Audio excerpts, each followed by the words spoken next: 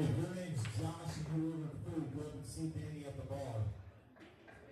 Table 1, Terry, a 2, Tyson, a 2, table 1. Just let him know. Let him know. You gotta eat first, that's all. Oh, you good. Yeah. I'm good.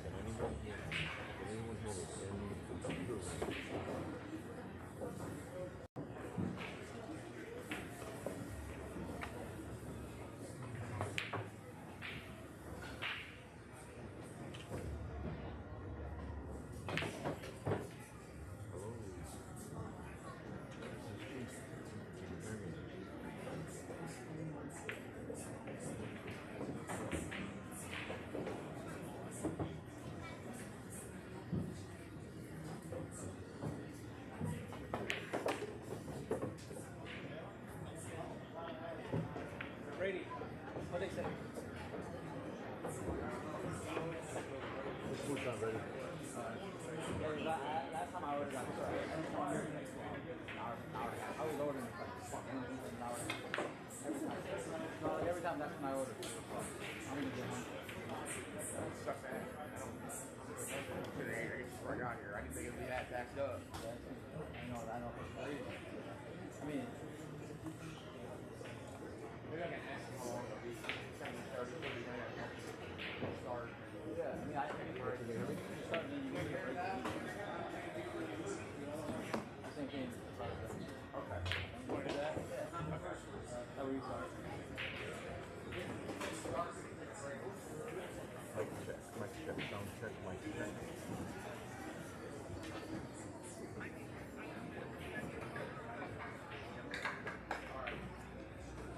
I'm on the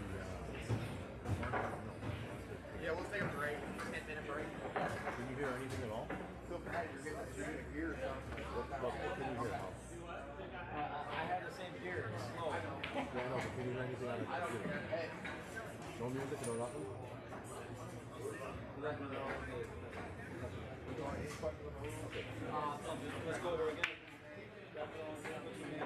Alright, bye.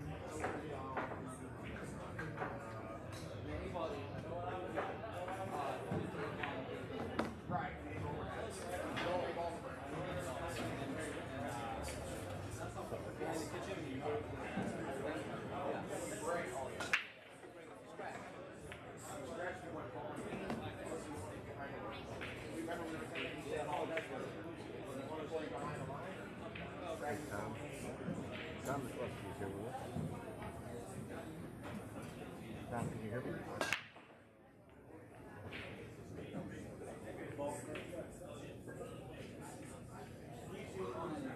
Okay.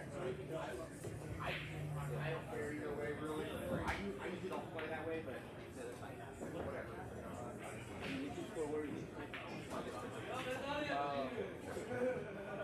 Right there, yeah. Both wearing dark. Check. Can you hear me? I'll just take blue, I guess. Good luck, brother.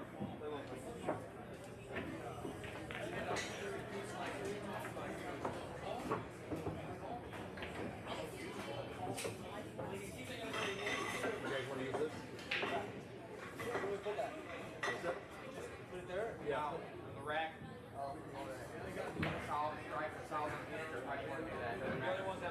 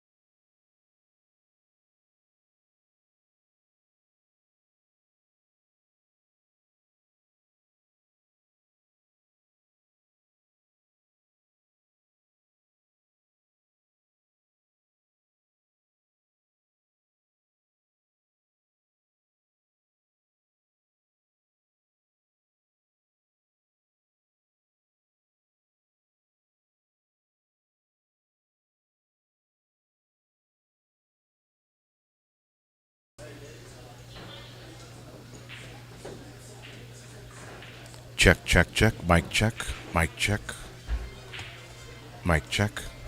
Table 11. Can anybody hear me? Number 2. Brian, number 2. Table 11. If you can hear me, go ahead and comment in the box so I can see that you can hear me. All right, thank you. Goodness. All right, Jimmy saved the day again, guys. This is Chief. I'm your Calcutta kid here. We're live at Racks on the Rocks in West Peoria, Illinois. We have a treat for you today. We're in the game one of a 3-game set. Eddie Balderas versus Brady Behrman. They're going to play best of 3 sets, 15 games each set. It's bar box 8-ball. It's $4,000 in the middle. That's not posted on site. That's somewhere else. They're playing Take What You Make. No jump cues. Winner breaks. And it's a foul on a break. Ball in hand on a break if there's a foul. Okay? So I did something wrong there, and Jimmy come over and saved the day. So here we go. We are live at table 13. In the background, we have the Heartland Tour of the Juniors 9-ball event going on. My teammate Lucas Fleischiker is here playing as well, so wish him luck. We just began. I had a little technical difficulty as I'm learning, and Jimmy was able to remotely save the day. So thanks again, Jimmy. I appreciate your help. Mike Frukas, Danny Roach, George Boogie Bork. It's game one, Mike. Dustin Wilgus is here. Tom McCluskey. Juan, can you hear me now? And Holly, can you hear me now?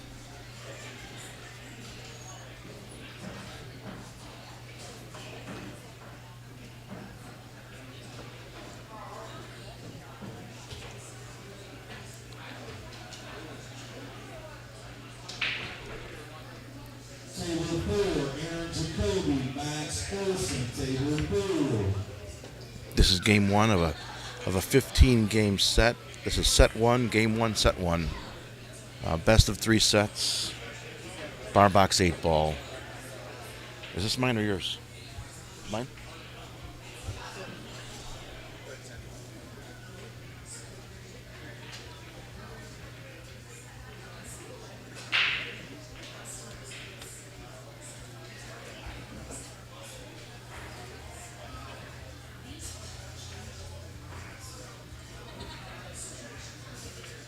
Oh, he played a nice combo there. That was nice. Ben Gonzalez, table 6. Lucas, Ben Gonzalez, table 6.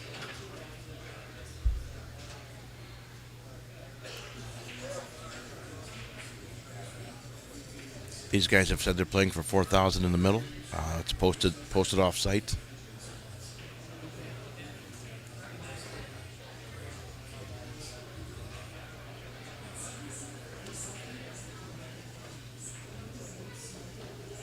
Came back a little firm. I'm not sure if the 8-ball goes past the 4. He's looking at as though it does. He called it. 8-ball in the corner pocket, bottom left corner pocket. I don't think there's a scratch risk unless he hits it firm enough to go back across the table on the other side where he's standing. I think he just rolls this one in. Yeah, okay. He had a little bit of left English just in case. So Brady goes to game one. Table 2, Hunter, William Rubin, table 2.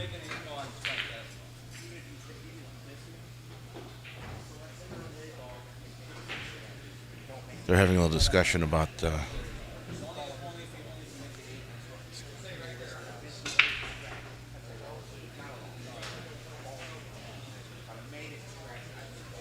okay, so they just did a little discussion about the 8-ball. Brady was under the impression that if he had scratched, regardless if he had made the 8, he would have lost. And Eddie says, no, if you make the 8-ball and scratch, it's more like ACS rules there on that one, but they are playing Take What You Make, so it's not open on the break. So it's a little mixture of the rules. They're not playing solely world standardized rules. They're mixing it up a little bit. They're playing take what you make, bar box 8 ball. It's foul, ball in hand on the break if there's a scratch.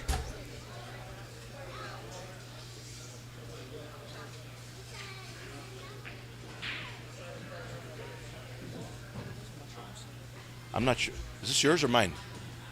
What did you order? She said it was yours. Carly Riley Tucker, Huh? table 5. Carly Riley Tucker. That's what this is. 5. Was that what you ordered? No, I ordered Philly cheese.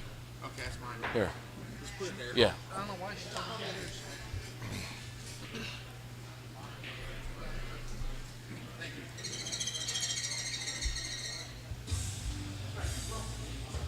yours. Yep, 1-0, Mike. You're right. Let me go ahead and put the score up there. I have a screen here for it all set up.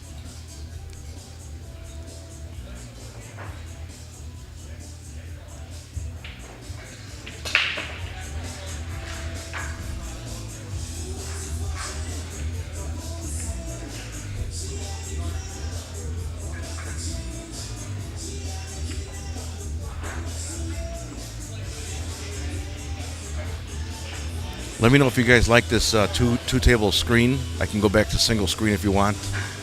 I kind of like this setup, but you guys tell me what you like better.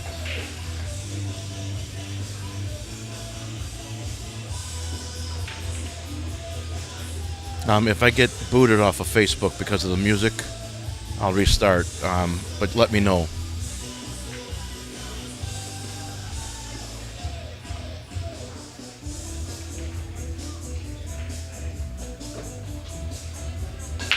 Joe says 1 table. Anybody else concur?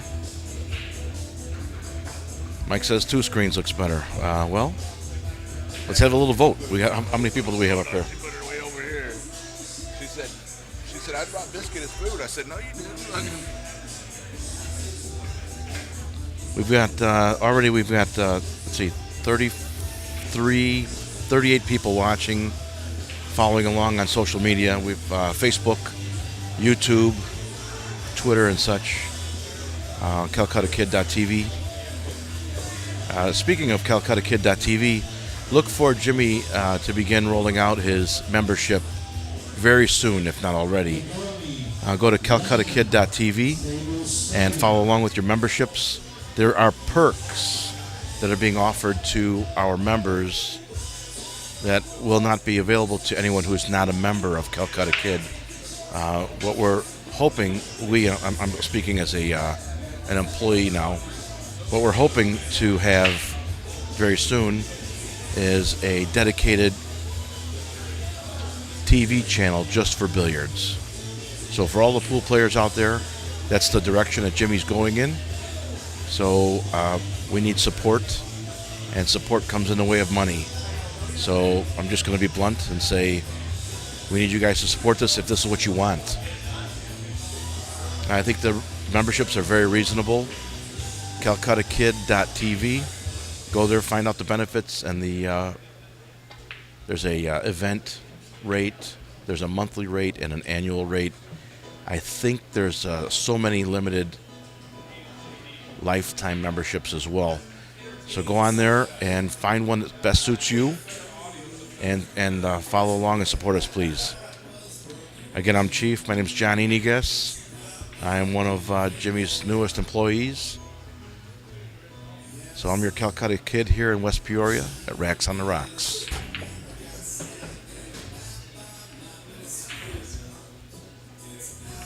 If you're just joining us, we're following Eddie Balderas at the table now. Hey, Timmy, what's going on, buddy?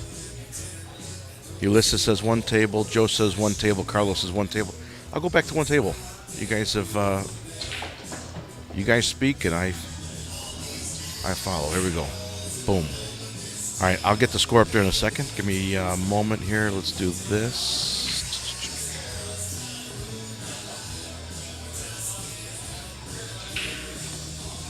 And with this, I have to change the score because Brady's on 1. All right, so every time I switch the screen, I got to update the scores like that.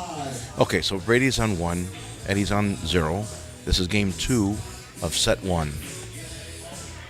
All right. How's that? You guys like that one better?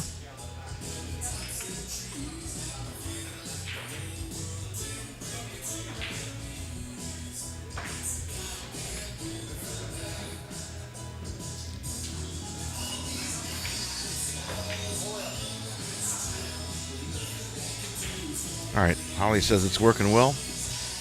My wife's watching from Chicago, so be kind to me, please.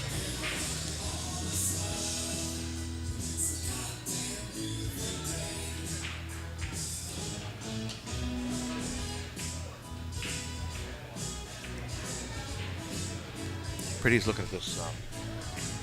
I can't see. He's in the way. Looks like a 12 ball. I'm standing right behind him. I think it's a 12 ball all the way up table. I think that's the 10 ball next to it. Does he make it? Oh, yeah.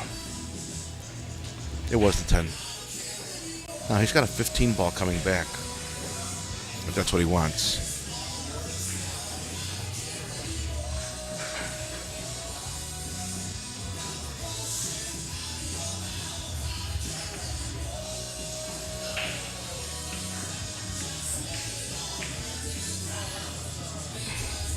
Jason Richardson, what's up? Red Butler, Justin Rude, Carlo.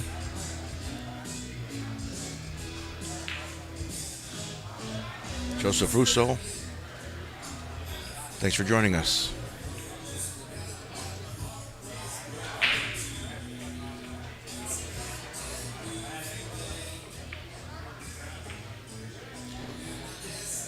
Yeah, he had a cut on that 15 ball he just made. So what he's gonna do now is slowly roll this 14 ball in. The 9 ball is gonna save him. I don't think he comes around the 13. I think it comes between the 4 and 13. Nice and slow, top left. He went top right. He went around it. Okay. Well, that was better than what I would have done anyway, so good for him. He's got the 9 straight ends. 9, 11, 13, 10. That's his out. 9, 11, 9 in the side. 11 top right. 13 top left. 10 bottom left. I say he makes the 8 ball in the side pocket by the 10. We'll see.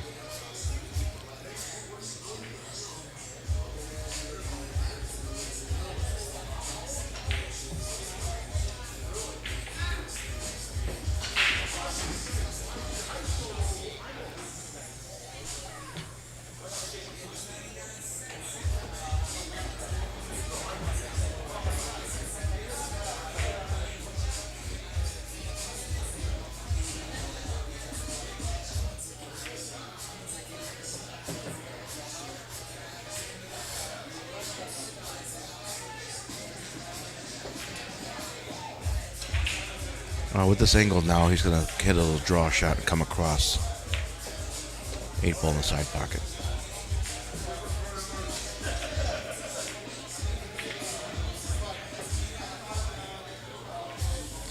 Okay, that will take the score to 2.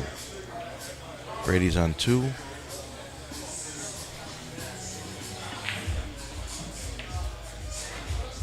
In the first race of 15 games,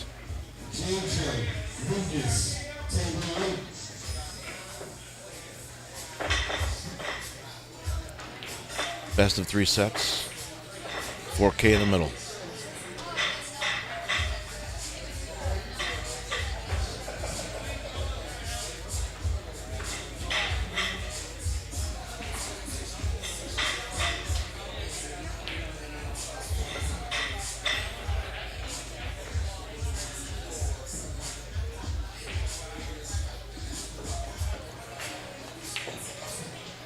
Brady's break.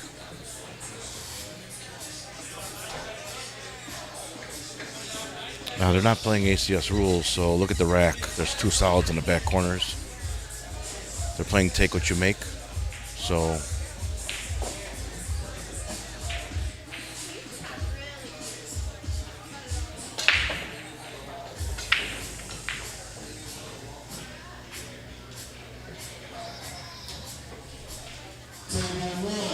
Lakeland 5, Everett 4, table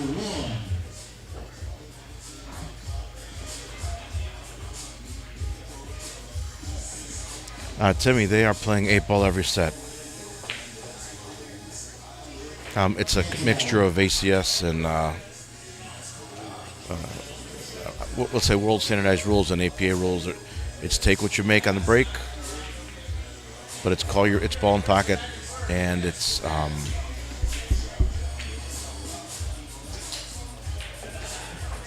no jump cues. And if they foul on a break, it's ball in hand. Lexi going to 2, Logan going to 1, table 9, table 1, Addison going to 1, Nathan going to 2, table 1.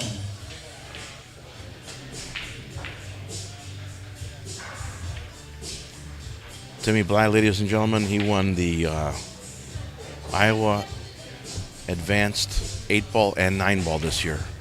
I was fortunate enough to meet him out there in Iowa and watch him win both of those titles. So congrats to that young man. He's a true master now. That guy in the white over the boss with the Cardinals hat. You know where Brady's sitting at me ordering some food. I don't want to bother him. That's just I ordered a Here too. What's your name? Right here. Chief. Okay, I didn't see your ticket yet, but it's up there. And the cook left, so we got handwritten. Oh, you know what? I got Philly cheese, Okay. and he had his food somewhere. I think the guy with the black hat's got it. Okay. I think he's already got his food. No, that was this his is food. Brady's. This said his name on it. Yeah, I didn't want to bother when you're shooting.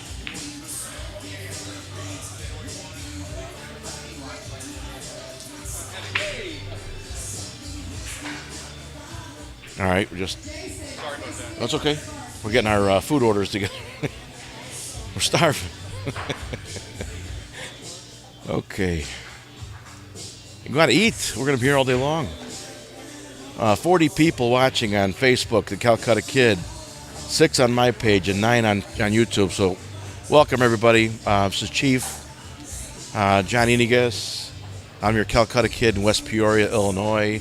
We are at Racks on the Rocks to watch Eddie Balderas and Brady Behrman shoot it out. They're playing bar box 8-ball, the best of 3 sets, race to 15 each set. $4,000 in the middle. They are playing take what you make, no jump cues. The winner breaks, and if there's a foul on the break, it's ball in hand. So this will be interesting.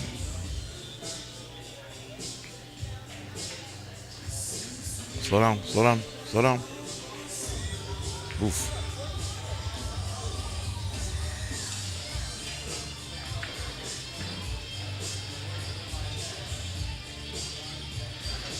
Let's see how this looks. Now let me move that over. Give me 1 second, folks.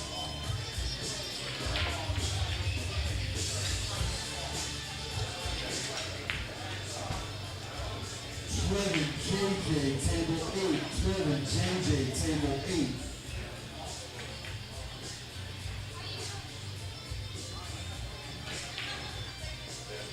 Jason, if you order a steak quesadilla, it's up here. Jason, if you order a steak quesadilla, it's at the bar. Nice shot.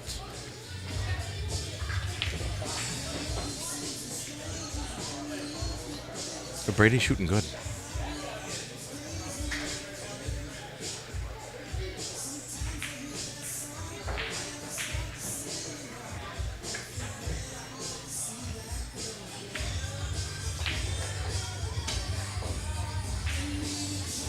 Brady's in the shorts. That's him shooting now.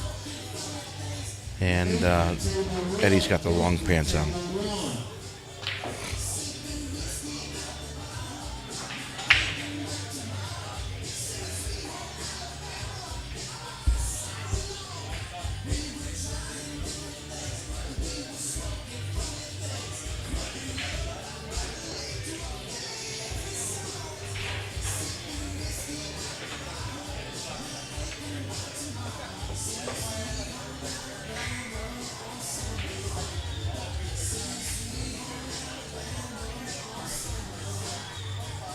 How you doing? Pretty good. I'm Scott. Hey Scott, how are you? Oh, that's Pretty you? good. Well, not that Scott. Oh, okay. But I'm usually on there. Oh, nice. I'm John, or Chief. Either way. I talked to you on there like a couple of weeks ago. You wouldn't, when Jimmy? Yeah. Jimmy was off, or you was up in Iowa or something. Yeah. I told him I wanted to do this for him once in a while, man, because I like doing this. I love watching pool. You know, if you can get the electronic stuff down, Pat, this talking easy. This is the easy part. Yeah. Well, yeah, that's what I mean. Yeah. Look at this. But I'm not big on electronic shit. He'd have to teach me a little bit, like he did you. So Brady has a straight and 8 ball to take down game 3 of the first set. Maybe race and Race to 15, best of 3 sets. That's the 3 sets. Yeah. So again, for those who are following along, I know I'm repeating myself, but I want you guys to make sure you understand. We're playing bar box 8 ball. Brady Behrman versus Eddie Balderas. Bar box 8 ball, race to 15, best of 3 sets for 4,000 in the middle. They're playing a mixture of rules now, so they're playing take what you make. It's not open on the break. It's take what you make. There no jump cues allowed. They can jump, but they can't use a cue. I believe. Let me double check that. Winner breaks, and if there's a foul on the break, it's ball in hand. Go ahead. What's up, Josh? I'll just watch it. Yeah.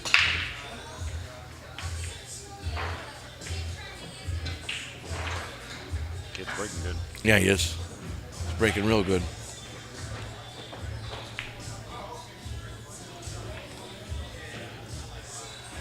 I thought this was next week. You know, what he was doing. It was supposed to be last week, but I was in. We were in Darien, or we were at Q Pub for Alex's last tournament. Right. I think he was in. I think Brady was in Vegas. So if I wanted you guys to live stream a match for me, who would I get a hold of? Jimmy. Jimmy? Yeah. You on Facebook? I have it. My phone's dead. Okay. Just go to the Calcutta Kid on Facebook and message Jimmy. All right. He's the boss. All right, thanks. Okay, good luck. If you're here in West Peoria and we're a little low on inventory, but we have a few 2X shirts left. If you're a 2X and you like t-shirts, come on over and get one. I have a couple black and a couple dark gray left. They're $20 each. The hoodies are $40, and I think we're down to a couple larges left. I know it's going to be a nice day today, tomorrow, but if you end up getting a hoodie and a t-shirt, $50. That's pretty good.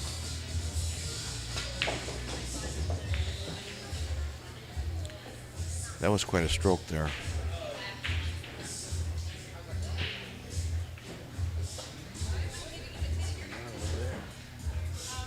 Should have a double screen going. That's been another one, right? That'd be another one, right?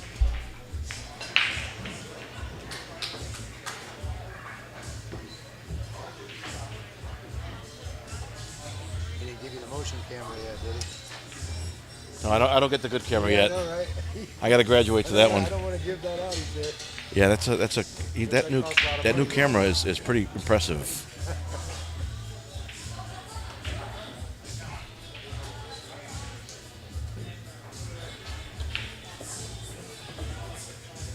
Brady's shooting really good today. So he's got a straight in 14, straight in 13.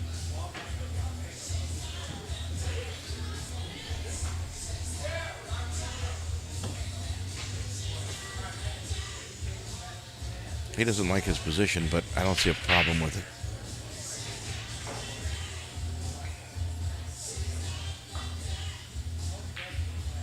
Shooting a 13 first. Something about that angle he didn't like.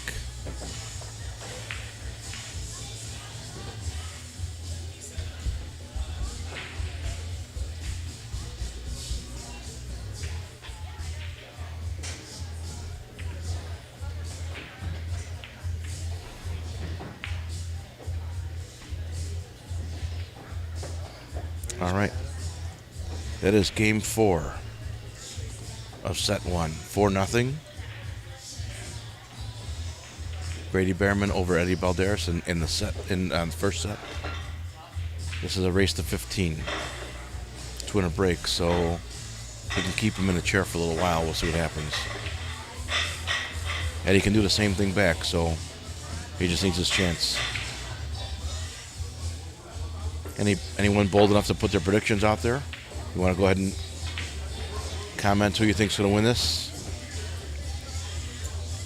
71 people following along.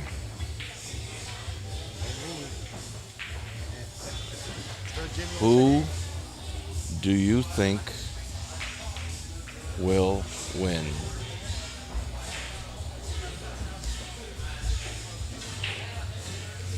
All right, so I just threw if you don't have the audio up, I just put a question out there. Who do you think will win?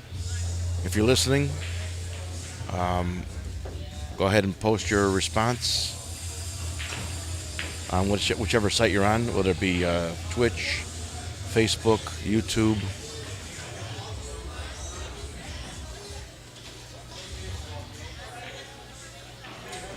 Red Butler says, I like Brady, but it's going to be close. Timmy Bly says Brady. Anybody else? Are there any Balderas fans out there?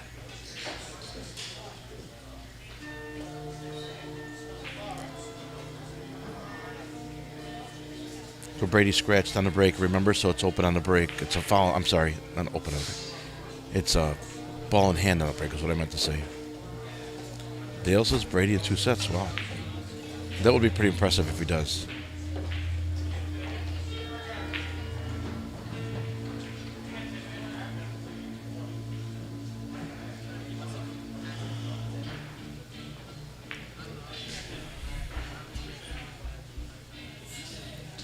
See, Fulco says Eddie. All right, we got one for Eddie. Okay. John, I gotta go watch my kids play. All right, Bo. All right. Yes, sir. Be back around. Yes, sir. Need something to drink? All right, take one of these if you're kind enough. Anti-hero. Anti-hero. Anti-hero? Yes, sir.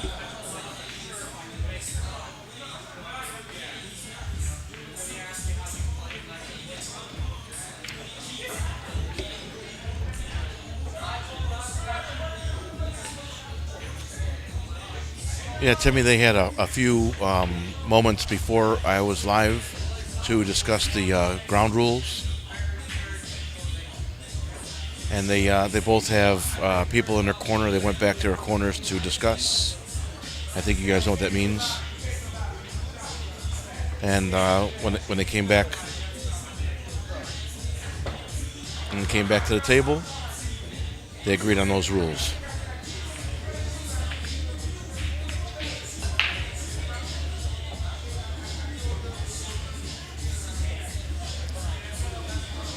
Lawrence Pimentese. I'm probably butchering that, pardon me. Eddie's my boy. I haven't seen him since 2009. He moved to Lubbock, Texas, huh? Okay. I love Texas.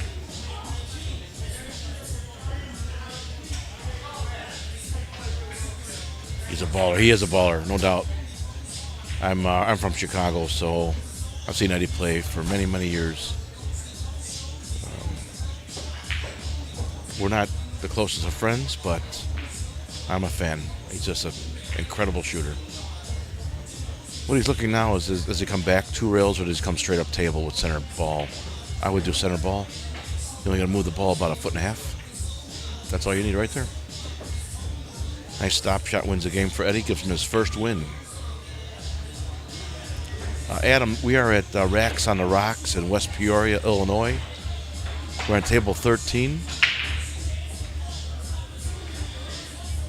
Eddie Balderas gets his first win. Much needed win there. Now he gets the breaks.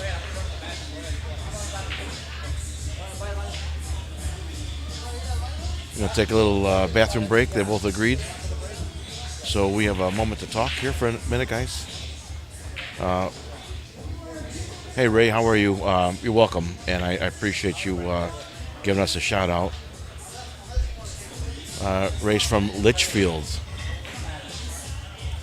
Ulysses, let's go, Eddie. Eddie's a big grinder. He is, man. There's no doubt about it. I've seen him play when Richie Adrovo was around, and we played at his place.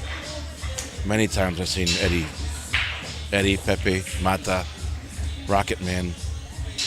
Chicago's got a hell of a pool community. Those of you from back home, you know those names for sure.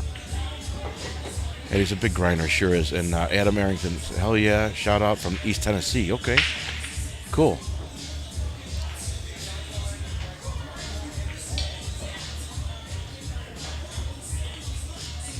Lucas Picasso Werner.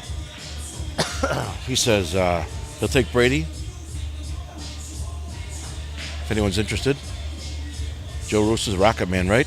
And do you remember Charlie Brown? We call him Charlie Sandino.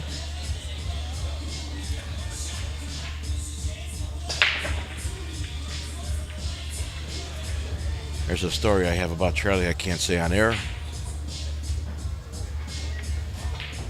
But, yeah, Richie.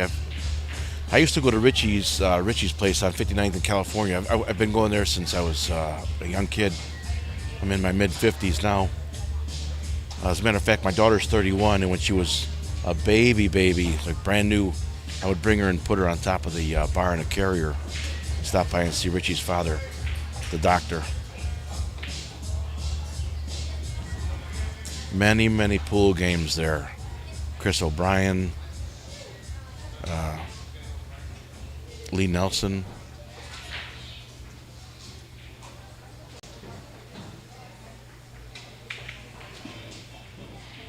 I used to help Richie with his geometry homework on the pool table. He was just a kid. And Charlie from Texas came in, Charlie Sandino. We called him Charlie Brown. When he came in,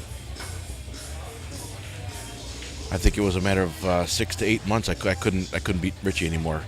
He just took to Charlie and he was like a sponge. Learned everything he could off of him.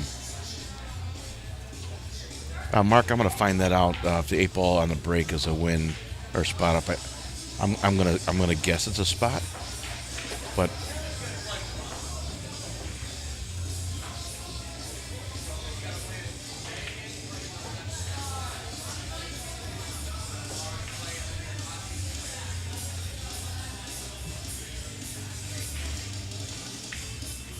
ball on a break. Is it a winner or no? 8 ball on the break. Spot it. Spot it up. Spot it. Okay. So Brady's he's eating his lunch. Thank you very much, sir. God bless you. Thank you. 8 ball on the break is spotted. It's not a win. That was my makeshift sign language there. But I think Brady understood me.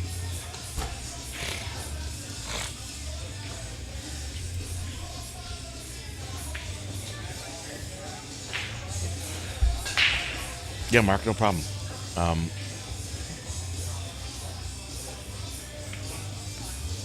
Lawrence worked at GQ Billiards. Tom Carab. Oh, I know Tom Carabatos from Red Shoes all the time. Yeah, but he's more of a, from what I understand, still a hell of a pool player. But I think he plays more poker now. Jeremiah Tice. Let's go, Brady Behrman. BCA rules. It's not exactly BCA rules. It's a mixture. Because it's take what you make. It's not open on the break. They're playing no jump cues, winner breaks, and it's if there's a foul on the break, a scratch, then it's ball in hand and on the table. All right, he's got to hit this with a little bit of a.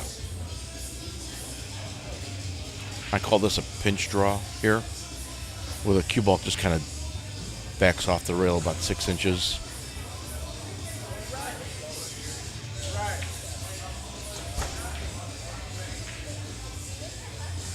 Yeah, it's a mixture of both rules there, Lawrence. I don't think he hits as hard. If he does, the 8 goes past the 7, I believe. He knows the cue ball's going to come off the rail. He's trying to control it. I think he hits bottom right. bottom right, and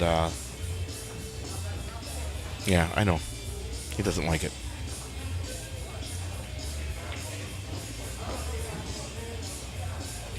Cue ball's going to take off.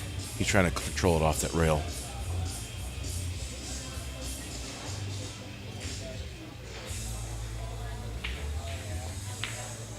Yeah, he went.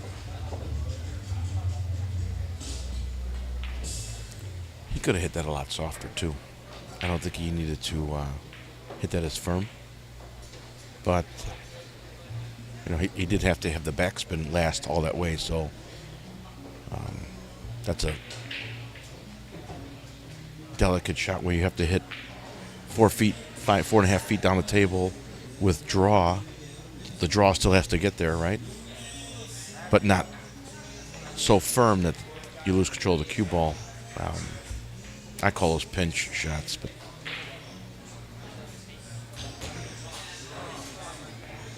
he missed his 8 ball. That's all because he got a little bit out of the line on the 9, I think. Had he been a little straighter, he would have been happier with his leave. So, Lawrence, you're welcome. You're welcome. This is what I do now. I'm retired. I'm a retired city worker, and I love playing pool. I'm an APA 7. I'm an 8 and 9 ball, and what am I in ACS? I'm a 13 in ACS, I think. So I'm not sure if you got some what those numbers mean, but I play. I'm not as good as these guys, I don't think, but I play pretty good. Okay, I guess. So I think it's important if you're going to commentate on pool, I think you have to know a little bit about the game. It just helps convey to the listeners what they're about to see. I don't think he wanted to run into that 1 ball. He really has. He's got to back cut that 1. That's his only shot right here. I think the 1 blocks the 6, the 4 blocks the 5. He's got to back cut the 1 ball. It's his only shot. He's got 6 balls on the table. He's only got 1 shot.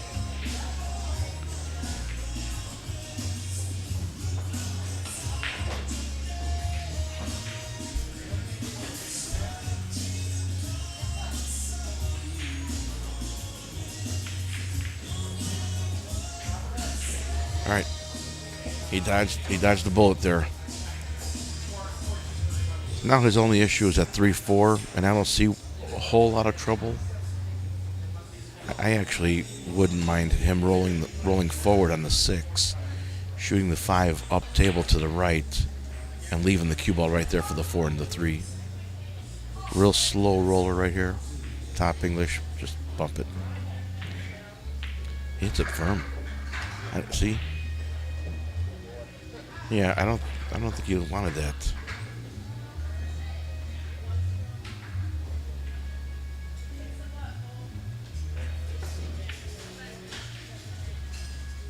Yeah, I hear you, Lawrence. I mean, pool is funny, man. I mean, it doesn't take long to get out of stroke. But if you have a good understanding of the game, it doesn't take long to get back into stroke either.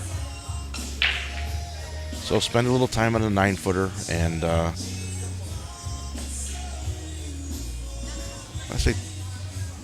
tell my students 6 hours a week on a 9-foot table. Nice shot. Don't scratch. Don't scratch.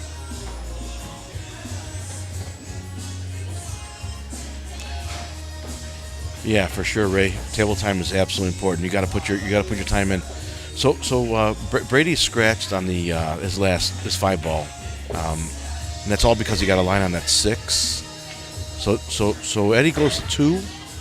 The score for the first set is 4-2. This is a race to 15. There, the score's fixed up. This is a race to 15, and they're playing the best of 3 sets. I hear you. I know. So we have 79 people watching. If you're not familiar with the rules so far, I'll run through them again. Eddie Balderas and Brady Behrman are playing a race to 15. They're playing the best of 3 sets of races to 15. $4,000 in the middle. Take what you make. Not allowed to use jump cues. Winner breaks. And if there's a foul on the break, it's ball in hand. And if 8 ball is made on the break, it's spotted. Or, you know what? That's a good question.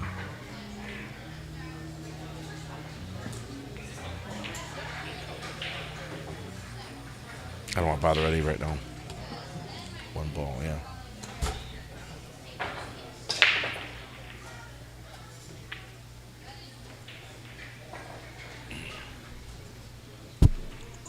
Eddie. If you guys make the 8 ball on the break, Doesn't count. It gets spotted. automatically, or, or is it a re-rack? No, just spotted. Spotted automatically. Okay. All right, so spot automatically on an 8 ball on a break. There's no re-rack.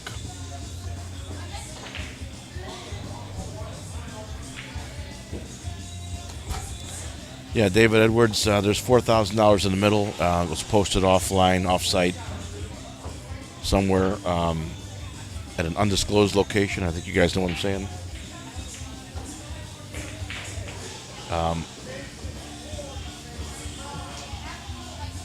I get asked all the time, you tell people you're gambling for money, isn't that illegal? Well, you have to show it. I mean, there's no money on camera, so we can say whatever. And I'm not involved in the gambling. I'm just involved in the live streaming it. I'm a impartial observer, as are all of you.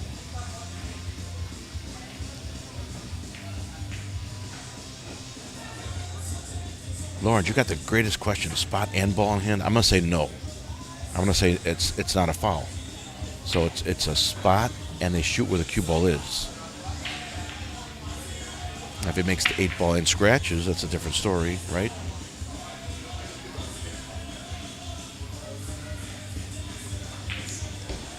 David Edwards, Big Brother is always listening.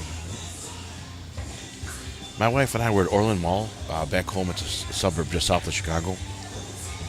And I said to her, let's go to Victoria's Secret and get you some of them yoga pants you want. And in the next 30 seconds, I had an email come across my phone for a coupon at Victoria's Secret. You bet your ass they're listening to us.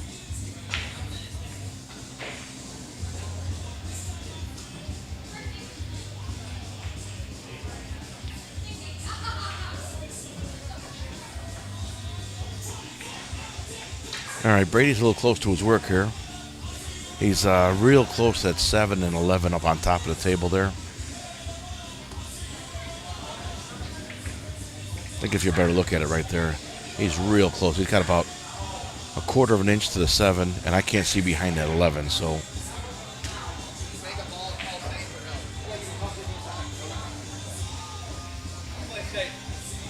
So Brady just asked Eddie if you can you call safe and make a ball without having to shoot again? That would be like an ACS rule. And he said, yes, you can do that.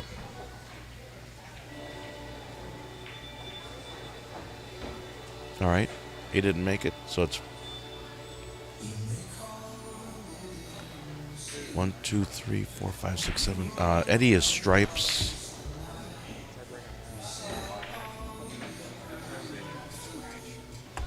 You can move those out of your way if you want. Just slide them forward. Yeah.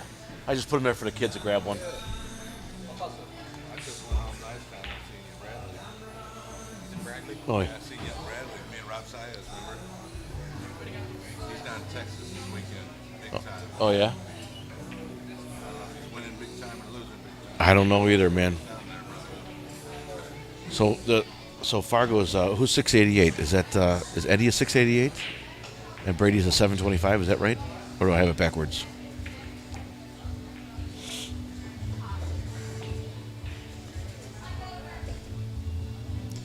We were supposed to be at ACS Nationals, but they contracted a different live streaming company.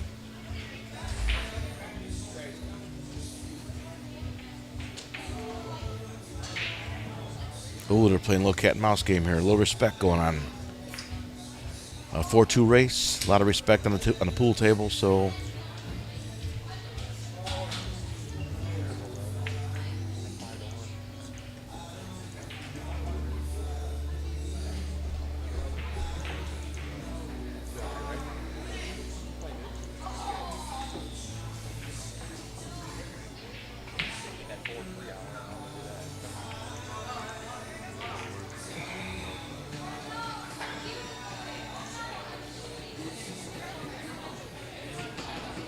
Oh, you guys won that? My team took, we took 9-3. We were the Evolution team. We took 9th. We went 3-0 on day 1, and we went 0-2 on day 2. So congrats to you guys for winning. I mean, it was a good size. Yeah, congrats to you too, man. It was awesome. A lot of good pool playing. Zimzrak, okay. Brady 725. Okay, thanks, David.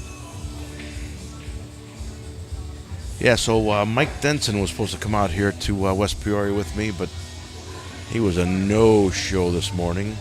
Somebody went out and had too much fun. Too much Friday for Mike Denson. Carried over to Saturday morning. Mike Denson was one of my teammates. We were teammates in March.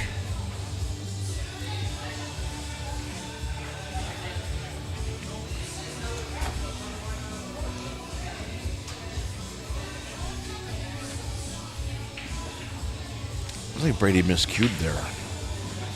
His cue stick just kind of rolled off the cue ball. So that wasn't good. I'm going to turn down my midsection here. Can you guys hear that better? Because I'm getting some feedback in my ears. My ears. I don't know. I'm just asking. I miscued, but I don't know how. I think it might. Did I hit it twice? I don't know. I know it. It's good. See it? Miscue. He didn't call it, but I did.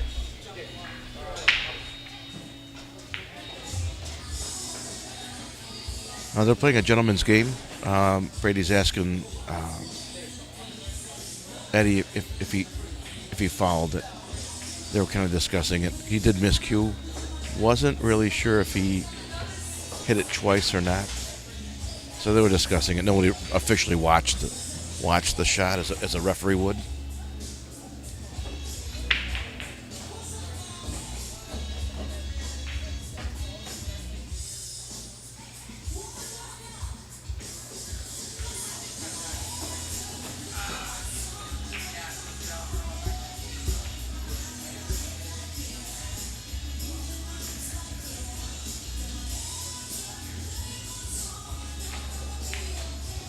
Yeah, Eddie scratched in the corner pocket, but because of all the trouble out there, the 1 ball, the 3 ball, the 7 ball, Brady's got 5 balls on the table and 3 of them are locked up, so that probably wasn't a bad time to scratch.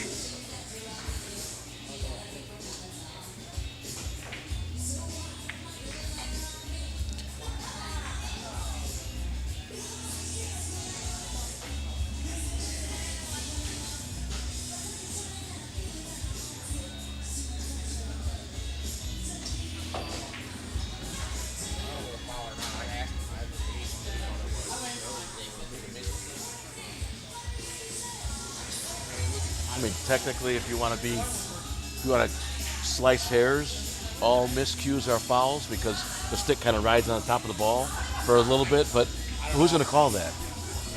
Yeah, right.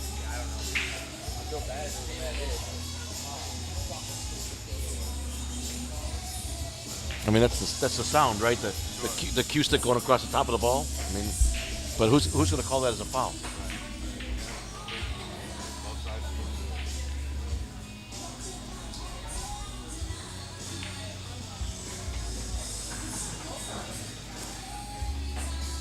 David, you're welcome. Siri. Oh, sir. I thought it said Siri.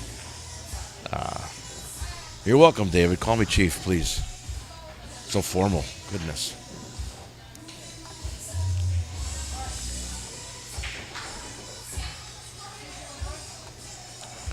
And so for those who were in Bradley or Des Moines or Waterloo, here's that's me real quick. Go back over to the screen. Thanks for following along with us, guys.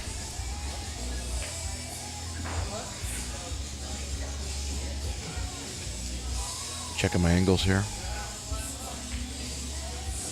All right. Brady's studying the table real well here.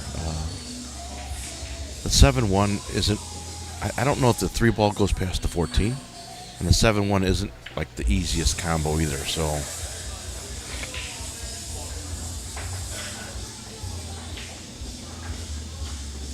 He could make the 6. He could make the 6 in the bottom left with some top left English. Come down, hit the bottom rail, the foot rail, and slide back over and knock that 3 ball loose. He doesn't need to shoot this now, but he will.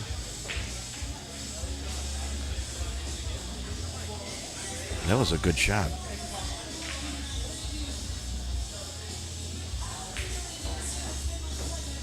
Those slow banks are for me, those slow banks are the worst. They're so hard to judge. And any good banker, in my opinion, always hits the ball firm. Or the majority of the time hits a good firm shot. Any good solid banker hits the ball firm. I think because it's easier to judge where the ball's going to go afterwards. Those slow banks, they're tough. Well, that 7 ball leaked forward behind the 13. So now Brady's got to bring a draw shot, come all the way down here, make the 6, go all the way back up table to the head rail in that tiny window between the 13 and 11 to make that 7. And then, after he makes the 7, come all the way back down here for the 8.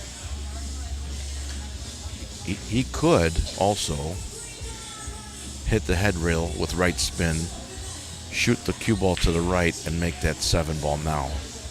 But then there's no guarantee he'll get a leave on that 6 because the 9 ball occupies a lot of real estate there in the middle of the table. Let's see what he does. I'm going to put the headphones down, guys, and go talk to our neighbors at that table up there and make sure the kids understand that we have an important match here. I'll be right back.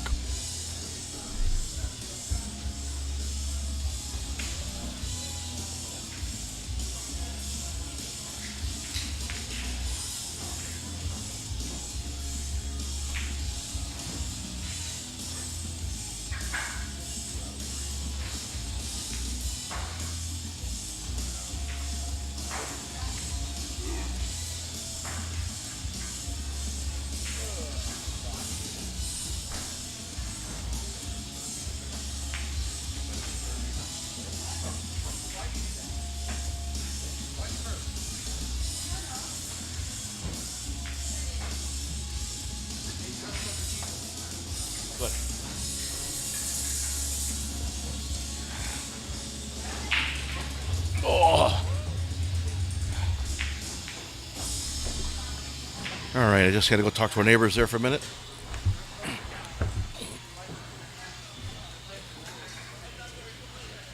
Let them know that we have an important match here, and they were understanding, so that's cool. We have the Heartland Tour going on in the background here. We have several of Illinois juniors playing 9 ball.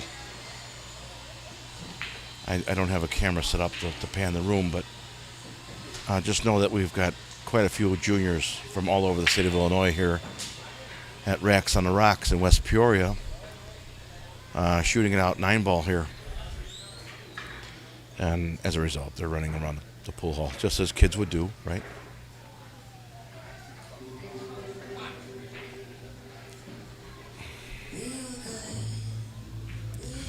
I'm not sure what Brady was trying there, but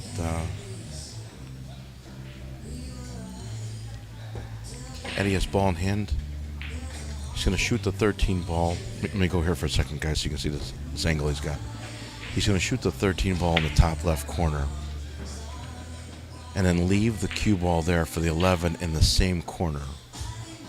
And then if he clears those two balls off the table, these other three are pretty easy. So this is a very slow stop shot. Just roll it in, stop the cue ball. Yep, he's good. Now he'll hit top English, come on towards the 10 ball in the bottom left corner. Let me go back over. He'll hit top English, bring the cue ball down, track down here to the bottom left. Give himself the 9 ball in the side pocket as well. Or 9 ball in the corner. 9 ball in the corner, 15 ball in the same corner. Then he makes the 10 and he wins the game.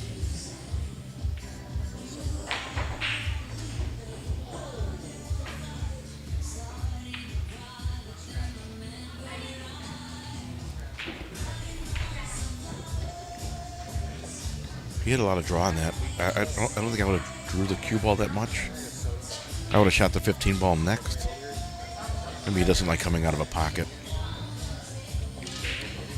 He looks pretty straight in here, so that's why I would have shot the 15 next after the 9, just because I can control how I come off that 10 ball in the corner to get myself back down for the 8. Now he's kind of shooting away from the 8 ball in a way, but he has. We'll see what angle he has.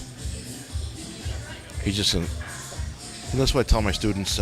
Any shot on the 8 ball is better than no shot on the 8 ball. So rather than try to get perfect, just take a shot. And that's what Eddie did. He just rolled the ball in. He was going to take the nice long 7-foot shot here. Shoot the 8 ball in the top left corner. There you go. Okay, that gives Eddie 3 games.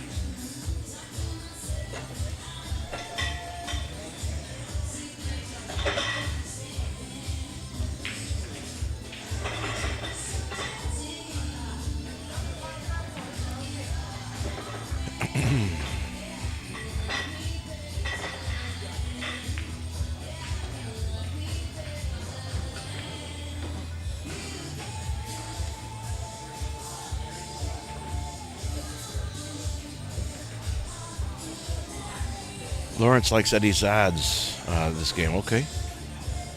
Skylar lives there in Lubbock, Texas? No way. So here's something you guys may not know.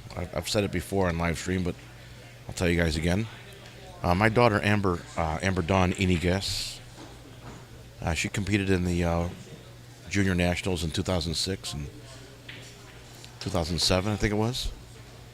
Or was it 07 or 08? I forget. I think it was 07 or 08. And Skylar Woodward and Billy Thorpe were young bucks back then. At the state level, the boys and girls play together, but at the national level, they play separate. But my daughter being a little cutie pie, Skylar and Billy were asking her to shoot pool on the big table there, practice warm-up. Shane Van Boning was there, and my friend, give me a second. Oh my God. You ever have a brain fart?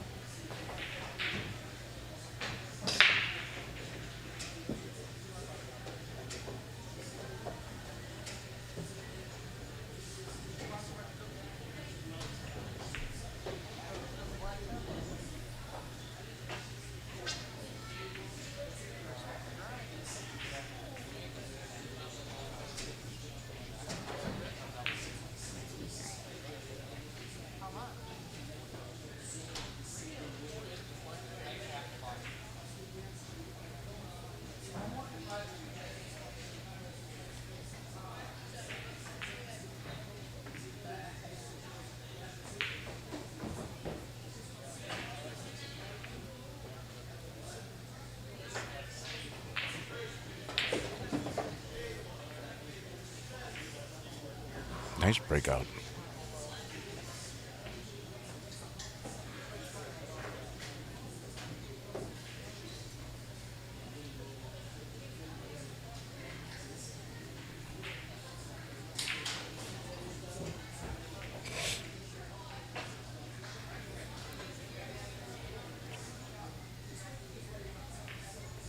Jerry Breeseth. Good Lord. You know, if you don't say a name long enough, you forget the name. I became very good friends with Jerry Breeseth at that time, and unfortunately, I haven't said his name in a while, so I had a brain fart there.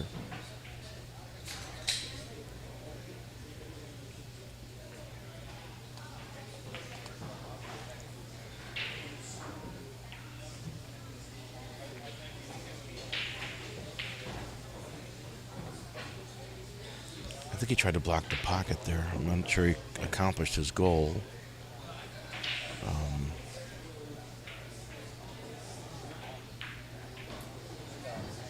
15 balls in a dead zone. Let me show you where the 15 ball is at. That 15 is like right on the side rail. It only goes up and down. It doesn't go in the side, I don't think. No, almost surely it doesn't go in the side pocket. So if you got the 15, does not go on the side. The 13 doesn't go past the 5. I think what Eddie was trying to do was just take that 2 and tie up the 10, give him 3 trouble balls. Give himself the best chance possible to get back to the table. We'll see. Brady's going to shoot the 11 in the top left corner. It's a good starter. Coming down table for the 8. Well, thank you so much. Thank you. All right, my lunch is here. If you guys don't mind, I'm going to put the headphones down and refuel. He's got to shoot that 15 ball.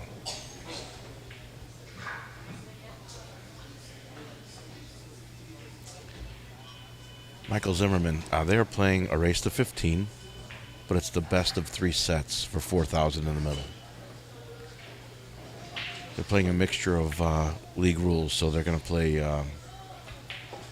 it's take what you make on the break. There's no jump cues allowed. Winner breaks. But if they foul on the break, it's ball in hand to the opponent. Okay? If you make the 8 ball on the break, it's not a win. It's spotted, and you shoot. You shoot where the cue ball is. It's not re-break. Nice shot. All right, now what's left? That's trouble. I'm not sure.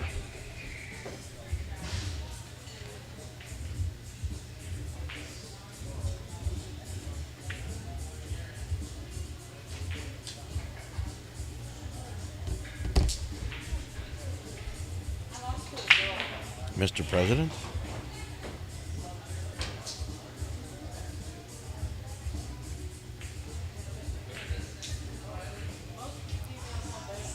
I'm not sure what that means, Ray.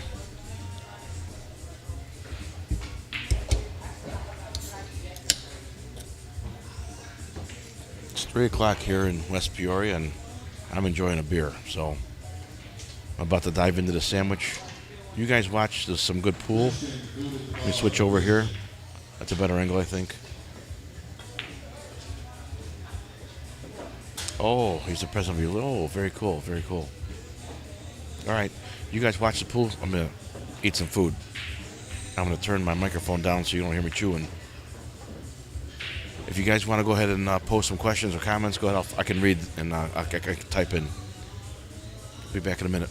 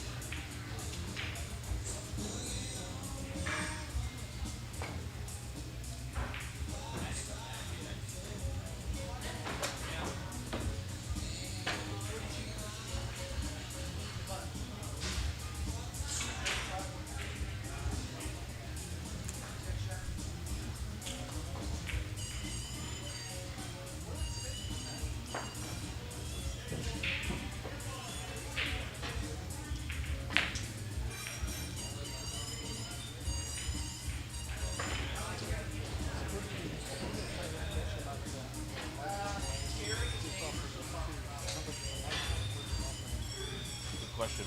Go to Facebook and go to the Calcutta Kid. Yeah, and then message them. Message Jimmy. Yeah. Nice out.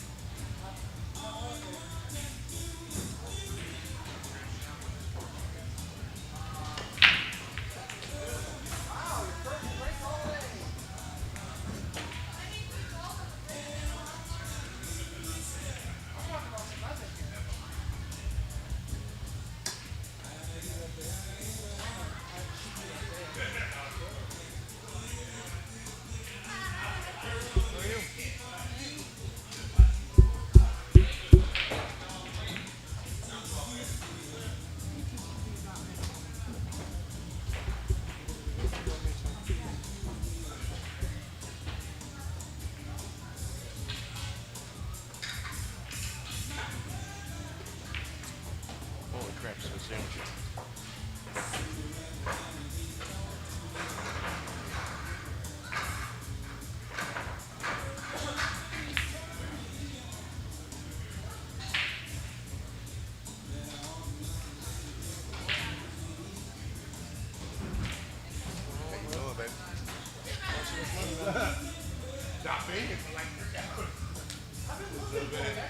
I've been in and out, parked. And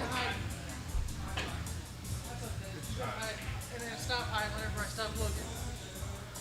As soon as you start looking at it, there you go, right there. Now, Josh told me it's gonna be a minute. You know, we'll see.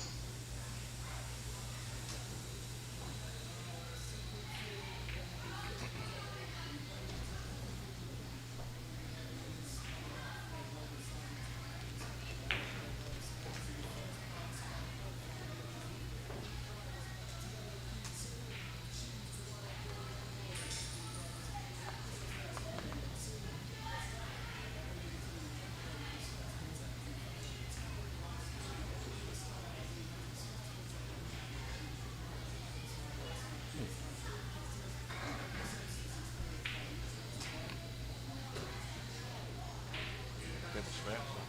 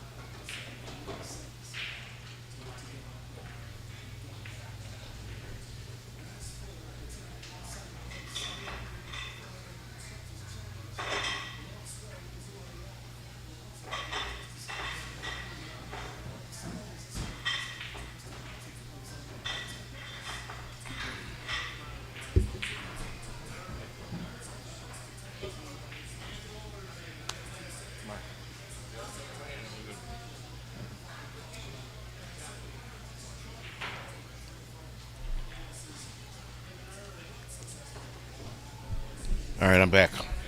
I'm not kidding, guys. I had one of the best Philly cheesesteak sandwiches in my life.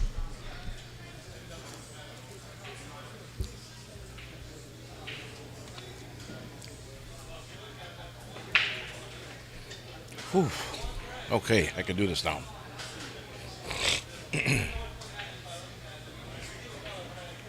All right, Eddie Balderas to break. Down 4-5 in the first game, first set of 50, race to 15. Ross Giannino, we are at Racks on the Rocks in West Peoria, Illinois. Man, you ain't lying, Brian. Goodness, got myself all choked up on that sandwich.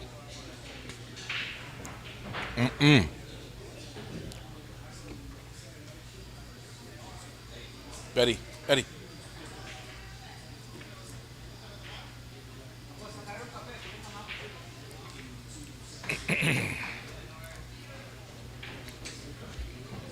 I gotta get the steak salad from Rex.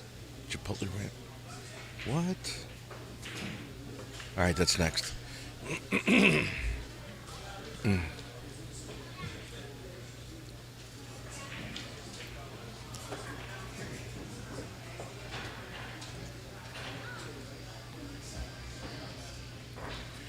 All right, we're at 59 plus 5 is 64 people watching.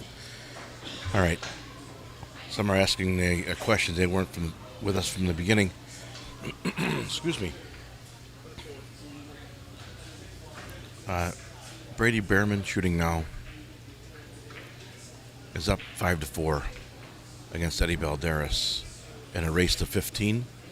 They're playing for $4,000. Best of 3 sets, races to 15 each. Bar box 8 ball. They're kind of mixing up the rules a little bit, which is kind of cool.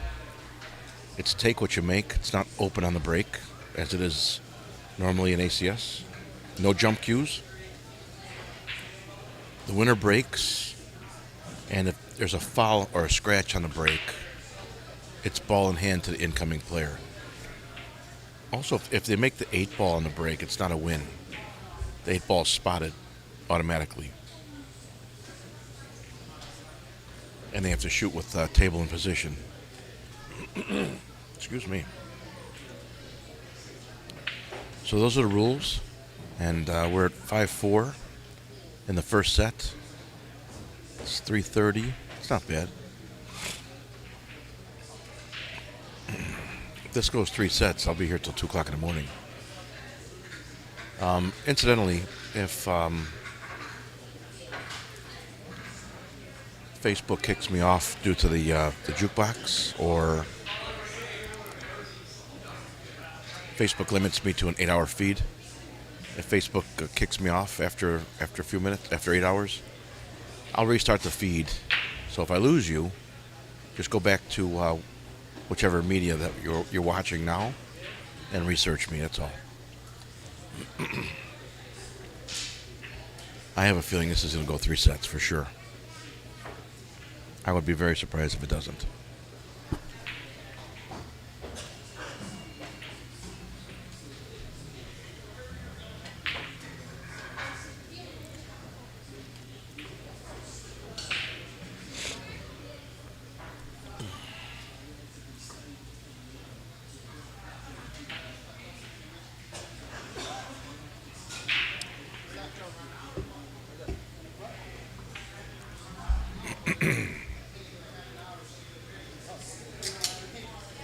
Whew, that was a good sandwich. I'm like, man.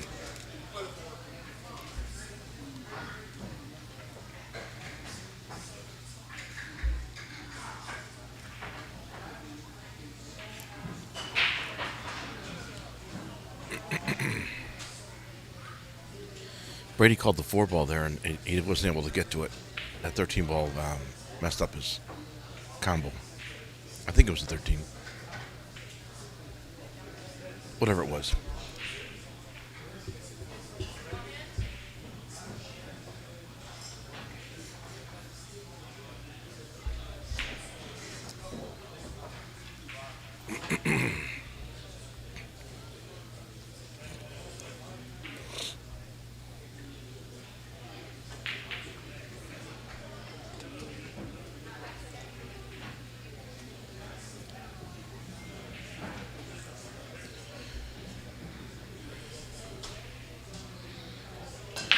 Looks like Eddie's going to shoot the 9 ball up table.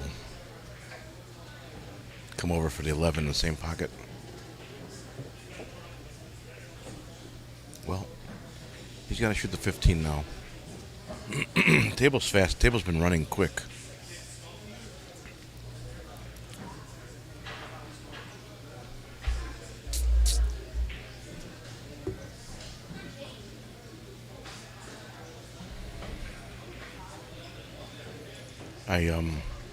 I see Eddie making the 15 ball here, and then having to cut the 11 to the left. So with a little bit of low right English, he can bring that cue ball down here to the foot rail underneath the 8 and open up his 12 and 13. The 5-4 in the corner pocket poses problems for Eddie. Don't be straight in. So he's going to have to draw back.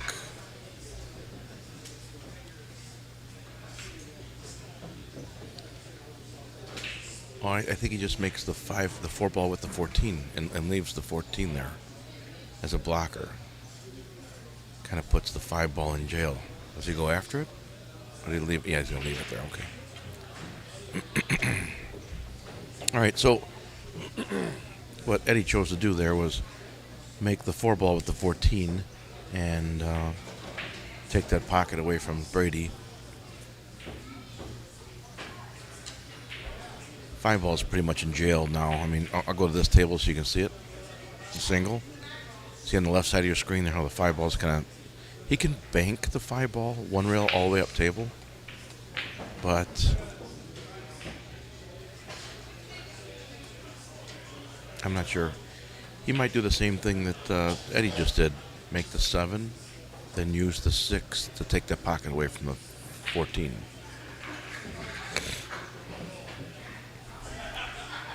We're going to find out right here.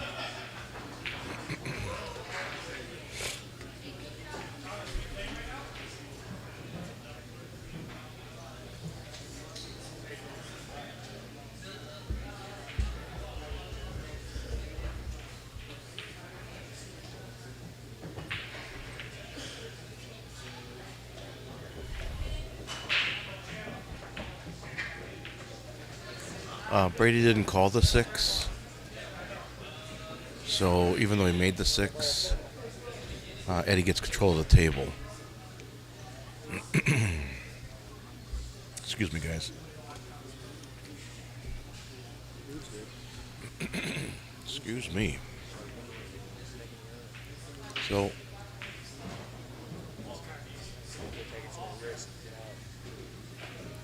just moves the 13 ball out. Tried to take the combo away, but I don't know that he succeeded there. Brady can see the left half, if not more of that, of the 1 ball. And if he can squeeze that 1 ball underneath the 12, he can make the combo.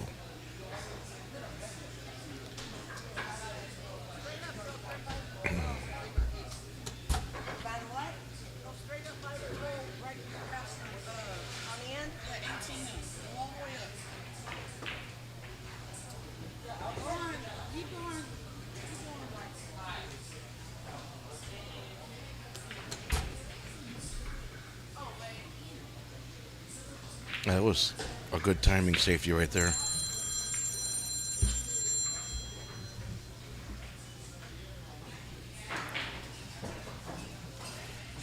What's up, Stan? I'm live streaming in West Peoria right now. Eddie Balderas and Brady Behrman.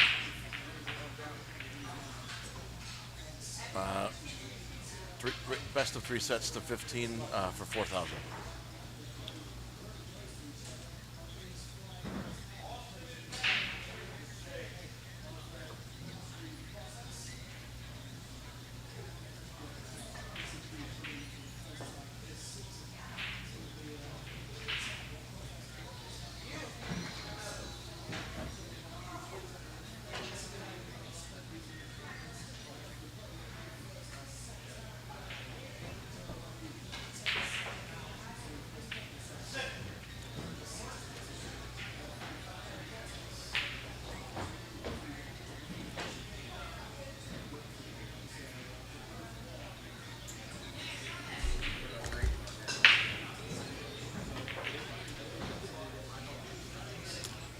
Hey guys, if you happen to order food and you haven't received it yet, look and see Danielle and make sure that she's got your order. There's difficulties back in the kitchen.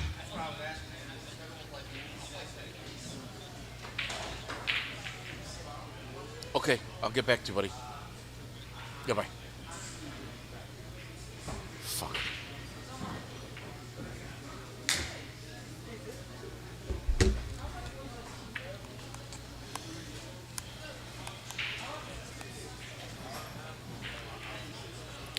Sorry, guys. Good friend Stan Costello called, and I had to take the call. Stan Costello. We go way back. Probably, I don't know, 30 years maybe? Maybe longer? Had to be longer because Amber was alive. So, yeah, had to be longer.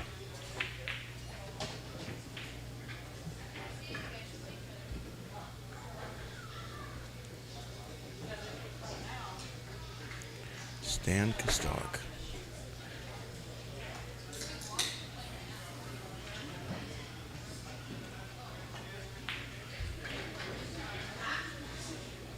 Eddie's going to shoot the 12 ball and open up the 10 ball with the cue ball.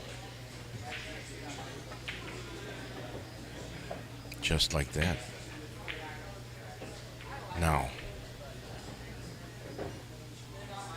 I don't know that he can hold the cue ball because of the 5. So I think you just run into the 10 and just take your luck. If he can run into the 4, he does that. I'm sorry, the 5. If he can run into the 5 after the 13, he'll do that. I think the cue ball's pushed too far over. I think he runs into the 10 ball here. And he doesn't have to hit it hard. Just bump it off the bottom rail.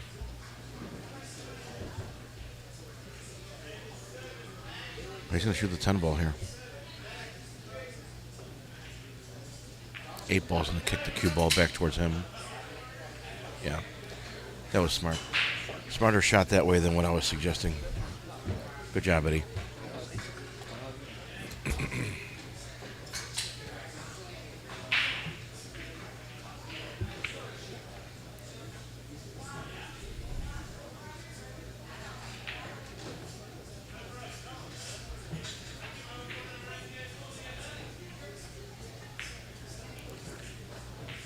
Come off that rail. I think it comes off 2 rails. 1, 2. Well, that's called the 50-yard line. He can go to the left or to the right here. And let's see. I say he shoots it to the right. Just commit to the shot and fire.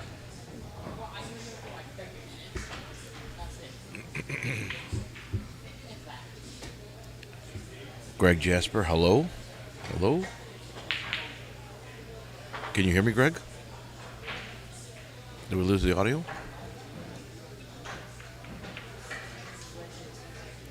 Oh, he hung it. He hung it. So that was a little bit of cut and deuce throw. He's close to his work like that. When you're close to the cue ball, object ball, close to each other, when you cut the ball, they don't move away from each other right away. They actually travel together for a little while. Yeah. Oh, Brady did the same thing. So Brady concedes that game. They both threw the ball when they shot. So, and on diamond tables, and especially in the corners, you've got to be pretty precise, otherwise that'll happen. We are tied at 5s here in West Peoria, Illinois, at Racks on the Rocks, where Eddie Balderas and Brady Behrman are playing for $4,000. It's a race to 15. It's the best of 3 sets of races to 15. Take what you make on the break. No jump cues are allowed. Winner breaks. If they scratch on the break, it's ball in hand. And if they make the 8 on the break, it's automatically spotted. No re-rack, no win or loss of game.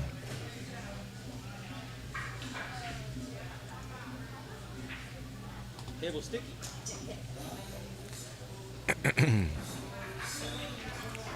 Yeah, Greg, I had to get that. That was Stan Kostelic, a friend of mine from Chicago, and he doesn't.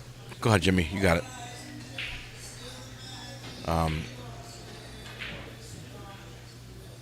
He doesn't call it often, but when he does, I answer.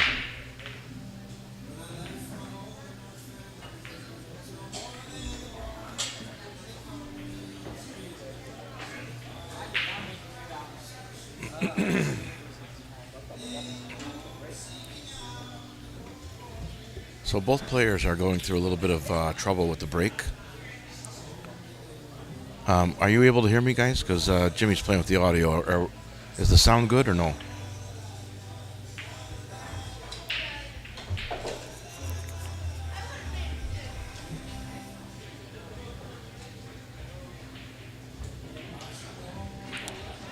Hello? Is anybody out there?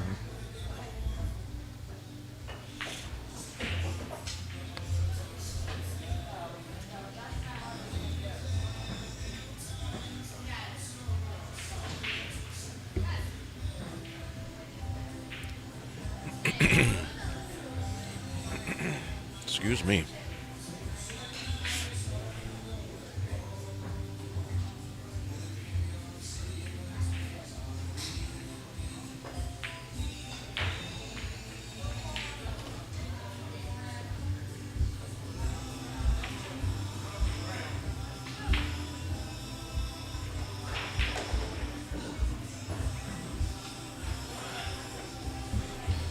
All right, give me a second while I answer this text from Jimmy.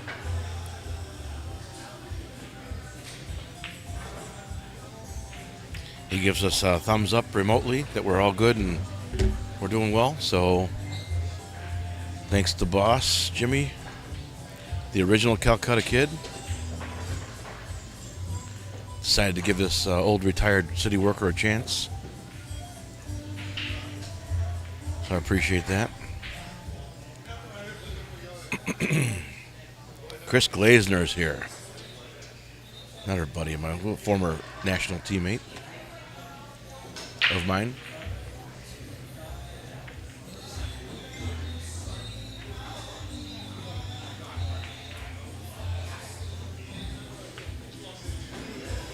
That was a nice shot by Brady.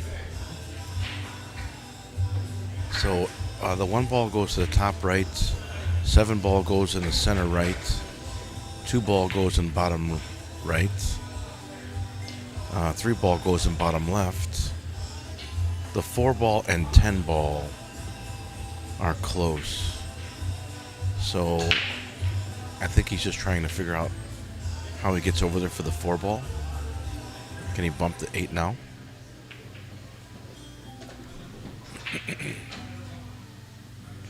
No, he won't need to. What he'll do is he'll hit the 3 ball in the corner pocket, bottom left. Hit top English so the cue ball goes to the left side rail. And the 4 ball will come back this way to the bottom right.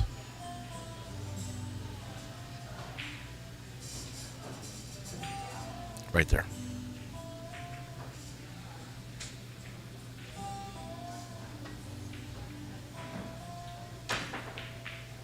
He's moving the cue ball about 1.5 feet here. That's good. Now he'll hit a little bit of a bottom right draw, which will bring the cue ball back 2 rails. He'll kind of pull the cue ball back in towards the corner and come 2 rails back out towards the center table. Then the 1 ball goes next. 7 ball is his last ball, I believe.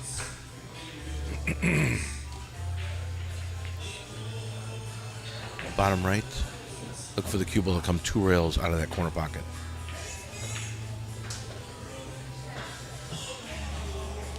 Yeah, I'd like the 7 ball next anyway. He'll hit a... That's fine. I don't mind this shot at all. He shouldn't either.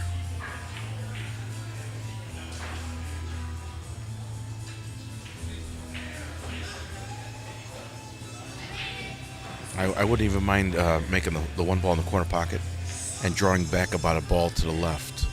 So I can cut that 7 in the corner side pocket. Have the cue ball come down 2 rails and come back up and just bump the 12. And when that happens, he's straight in for the 8.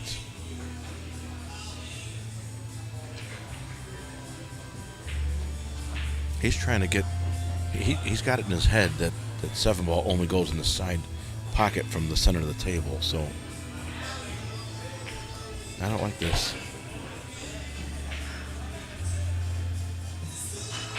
He can get in a lot of trouble here. He can come just short. He can land between the 11 and 12 ball. If you go to the 1 ball next, you have no trouble of missing your lead. Here you do. Okay. So he forcibly ran into the 11, so he wouldn't be stuck behind it. Now he's got to bring a Corey dual type draw. Swing the cue ball to the left rail, bring it back over to the right rail without scratching in the side pocket. Yeah, I agree, Fred. He got on the wrong side of that one. I still would have shot the 1 first, and then shot the 7, skinny cut the 7 in the side, come down 2 rails, and then come up table to bump the 12, the 8 ball straight in. 8 ball goes past the 10 ball all day long. This is a Corey dual draw shot, if you guys know what that means.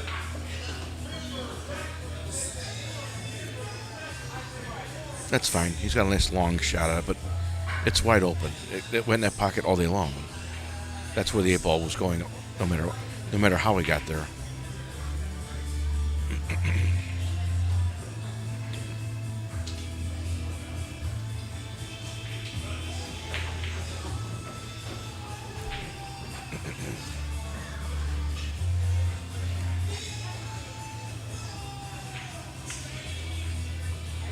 All right, Brady breaks the tie.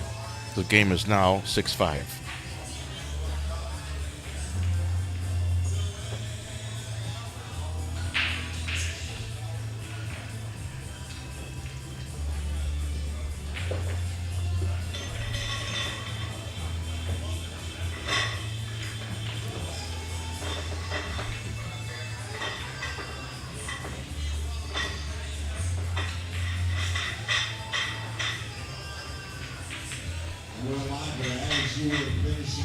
He probably could have got away with taking that 1 ball.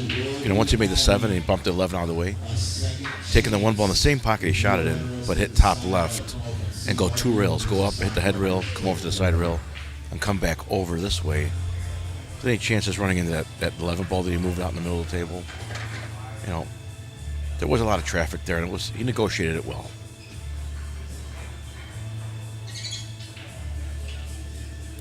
Both players have been struggling with the break a little bit, so let's see how Brady adjusts here. He's going head on. I call this a Newton's cradle break. Parks that cue ball perfectly in the center of the table. Look at that table. If you can master that break head on, park the cue ball in the center, you're almost guaranteed a nice open layout like this. He's got no trouble. Just start with a 12 ball and the shooting gallery. Just plink away.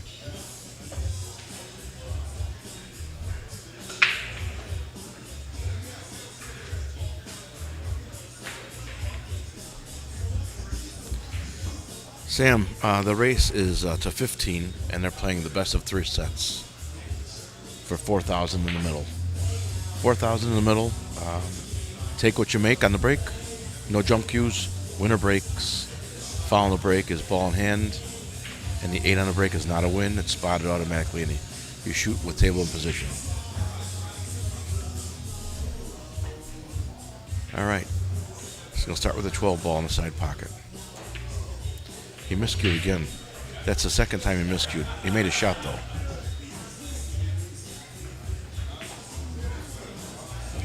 We may see Brady change shafts before the end of the night. He's miscued twice so far, but he got away with that one. If you guys at home didn't hear that, it was a high-pitched knock when he shot.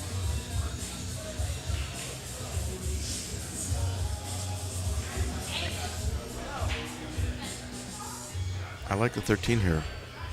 Shoot the 13 in the bottom right corner and draw the cue ball back to the side rail for the 9 next. Once you make that 9, you're done. This table's open. 13 for the 9. Make sure you bring the cue ball to the side rail. Yep. Beautiful. Now, let me see what his angle looks like. Give me a second while I change angles. Looks like he's got a slight baby cut to the right, which means he'll just hit top left or straight left. Bring the cue ball off that side rail on the right, out to the middle of the table. Still the first set? Yeah, it's 5-6. Slow down a little bit, huh? Yeah, they started playing a little respectful. For a while, I thought we were just going to see a run out, but All right, so I see the 14 going next. He could shoot the 15 now. That's not too bad. As a matter of fact, I see him. I kind of like the 15 now.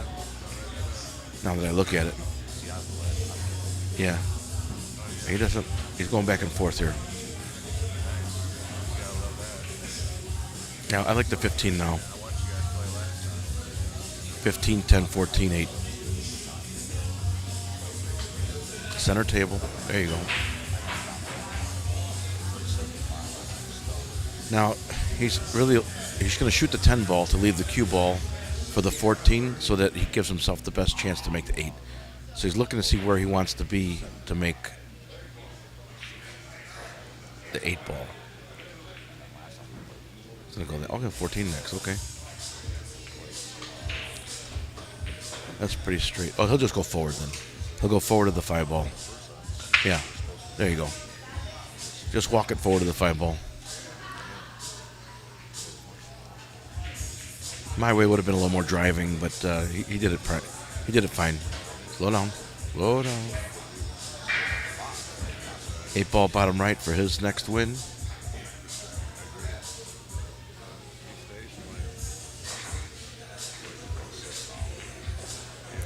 All right. Brady goes to 7.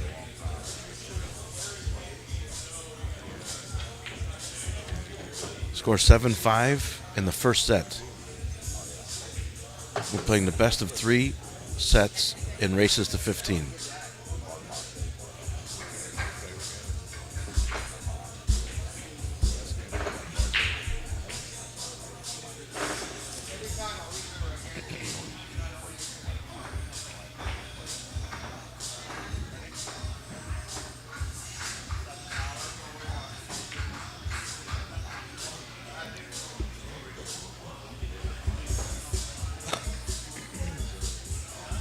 what's Jimmy doing this weekend? Or do you kind of do it with him? I do it with him, yeah. Okay. He's spending time with the wife. He's doing a family thing, you know. Yeah. So I can. I didn't know that you had joined in with him. Yeah. So I joined in. I retired from the police department last year. Yeah, I knew that. So I'm like, I see him at Pockets like 6 months ago. He's like, you're Cop John. I go, yeah. He goes, I see what you do on Facebook. I was just doing it with my phone, you know, at Pockets. And he goes, you want a job? I go, really? Are you serious? He goes, yeah. He goes, I teach you everything. So here I am. Yeah. So as I work for him, I'm not taking a paycheck. He's buying my equipment for me. So he goes, I'll give you this much. He goes, next time you work, I'll buy your cameras for you. So everything with blue tape on it's mine. Yeah. Yeah. So, and then some of the stuff like this is mine. Those are his. Right. But you know, the more I do this, pretty soon all this shit will be mine, my own set. So hoping that by the 20th of this month, when we come back and do those 3 tables, me and Jimmy be side by side here. I'll be commentating on one match. Yeah. He'll do another one, and we'll just have a third table going, just for people who want to watch it. And it'll be on his CalcuttaKid.tv. So people just go there for the. He wants to push the memberships now, so people can go there and watch the stuff instead of doing it for free like this. And the goal is, once we get enough memberships, we won't have to charge to do this anymore. Well, and like me and like Son and I, it'll look up Legacy Chat, obviously, and I was one of the first ones that was part of that, you know. But we were talking, and So next weekend. give me 1 second. Yeah, here, just give it to me. You got me. Send me a message. Okay. Remind me.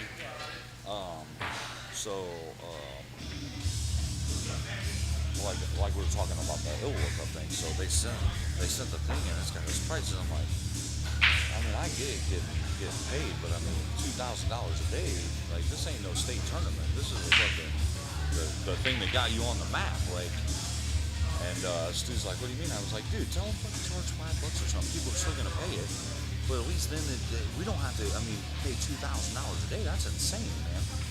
So he talked to me again. Jimmy's like, yeah, dude, we'll just charge like $5-10 or something, and here's Okay. Iowa, and then because like I told him, I said, dude, you don't want to.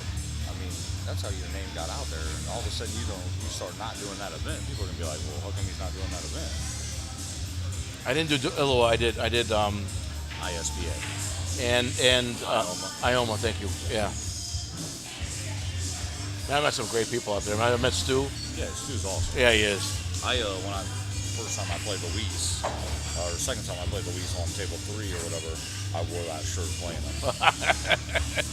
He sent me that one and the Wood Shafts Matter one. I wore both of them because we played for 2 days. I told him, I go, you got to find a big boy shirt, man. If you got a 4X laying around, I'll put that sucker on. I'll wear it for you. Yeah. Stu's good, real good people, man. We had a ball. I did ISPA by myself.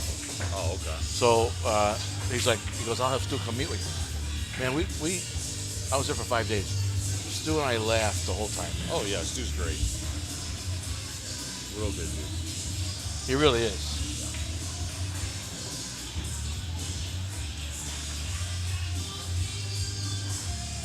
What's going on? Hey Stu, if you're listening, we're talking about you. All good, brother.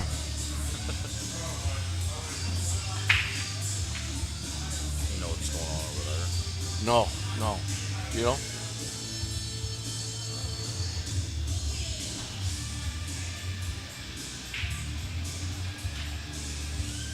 I probably pull for every local to win except for the guy Luis is playing right now. Oh, really? Don't care for him. Oh. So is this your home bar? Oh. No shit. I fucking love this, man. So if I was gonna ask, where's the nice parts of Peoria? Like if I was to look for a place to live, where's a nice place to live? Outskirts. Where? Outskirts? Like Washington, East Peoria, Metamora, Germantown Hills. I live right up the road in Bellevue, which is out by the county jail. Yeah. It's so quiet, so smooth. But like you obviously don't want to avoid the hood areas. Yeah, I don't know. Yeah, I don't. South End, East Bluff, any of that you don't Oh want to yeah. Okay. like Chicago, man. It really is. Like you guys got areas that are great to live in, and then you got areas don't go there. We just had a police officer killed last night. You guys did, or at Southside? Yeah. I don't know what happened, but she left work. She was going home, and they shot her in the car. So I don't know if they followed her, or I don't know nothing yet. You know. I mean, Yeah, Chicago's getting reckless. man, it's I used to bad. love going up to the games and shit, man. Now it's like I won't go to no Bulls games anymore because Oh, you hell gotta no. worry about getting in and out. I mean, I go to Wrigley because I can take the train from Chinatown and right back to my car. But I mean, dude, it's insane, man, for sure.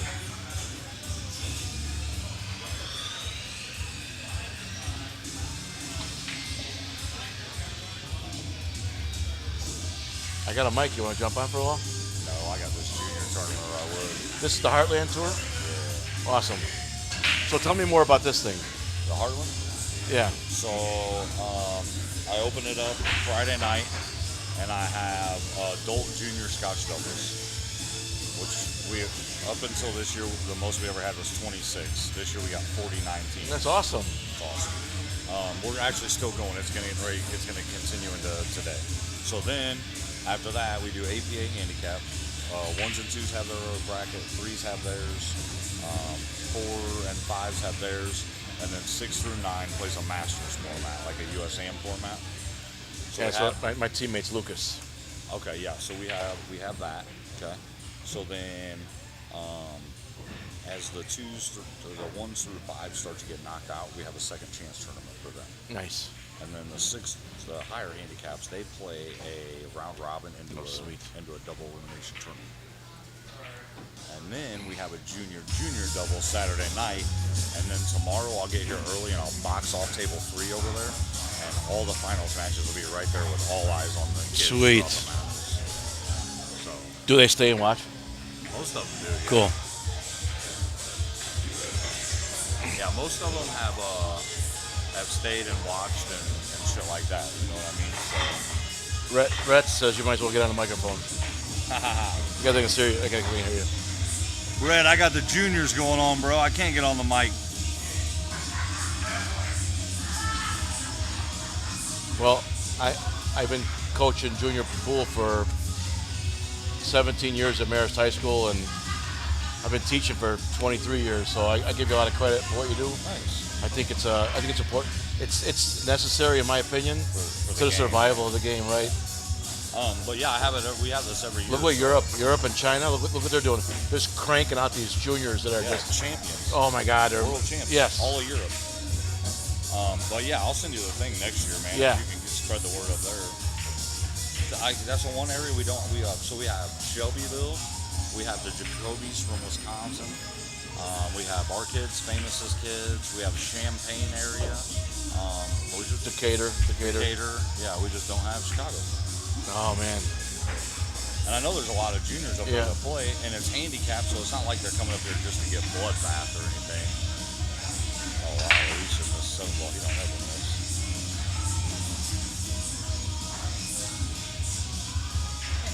All right, I'm gonna get back over All right, here, brother. buddy. Yeah. I'll come back. All right, Josh. Yeah. All right, guys. I'm just catching up with Josh Suits there for a little bit. I'm back on a mic. So I give him a lot of credit for what he's doing here with the Heartland Tour. This is great. A tournament dedicated solely for the juniors. He said last year he had 20-some teams max. This year he had 49. So congrats to Josh and what he's doing for the game of pool, our future players.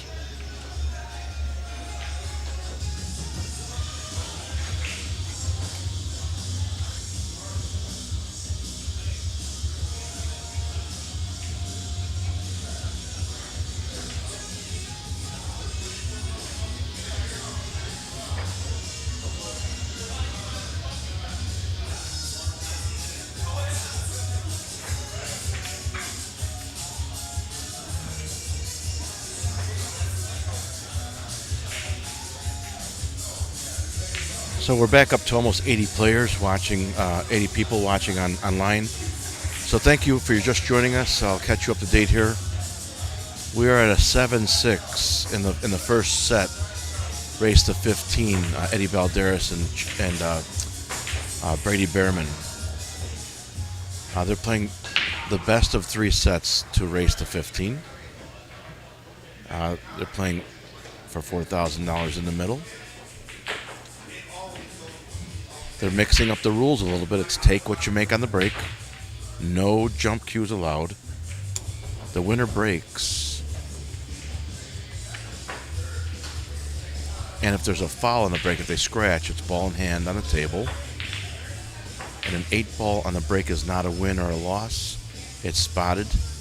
And the incoming shooter has accepts the table in position.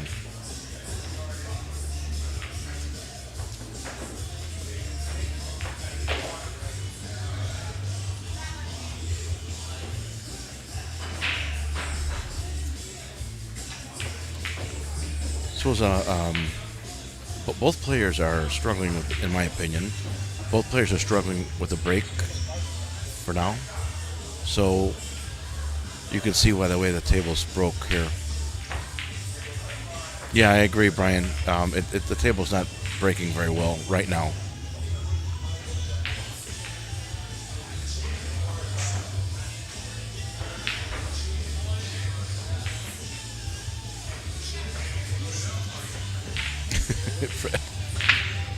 Wonky is not a Midwestern term. We use it all the time. Well, I guess I'm from Midwest. No, I hear other people use it.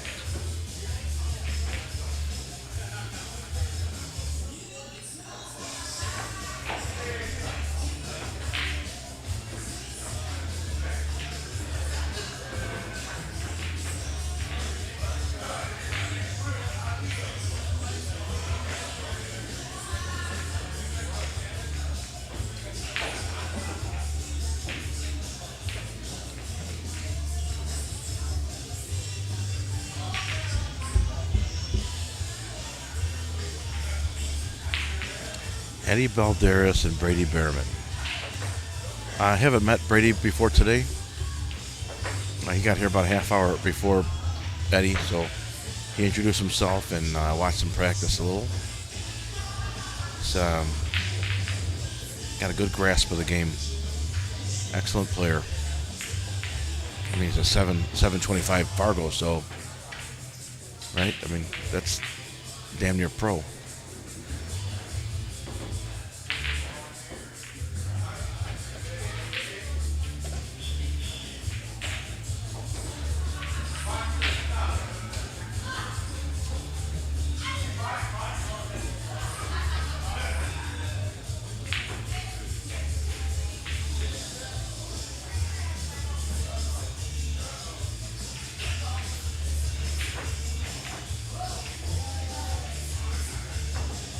Oh, you're welcome, Fred. I'm glad to be here.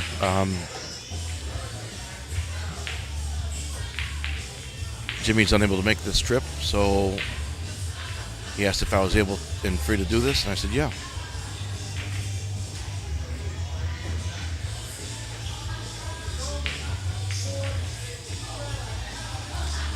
Unfortunately, the one ball, as far as Brady's concerned, came back a little too far.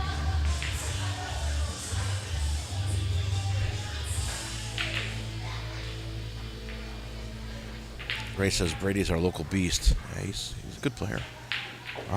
I saw Justin Bergman play in, where were we? We were at the Las Vegas Q Club.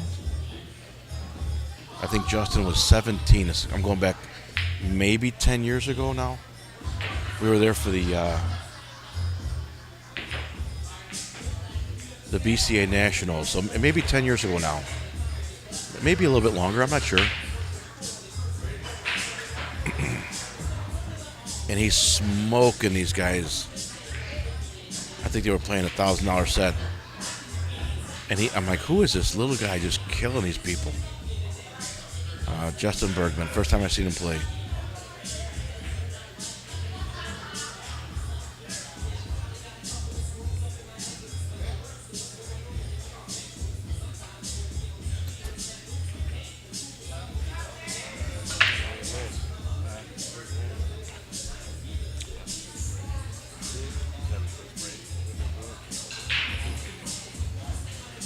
Hey, bro, I got that little white car. If you need it moved, just let me know. No, you're good. Okay, thanks. Appreciate you. All right.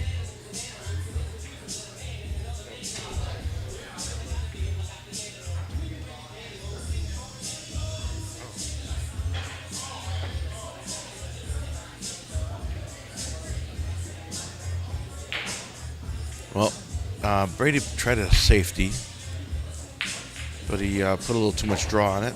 Cue ball hit the side rail, came back out, leaked out, giving Eddie a straight in 9 ball to start off his run. So he's got a starter. What's nice though, he can Eddie can cut that 11 to the side and run into the 8 and knock that 13 free.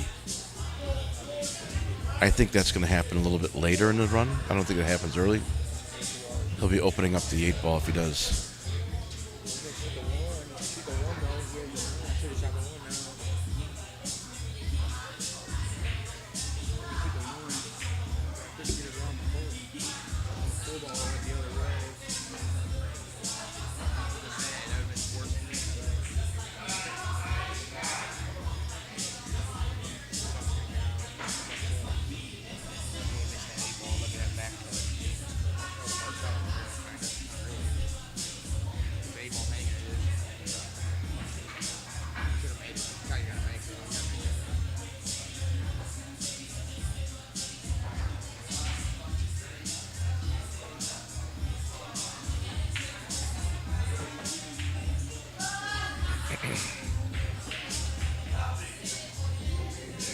Besides the 13 ball next to the 8, this 14 was his other trouble, in my opinion.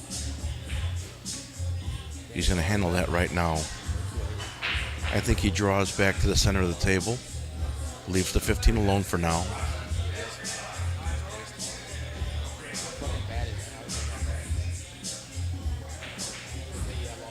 I don't like this shot, Eddie.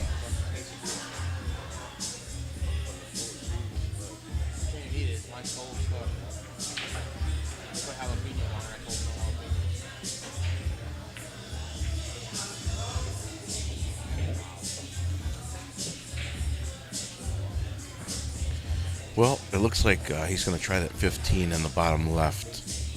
I don't think he needs to shoot it.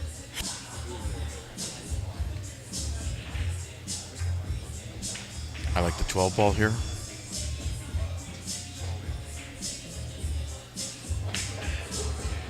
He didn't need to do that. He got rewarded. Now, if he can shoot the 12 ball in the top left corner, let me see what this angle looks like here. If he can shoot the 12 ball in the top left corner and give it a top English, have the cue ball go all the way up, hit the head rail, come back down to the middle of the table, so he can cut the 11 in the side and draw into the 13.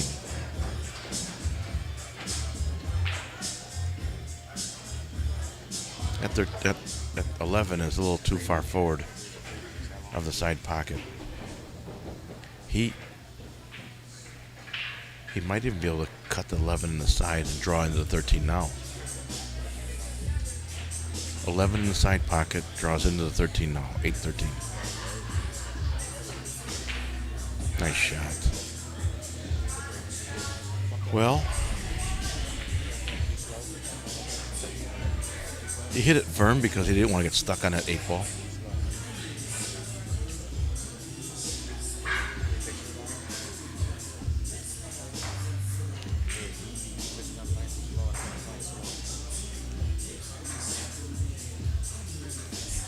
If he tries to cut that 13 in, he's got to jack up over the 4.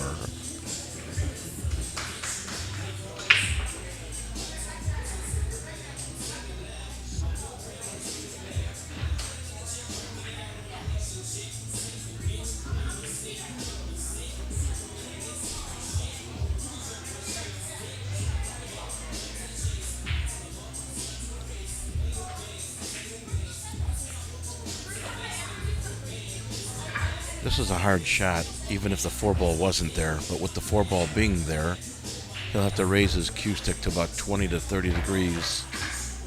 Yeah.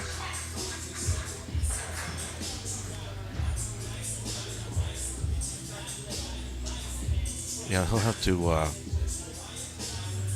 this will allow him to hit the left side of the cue ball, which you can see. You can't really see the right side of the cue ball well with the 4 ball there, so... he's going to hit the left side of the cue ball, drill the 13 ball up table on the bank. Oh, I can see more of the cue ball than I thought. How does he get out of this corner pocket?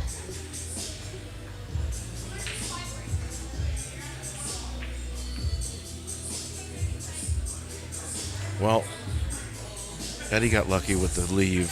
He pushed the 4 ball behind the 8. So the 6-5 don't go in a side pocket because, I think the 13's in the way. 2 ball is his only ball right now, I believe.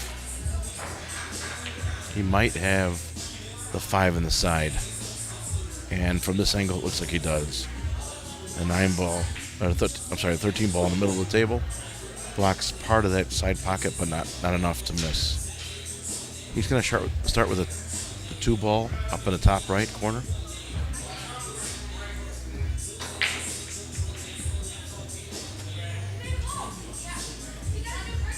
All right.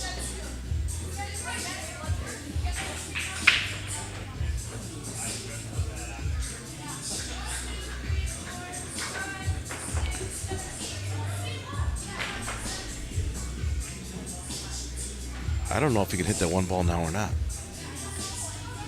I wouldn't shoot it now anyway.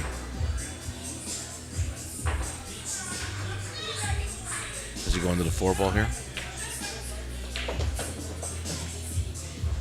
Unlucky.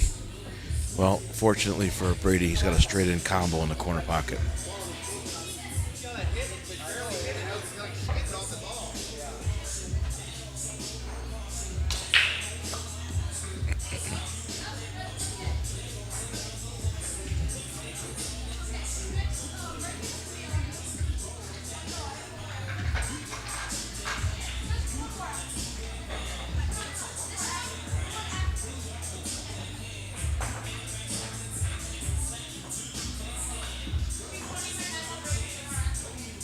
What's up, Lucas? How you doing? 1-1. Round robin.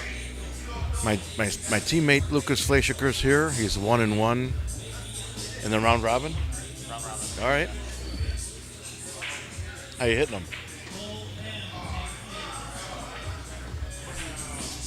You're the best player here. You know that, right? Best junior? I'm up there.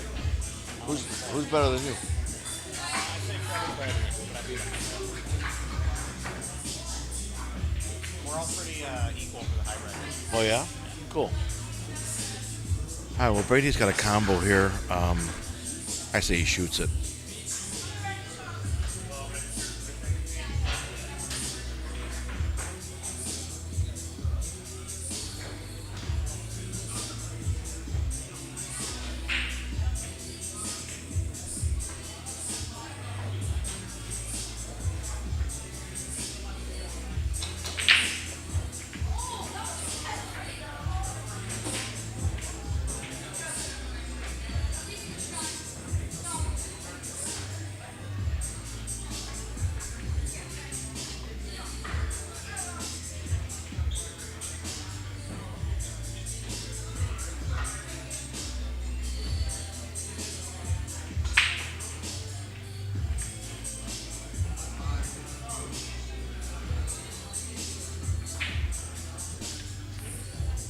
He looked at the shot a long time. He's trying to figure out where that 6 ball is going to go afterwards. And looks like,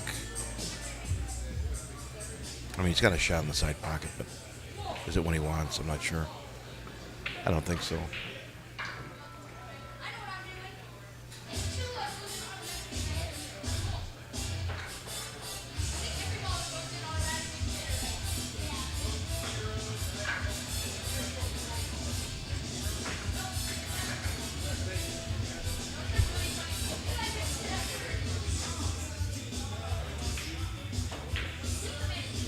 That was a pretty snarky safety.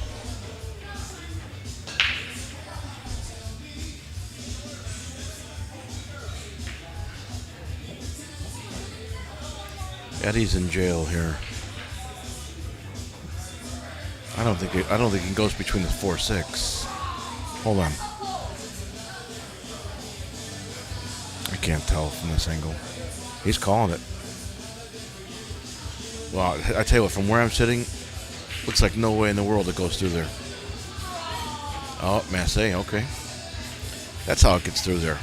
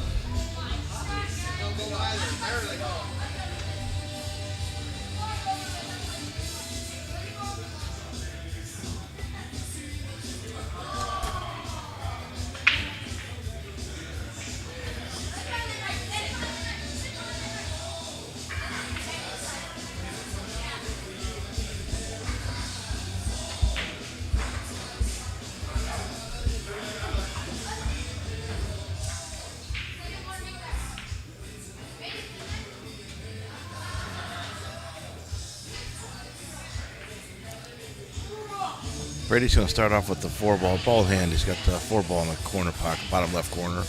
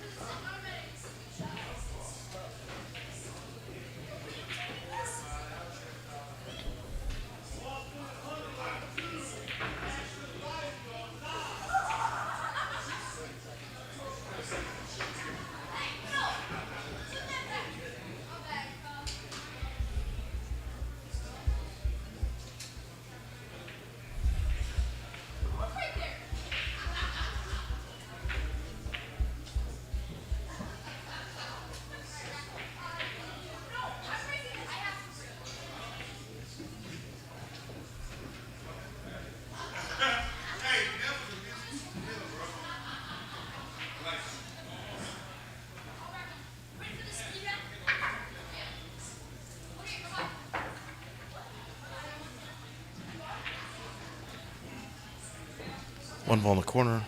8 ball coming back.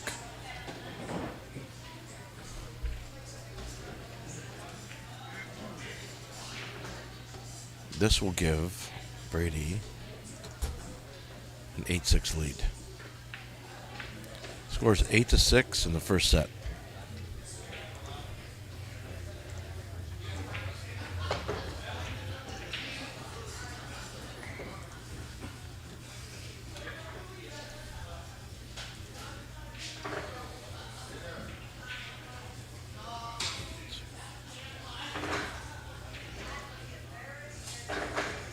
Brady Behrman to break.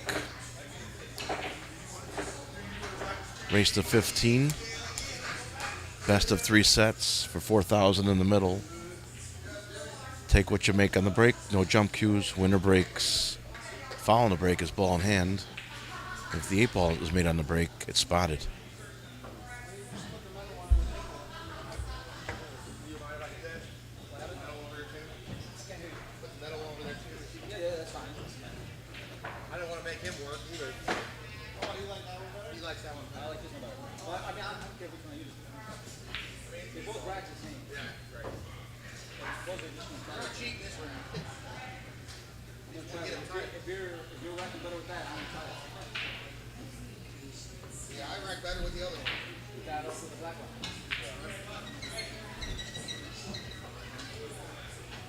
They each have a preference of racks. One's a black plastic rack and one's a blue aluminum rack.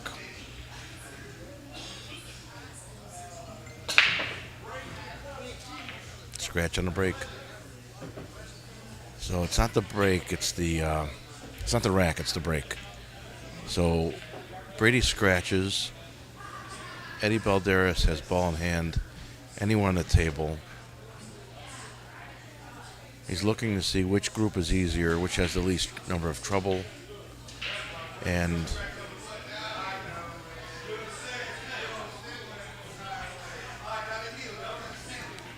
how can he negotiate the trouble balls early?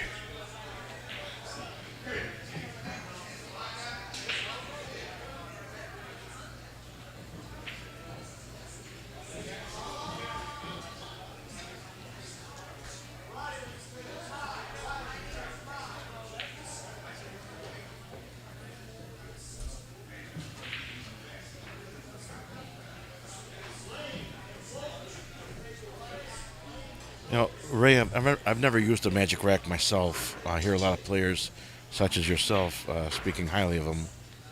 That's the plastic one, right? The one that's shaped like an arrowhead.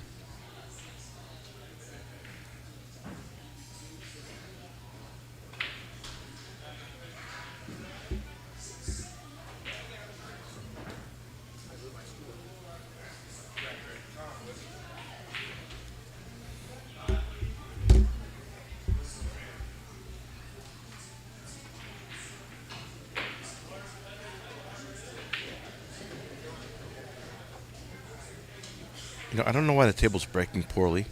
The cloth is fast. The rails bounce well. It's level. But yet both players are struggling to make a ball in a break.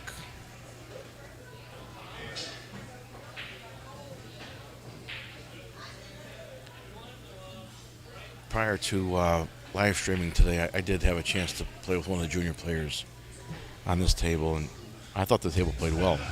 Of course, I didn't break. I gave the kid the breaks, but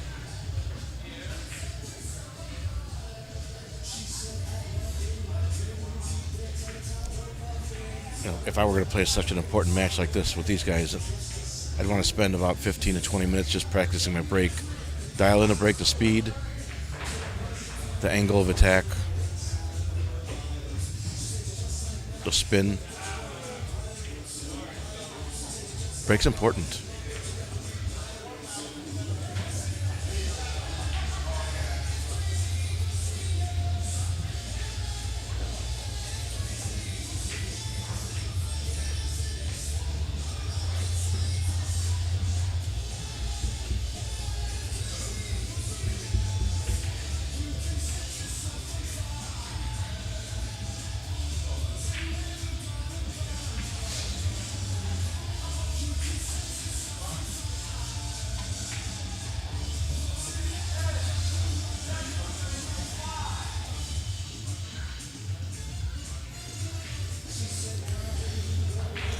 So you'll see the he's straight on a 12, and then he's got the 14 and the 15 that are out in the open. The 9 and the 10 are the ones that are tucked near the 4 and 7 in the middle.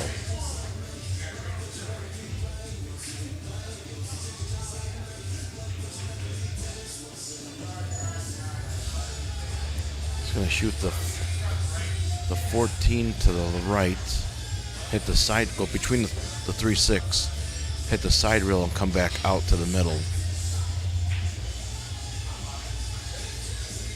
I don't think this is the breakout shot. I think the next one is. Does he have the 10 ball here? If not, that was unfortunate. He's looking at it like he has the 10 ball next.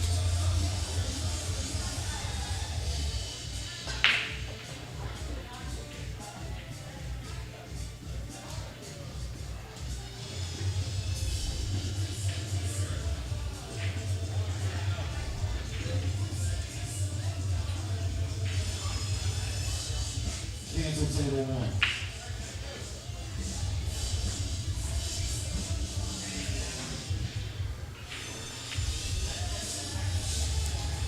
He's shooting the 10 ball now. Gonna go around the 15 for the next breakout. Nope. He hit it firm. I don't even know what he wanted to do there. So Brady comes to the table with an open table. I'm going to put the microphone down, guys, and go take a personal break for about 5 minutes. I'll be back in a moment.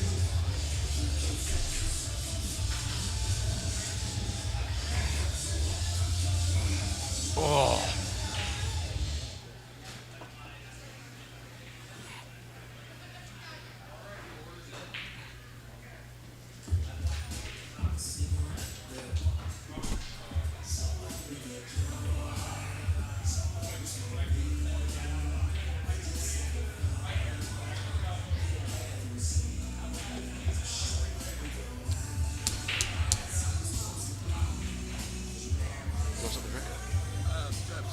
Yeah.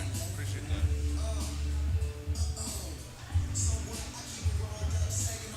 Trace Martin 5, Elijah 4, table 1.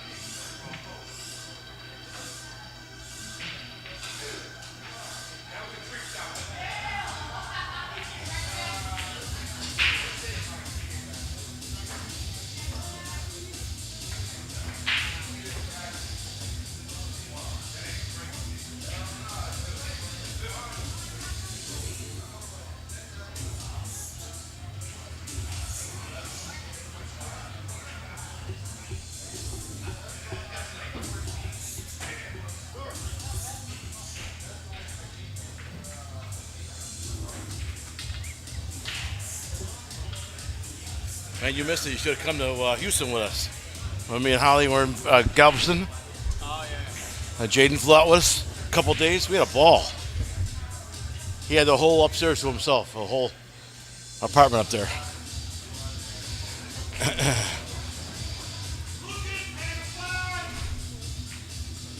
That you?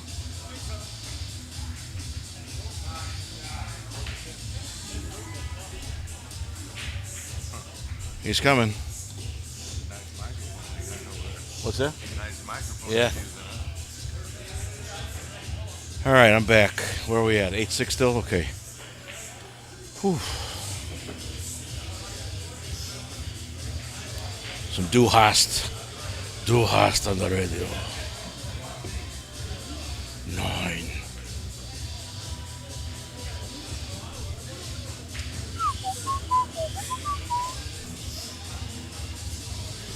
They're still negotiating this 410, huh? He's going to come off that rail pretty good, so.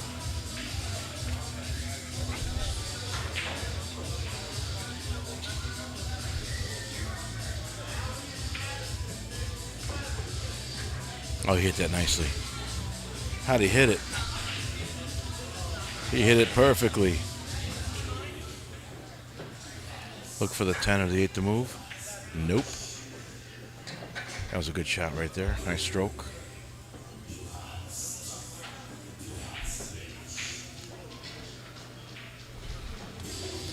This makes the score 9-6.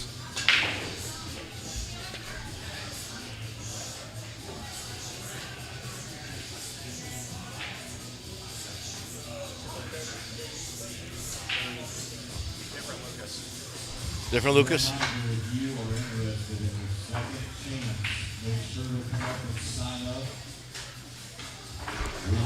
All right. Boy, I had a good sandwich. There's some good people here. Meeting some awesome folks in West Peoria, Illinois. Heartland tour going on in the background. Lucas Fleischiger's here kicking some ace. Meanwhile, we're watching Eddie Balderas and Brady Behrman. Behrman.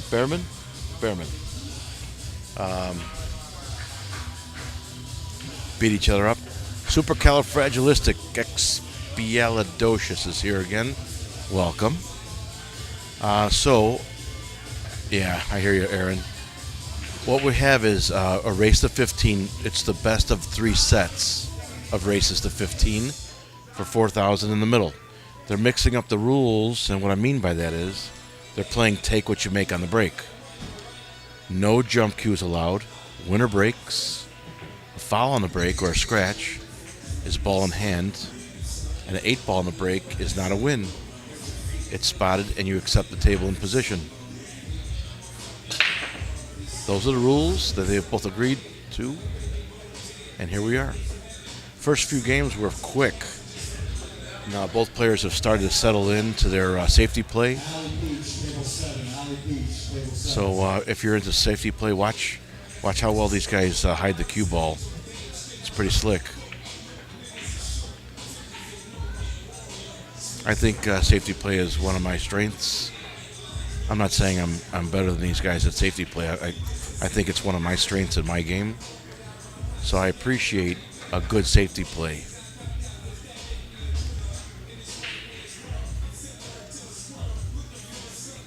A lot of the middle handicap players, they won't play safeties as well. They fire at everything. And there's several philosophies for that. But what does your football team do when it's fourth down and 20 yards to go and they're on their own 5-yard line? They punt, and that's basically what a safety is. So giving control of the table back to your opponent at the most disadvantageous position. So think of it that way. There's no shame in a punt. There's no shame in my game in playing safeties. Oof. Moving the 8 ball. Moving that 8 ball. Brady has solids, and he pushed himself into a position where He can only see the side of the right side of the 2 ball. He can bank that 3 across side as well. He just called the 2 ball. He just called the 2 ball to the left corner. So he's gonna cut that 2 ball to the left. It's a thin cut. Hold on. Never mind. He called the 3 ball in the corner.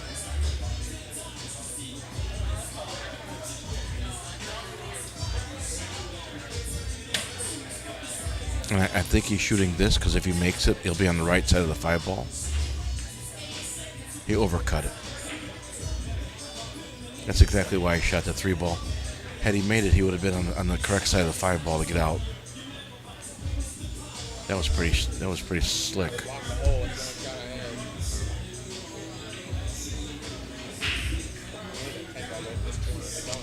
I see Eddie going from the 15. He's going to start with the 15 ball and come over here for the 11. I see him shooting the 15 ball in the corner and either coming up table for the 14 in the same pocket or hitting right English and coming down for the 11 in the same pocket as the 15. So we're going to see.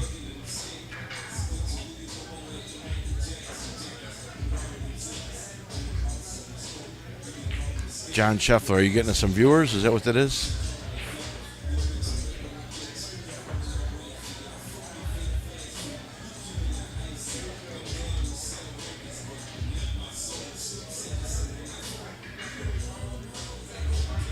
Thank you, sir. Appreciate it. We can use it. Nice shot. So here's some one pocket play here. 14 ball in the same pocket. I see the 14 ball coming next. I don't. You played for the 14. Don't shoot away from it. He's going to try and tuck underneath the 10 ball.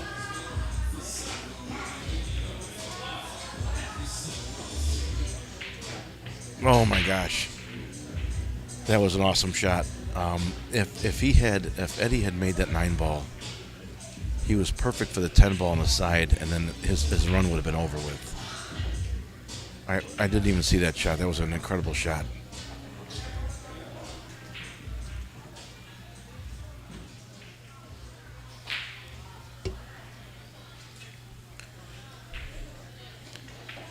So Brady, he's got 3 balls at the top of the table. He can't shoot any of them. He's got to shoot. Can he cut the 3 ball in? Yeah. He's cutting that 3 ball in. Let me come over here for a second. Look how close that 3 ball is. Look at the top of your table there. He's going to back cut the 3 ball. Look at that angle. Now watch for the cue ball to go all the way to the side rail to the right and come back at the corner pocket. So watch this cue ball race back at the 3 ball. Well, it was such a thin cut that he had to hit it a lot harder than that just to go 8 or 9 inches. So Eddie's still in the same predicament he was a few moments ago.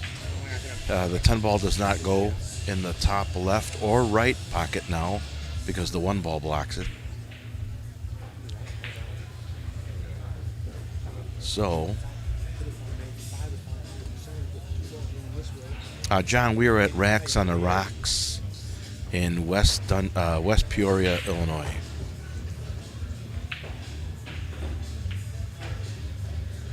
It's a 1 pocket play, 1 pocket.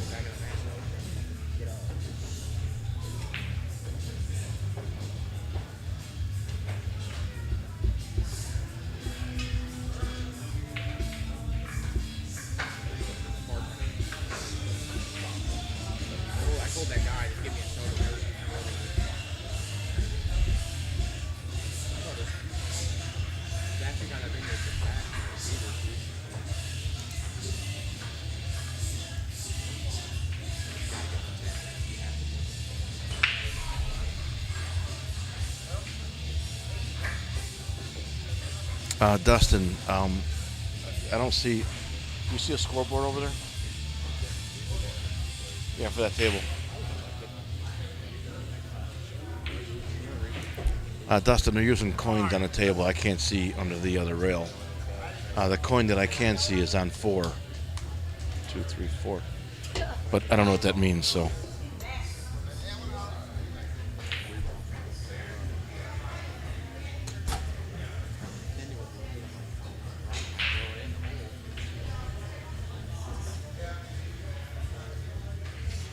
He's got to move that 10 ball. There it is. There it is.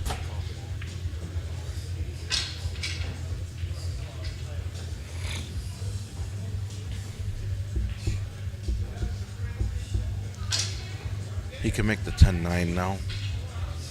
What he has to be careful of is hooking himself on the 1 ball. So watch him roll forward to the 1 ball. That's okay.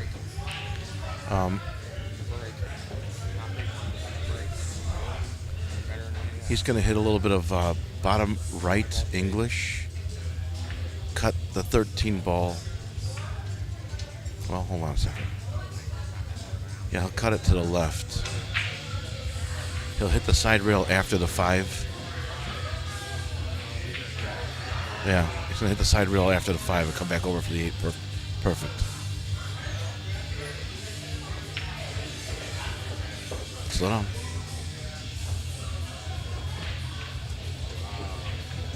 Yeah. He had to hit the side rail after the 5, not before. I think what he was fearful of is that the cue ball would have, after hitting the side rail, would have come forward and hit and bumped the 8. But with that right spin, it would have come off straight off that rail. So. What do you think? Hell yeah, do it. Stick on there? Yeah. Oh yeah, good. Won't last in the wash, but it'll. I put mine on my case. Oh, I'm gonna keep it for the case. Yeah, yeah. You know the top chalk pocket fits perfect right on there. Yeah, JD case.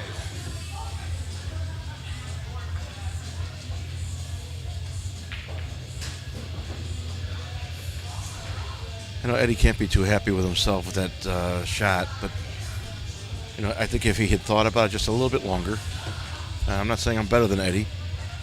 Had he just thought about that shot a little bit longer,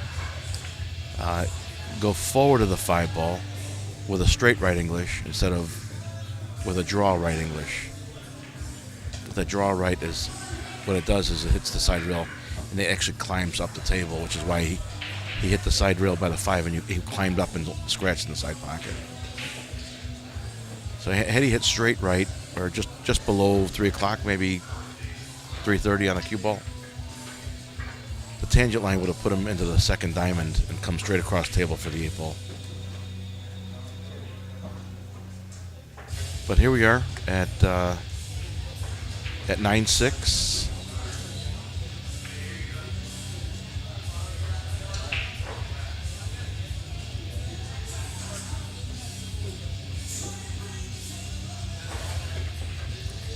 Well, Brady's got to cut the 5 to the left, but that shouldn't be a trouble. He'll just hit top English and he'll force the cue ball into the side rail and have it come out forward down to the bottom rail, the foot rail. Just like that. All right, game is conceded, and the score is now 10-6.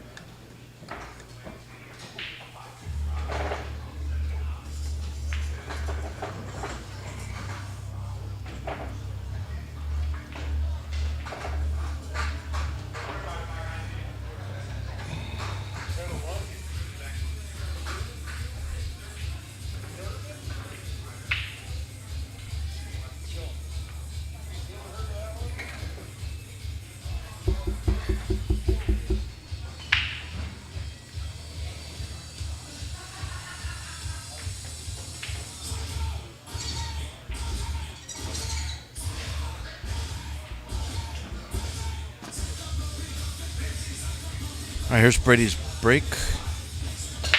Eric, they're playing for 4,000 in the middle. Best of 3 sets of 15. So it's a race to 15 3 times. Whoever wins 2 of those 3 sets wins.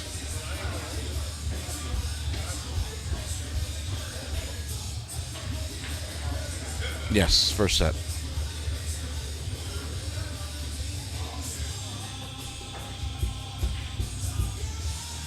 Someone likes SOD, huh? SOD, you a fan? System of a Down? It ain't no hailstorm, but it's good enough. What about Greta Van Fleet? You a fan? Oh, I'm a huge fan.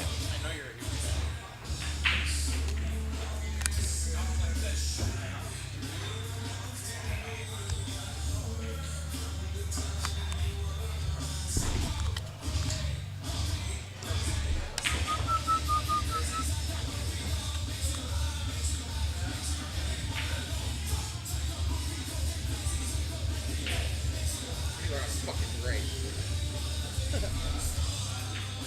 Sorry, you think I'm the second ball rig?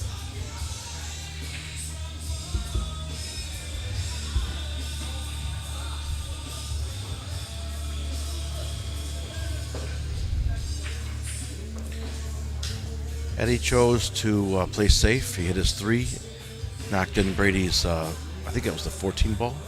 No, it was the 12 ball. That was in the corner pocket. He knocked that in. Put Brady behind the 6 and 7. Don't know that he could probably hit the 11 ball. The left half of it anyway. He's looking at the 9.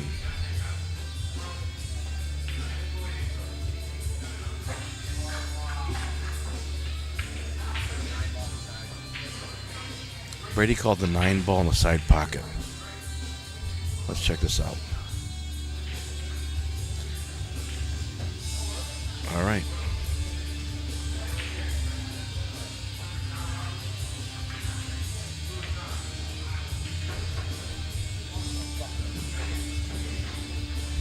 Is that Pedikin? Is that how you say it? First time I've seen that name, Pedikin. This is Chief. How you doing? Welcome. If I'm saying it wrongly, sound it out on me on a comment so I know how to say it right.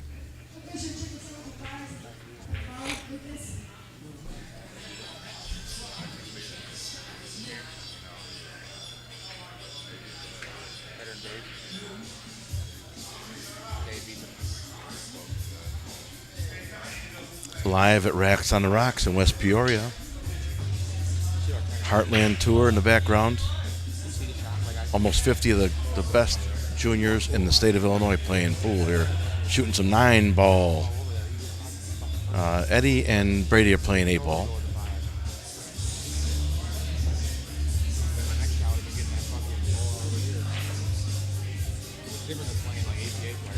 Luis, 4-1? 4-1? 14-11? So score's 14-11. Race to 25 for Luis. They're playing for 2,000.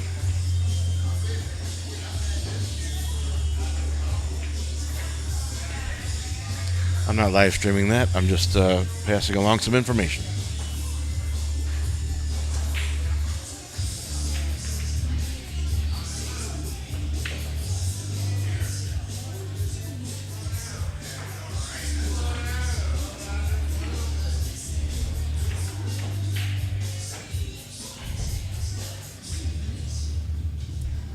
Where are you guys watching from?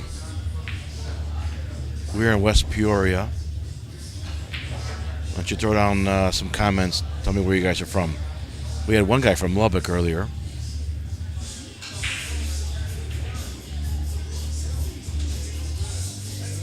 Dustin Wilgus. What's up, man?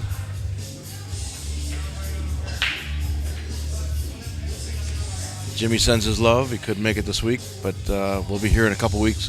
Be back here in 2 weeks, Jimmy and I.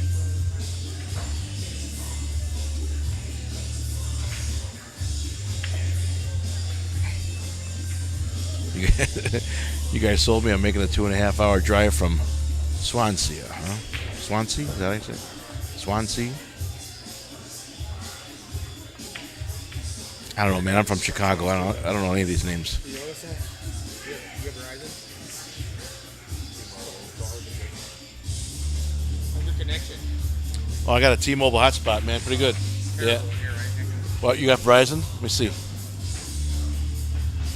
I got 1 bar. How many people are watching the stream? I'm at 80. Let me see. I'm at 67 right now. But it goes between 60 and 90. Brady says hello to you guys. All you guys watching from home. Hello. Let's see. Knowledge Swansea. Knowledge Swansea. Okay. Nailed it. Swansea. Got it. Swansea. All right. Wes is from Des Moines. Wes, did I meet you out there at the ISPA? I was there. Me and Stu Key in the booth. We had a blast. Man, I tell you what, I had such a blast with that guy. I mean, I met Stu at that Waterloo for the IOMA, and I knew he was a cool dude and all, but Jimmy wasn't able to make that trip, so I was kind of, I'm going to be in the booth by myself for 5 days. Come on. So Jimmy arranged that Stu would, when Stu wasn't playing, would be in the booth with me. Man, what an awesome guy. I had such a blast. What a cool dude, too. Stu Key, my brother.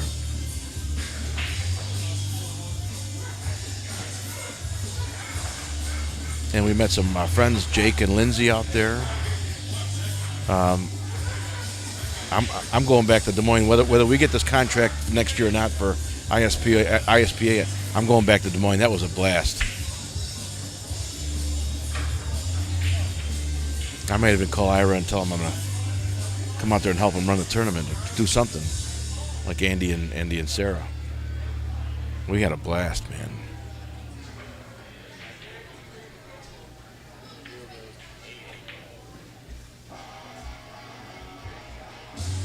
Here we are, though. We're at West Peoria, Illinois, at a place called Racks on the Rocks. You're watching Eddie Balderas and Brady Behrman play a race to 15. They're going to play the best of 3 sets. The winner of today will get $4,000. They're playing a combination of rules, and those pool players out there will know what this means. It's take what you make on the break, no jump cues, the winner breaks. If you foul on the break, it's ball in hand on the table, and the 8 ball on the break is spotted, and you shoot with table in position. So here we are. We're at 10-6 in the first set.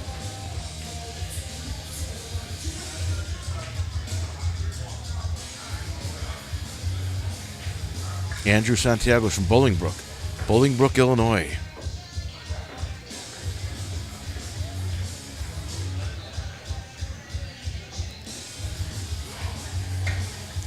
Oh, Wes, you know what? Stu and I talked about that. We thought it would have been a great idea to have a remote camera in the other rooms to watch the one pocket. Hey, who won? Did George Walters win that? He was going to place.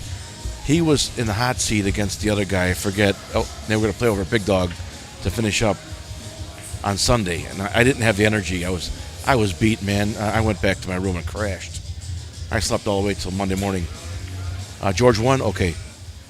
I figured as much. He just shoots so good, right?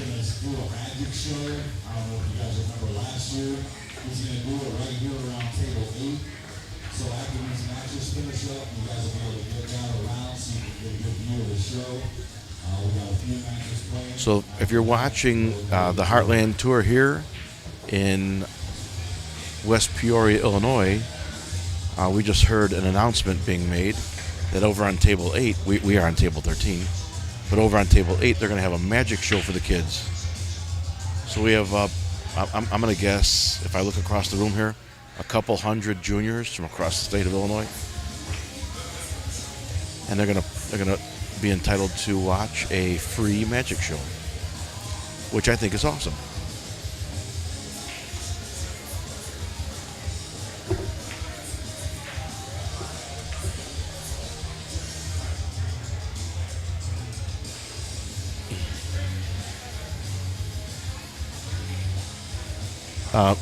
Let's see. You're gonna miss the magic show, I know. Yeah, me too. I'm on table 13. They're on table 8.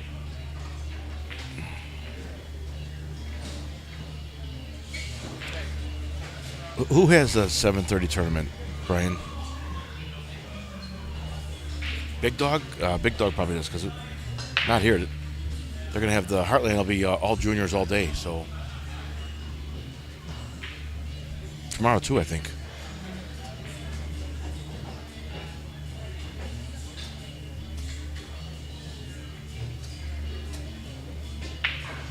These guys play some cool safeties, man.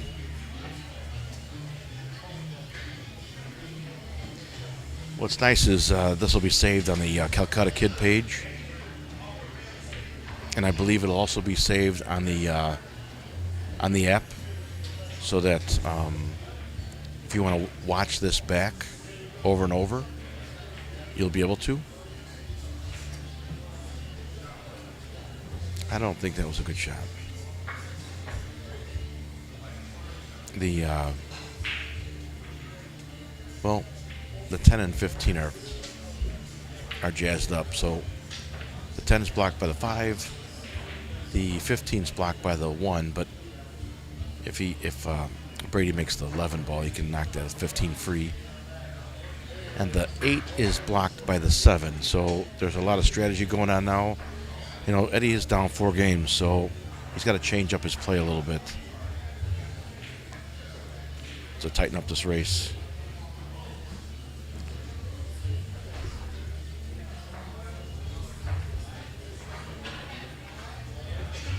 Brian, are you really going to make it out this week?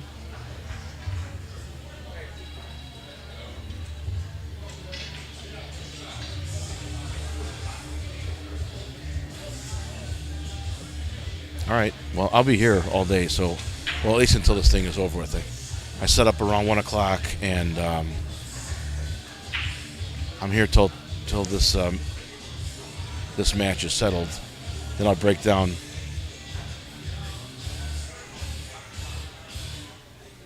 And then it'll be bourbon time. Well, be safe driving, Brian. I'm glad you're following along in the car. I'll try to make this as entertaining as I can. I hope you find me interesting enough to keep me on the radio for a minute.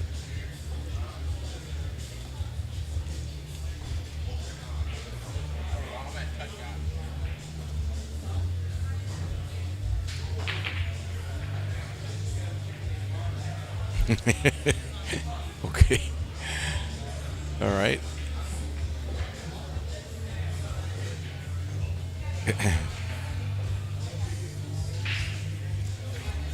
You know, there is a lot to be said for having 2 people in the booth. You know, one guy, me, all by myself. I mean, I can obviously get it done, but there's a special something that happens when 2 commentators announce a match. I think you just get a better result, a better viewing experience.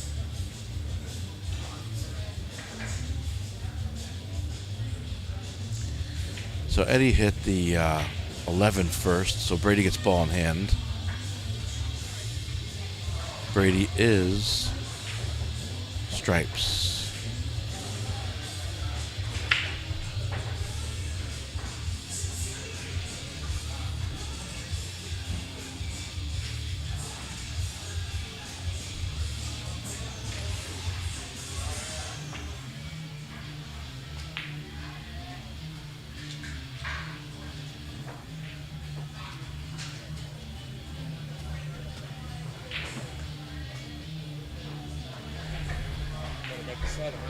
Ray and Brian, I appreciate it. That's awesome. I know that when I was in Waterloo, I met Tony Lee out there, and he had his 2 kids with him. They were in their, I don't know, they might have been about 8 or 10 years old. And I had them come up to the microphone and talk a little bit about themselves.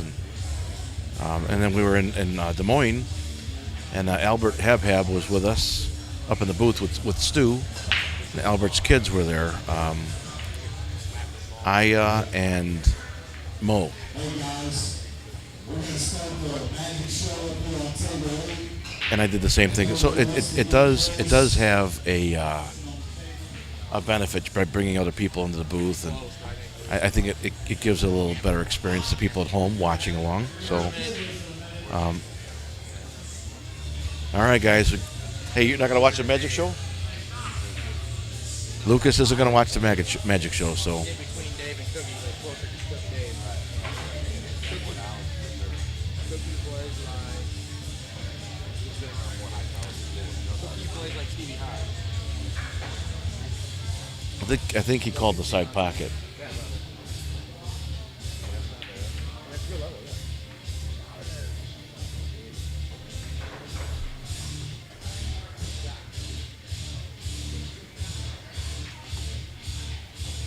That was a hell of a shot. Well, Eddie hit a good kick. He called the 4-ball in the side pocket. It did not go on the side, but I think he ended up rewarded. He's got the 8-ball surrounded by solids. So it's going to be difficult for Brady to get back in there and open up that 8-ball, I think.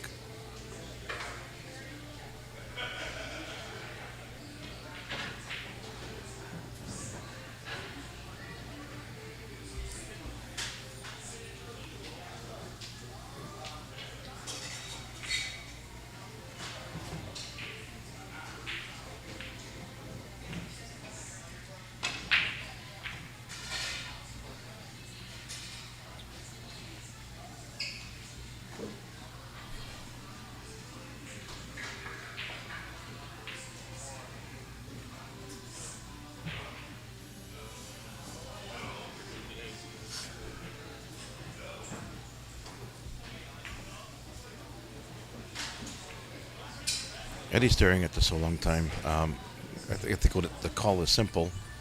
He's got to kick it off the head rail, come on down and make the 7. And that's the shot.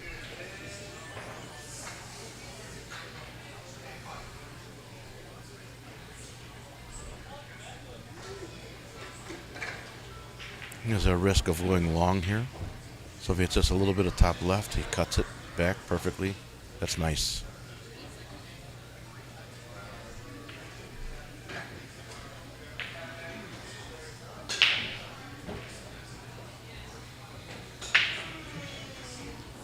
The 7-ball, Eddie hit the head rail, hit the side rail down here, and hit the 7, but the 7 did not hit the foot rail, so Brady gets ball in hand. That 7-ball is close to watch. Look how close it is. That 7-ball's, look at that left, look at that right there on the left. That 7-ball's right there. It had to go another inch.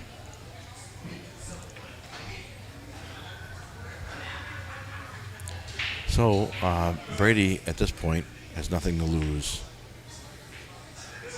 Hit top left. Spin down off the second diamond on the foot rail. Come into that 8-ball hot. Let that cue ball spin out of there. Knock that 8-ball free. I would almost put the cue ball a little bit more towards closer to the left side rail. So you can come into that. I would move it left of there, or from where I'm looking. From the way he's looking, move it over to the right. He's got to hit low left and come in hot, like that. Well, shoot. He opened up the pocket, but what he did not do is give himself a shot.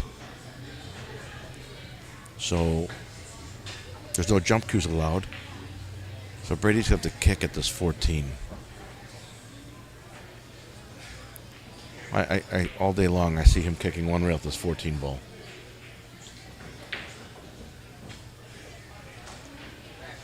Oh, he can see the 9?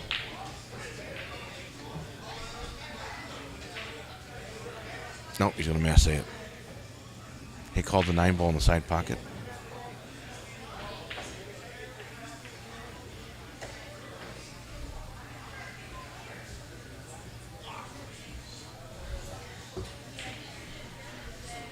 I knew that was a possibility, but I thought you were going to kick the 14. what? I thought you were going to kick the 14 in. I should have made that. 14 so far. You still almost made the shot. I mean, it was a great try. 14 so far. Yeah. 9's on the hole. Just hit it.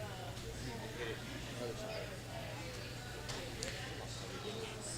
side. See the cue ball sitting pretty right here for the 3 ball up table.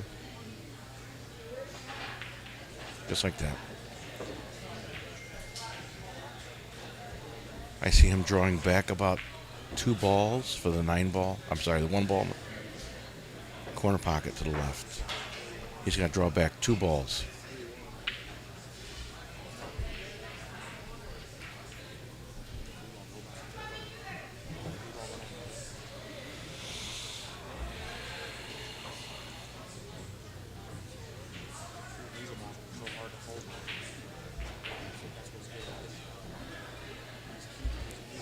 Just a straight draw shot here.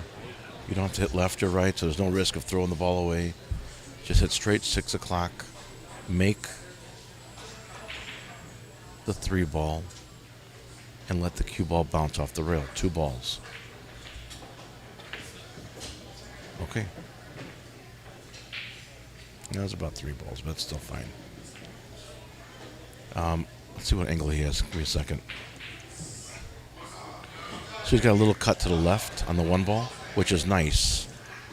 Because what he'll do is he'll bring the cue ball up table between the 6 and 14 for the 6 on the side. Right there, a little further. He's got to back cut the 6 in the left side pocket. There's no obstruction in the middle of the table. Just make this ball, he wins the game. Eddie needs this. Good. Brady concedes the game. It's 10-7.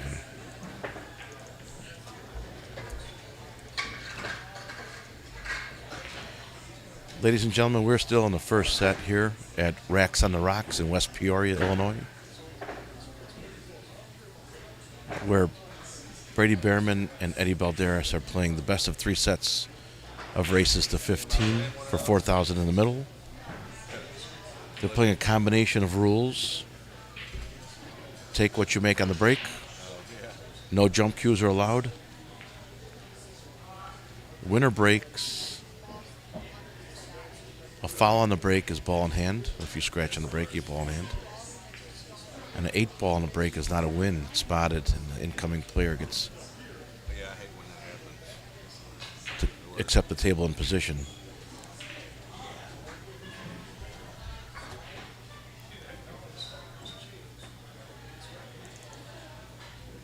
I'm Chief Johnny Niguez from Chicago, Illinois. Welcome. I hope you enjoyed today's live stream.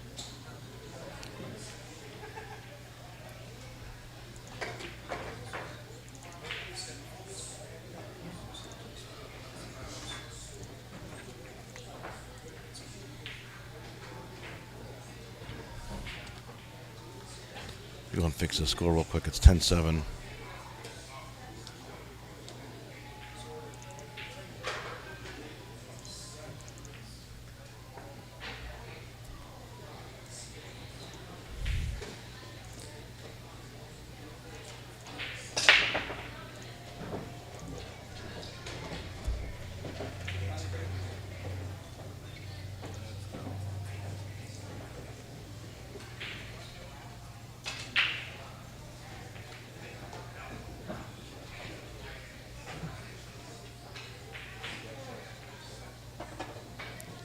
And he scratched on the break, so Brady gets ball in hand. Anyone at the table?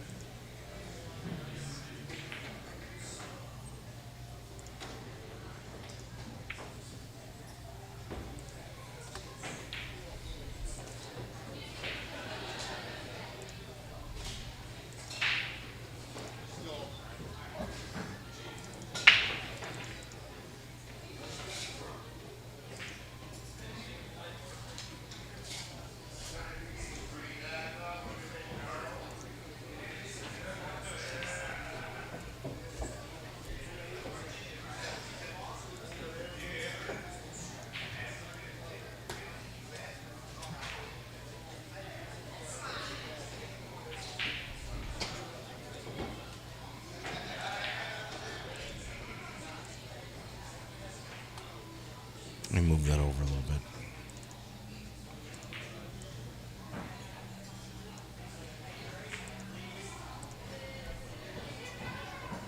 That's better. I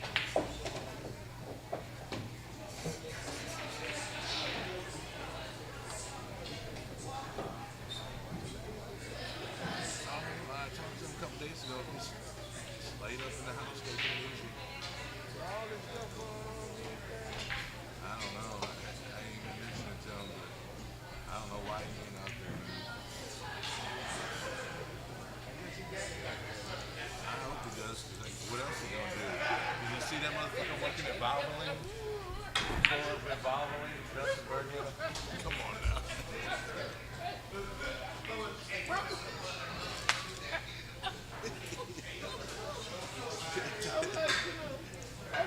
Yeah, but I don't want him changing my oil. He don't know nothing else. That's my point. He better get it together, man. That's my point. So I'm saying, either he got a well somewhere full of trees, or he just don't care about in terms of I got to have it. That's what I'm trying to figure out with all of that. Yeah. You wasn't. What I'm saying is, you must be living on the Oh, I know. So that's how I'm looking at it. That's the only way that could be possible. Unless you just, I don't care, in terms of having stuff from week to week. Right. I know he don't have many bills, so it's like You know? he lives with his dad. You know what I mean? He probably got a telephone bill, and that's about it. Well, there it is then. Well, that's about it then. You just answered my question. Yeah. Is it just him and his dad? Yeah. Oh, His no dad's wonder. got a good job too. His dad works for Boeing. Well, here's what I'm saying. What did he do for extras? Nice shot. You know, he was selling shit on eBay. He got banned off. He pulls straight in. This goes to 11. Cardi. Yeah, well, he was posting them. He's shooting strong. But they still was like, no. Other people are doing stuff. You see him on it all the time. They replica Jordan, replica Mickey Mantle. He was doing it, buying them for like $1 a piece and selling them for 50 and 40. And they banned his ass. He can't even do it from his house. They got your computer, the IP address on there.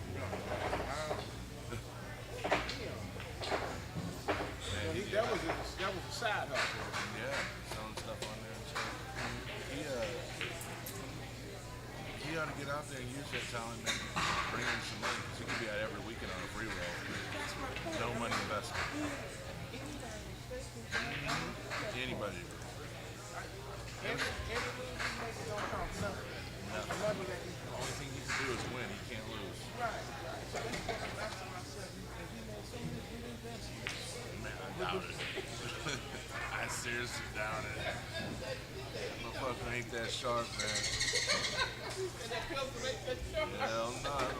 If you call buying a pair of $100, $200 pair of tennis shoes a good motherfucking investment. A fancy pair of sweatpants. Taking Jung and Jake out to Ginger House 3 nights a week is a good investment. All right, so we're back at Racks on the Rocks.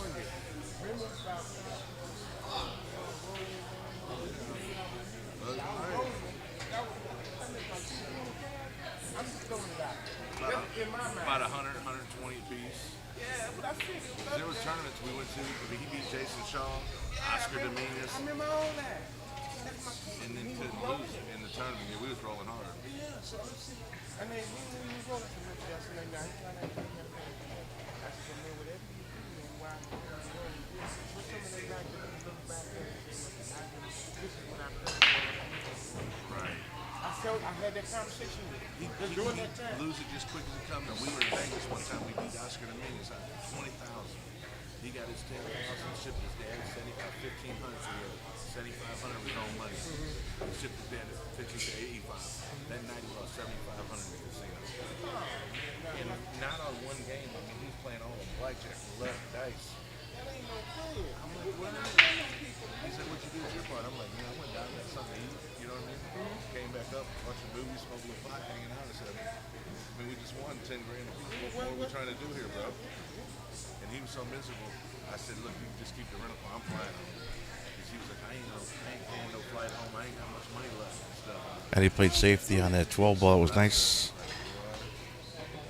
That's what he would do after leaving teachers and all that stuff. They'd all go to Lumiere and put in 100 apiece in a certain slot machine. Try. Yeah, Brady's a 725. You're right. Hell no, never. I wish I had the ability to practice against someone like Brady. That'd be pretty awesome. How could it not help your game? They're keeping all this on. You know, it's got to. Yeah, come on Friday. If you could bust them, they wouldn't be here. They've been busted. They've been over, out, and planned out of here.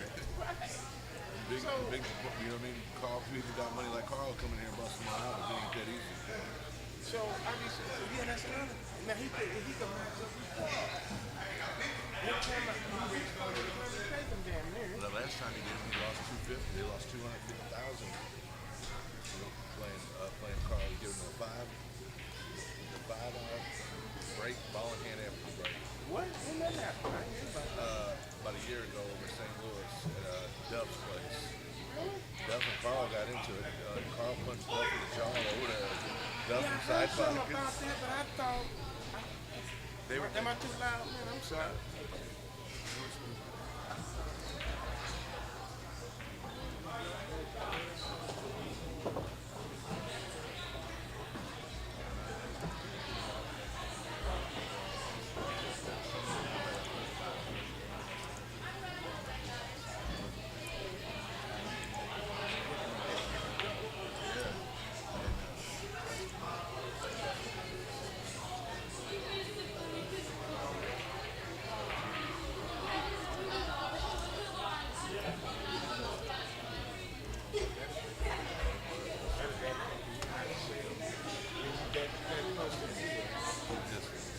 Free rolling. He was driving around that table like a bullberry. Yeah, anything. 117 in a row.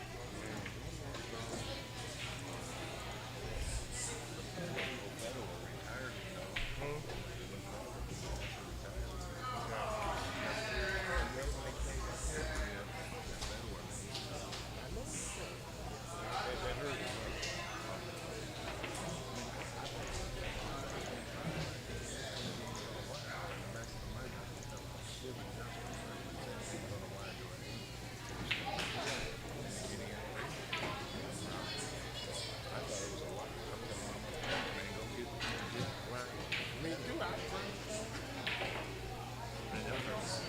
Yeah, Greg, still first set. I was just changing the board around a little bit. I hope you guys like this new format.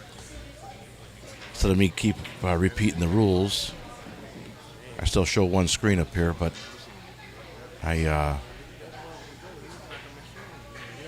what I can do now is, 15 ball, bobbled. Okay. He's so uniform and every shot so robot. Yeah, I almost don't like watching pool players like that. I like watching natural players that, like we grow up seeing. Yeah, he's so every shot. Jumps good.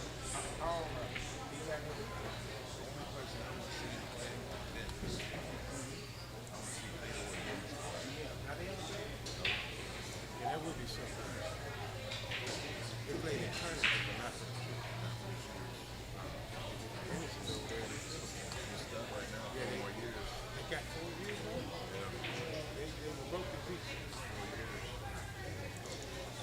He's over here on the Taurus piece. He's on YouTube and shit. That's for $100 grand, $20 grand.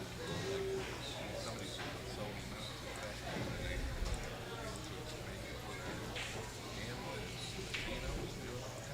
I thought his beats were just easy to get rid of.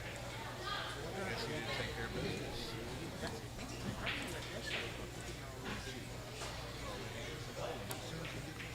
He overcut the one ball. He's shooting like he's up 4 games. So Eddie has stripes.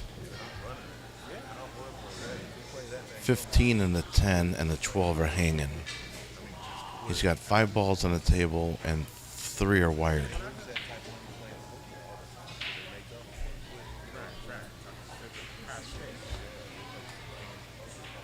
Thanks, Greg. I appreciate it.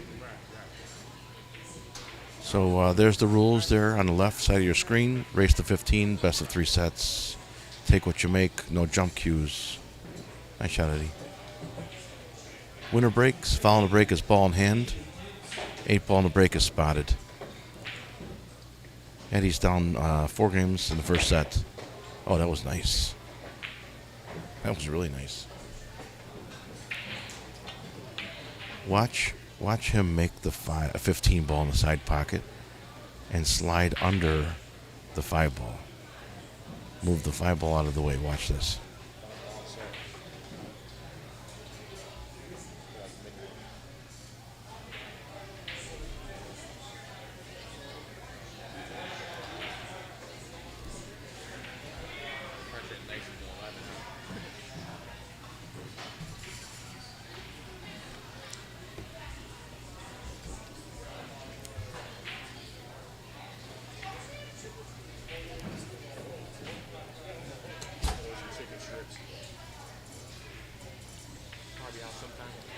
He just has to move the 5 ball.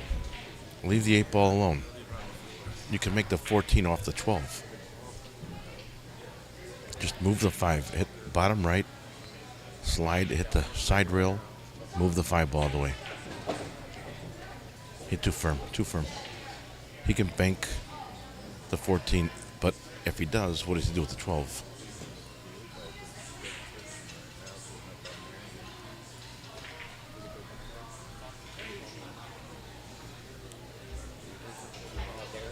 He might be able to double kiss that 12 ball in the corner pocket.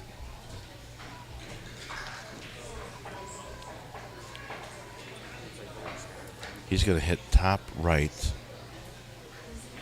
and cut the 14 ball in. Nope. He's going to bank it. What did he do then? Bank the 12 ball back up table. Looks like he's loading up to hit it hard.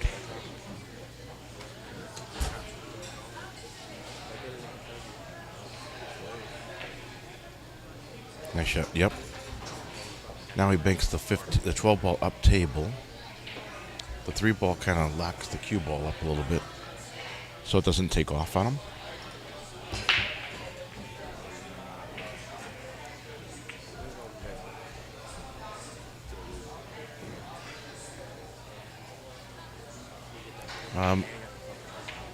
In order to get the cue ball out of the way, I think he might have to hit bottom left. Overcut this shot, but with the left, it kind of brings it back straighter. So hit bottom left here.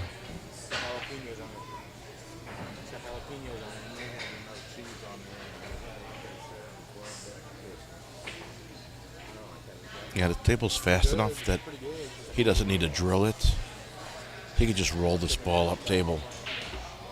And honestly, this is every match has these must-make shots. This is one of them, Freddie. He's down 4 games. Oh, he threw it in. Okay. Well, he straightened the shot. Yeah, you're right. He did, Mark. He cut it straight in the corner pocket. I didn't know he could do that.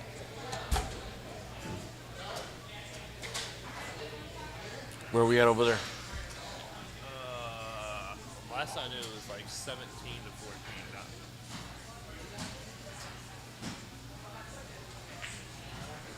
now. Luis is up? No, gone. Okay. So we got an update on the score next to us. 17-14.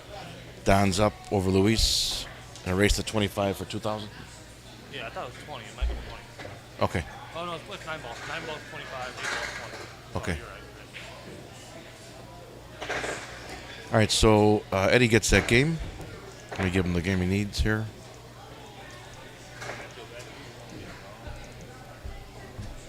So I said you guys should have got over it. I could have you guys went for you. See.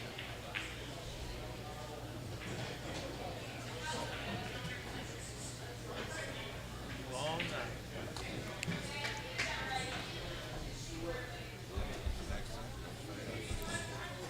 Stu Key, are you on here? Stuart Key, are you here with us? I'm wearing his Jack the Bet shirts.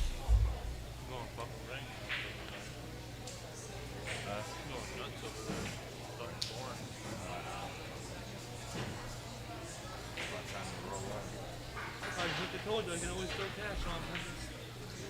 I got plenty of cash. I wrote it to somebody, so I didn't bring it. You're right.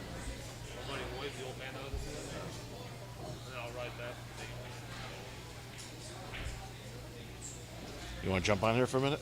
I'll sit for time. I don't have a voice for it. Yeah, you do. Perfect. Every voice is made for radio. All right, let's watch Eddie's break here. Both players have been struggling with the break. I gotta go play Eddie for fucking $5,000. He's Let me go to Vegas. He's one ball off center. Not bad out there, but every time I play a strip, I don't have any fucking strip like my house. He's got fucking. He'll play a strip and doesn't fit. I think he figured it out. Good break, Eddie. Finally got a good That's the problem. Kane says he's got a face for radio. All right, beautiful. That was pretty good.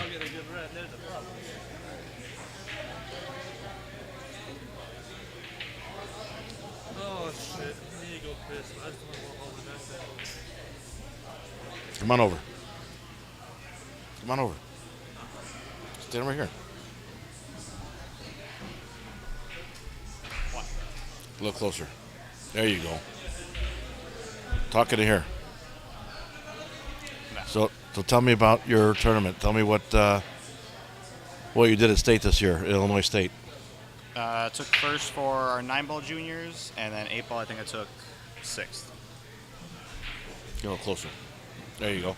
There you go. This is Lucas Fleischiger. He's my teammate back home in Chicago.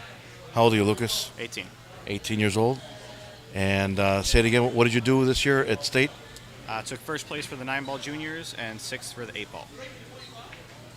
It's pretty awesome.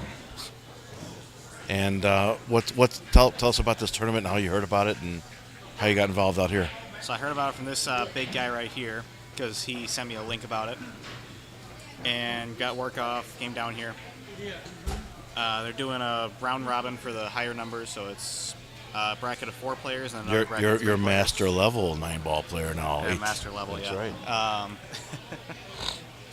So yeah, for the master level juniors, they're doing 2 separate round robin brackets. There's a bracket of 4 players and a bracket of 3 players.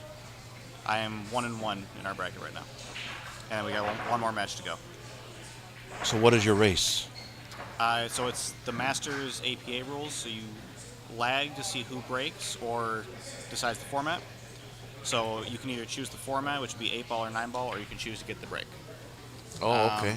If you start with 8-ball, you play 5 games at 8-ball and then play 9-ball afterward. If you start with 9-ball, you play 8 games at 9-ball and then play 8-ball afterward. And it's the first person to win 7 games. And what did you win your first match to? I won my first match 7-6. Oh, nice. Yeah.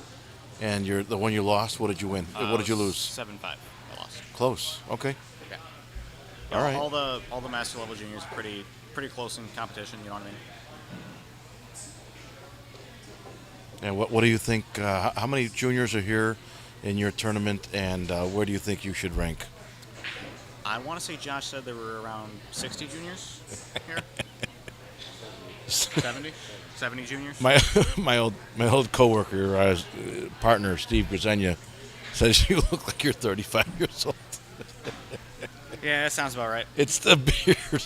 He got a better beard than I got. He's 18. My coworker's been working with me for 6 months now, and he thought I was 34 until last week. Oh, jeez. Mm-hmm. Yeah, he's 18. When do you turn 19? What's your birthday? June 11th. June 11th. Very close. All right. So Rhett Butler's asking how many other master level juniors are there? So there's 7 total for the master level juniors. There's Trevin Yarger, it's another master. Ben and JJ, I don't know their last names. I've never met them before today, but yeah, all really good players. Mainly 8-ball players. Most of us. Trevin's mainly a 9-ball player. But, yeah. And I can't say for the other bracket. I don't know about that one. Okay. Any other questions for this junior player? I know Lucas made the trip out to state with us. He didn't make it Friday. You were too late getting there, but Yeah. you shot with us on Saturday, right? We took 9th place. You were part of that team. You gonna go back to state with us next year? If I can, yeah. Cool. Rhett says that he knows Ben and JJ. Do you know them? Yeah. Yeah, those are the two in my bracket right now. Very good. Really, really strong players. So Ben Ackridge is asking you and me to describe the pool scene in Chicago. What would you say? It's competitive, that's for sure. I mean, I only play at Pockets for the Chicago side of it, but a lot of competitive players. Good environment, you know what I mean? I know when I was involved in the APA, Chicago, the Connecticut, East Coast, Texas, Florida, the Southwest Arizona area, the larger, more populated areas. I mean, those 6s and 7s, in my opinion, seem to be stronger than 6s and 7s and elsewhere throughout the country. That's definitely true because a lot of the APA leagues are your handicap's based on who you're playing. So I know my league out in Wilmington. All handicaps are based off who you play, right? Absolutely. Yeah. My league out in Wilmington, I went up to a 6 in the first couple weeks because all the 6s out there, they've been playing only in Wilmington, and the competition is in stiff out there, as you know, Joliet or Chicago area, somewhere around there. So yeah, it all kind of depends on where you're from. Yeah. Look at that shot. Oh, I thought he made it. He had a funny bridge there. Did you see how he held his hand? I did see that. That was kind of a funny bridge. And it also looked like he kind of jumped up early on that one. But I don't know Eddie that well to know if he's doing it inconsistently or what. I wouldn't say he does it very consistently. I mean, I've been watching him since I was little. It's one of the main high players when I was growing up. Yeah. Yeah, him, Jason Gongol, Leo, all them from the Joliet area. Oh, yeah. My big people I watched. Rhett says Peoria is one of the strongest areas in pool. Probably in Illinois. We got some strong players, too, back home in Chicago. Yeah. I'd like to see the Illinois tournament scene have a north, a south, and a central, and then the winners of those areas get together and only get invited to play against each other in a statewide tournament. That's what I would like to see. If I was in charge, that's what I would want to see it evolve into, because Illinois is so big, and like this guy says, we have such a strong pool community, and like Texas. I mean, you could have a North Texas, a South Texas, and in those regions have only the winners of those compete for a larger pool of money at the end. That's what I would like to see. But we were Team Evolution at state as well. Yeah, who's asking? Oh, John. Yeah, our team was Evolution. You're right. And I don't know how many people use Fargo back home in Chicago. Fargo's mainly, like up further north of Chicago, further than where we shoot from. But I know Matthew Bonget does a lot of Fargo tournaments. Oh, out of Q Pub. Yeah. Twisted Rose does a lot of them, but yeah, Fargo's not a really big thing by us. I have a Fargo. I think I'm 439, which is horrible. Mine's like a 425. So I played in one tournament in Tucson, and I think I went 0-2. Mine's from the junior nationals when I played. So. Oh yeah. Yeah.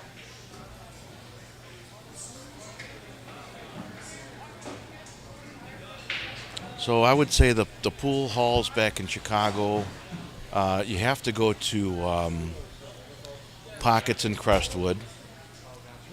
There's a lot of one-pocket players there. You go to Red Shoes in Alsip. I know they play 9-ball and one pocket and banks. Chris's, of course, absolutely. Chris's on the north side. A lot of 9-ball there. A lot of 9-ball. Plus, Chris's is historic, right? I mean, Mike Parker still has a place in Willow Springs called the Illinois Billiard Club.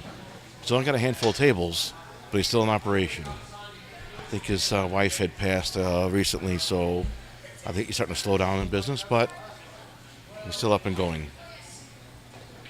Yeah, I'm a 7. You're right, and a 400 Fargo. You're right. What had happened was, I wanted my daughter to play in this tournament, and she didn't want to. She's a 9-ball player, and she said she wouldn't play unless I played. So I was on vacation, so I was enjoying my bourbons early. So I went 2 and out. I played a 600 some Fargo, the first guy, and next guy was a 580 something. I lost to both of them 2 and out. So as a result, I am a 439 or whatever. You guys can correct me. I don't know where to look for my name, but my name is John Eniguez,Yniguez. You guys tell me what my Fargo is. I have no idea. Jeremy, oh shoot. What's his name? I met him in Waterloo. Jeremy.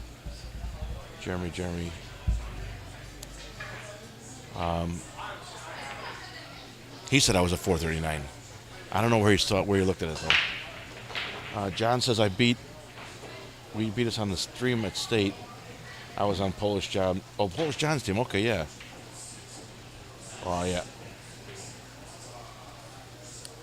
Yeah, you know, we came out strong that first night. We probably played you on, if you're saying we beat you, John, we probably played you on Friday. We played strong on Friday. We came back Saturday. We just couldn't make a ball. None of us. I played, if you want to look at stats only, I played the strongest on my team on Saturday, and that's not saying much. I should be, on that roster, I should be, we brought 7 guys. I should be number 5. 4 of those guys should be dominating me. And like I've always said, I don't want to be the strongest guy on my team.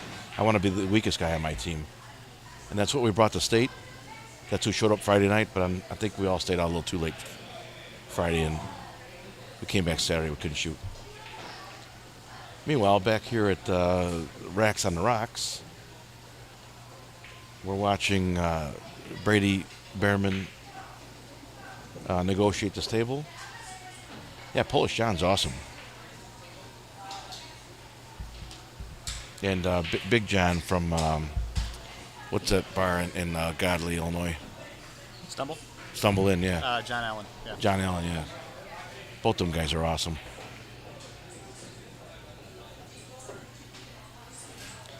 So, Brian, you might remember, and John Scheffler, you guys might remember John Phillips on my team. He ended up in the Open. He was in the finals. He had a double dip this guy, Josh. I forget his last name. He had to beat him twice. So John, my teammate John Phillips beats Josh the first set, and they end up going hill again in the finals. And Johnny Phillips is like, I think 3 balls away from the championship, and he just leaked in behind his ball, and there you are. Josh is a champion, and my teammate's number 2. Nice out. All right, so that gives Brady Behrman 12 games.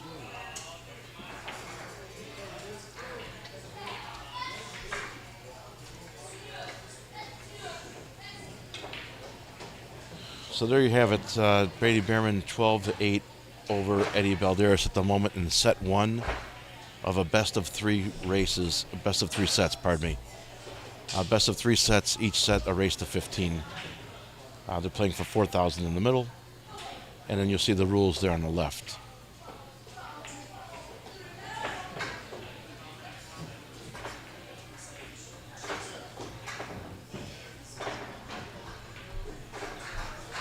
Yeah, Polish John can play. He's awesome. I've been a member of the ACS for 20 some years, and I see him every year at the state tournament. He's just such a strong, consistent player. It does amaze me too. I've known Polish John since I was probably 7, 8 years old. Oh, yeah? My first time playing him was at state this year. No kidding. Mm-hmm. Are you satisfied with how you played against him? Well, for the one game I played, I won. So. Oh, there you go. In a race, I can't say the result was the same, but you know. We still have a large, 2 larges, an extra large, 2 extra larges, 3 extra larges, 4 extra larges. Yeah, Ray, I agree. State is fun. I call it pool camp for adults. I never went to summer camp, but it's what I would imagine summer camp would have been like for adults to go play pool. I encourage everyone to be a member of the state We'll tournament. see how long till I'm up. Hey, you up? I'm gonna see if I am. Yeah. Should be soon. All right, Luke. Good luck. Go get him, buddy.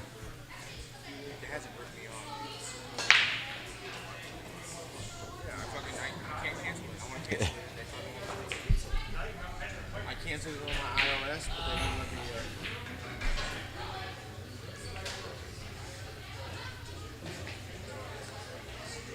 And the Illinois State tournament ends up being like Las Vegas. You know, what happens at state stays at state, no matter what it is.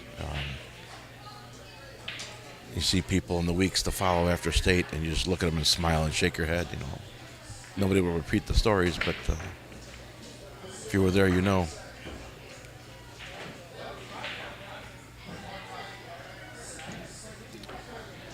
That was pretty snarky.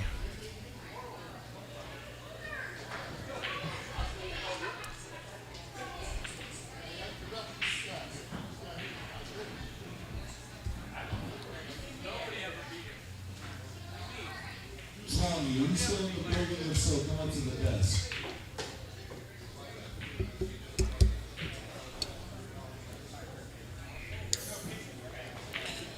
No, Brian, it's ACS. We play ACS. We were in the BCA when our league was dual sanctioned. We would go to BCA. Brady missed the straight-in shot. We were dual sanctioned for a while, and pardon me. Yeah, it's much better right there. Ooh. All right.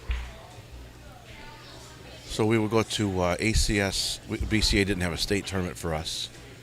So we would go to ACS State and BCA Nationals. When I was with Stan Costello and that crew, Joey Gonzalez, Joey Klein, Mikey Perez, Gil Castillo, Jerry Iafalo, Kevin Clancy, that group. And then just because I think BCA didn't offer us a state tournament, we didn't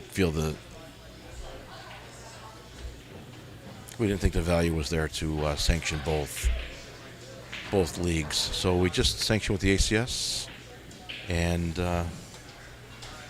this was the NWFH Pool League back home in Chicago. It was the WFH Pool League when Mickey Hoke owned it, and when he passed, me, John Carvel, Sharon Smith, and Colleen Say took over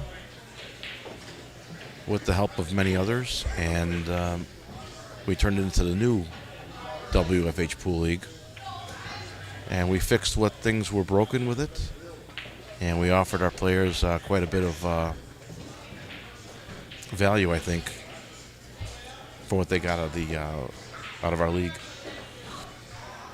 I was working at the moment.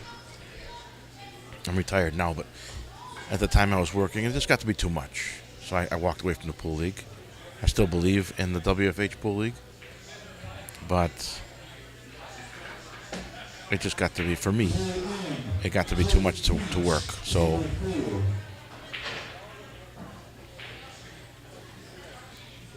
I stepped away, and Sharon Smith's doing a fantastic job running out there. Look at this 4-ball.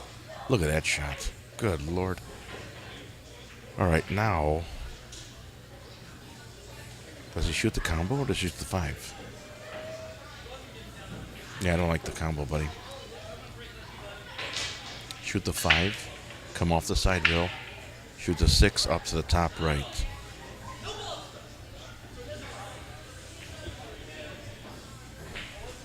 I don't like this combo.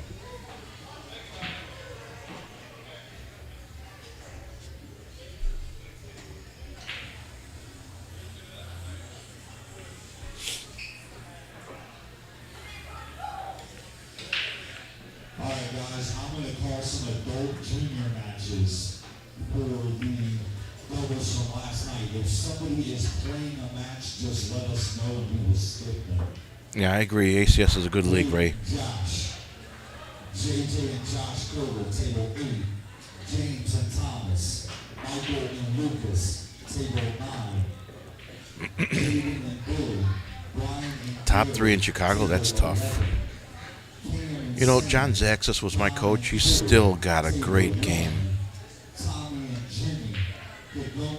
Piggy Banks, Glenn Rogers is still playing pool, so Ike is still shooting.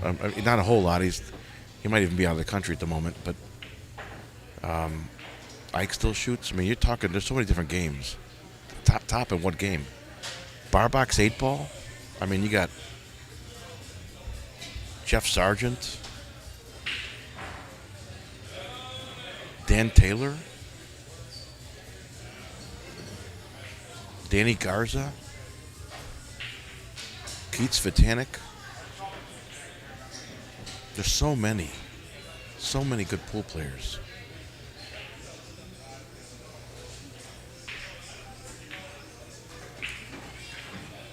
Donnie Branson, yeah. Yeah, for sure. Chris Gentile, yeah. Bobby Maxon, for sure, without a doubt. And that whole Stumble In group is just awesome. Jason Gongo's great.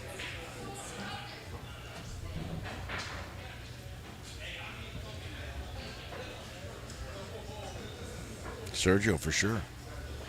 I mean, again, how do you say? How do you pick only 3, right? There was a time where Joey Gonzalez would be the Josh Smith, Eric Hinks, Johnny Phillips. I mean, these are, there's so many good. Leo Lopez, of course. Polish John, of course. Yeah, exactly. Yeah, we're so lucky to have so many good pool players. You know, pool is one of those games where, like chess, you only get better by playing people better than you. And we're very fortunate in our area, whether it be Peoria or Chicago, or Decatur or Carbondale, to have so many good pool players. I don't think Eric is still playing nice. I think he's still with that pretty girl, what's her name? Nice shot, Eddie. Look at this. Beautiful bump.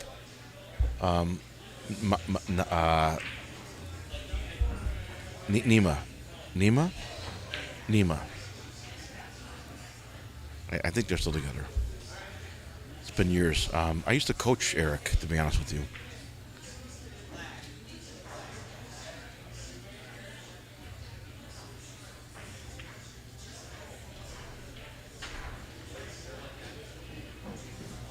I remember, my daughter was playing pool at the time, so she's 31 now, but she was just a squirt back then.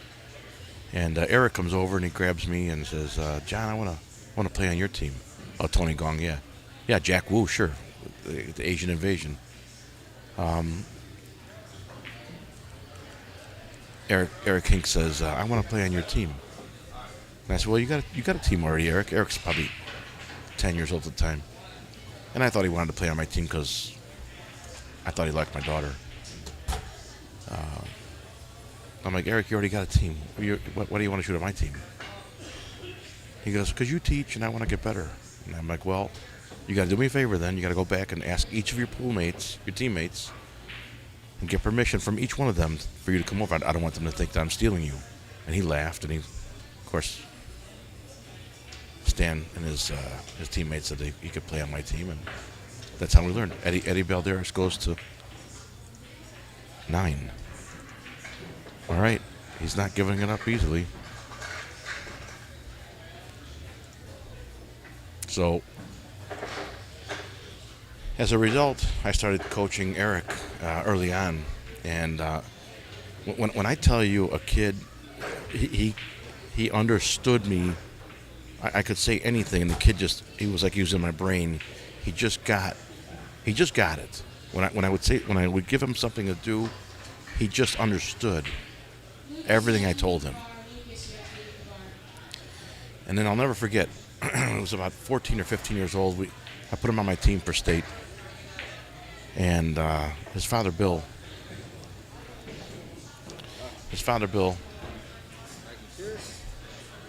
comes over and says, "Hey, John, I want to ask you a question." And I said, "Yeah, Bill, I understand. I get it." He's like, "What do you mean?" I said, "Grown man befriending your son. I understand." I said, he goes, "No, I didn't think that at all." He says, "Every day my son comes home after playing with you, and he says, John says I'm going to be a pro." And he goes, is he really that good?" And I said, "Bill, if I was as good as he was at his age, I'd be a pro right now." And I'll never forget the look he gave me. And he just smiled at me and he said, "Okay, all right." Then his mother and I will back him on this, and we'll support him 100%. And man, that was all that kid needed. He got his parents' approval and support, and he went off. And the next thing I know, he was, 17 years old, shooting at Derby City Classics. Eric Hinks belongs on a pool table. So if you hear this message, Eric, the game misses you. We are at a loss because you're no longer playing. Come back to us. Speaking of coming back, we're back at Racks on the Rocks in West Peoria, Illinois, where Eddie Balderas and Brady Behrman are playing the best of 3 sets. Each set's a race to 15. They're playing for $4,000. The score currently in set 1 is 12-9.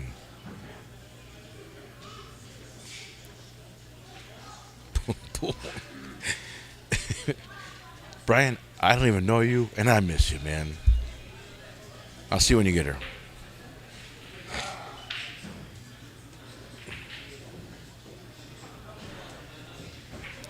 I could tell you one thing. I know that Chicago doesn't have a whole lot of these events here. This Heartland Tour, where you have maybe 100 kids under the age of 18 shooting it out in a pool room. A tournament dedicated only to juniors like this. Chicago needs this. If you look at the junior players that are being cranked out by Europe and Asia, I just think that we're at a loss. The Mosconi Cup will be tough for America to get in the next 20 years, just because the other countries are cranking out these awesome junior players. And we don't have that here, in my opinion, yet.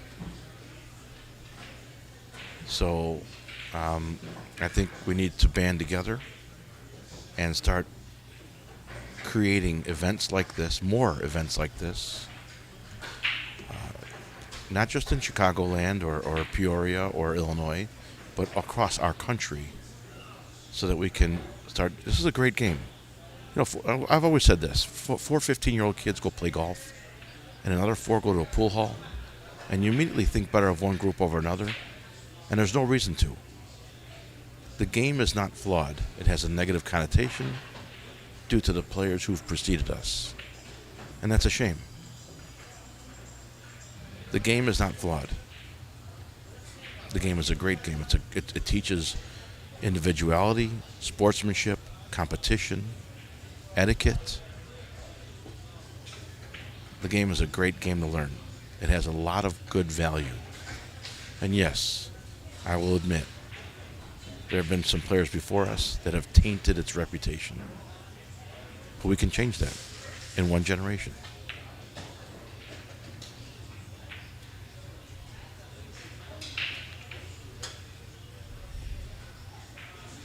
Yeah, Ray, I agree.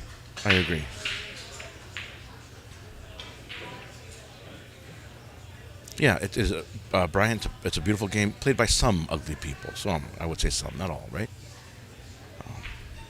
It is. I remember I had 4 high schools back 20 some years ago. I had Marist High School, St. Rita, De La Salle, and Brother Rice. And we had like a little Catholic league, Catholic high school league, where I was, if you want to call it the league operator. We had 4 teams, and we had Becky Passetti from Brother Rice, Larry Melito from Marist, Pat Guidey from De La Salle, and Stan Kostelik from St. Rita. And we had a little. I made up a little schedule, and these kids played each other. We traveled. We went from 2 of the schools used Illinois Billiard Club in Willow Springs, and the other 2 schools used Pockets, or at the time was Pro Time in Alsip, but they closed, so we moved over to Pockets. And it was a great thing. And I called IHSA to get information on how we get funding to grow our sport, and that's how I approached it. And I was asked one question: how many schools do you have? And I said 4. He said, call back when you have 60 schools. He wanted. So what that meant to me was they don't want it. They're not ready for pool to be a sport yet in Chicago, which is a shame because it really is a sport. It's a good game. Look at this shot. Eddie, what are you doing, buddy? All right. Oh, he tried to break out the 8 ball.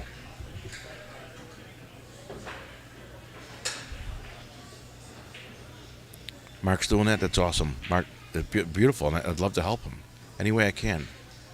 I'm retired now, so Jimmy, the original Calcutta kid, he picked me up to do this, and I love it. I mean, I make a little bit of money, and what Jimmy and I had agreed was, as I work, it'll pay off my new equipment, so I'll be able to be independent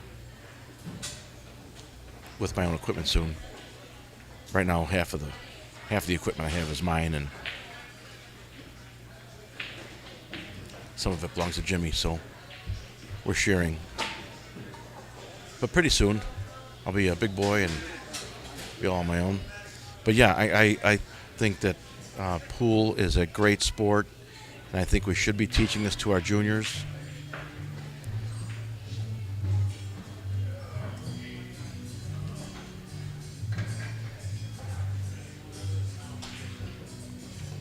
Joe Rogan said, what? 2 sports? Said the 2 sports are mental torture with hardly any rewards. Pool and wrestling. Wow. Yeah. What happened? Is there a lot of people on there? Let's see how many people we got here. We have 63. We keep going up and down. We have like people jump on to see the score and jump back. So, oh yeah.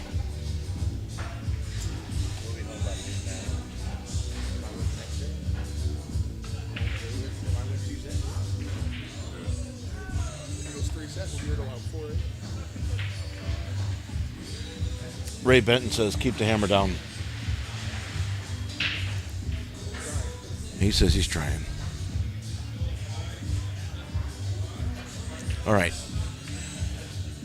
So, junior sports. There's I don't know who said, was this Mark Twain or was this Albert Einstein? There's a quote here. Let me find it on my phone. I saved it because when I read it, I was just like, holy cow, that's awesome. It's like, where is it?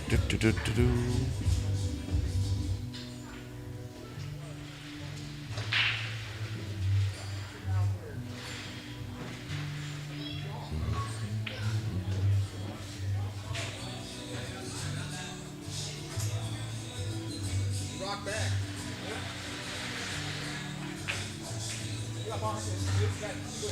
Here it is. Now, I don't know who said this, but it's a quote. It says, billiards is the well-developed art of thinking ahead. It's not only a game, but first and foremost, a demanding sport which requires good stamina, The logical thinking of a chess player and the stable hand of a concert pianist.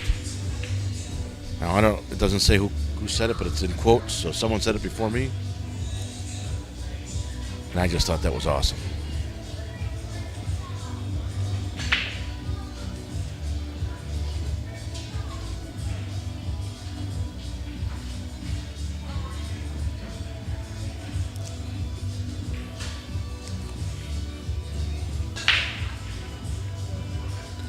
Brady puts Eddie on the 8 ball like that. Gee whiz.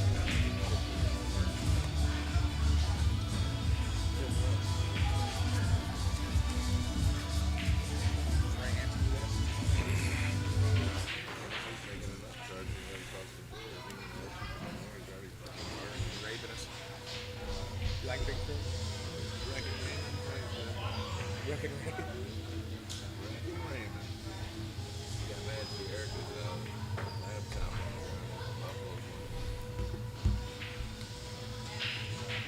That was a good leave.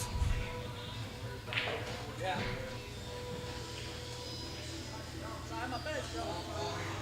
Oh, no. Eddie's having some pizza.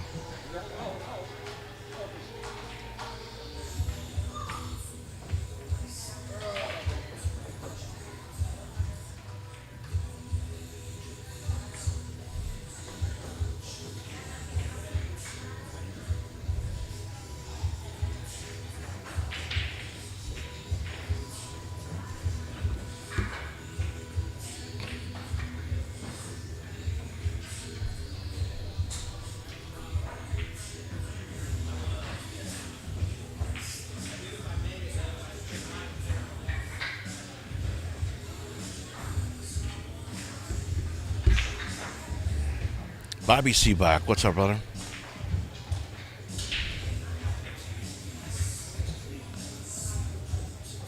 You and your girlfriend Jamie were looking for a 7 to shoot out of Griffith Billiards on Tuesday. I just don't play in the summer. I would have done it though.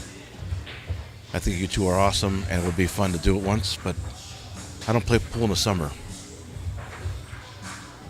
I don't shoot pool. I don't coach. I don't teach. I take a break. I give myself a summer break.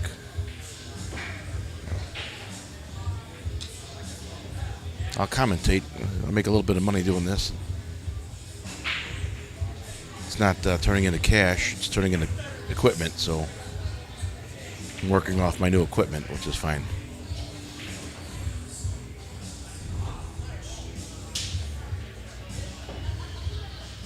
A dance battle. Yeah, this Spotty hasn't done a dance battle in a long time. I'm going to be 56 years old soon. Goodness. Where'd the time go? 56. It just sounds old. 56. 50. I got to take 4 ibuprofen just to get out of the bed. Ray's 52. Yeah.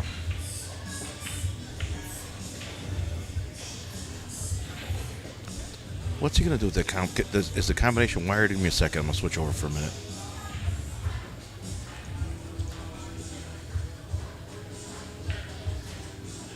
I can't tell.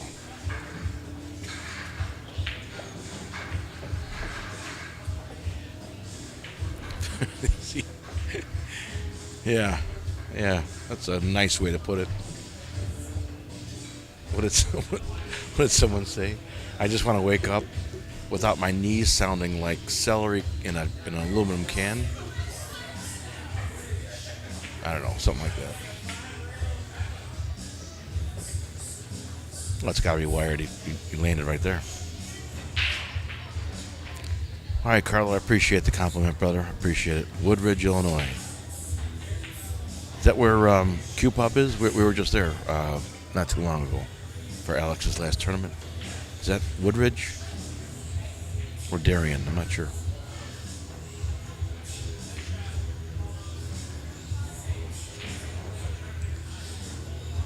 So Brady's got to find a way to throw this ball in if it's not perfectly in. And then how does he slide off the 10 So he has a shot at it in the top left corner. He doesn't like it. So for the more advanced players, when you cut a combo like this, something happens to the ball. Oh, he just muscled right through it. Beautiful. Downers Grove. Okay, thanks.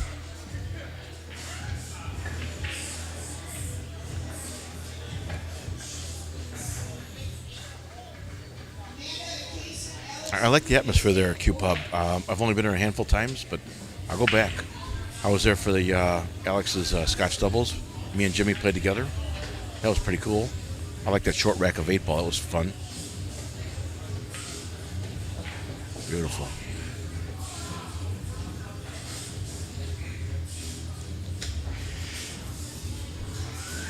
Speaking of Alex, we're going to miss him, right? Man, that kid was awesome. I wish I'd known him longer. All right, so Brady goes to 13.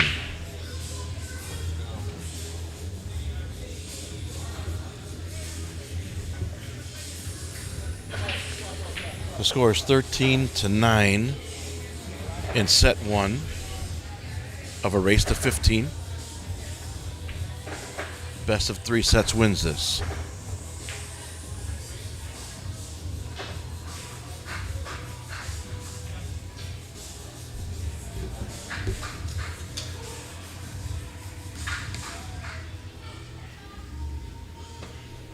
Keats Vitanik is here. I just gave you some props, brother. We got some people asking about our pool scene in Chicago. Mention your name.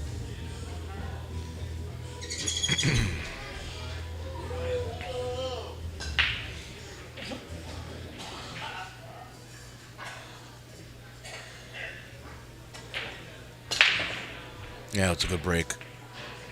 Controlled the cue ball nicely. Just didn't make a ball, man. Are you serious? I mean, you can't hit the balls better than that unless you make a ball. Yeah.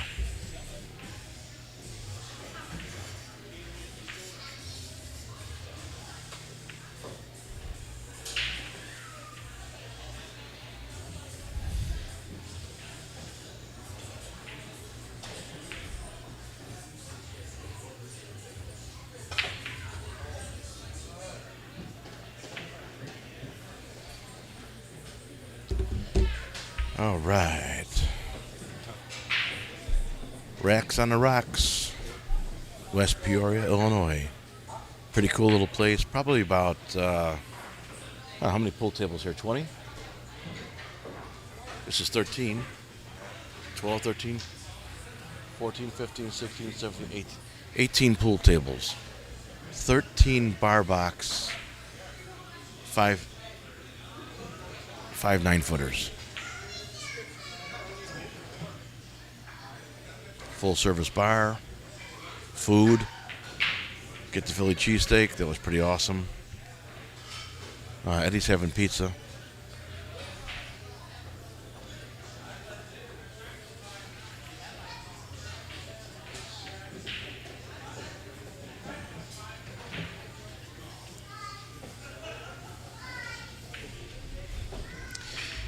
He's got to shoot the 9-ball now, right? I mean, the 9-ball has to go now. What happens is he bumps the 10-ball to the left.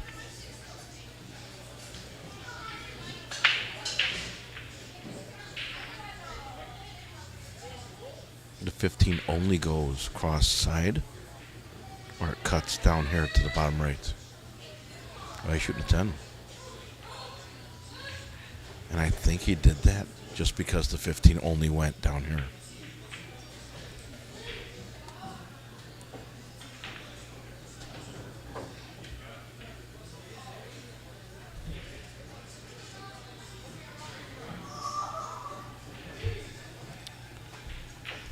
Yeah, Springfield and Peoria, I think they're an hour apart, right?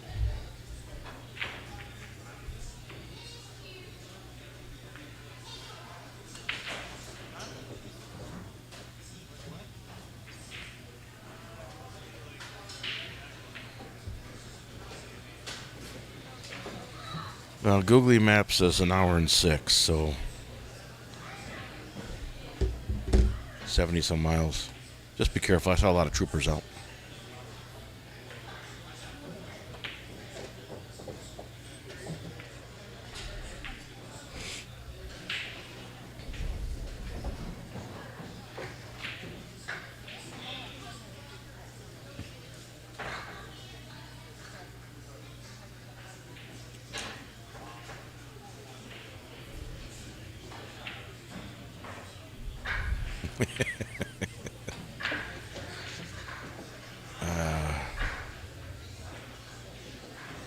All right, now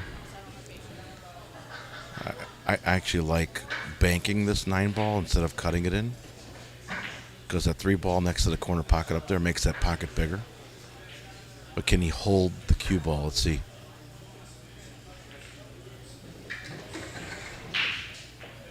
All right, that's not too bad.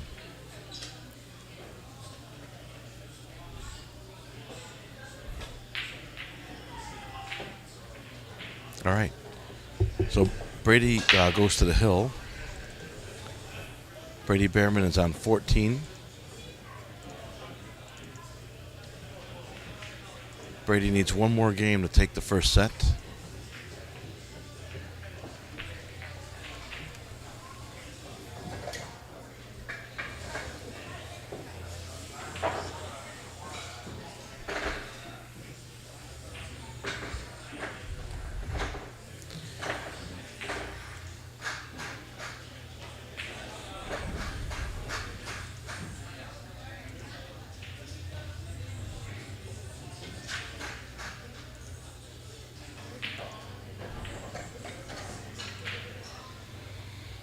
Oh, I'm going to stand up and stretch my legs.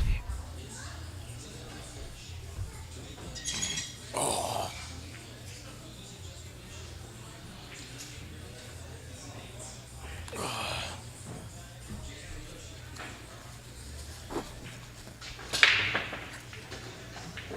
Well, that was an incredible break. That sounded awesome.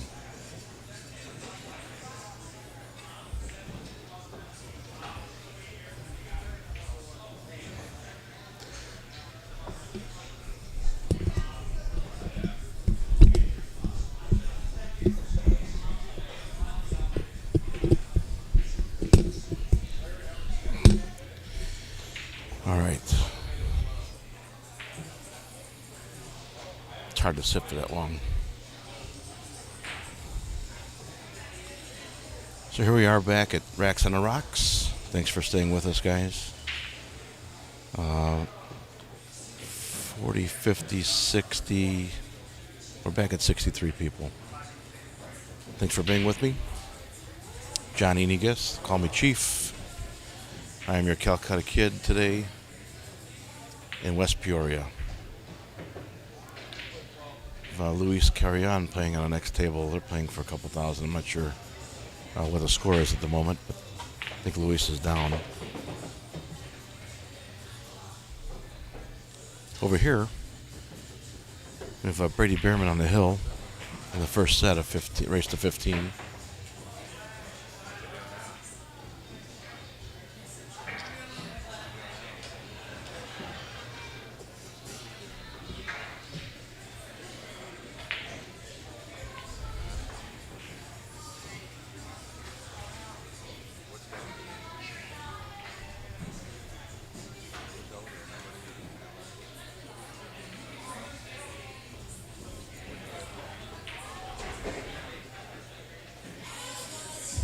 That was a good shot by Brady. He slid over nicely for the 13 in the side pocket. He had both. He had the 15 and the 13. But the 15 also goes in the corner in the bottom.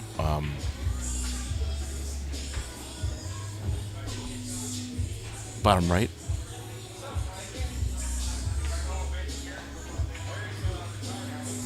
He's going to take it in the side pocket. He'll roll forward. He's got a little window between the 1 and the 8 to make that 10 ball.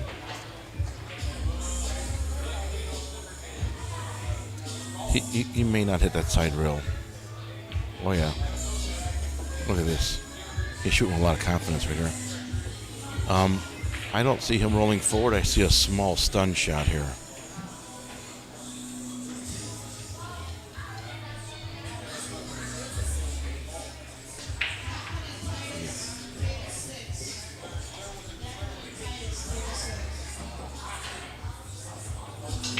All right, 14 ball.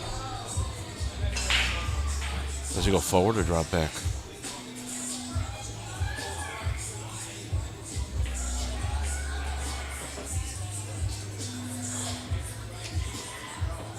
Straight in for his first one. All right. That's the first set. Goes to Brady Behrman.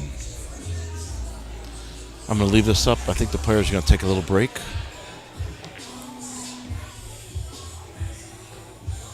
And I'll be back shortly. I'm going to put the microphone down for a second. You guys going to take a little break? Yeah, 10-minute break. 10 minutes? Okay. So come back in 10 minutes. I'm going to leave this up for a second. Let's see what I can do. I can put on, what can I change it to? Here, I'll do this.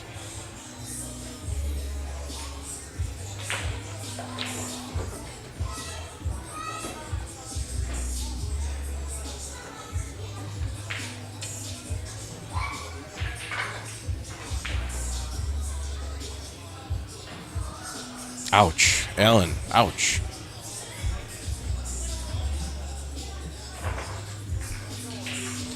Okay, you guys enjoy this music for a minute. I'm going to take the headphones off and give my ears a break.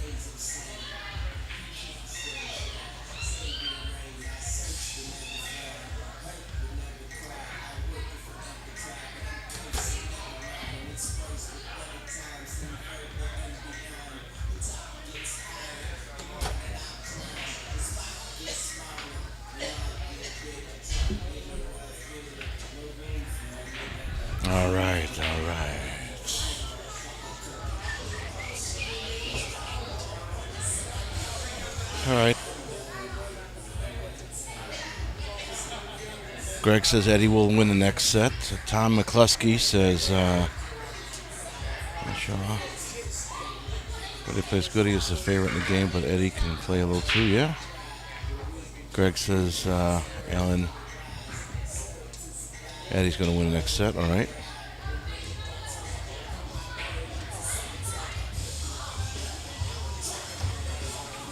You know what I think it comes down to, and I could be wrong about this, but I think it comes down to the break. They're both players' breaks were, in my opinion, struggling.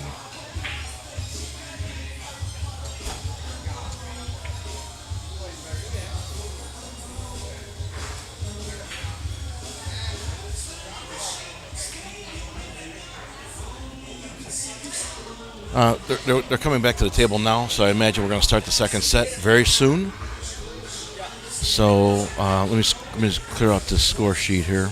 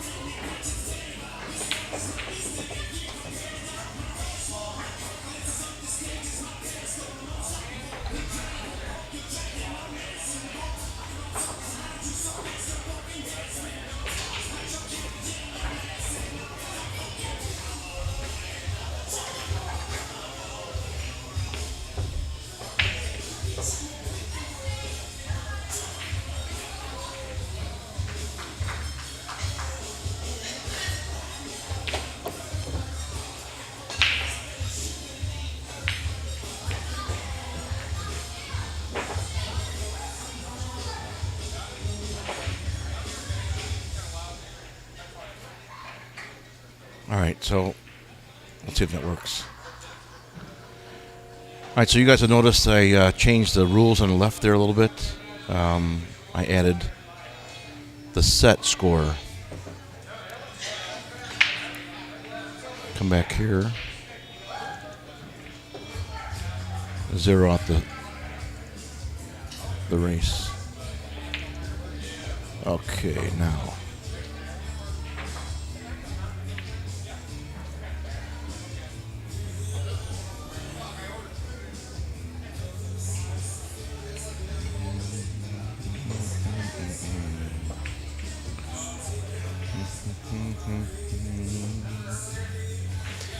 All right, so the race is 0-0 in set number 2. You'll notice just above it, Balderas is at 0 and Behrman's at 1. It's the best of 3 sets.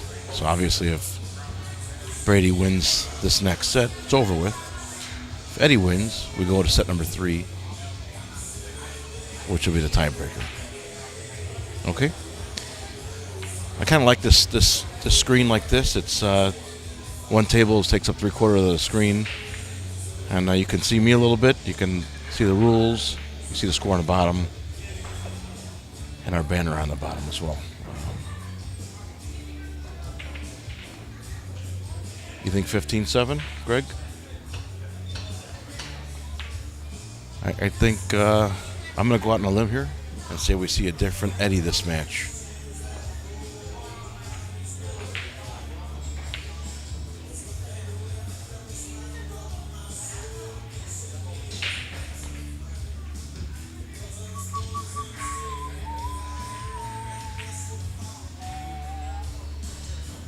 So fall away.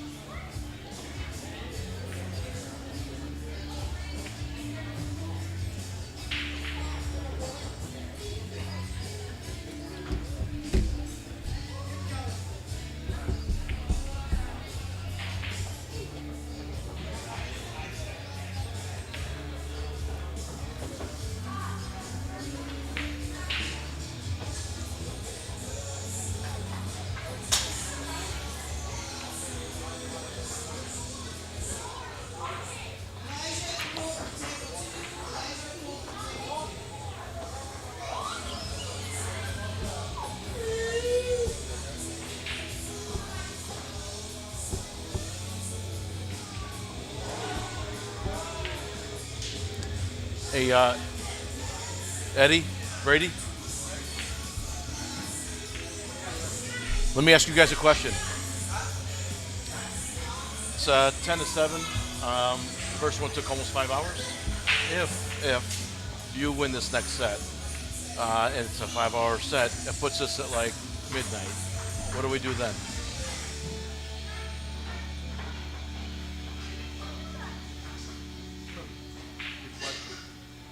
Do you want to play set 2 tomorrow, set 3 tomorrow, or do you want to? I don't want to shorten the race. That ain't fair to me or Horton, really. So you're grinding out 2 sets, and then you play a race to 6 or race to 5. That ain't really. So do you want to play set 3 tomorrow, or do you want to just? What do you want to do? Call it, or? This was 5 hours. No, I don't want to shorten the race. No, that ain't fair. I don't think. I don't want to put you guys on a clock either. That doesn't. Play That's this not, set and then we'll go from there. We'll figure it out. okay. Yeah, think about your options. You know. I mean, I think the only other option would be to break even. You break even and then play.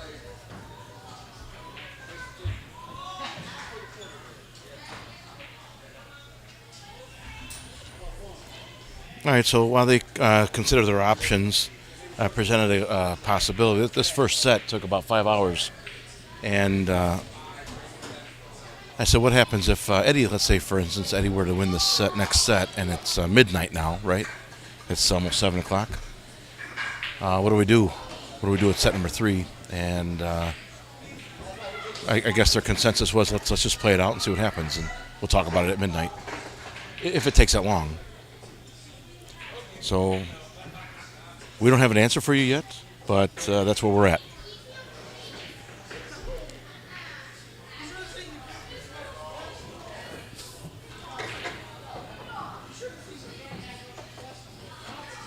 It's almost 50 people still following along on social media. Thanks so much for staying with us, guys. This is Chief. I'm your Calcutta kid here in West Peoria, Illinois, at Rex on the Rocks, where Eddie Balderas is breaking against Brady Behrman. They're playing race to 15, best of 3 sets. That was a good break. That was a really good break. I think he figured out his break. Oh, yeah. They're playing a race to 15, best of 3 sets for $4,000 in the middle. You'll see the rules on the left-hand side there. And it's a mixture of both ACS and APA, in my opinion.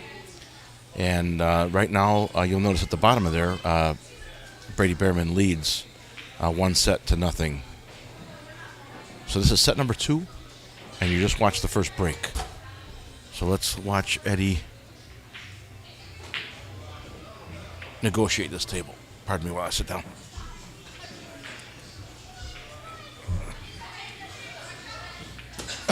Excuse me.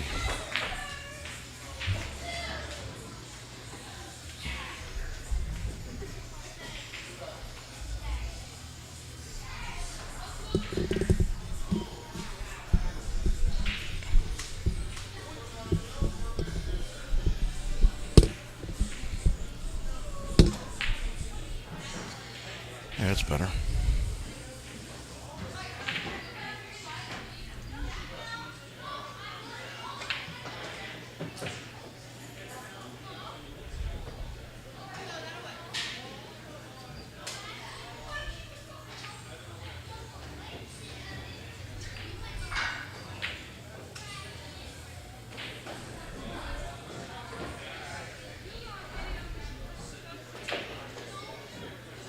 Oh, that's unfortunate. Cue ball just nicked off that 8 and scratched in the side pocket. Maybe they'll pick up the pace. Yeah, Dio. Yeah. Take what you make. But what happens if, example, 2 solids and 1 stripes are made? It's open. No, that would be open. Fred.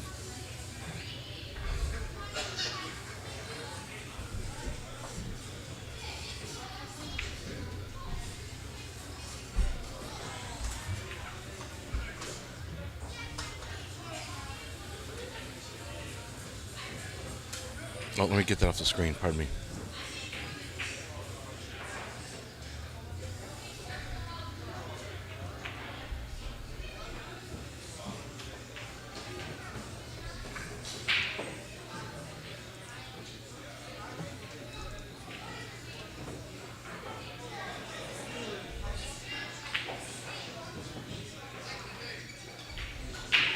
Yeah, I like that. All right, so we'll do this, and we have close shots. I'll enlarge the table a little bit. It's close to the 9 ball. He's got to jack up to be about 80 degrees to avoid a double hit.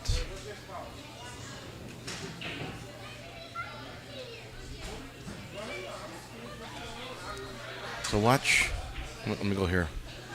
Watch how close he is to this 9 ball. And then he caroms off the 9. It's a possible scratch in the bottom left corner. So see how high he is with the stick? It's like 75, 80 degrees. Yeah, it's a foul. Okay. He conceded the game. All right. So Brady knew he fouled. I got to give it to these guys a lot of money here that they're playing for. And they're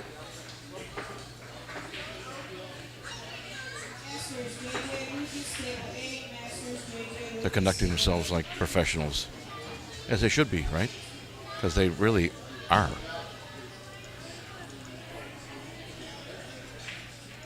Eddie takes the lead in set number 2, 1-0.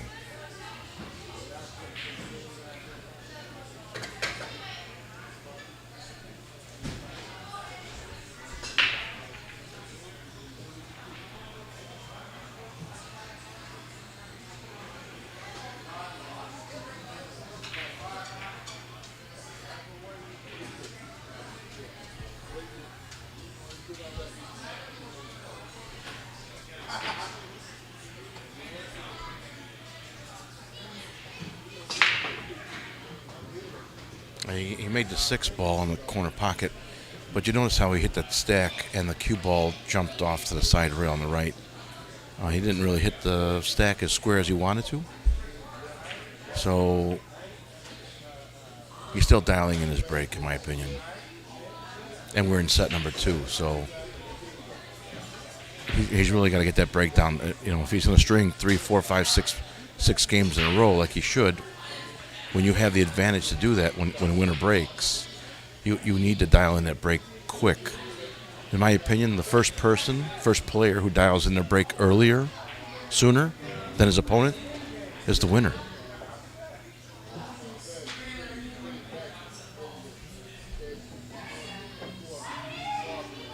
I mean, all things considered equal, right? Whoever dials in their break first wins.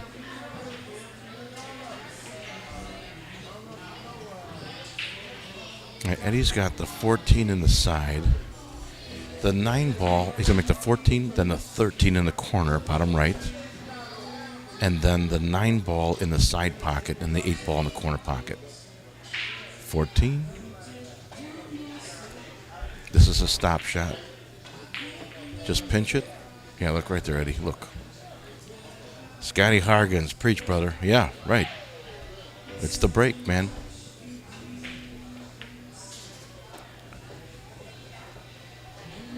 Just going to roll this in. I call it putting. Just put this ball in the pocket. He didn't. Oh, I forgot all about the 10 ball. Shame on me. See that? You guys are at home going, what the hell is John talking about? Just going to bring it over to the 2 ball. There you go. He called it good. Brady's conceding the game, so it's 2-0. Eddie's jumping out to an early lead of 2-0 in set number 2.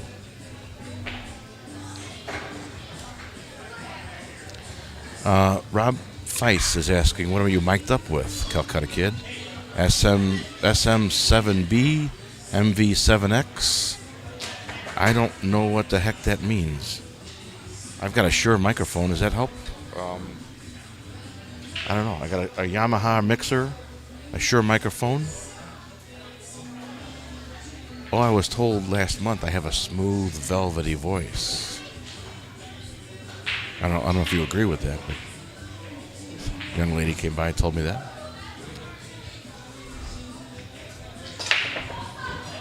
You work for Shure? Oh, cool. So, you want me to, is that a model? Is it a model number? Where do I find it at? Will it be on the back of the mic? You sound great. All right, thank you. Cool.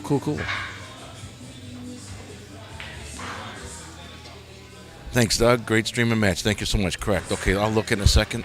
Brady is a little on tilt. We're trying to speed things up. Maybe. You might be right about that, Dustin. You might be right about that. I think it's favoring Eddie right now. I think he's realizing, hell, I can drive all the way out to Peoria and end up breaking even. So he wants to have a chance to win some cash. So he's going to give himself a chance to win some money. Just roll it in, man. You ain't got to do it. There you go. I call that putting. Pinch the 14, make the 15 go up table, get the 12. You get a little traffic to come back for the 8, but that's okay. Pinch it. Just a little baby drop. Bip. There you go.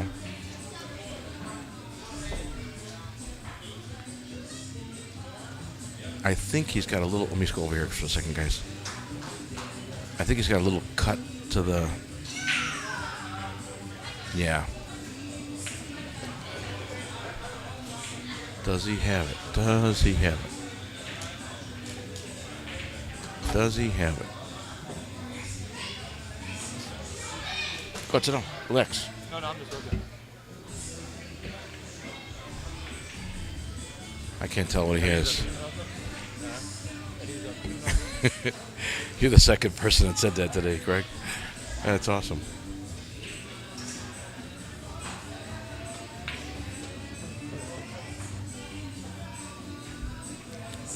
There you go.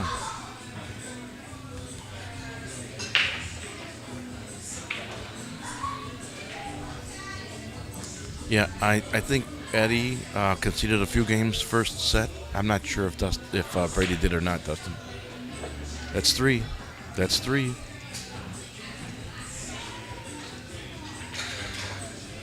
Scores 3-0 in set number 2.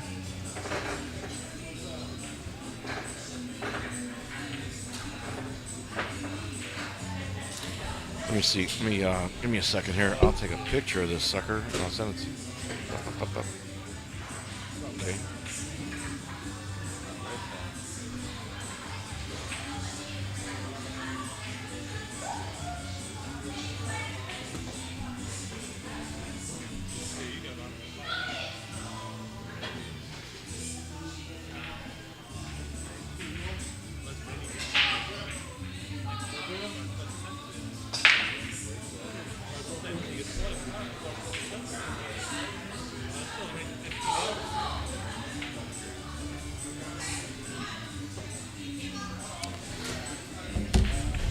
Where's he at? Rob? It says a pro line. I can't tell.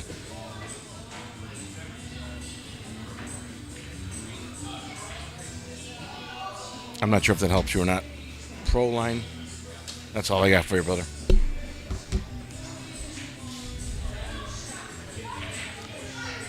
So I've been working with Jimmy now for a few months, and under the bass or under the microphone.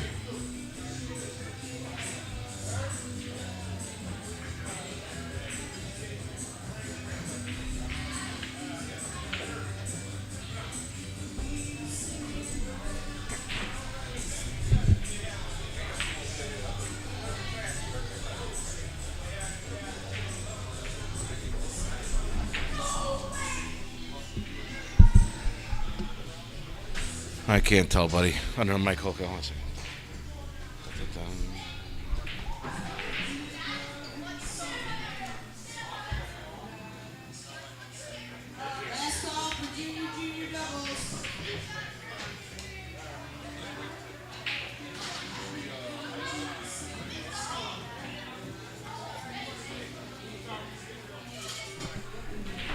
No, I don't see nothing, man. Sorry, buddy.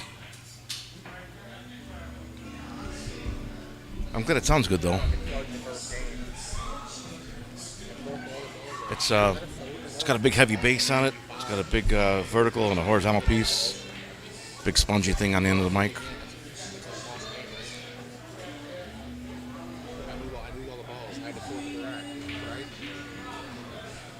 Father, Son, and Holy Ghost.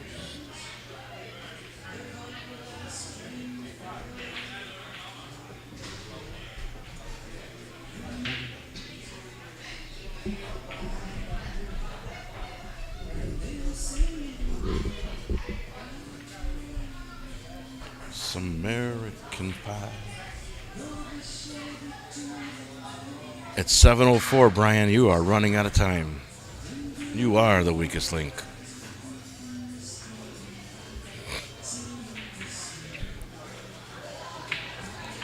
Yeah, I agree. Jimmy's been doing this for a long time, obviously, right? And I've just started with him a couple months ago. He goes, "You need this microphone." So I'm like, "I can use any headset with it." He goes, "No, you got to understand. You need this microphone." Okay, all right. So what we agreed on, so I didn't have to come out of pocket. As I work for him, instead of collecting a paycheck, he just buys my equipment. I'm like, I am totally cool with that. Eventually, I have my own stuff, and I'll be live streaming on my own, and then big boy live streaming, and it'll start paying off, right? 7:21 estimate. Okay, all right. 7:05. You got 16 minutes. Let's see how good your carpool is. Your GPS is. Google Maps.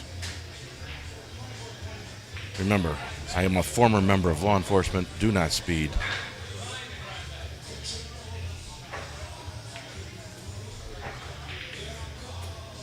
That was a nice little bump.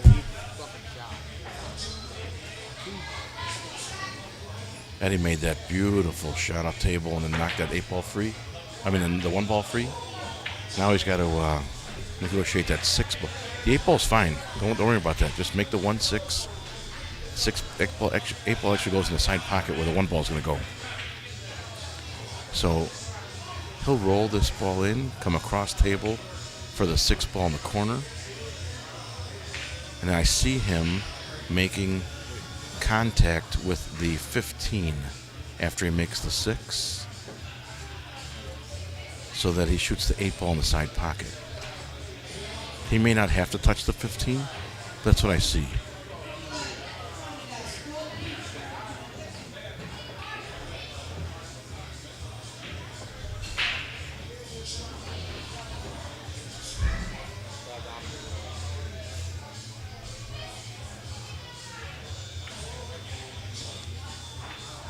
He's got the 8-ball in the side pocket.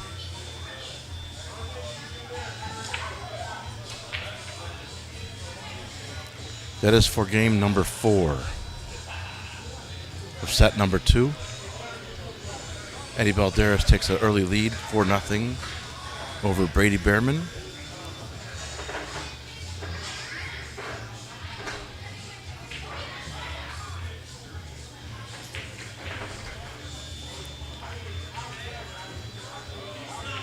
Fred, you still think 15-9, huh? That's a 4-0 lead? Okay. Pretty ballsy. Let's see what happens.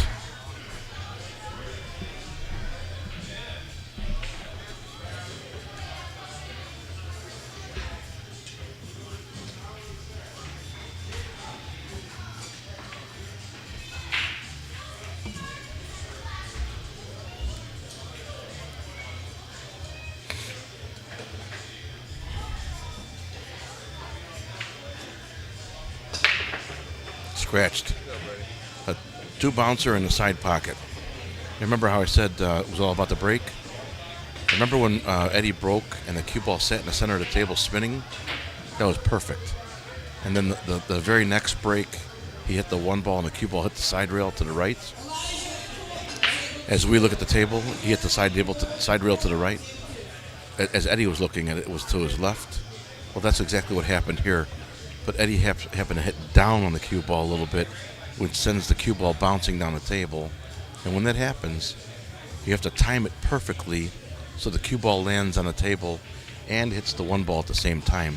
If not, as you're bouncing the cue ball down the table, if the cue ball hits the one ball while the cue ball is off the table, even just a skosh, as they say, that sends the cue ball up into the air and bouncing away. And that's how the cue ball flies off the table sometimes.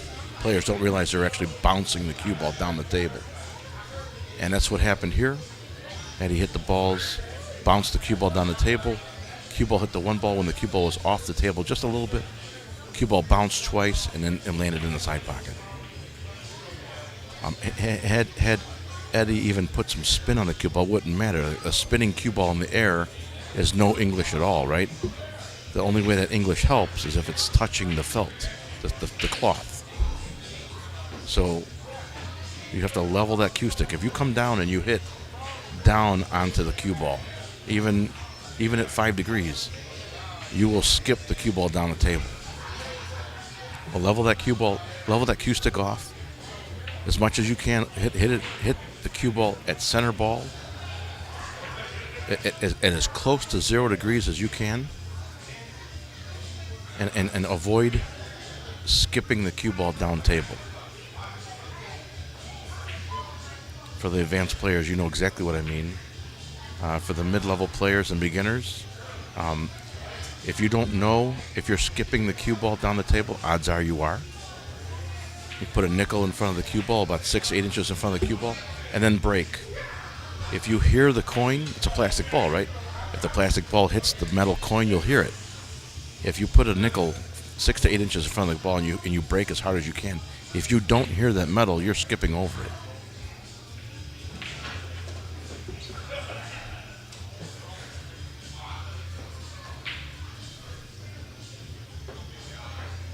Oh, yeah. First set is 15-9, yeah.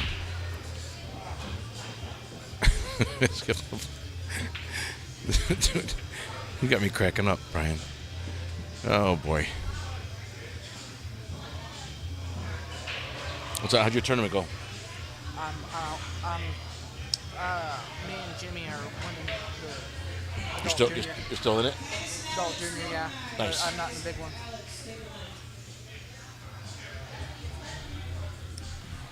I'll turn the camera over here. Be a little closer. What's your name? Tommy. Tommy what? Tucker. Tommy Tucker. And scoot a little closer so I'll do this. There, how's that? All right, Tommy, if you can, just tell the people at home a little bit about yourself. I just met you, about 2 o'clock? Yeah. Tell me about yourself and where you're from. And I'm from Southern Illinois. I've been shooting for the past 3 years. And how old are you? I'm 18. 18? Yes, sir. And what grade are you in? What is that, senior? Yep. High school? Get ready to graduate. Getting ready to graduate. Nice. What are you going to be? What am I going to be? What do you mean? When you grow up, what are you going to be? Hopefully a pool player. Oh, I love that. I love that. That's the greatest answer ever, right? In a junior tournament, isn't that the greatest answer in the world? I want to be a professional pool player. But let's say, for instance, on the outside chance that doesn't work out, what's your fallback? Construction. Okay. Very solid career, yeah. Yep.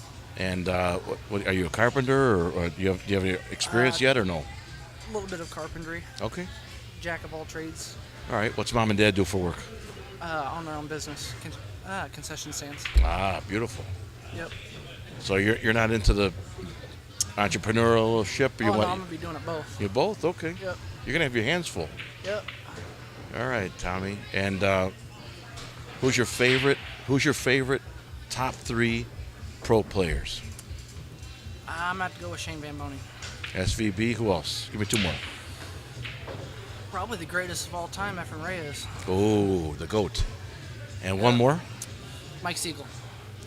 Really? Yep. Wow, I I wouldn't like expect. Mike's demeanor. And I he's would probably my not favorite have left-hand expected player. that answer from an 18-year-old today. Mike Siegel was one of the greats when I was your age. Yep. That's awesome. Very cool. You watch the old matches then. Yep. I watched 90% of. I've watched as many as I can get my hands on. It's the best answer I can give you. Yeah, that's very cool, man. Oh boy, Brady scratched. That was a bad shot.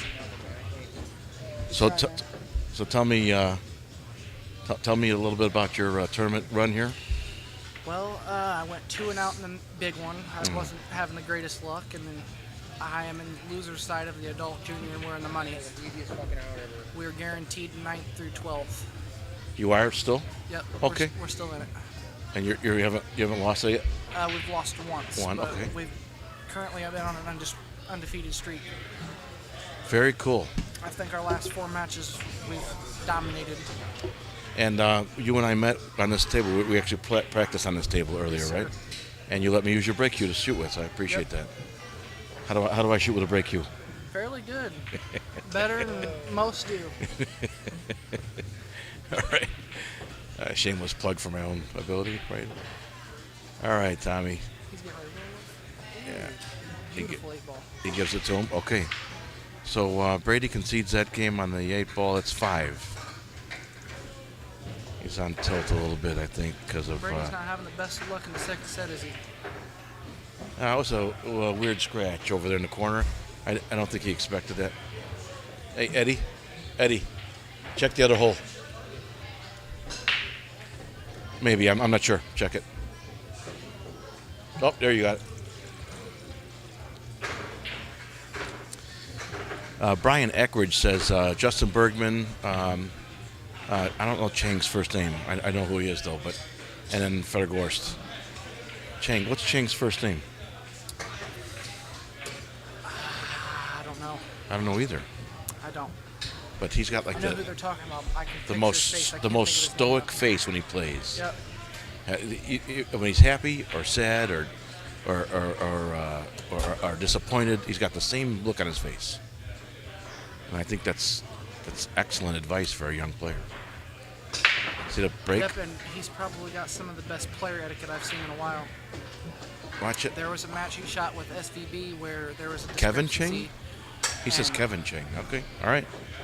Kevin. I guess that first name. Well, I guess you're right though. So, go ahead. I interrupted you, Tommy. Go ahead. If it's the Chang, I think it is. There was a match in 2018. Him and Shane Van Bonen were shooting each other, and there was a discrepancy. Shane did not call a extension, but he could have swore he did, and his opponent stuck up for him. Was like, yes, he's. I remember watching that. I remember that match. Was that the same Chang? I think you're right. I think it is him. Yeah, that was probably one of the most honorable moments that I've seen in a while in a match. Yeah. And honestly, Shane being hearing impaired, I think in all the time he's played pool, I could be wrong about this, but I think I was told this by Jeremy Jones. In all the time that Shane Van Bonen's been playing pool, he's only been called on the shot clock once. Was that it? No, that wasn't it. Like he legitimately fouled once. Really? I believe that to be true, but if you guys out there in social media land happen to know the truth or a different answer, let me know, please. I am actually close friends with John Schmidt. Mr. 400 or Mr. 600? 606. 606. Yep. Who's ahead of him? Is it Jason Shaw now? Jason Shaw just broke his record, yeah. What does he have? 724, I think. Oh my God. And he said he's going to try breaking his own record again. He said he was going to try making it higher. You know, I started playing straight pool, and I got excited when I made a 24-ball run. Wow, that's impressive. And they go, yeah, and this guy's running 700. The old Players Club in Southern Illinois. Yeah. They had a 100-ball run club. It was the most prestigious. You could not play on the tables unless you've proven to the owner you've ran 100 balls in a row. That's awesome. Yep. Mark Wilson shot out of there. That's great. So 100 ball, 15 balls in a triangle. How many is it? 30, two is 30, 60, 30. 30, 60, 90 for 6 racks. So 7. Yep. They had to run 7 racks in a row. 7 racks in a row. Look at Eddie. It's just on. He's on a different. It's a different guy. This is a different player than just got off the table an hour ago. This guy. If you guys are watching this, this is a different pool player. Uh-oh. Wait a minute. Commentator curse. It's giving Brady a chance. I think Brady can run these balls. It's going to be tough, though, with that 9-14 being tied up.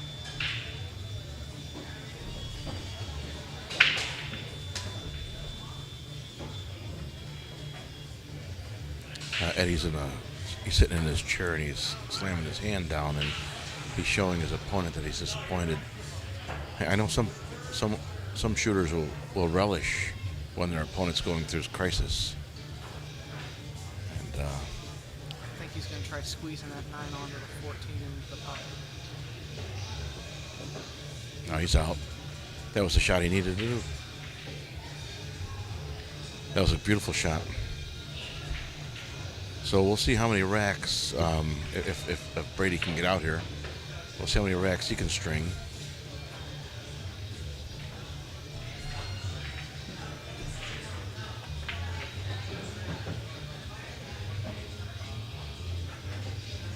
I think he's going to use the 15 for shape on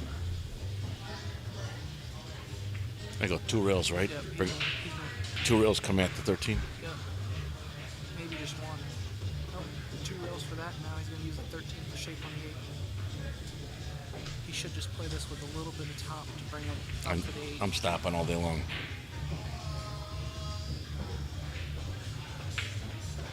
Yep. Don't do it. Don't do it. Man, that ball was tracking for the side pocket. All right, so this is straight and 8 ball here for Brady's first game in set number 2. Brady Behrman, 5-1. When do they switch back to the plastic rack? Pardon me? When do they switch back to the plastic rack? I think Eddie's using the aluminum one, and Brady's using the plastic rack.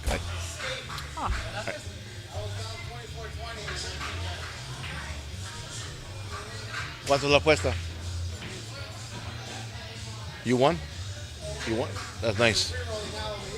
So Luis was down 24-20 in a race at 25 for 2,000.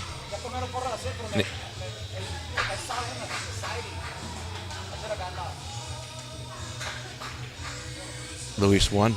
He ran. So what Eddie was saying was Luis's opponent was when Eddie was down as 8 ball.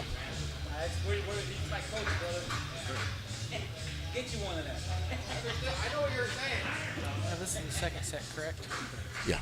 He said he was down 24 to 20.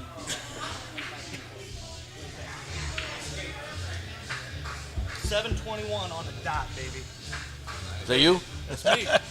Oh, what's up? How are you?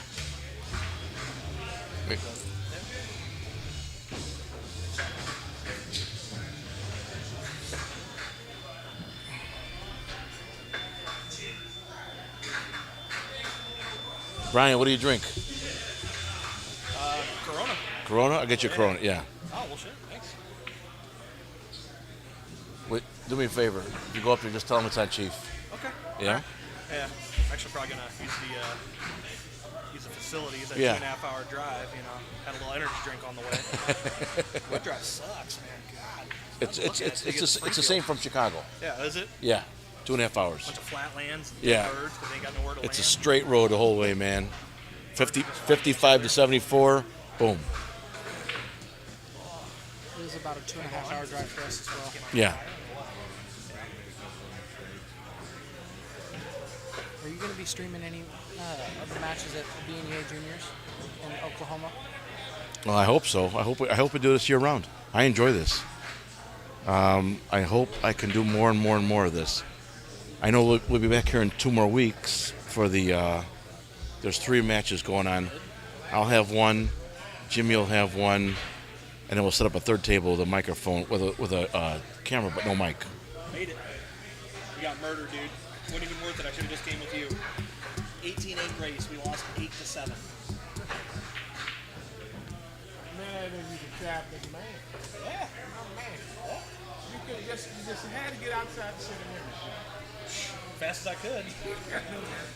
Played my BCA thing today, man. We got So we're in set number 2 here at Racks on the Rocks in West Peoria, Illinois.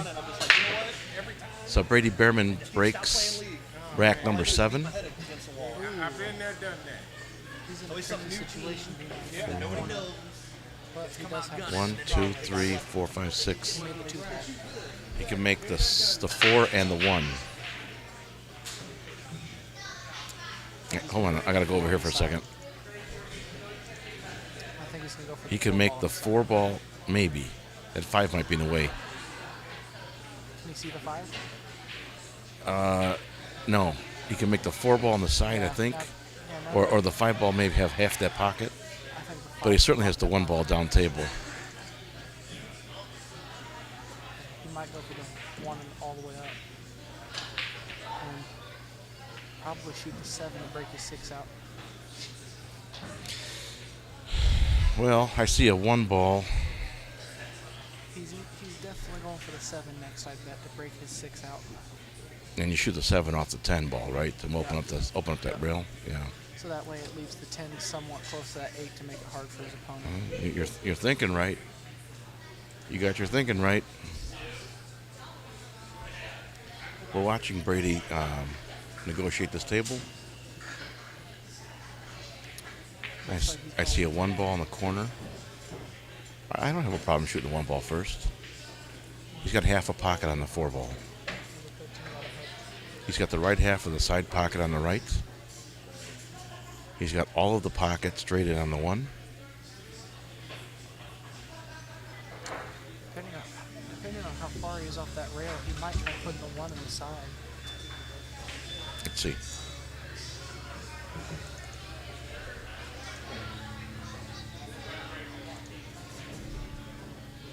I don't know. No, I don't. He can. Yeah, he can put the 1 on the side. Looks like he's going all the way up with that. All the way down? Yep. Straight in the hole. Okay, now, did he roll too far? Looks like it. It does look like he rolled too far for it. That's the 7 that's closest to the right corner of pocket up there.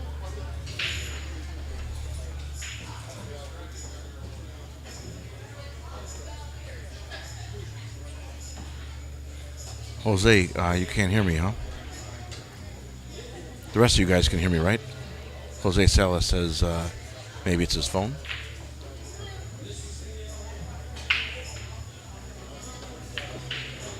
See, he needed to shoot that off the 10 ball, I think. He just hammered it in there. Let me see where I'm at with my time.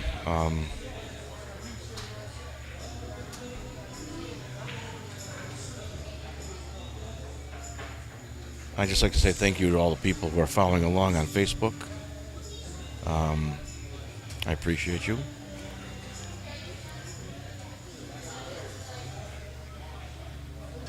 At 5.5 hours. I'm going to leave it here for a minute. In 2 hours, let's see where I'm at.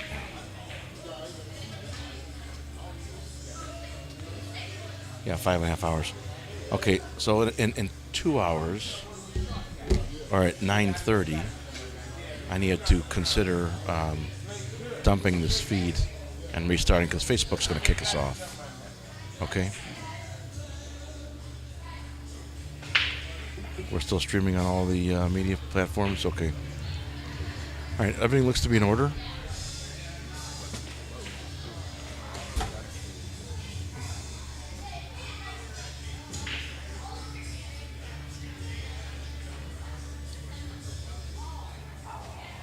I think he's going to try putting the 4.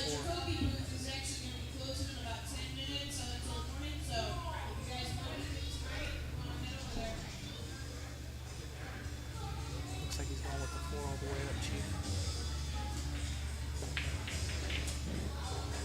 Now he's going to do the 5. He's going to shoot the 5 off that 10 and knock his 6. Holly, Dio, Greg. They all say they can hear me, Jose. So, Jose, I think it's on your end. Send him a little message there so that I can't tell him he can't hear me.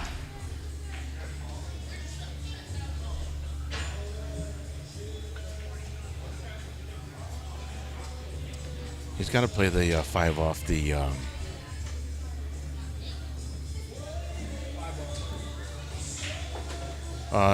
Matt, he's done. He beat a guy named Don, I think it was. Don. Did you get one? Yeah. Yeah. No, I'm good. I just got a brand new one. Yeah. Just tell her to put it on my tab. Yeah. It looks like he's going to play the 5 off the 10. No. Oh, but he did lock that 10 up even worse than before. It looked like he wanted to hit the rail before the pocket. Yeah. Best thing I had. Because that way it would have pushed the 10 up closer to the 8 ball and his 6 ball out further. Yeah, very good. See, you have a good mind for this game, Tommy. So you're going to be, I mean, you're a good player already. You're going to be a great player if you just stay with it. Shoot, when I was in your age, I didn't play in tournaments like this. I'm just horsing around with my buddies.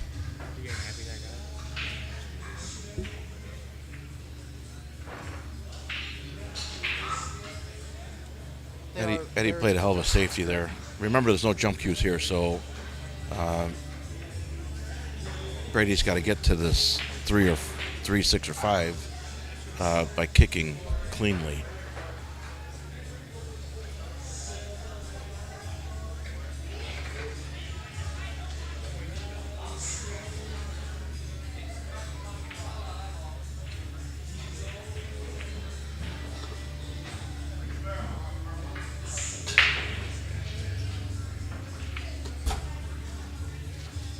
Sliding isn't the best. No. As long as that is. Yeah, that's pretty much all that matters. The tables are lit up properly. Yeah, right. You can also just forfeit the whole set.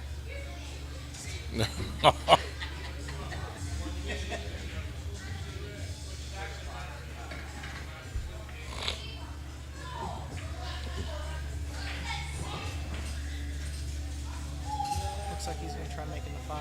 Let's see. Beautiful. Nice kick. That was pretty. That was pretty. Mike Mattingly, what's up, brother? How you been? This is Chief. So, Mike and I met at the Illinois State Tournament this year.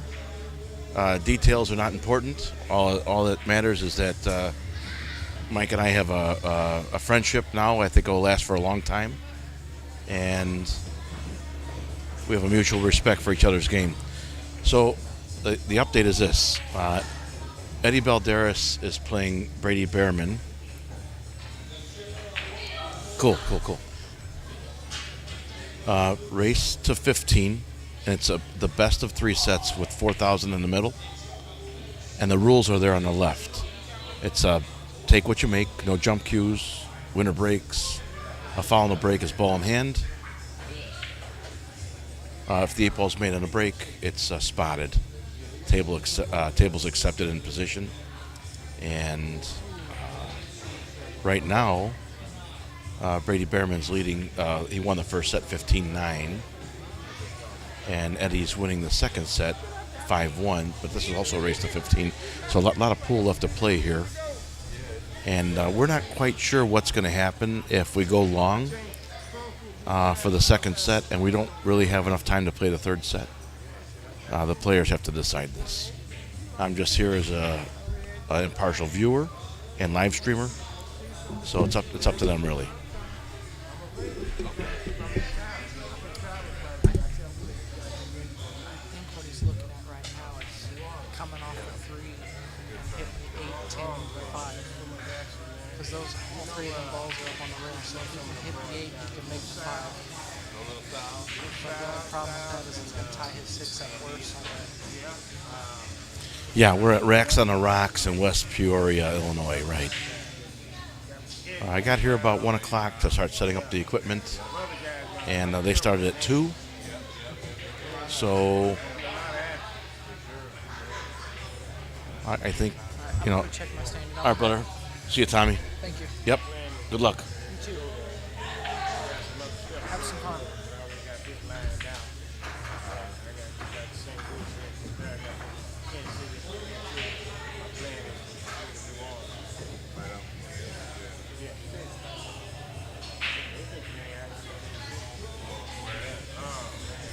Yeah, man, all's cool.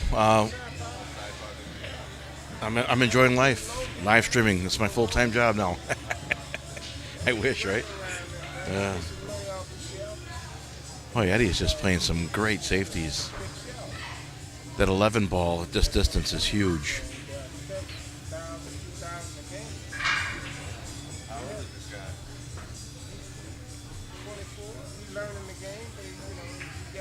Eddie's got to, in my opinion, Eddie's got to send a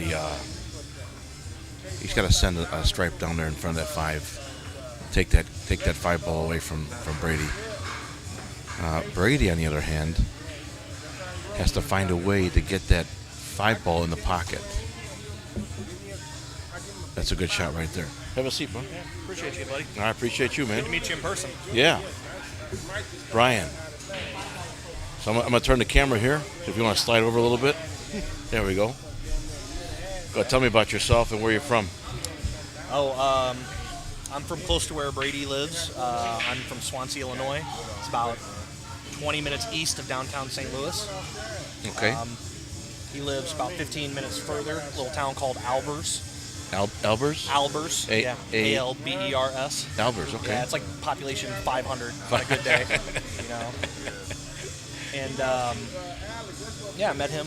You know, he's a name around the pool area. Met him. Oh, he's awesome. He's a 725 Fargo. Yeah. And so I was asking about Chicago because it's always kind of curious what's going on up there in a real city. I mean, we have St. Louis, but I mean that's as far as a big city. That's a small. Big city. We can agree that Peoria is a big city, right? It's big enough, yeah. Yeah. I mean, when I came in, it was.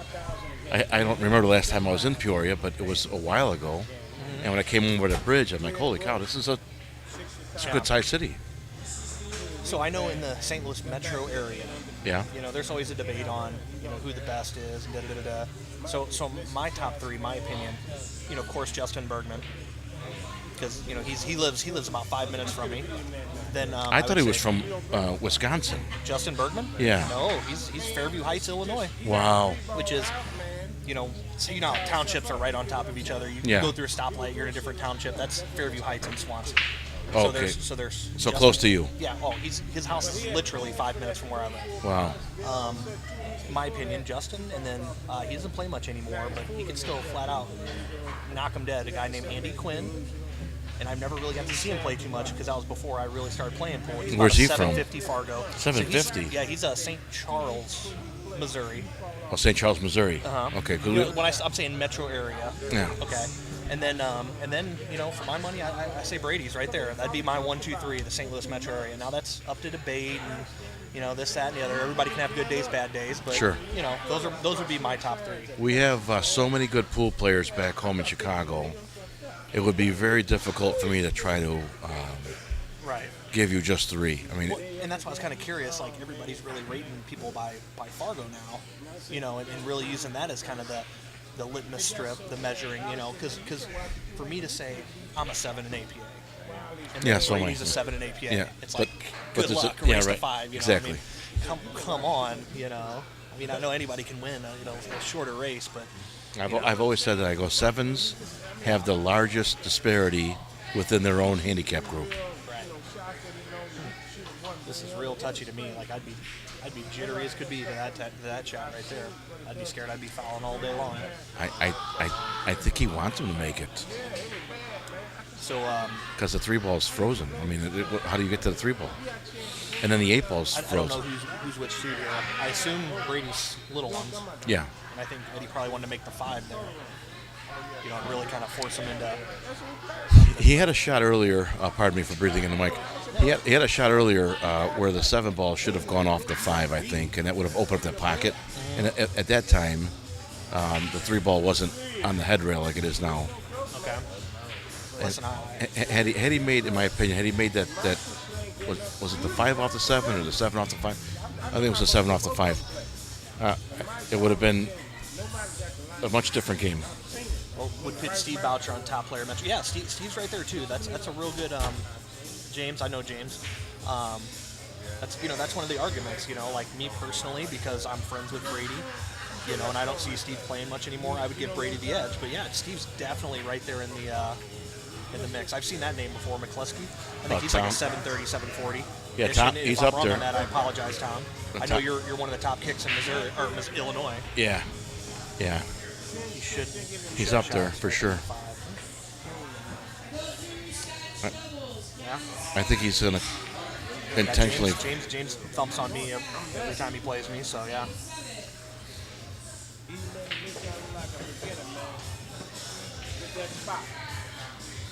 I don't think he needs to jack up if he's going to the stripe first. He might as well just push straight into it because That's what I'm saying. he doesn't need to jack up because Yeah, I'm not sure it's automatically a foul. what is here. No, Eddie stripes. Eddie strikes. Okay. So is he maybe thinking he could see the 6? Oh, maybe. Oh, no, he's just trying to nudge it over a little bit.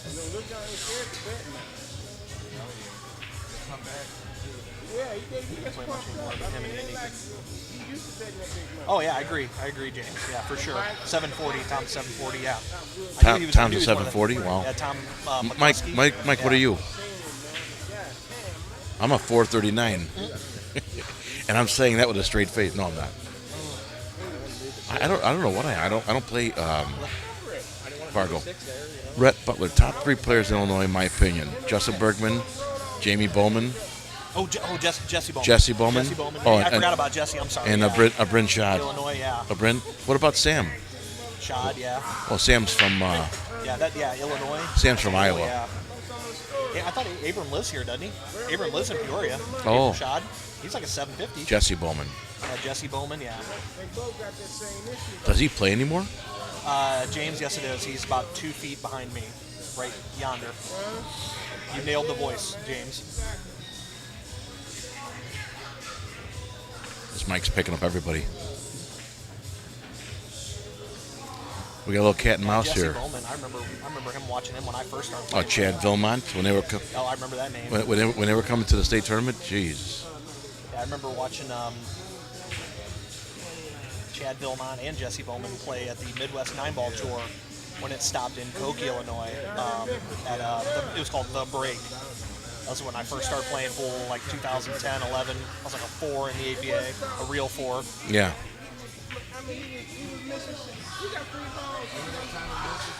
All right, so Eddie just created some space there for him to be able to make this combo. It looks like he's going to intentionally foul again.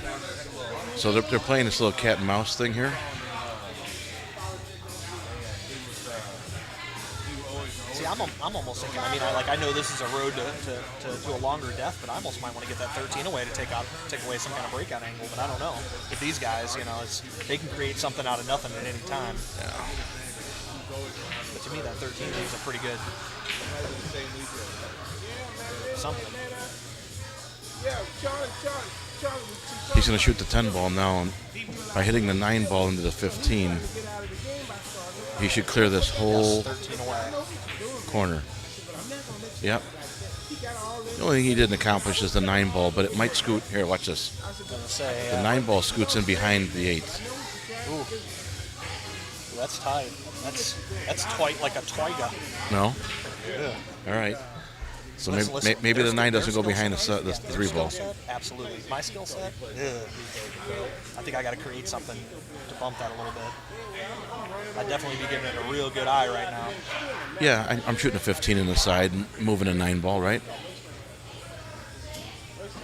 I'm giving this a little ride because you got 3 balls down on the table, so you'll always have a shot on the 13. He's probably debating on ducking at least one, just ducking one more I don't time. think he needs to. 9 comes out with the 15. Here you go. He's going to duck one more time. 2 games up.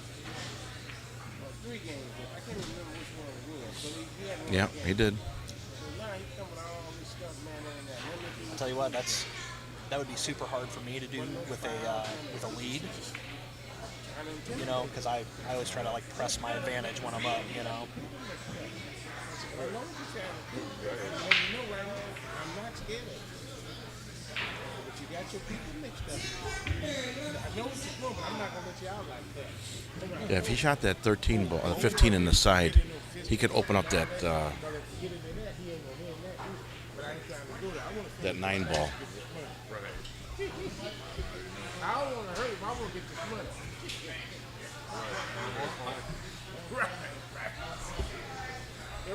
That's what he calls himself trying to do. Bet you a 9 ball goes now. It does. Yeah. I was pathetic, man. He had 4 or 5 balls on the table. 4 or 5 balls. 8 times in a row. That's He not might hard. get 2 of them. That's how bad he was playing. You talking about just that, man. He went out moving and everything. He get shots and get out and get run. I think he can. He's going for it. He's feeling it. Yeah. He's going to play the combo. I don't think he needs to, but Flip the side of a 9. You got a 5, 6 ball run. Huh? Comes out with 15. Yeah. That's how bad it got. It got so bad I stopped looking at it, man. I guess my money go back, but I didn't want to throw up.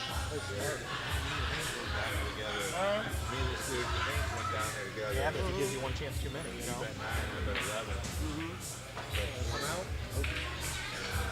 it was bad. it's out now. And I don't know what that car salesman guy, this one guy, he was betting on it too. Yeah, that's who I was down there with. What's his name?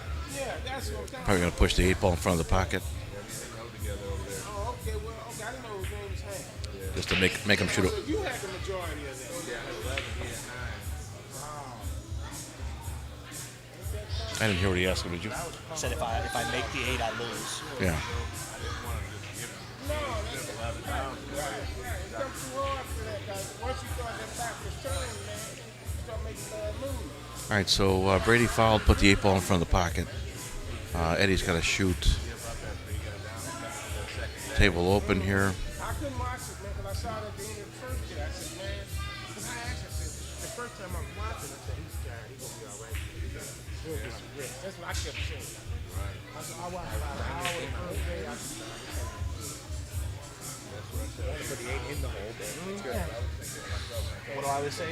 Good enough for the women. You know, I don't put the old-time player like this Rudy Riva saying Buddy Hall of Minnesota Fats. All-time Illinois. I mean, Oh. Buddy Hall. Don't forget. See, I didn't say. do see, you St. think Louis do you Metro think hold area. on, do you think Buddy Hall and Minnesota Fats had a stone's chance in hell against Jesse Bowman? So, listen, I'll tell you this. There was a video that got circulated in the local St. Louis pool groups, and Yeah. I'm almost hesitant to mention this because I got butchered for saying it, but it was of St. Louis Louis. And I said, listen, the guy shot good, but I wasn't, like you guys talk about him like he was perfect. I wasn't super impressed with him. And the same people that were calling me an idiot, and I have no idea what I'm talking about, also said that he was dumping in that set on that video. And I'm like, you can't have it both ways. You can't say he's dumping and he plays perfect, you know. And I just got butchered by a bunch of these old timers saying that he didn't look that good. So I don't know, man. I don't think pros back in the day could compete with the pros today. I don't the think so game's either. evolved.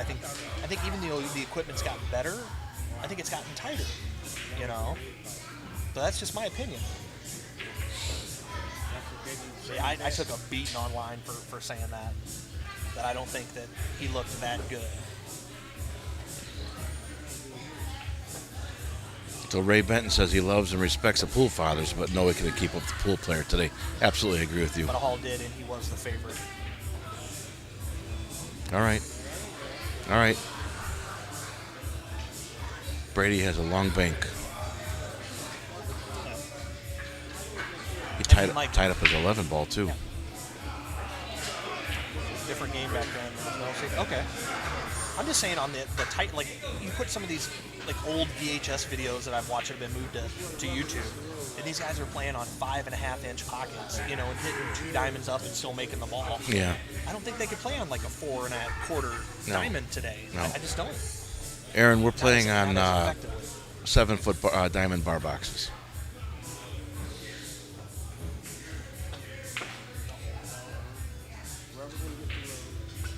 What do you do?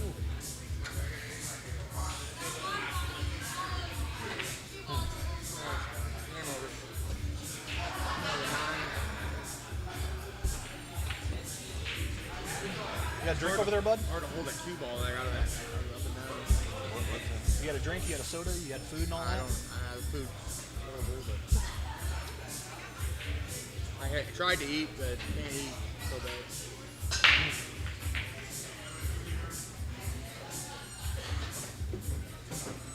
He's got to bank the 11 now. I've got to peel that off, bank off now. What's nice is the cue ball will be over here. He just can't. He can't come short because he'll make the 8.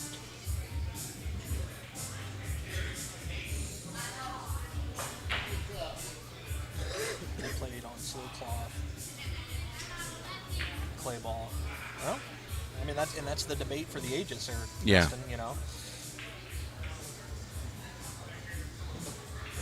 And you honestly just got to say, hey, you know, do you give it to the terrible condition players from back in the day, or the people that play on super tight, yada yada yada nowadays? I mean, me, I give the nod personally to the pros nowadays, but who knows? Who knows? We're never really gonna know. It's like, and here I'm gonna open up a whole can of worms here. It's like the greatest basketball player of all time. Is it MJ? Is it LeBron? It's Whatever, Michael you know? Jordan all day Yeah, long. you're opening All up a day can of worms. long. You know, this the earlier generation would say LeBron. The older generation says Jordan. You know, like it is what it is. I think it's best just left to the statement like this.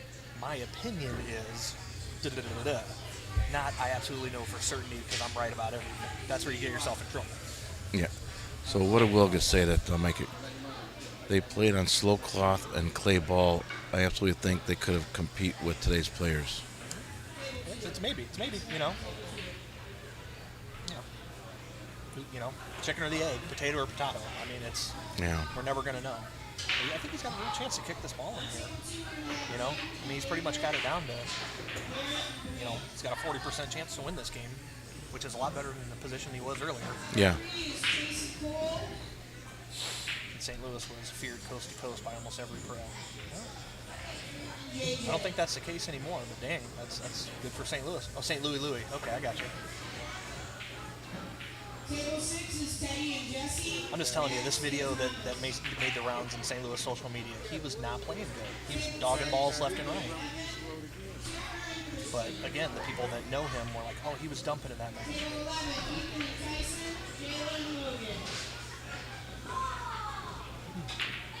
He's got to bank it one reel. Yeah. Bank it and leave the 15 in front of the pocket if you don't make it. That's crafty. That's real crafty there. Cue ball shouldn't walk that far to the 8 ball, but it'll be over there. He's hitting low. He's going for it.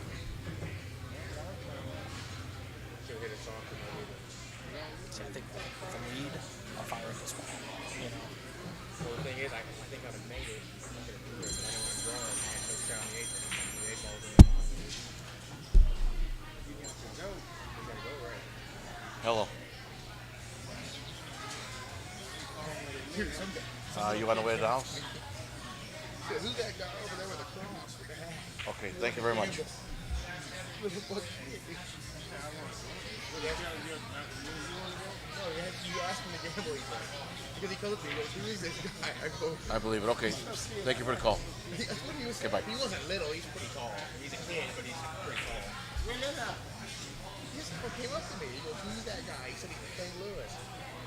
It was, because he asked me if I was gambling. I said, Nice shot. yeah, Spiked it in. I said, They just called. They're about 20 minutes away. They had a long day today. I'll tell you all about it when it gets there. I'm not fucking with you, dude. Sounds like it. It didn't happen. As soon as I got here, I don't even say anything. When I got here, Yeah, you're good, man. Okay, let me go. so straight my face, Bye. you doing the right shit.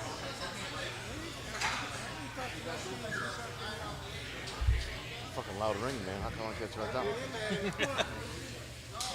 I was gonna say that earlier. I was like, "Boy, this guy ain't missing a phone call today." It ain't happening. I got it now. I turned the wrong thing down. All right, so I'm back. Sorry, guys. Eddie got that rack, so it's 6-1. 6-1, bad guys.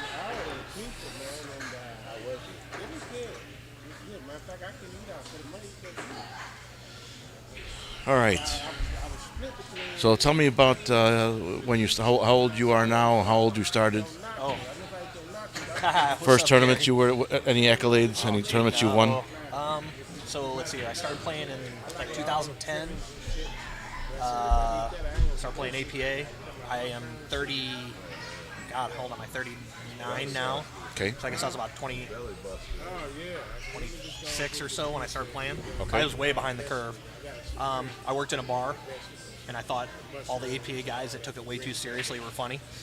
So I started playing cool sarcastically. Isn't that the truth? Yeah. And here I am, however many years later, 13 years later, sweating a decent sized match. Accolades. Won a couple, I've won local tournaments here and there, placed here and there. I went out to Vegas in the 6s and 9s bracket in 9-ball, and I took 17th, but that was some years ago. Other than that, no. That's awesome. Yeah. That's better than I did, ever. Yeah. Went to Vegas once for APA. We took 65th in the country. That was it.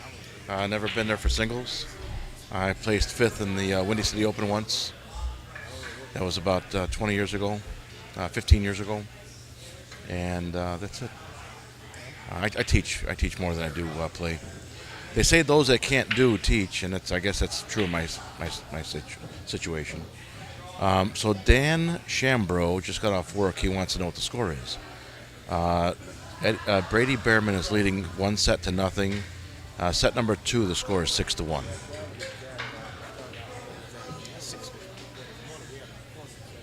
Brady's gonna have to grind if he wants to. What's Cookie mean? That's my nickname. Oh, Cookie, very Yeah, good. Cookie. Yeah. Cookie and Chief. You All don't, right. You don't get to pick your nicknames, Yeah, At least I hear did. Otherwise, I'd went with something a lot cooler than Cookie. So my dad, he had his buddies. Uh oh. Plan B. Yeah. And when my dad passed, his buddies said my dad's nickname was Chief. Okay. So when he passed, So you became chief. they said, "I guess you're Chief now." Yeah, there you go. See, at least you got a good story. I'm the oldest, so it stuck. Yeah. Mine was because I worked at a bar, and everybody was called Cook or Cookie. I just had some personality, so I became the Cookie. Oh, cool. So Greg Davis is asking who's in the box with me, and it's your name is Brian. Brian Akridge, otherwise known as Cookie. Brian Akridge, a.k.a. Cookie. Yep.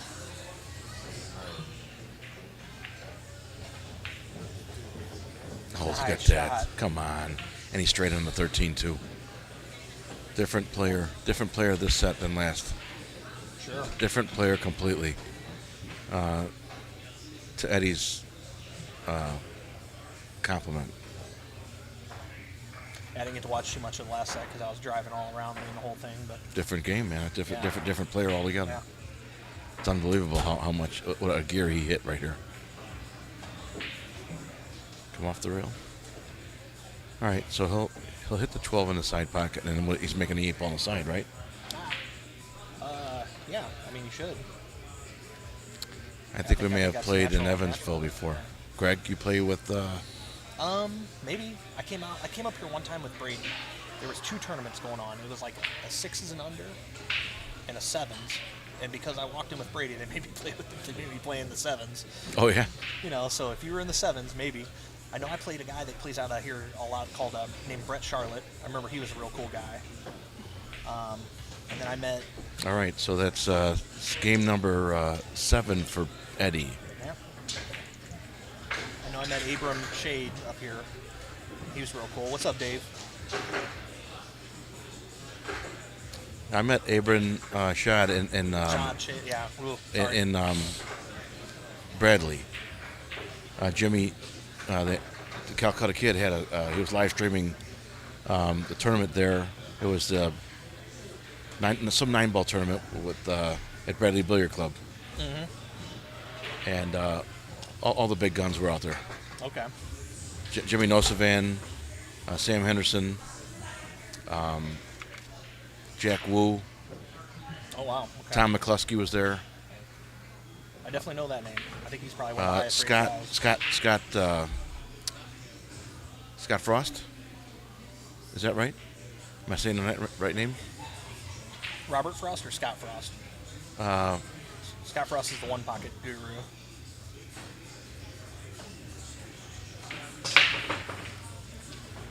Oh my God! How many balls did he make? How many balls did he make? I want to say he might have the break figured out now. He made 3 stripes. 1, 2, 3, 4, 5, 6, 7. 8 balls tied up. Played a 9-ball tournament last weekend. Made 5 on the break. Couldn't get out because I was hosed. That sounds like Alex Pagalion. Yeah. Alex makes 6 on a break. He doesn't get out. Yeah. It's like. Sometimes I just want to turn my cues into fire pokers. To learn how to play darts, I might actually make some money. Scotty Cohen, thank you. Thank you, Lee. Well, Scotty Cohen, thank you. Did he end up winning that? I had to leave early. I had to be at work at 10 o'clock, so I had to leave. Did he end up winning that? Scott Hargens, no. He wasn't there. Tell you what, Eddie is coming with it. He missed that breakout. Damn. Yeah. He is coming with it.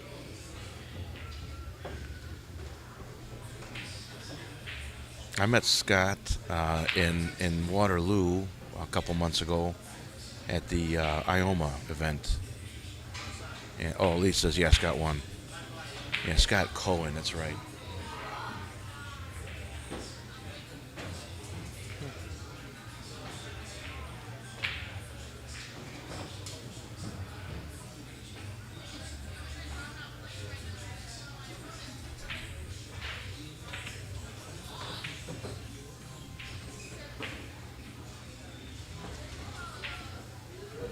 Here you go. Here's the breakout.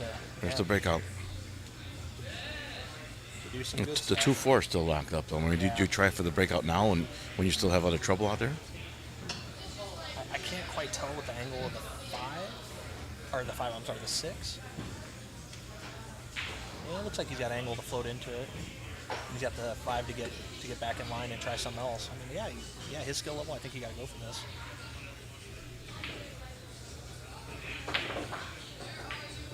Nice I know you don't want to ever say, hey, I always have next set, but I mean, I almost at this point start trying to get looser, Hey. Thank you. Garbage, I got this. Thanks, bro. Haha. Oh, yeah, why'd you ask? 18 years old. I think he's 19. Is he 18 or 19? So you technically can't buy it for you, but 18 you can serve with it. Yeah, isn't that messed up? You can serve alcohol at 18, but you can't drink it or buy it. Yep. That's my many years of working at nightclubs and bars that I know those little silly little caveats. It's all the way on the foot rail, He's got to shoot off the rail. Not 4. my favorite shot. No. Makes the 4, he wins. He just doesn't want to bump the 12 in front of the 2.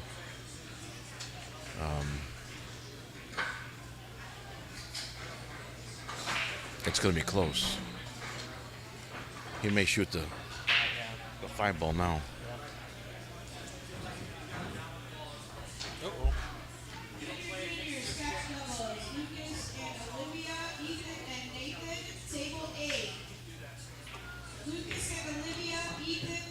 it. Look at that. You're making me reach out and know people. I'm getting friend requests. Oh, cool. Cookie, you got any action there tonight? I left my cues at home. Yeah, I was just gonna so say, you know. I got half a Brady, so that's good. Oh, you do? Yeah. And then I don't think so. I didn't bring a whole lot of cash because I didn't think I'd be actually coming. I didn't think my BCA team would, get kicked in the dingus today. So anybody on my BCA team that's listening, that's how much faith I had in us. Oh, boy. I figured I'd be shooting with you guys all day. Yeah, we spotted a team 10 games and we lost even. We lost 8-7 to them. Oh, my God. Yeah, we spotted them 10. It's like, ouch.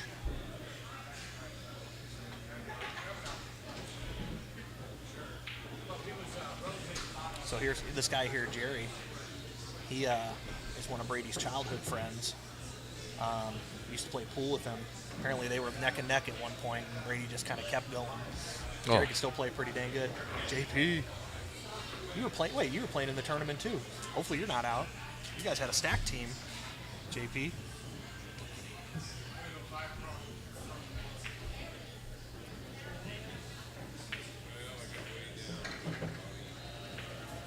Yeah, just looking at Brady's body language, and I don't let Jason hear, but he's bouncing around the table. That's always a good thing. He gets back into it a little bit. We played the team that you played. Oh, God, you guys probably had to give him even more games. What happened there, JP? Brady goes to 2. What's up, buddy?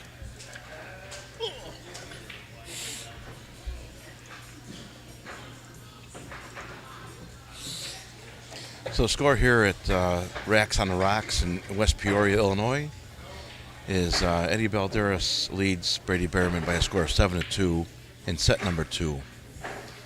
Brady Behrman has already won the first set 15-9. So here we go.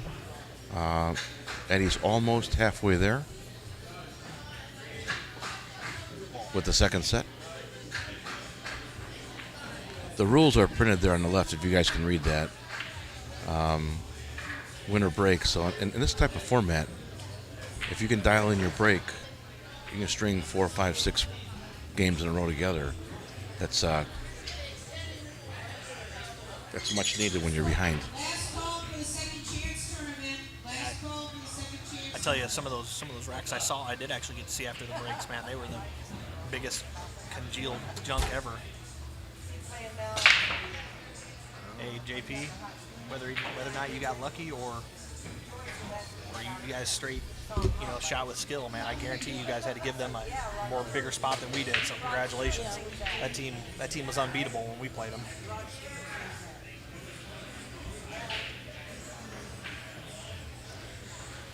So Brady breaks dry and kind of safe breaks him, sticks him on the head rail behind the, I'll show you where he's at. Look, he's behind the 9 ball, an inch and a half off the head rail. The 9 and the 7 are looks like they're frozen together right there. So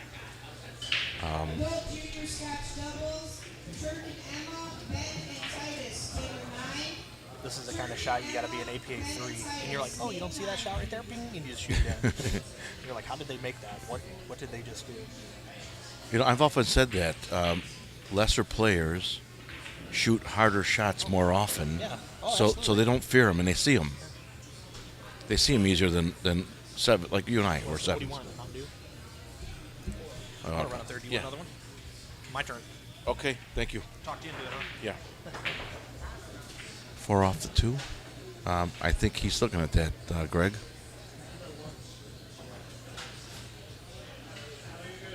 You don't want to lock the 2 on the 6, though. You got to move it a little bit. Look at that.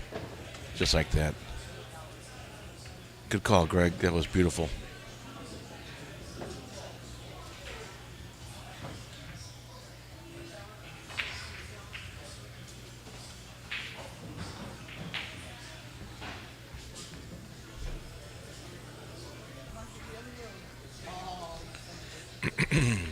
Well,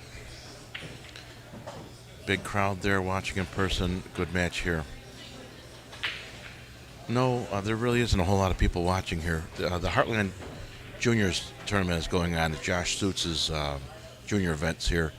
So we got a lot of kids under 18 running around.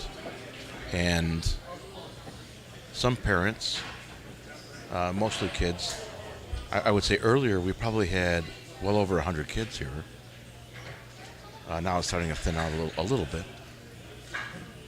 I'd say we still probably have 50% kids in the room.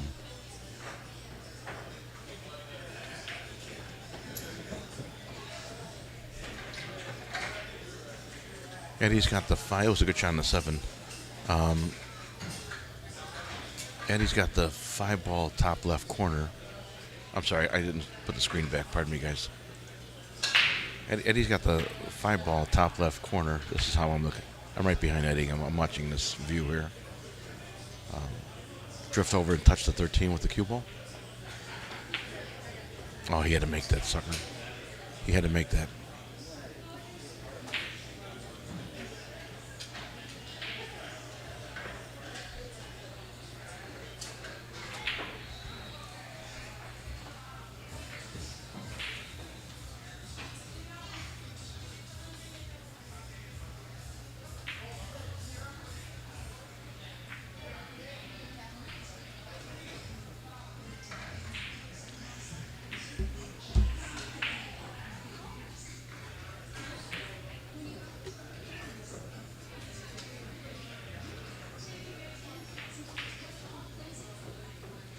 Thanks, dude. Appreciate it. Brady, 15-9. And Eddie's up 7-2 this one. 20-6 today. Who's that? Where? We gave a team 20-6. Who put that comment? Here. Oh, Pilla? Yeah. Jesus. Did you win, James? 20-6?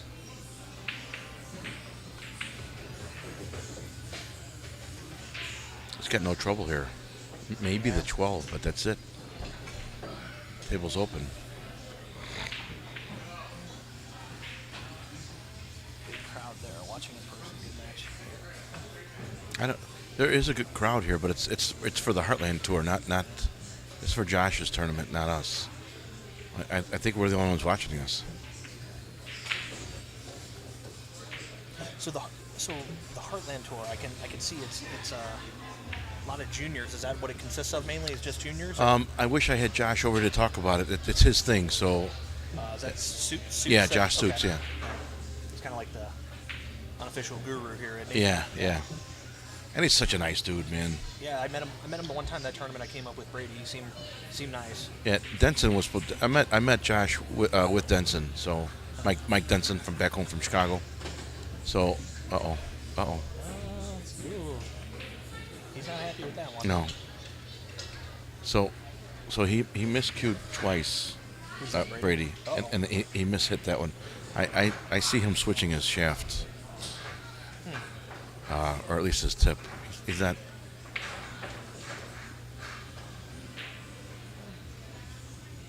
He's made a lot of good shots. I think he's doing poker players do right now. He's like slow rolling it. You know? Okay. He's still got options here. You know, it's not like he's dead in the water. He's just gonna have to. There you go. He's got to play the combo. I mean, that's all he's got. Make a tough shot. Get back in line.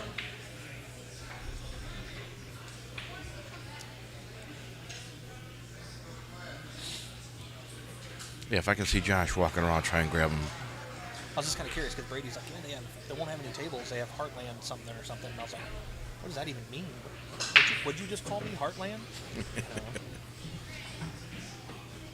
So 13, 14, 10. Yeah, I like 13, 14, 10. 14 now?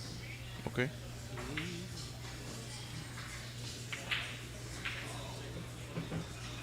So that's a lesson to me right there is learn how to get back to the center of the table, learn how to get back to the center of the table, learn how to get back to the center of the table. Absolutely. You know? If you could do that every time, Yeah. gee whiz. Yeah.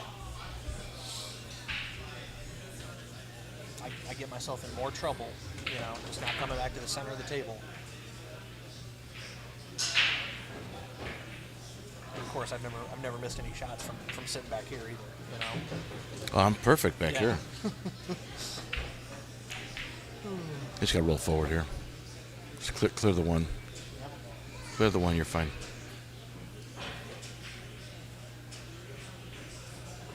I tell you, like, even though like Brady just did there, he walked around and looked at where he wants that ball. That's what drives me nuts about some of the people on some of my teams. They won't take the time and walk the 3 steps. They just shoot right away? Yeah, they'll just, oh, I just need to roll it forward. Well, no, why don't you go over there and look where you want to be? All right, so that's Brady's third win. Score is now 7-3. That's set number 2. We lose our chatters? Let's see. No? Let's see. Go back here. We got 59. Okay. 77. Is that an 8? Okay, you're dual casting? 77 plus 3. We got 80 people watching. Nice. 80 people, I'm sorry about the glare off my head. Nothing I can do about it. Genetics. I just met this guy, and he's pretty cool. I'm glad I came out here. So, this is Chief, and Cookie's my sidekick here. If I can call him that, I hope. That's all disrespect. Yeah. Heck, I feel like I'm already in the clan. You are for sure. We are live at Racks on the Rocks in West Peoria, Illinois, where Eddie Balderas and Brady Behrman are playing a race to 15, best of 3 of those sets for 4,000. The rules are listed on the left there. Take what you make. It's not open on a break. It's take what you make. No jump cues. Winner breaks. If they foul on a break, if they scratch, it's ball in hand. If they make the 8 on the break, it's spotted. The player has to accept the table in position. The score right there, Balderas 0, Behrman 1, refers to the first set. That's over with. Brady won that one 15-9. This is the second set. Eddie's leading 7-3.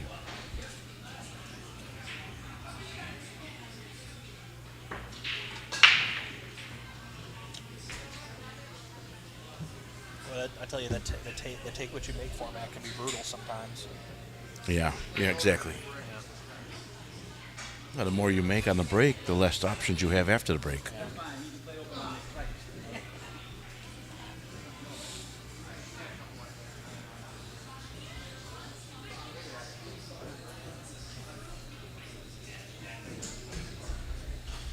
Greg Davis says he has a pet peeve, whereas his teammates down on a shot, and you see the opponent, the player looking at other options when you're already down. Yeah, stand up. Yeah. It's like practice stroking when you haven't even figured out your line yet. That drives me nuts. Yeah, I thought all I had to do was just roll that ball forward. Well, did you walk over and look at it? No. Well, can I have a coach now? Nope. You're on your own. Nope. Yeah. Figure it out, man. Yeah. You don't want to call me when you were in a good spot. No, I always end up going up and coaching them, but I give them a little bit of grief first. He dogged it. Eddie has solids because Brady just shot the 10 ball. 3, 4, 5. 1, 2, 3. What's the cut is on that 3 ball, I wonder? He has a 1 ball. Yeah, I just don't like shooting over the top of balls. Yeah. His ability, yeah, sure, that's probably a duck, but I just don't like stretching out and shooting over that ball. I don't like the 3. He might have a 6 ball cut back on the 6. Let's see. Let's see this. Cut back on the 6. No, it's too much, huh? 3 might be the shot. I don't know. Like I said, I just 3 don't ball like shooting here? over that ball. Yeah, I don't like shooting over that ball, but again, if you're comfortable with it, that's a good thing to have in your arsenal. Yeah. I think he shoots the 1 ball here.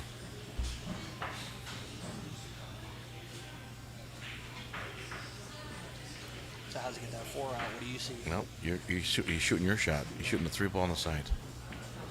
Just watch the carom off the 1 in the corner. Yeah, to me, being able to bridge comfortably is yeah, I'll take a little bit harder shot.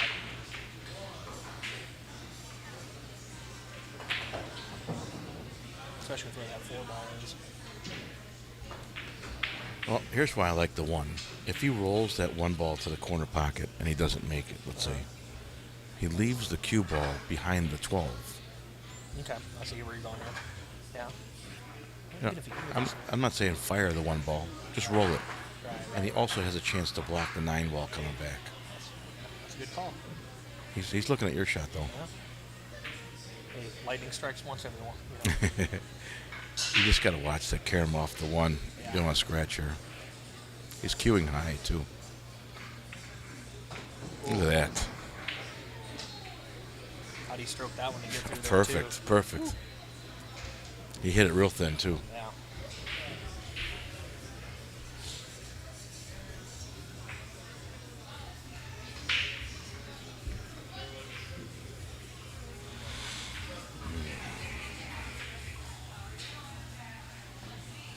So now I think the breakout shot turns into cutting the 2 in with inside. I think that's got to be the breakout shot. Ray says, don't play the player, play the table. Play the game. Oh.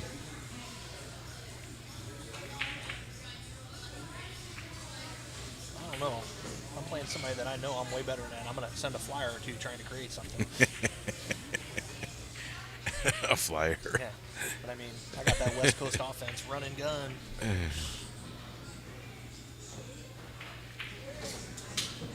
I'm not going to win 14-7. I'm going to win 56-53.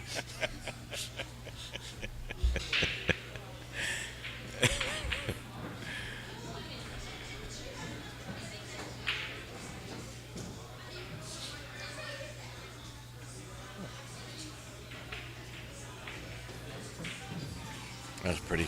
So, my eyes aren't the best in the world. Yeah. Looking at Eddie's cue, I'm kind of curious what his tip diameter is, because it looks pretty, like a pretty precise. Looks like a 9mm tip. Yeah. I mean, like, am I crazy here, or does that look like an extra thin shaft? It could be. Yeah. We'll ask him later when he's done shooting. Yeah.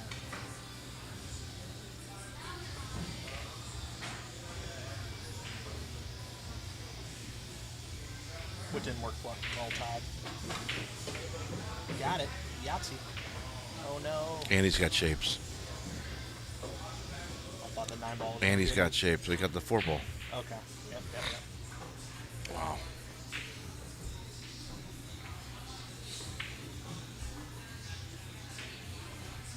Well, this will be interesting to see.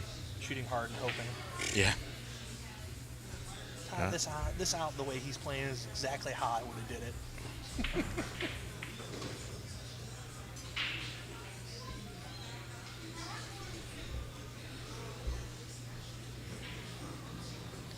He's got the 6. That's what I'm saying. I couldn't tell if the 5 number got him. He Yeah, has he the does. 6. If he wants it, I think he's got it. I think he's shooting it right now. Yeah. He's got the 6, 4, 5, 7, 8. Todd, I thought you were coming out of retirement here soon. You still hanging out in the basement? 6, 4, 5, 7, 8.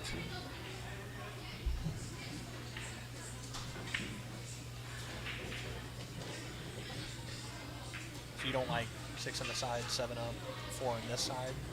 I don't think it goes past the 14. Oh.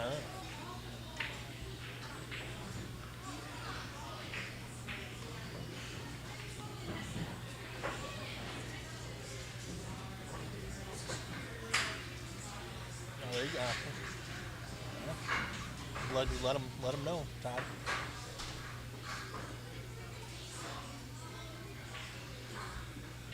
Six ball on the side pockets the shot here. Nice and slow.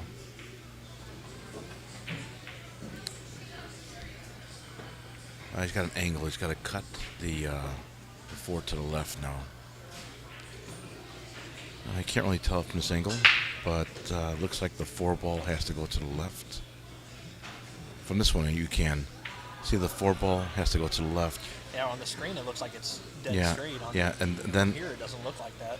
Then he'll leave it right there. He'll cut the 7 in the side pocket, come back off the side rail, and put the cue ball where the 4 ball is right now for the 5. This will be a little pinch draw. I expect the cue ball to move about 2 balls to the right.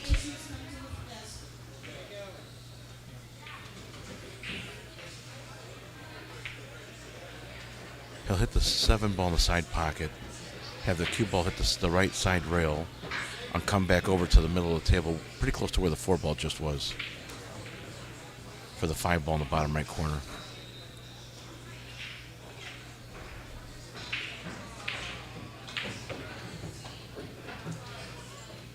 He's perfect.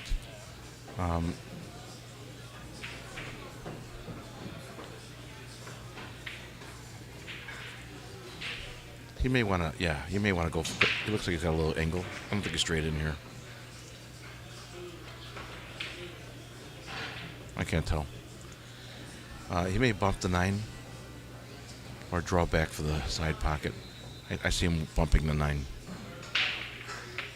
Nope, he's good.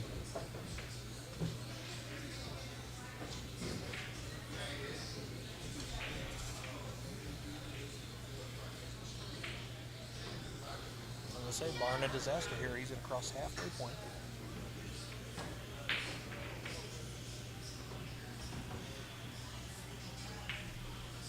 There you go.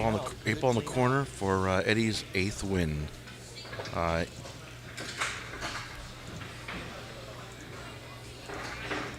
Eddie Balderas leads the second set 8-3.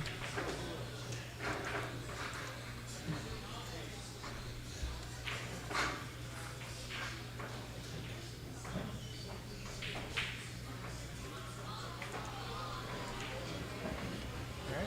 73 plus there's 76 people. Thanks for staying with us, guys. Again, Johnny Negas and Brian Akeridge are in the booth here. We are your Calcutta kids.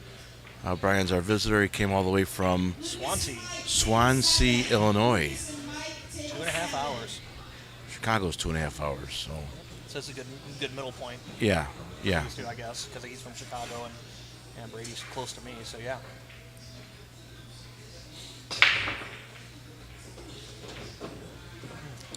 And he figured out his break. That's safe to say. Yeah, I'd say so.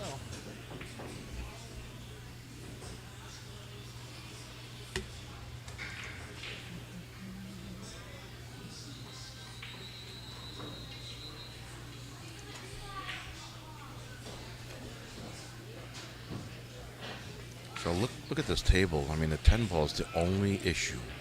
Ray, I wouldn't say it's what they shed Brady. I'd say that Eddie just has hit a gear, you know. I don't think Brady's made too many mistakes, you know. It's Eddie hitting a gear and getting it done. Do you hold it for the 12 here, or do you come down for the 10 ball? He's coming down. Yeah, I think I'm coming down. He's going to get fancy and go backside.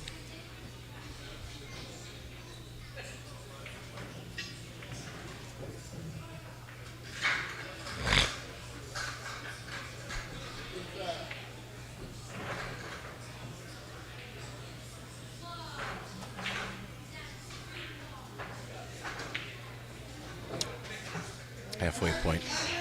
Halfway point. 50. That's called the 50-yard line. Well, I think what Eddie has to do now is make this 10 ball. Kind of just take your medicine here and get back But down the I'm hitting bottom right. Come back out. Yeah. Land over there. Yeah.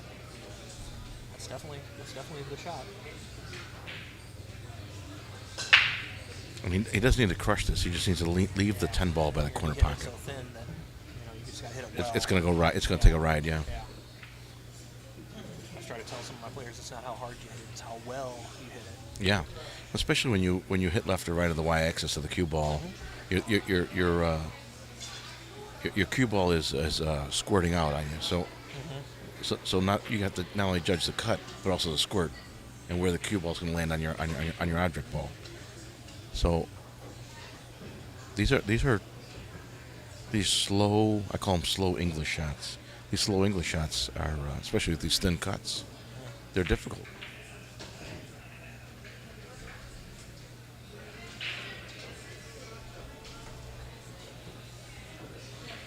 that site you were talking about earlier? Which one? The Fargo rate. Oh, yeah. So pretty much anybody you could look up. So like Oh, my God. How good did he hit it? How good did he hit it? You could hit any better. Okay, look me up. Johnny, So any like guess? E Balderas, boom, pulls up every E bald, 688. Say John? J. Y-N-I? Y. No, W. Oh. Y. Y-N-I? Yep. That should be the only one. 350. Oh, I'm not even 400. So you only have a 13. I'm not even a 400. I'm a 350. He called it good, so Eddie goes to 9. Yep. From Arizona. I told you I went 2-0. Yeah, 13 games. I could see it. Yeah, so they don't even really consider you to have a ranking till you have a minimum 200 games. Oh, Even 200? Then, yeah, and even then it's like, So Stu, I'm not even a 439. I'm a 350. It's like me. I have 1,200 games into the system right now. Some fairly established. Oh, 580 is good. Yeah, it's not great, but it's not good. It's not terrible. It's right middle of the pack. I don't know what I would be. Well, typically sevens range from like 520 to 720. Really? Yeah, I mean, APAs. That's why you said the skill level disparity in APAs. Oh yeah, for sure. Is big, Watch 'cause this they don't break. have an A. Watch the cue ball bounce to the right. Our right. He's been hitting real well on the break. But if the cue ball sits in the middle, it's a better break.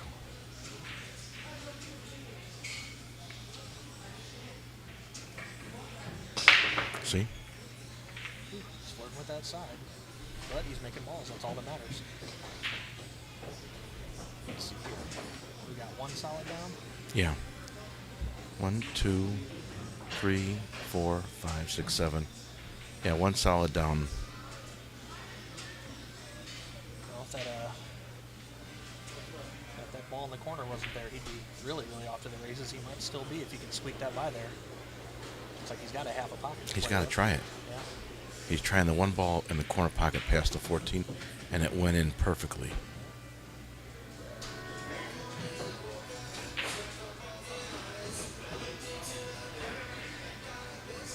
I think the 5 got a little wonky. I can't tell if that ball came back up and covered it.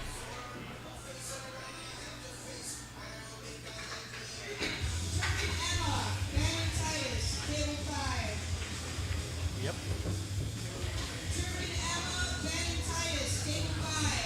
It's be about one position shot away from putting another one on it. Yeah. Second set. Yeah. 9-3. Eddie? Yeah. So this right English, he's going to put on this cue ball after he makes a 6. It's going to run into the 11. I was going to say, yeah, like he's got to beat the 11. He's got to come on this side of the 11. He's gotta beat the 11.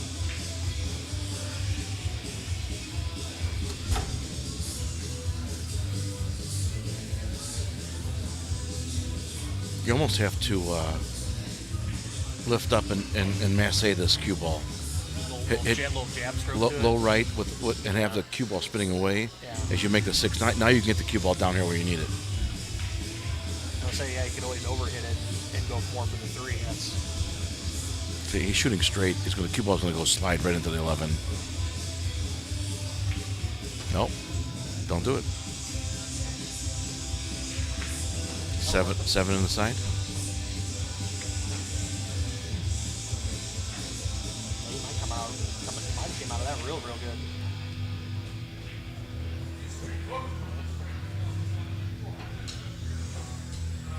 Might even be able to use a 9 to hold the cue ball a little bit too, if he needs it.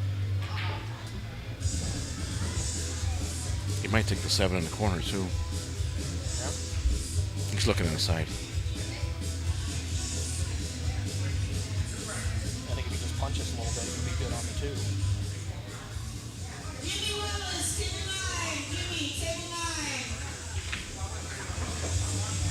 He got into it. Okay.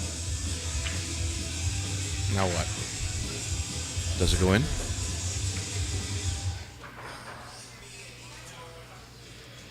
See, now, like, that's the stuff I say playing him. I'm like, now what? And then he comes with the what? And I'm like, damn it.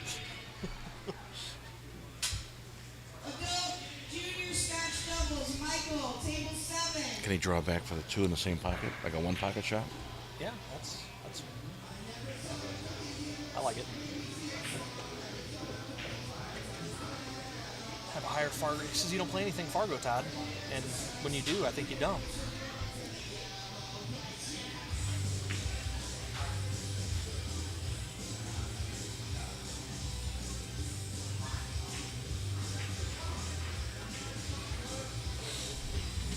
Another good out from Eddie.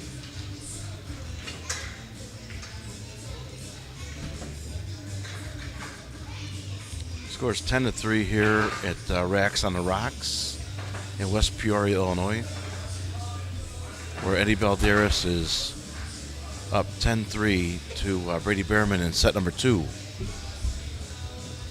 Best of 3 sets. Brady's already won the first set. The best of 3 sets gets 4,000.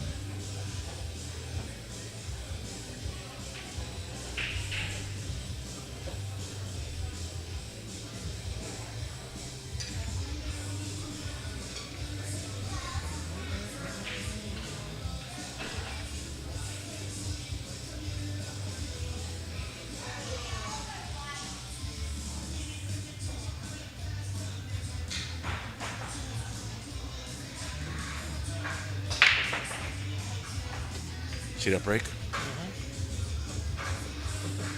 That's a better break. 10 balls to starter. 10, 15, 9. And he clears the table. Yeah.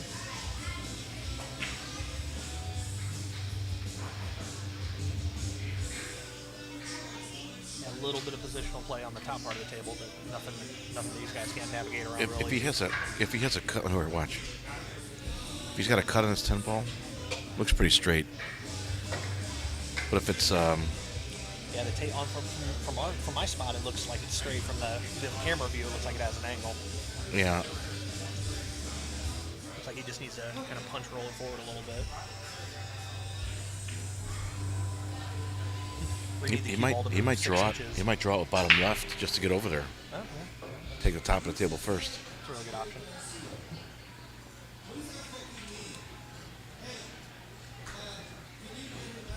A little bottom left here. 11. Plan B. Yeah. Plan B.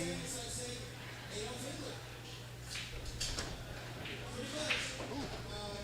You know what I'm wondering? I wonder is this bar did they show the UFC fights here? Those are going on tonight. Oh, are they? Yeah. I'm a big UFC fan. They got a live stream up there. Yeah. Who's that? I'm not sure. Big Time Classic? Chad probably knows. The Big Time Classic going on right now? Is that a thing? Or are we watching an older stream? Full Action TV, Big Time Classic? Anybody? Bueller? Yeah. Is he shooting a combo? Yeah. He is. I'm gonna say it looks pretty doable. Yep.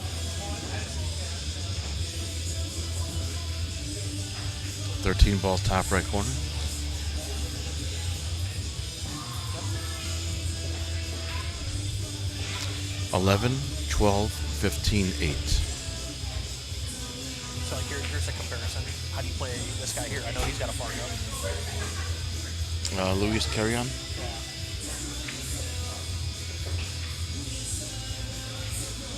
Carry on. That's really 609. Yeah. How do you play him? I never played him. Oh, well, how do you think? You think he'd play even? You think you're better? He's He's got a pretty good base. He's got 2,000 games in. I think he's better than me. Better than you? I think so.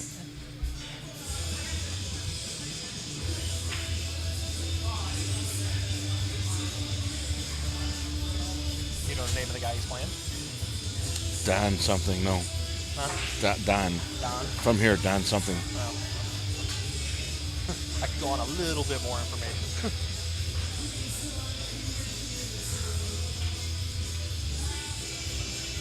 Big Time is going on Full Action TV. He's Yep, going- okay, he's going that's a live forward. Stream. Yeah, they got that going on here. Thanks, Chad. Appreciate you. What is it? If if you ever got a question, man, you can always just ask chat. They're always on top of it. Yep, right now. Cool. I thought it was a live stream another one of the tables or something. Does the 8-ball clear the 1? I believe so. It's just another one of those back to the center of the table kind of shots. Ooh. Fuck. Kind of steered that one a little bit. Sorry, guys. Sorry, I didn't mean that. Pardon my language. Yeah, I think he steered that one just a little bit. Yeah.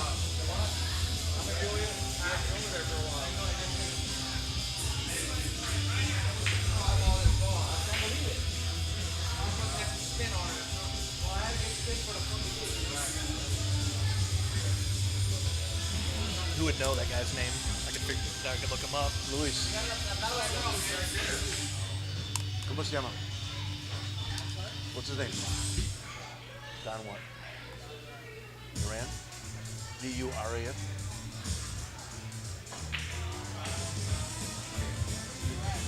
D-U-R-A-N-T? Durant. Thank you. Durant.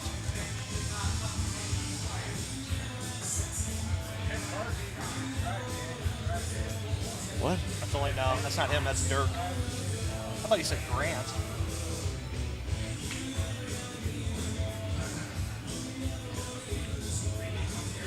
You might not have Fargo, not everybody has them. Yeah.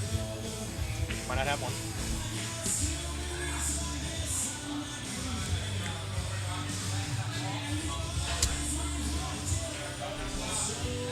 Well, now we see if Brady can clean up here and get one back. Go on a little run himself. Yeah, he should. I think I'm going to take this opportunity to step away and use a little boys' room and get me another one. I'll be right back, though. Right. I'll sit here as long as you'll have me, just so you know. Yeah, I don't mind at all. A double maker's meat? Yeah. And I got it. So, put on whatever you want, put on mine.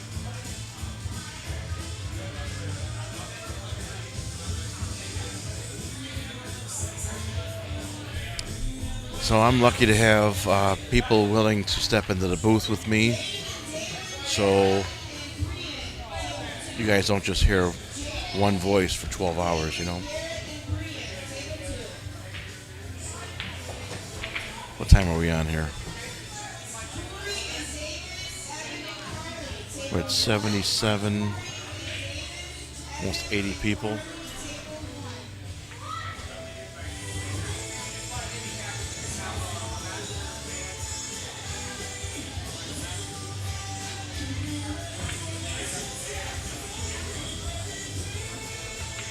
We're at 6 hours and 45 minutes.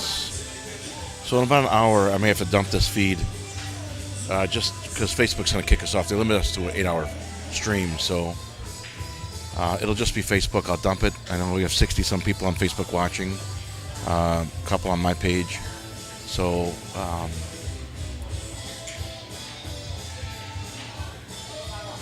I'll let you guys know when I'm about to drop the feed.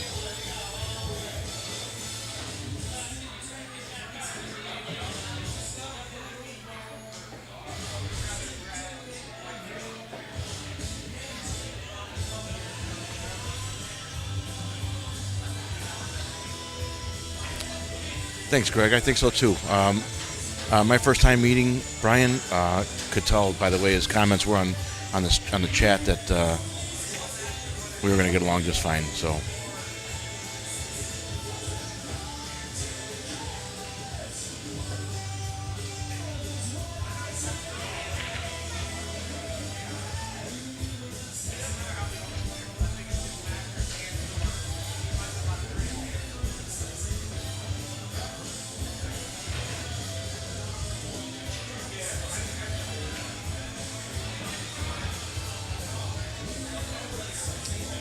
I can't see, so I'm going to flip this over like this so we can watch the shot. Straight in the hole. Straight in the hole. So that gives Brady his 4th win.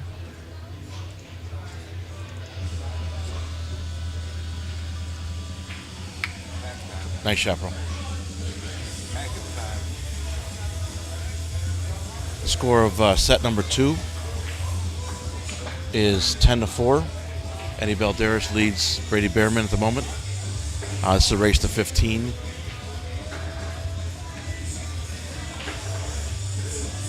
Yes, Greg, I will. If I drop the feed, I will let you guys know to switch over to the new video, okay?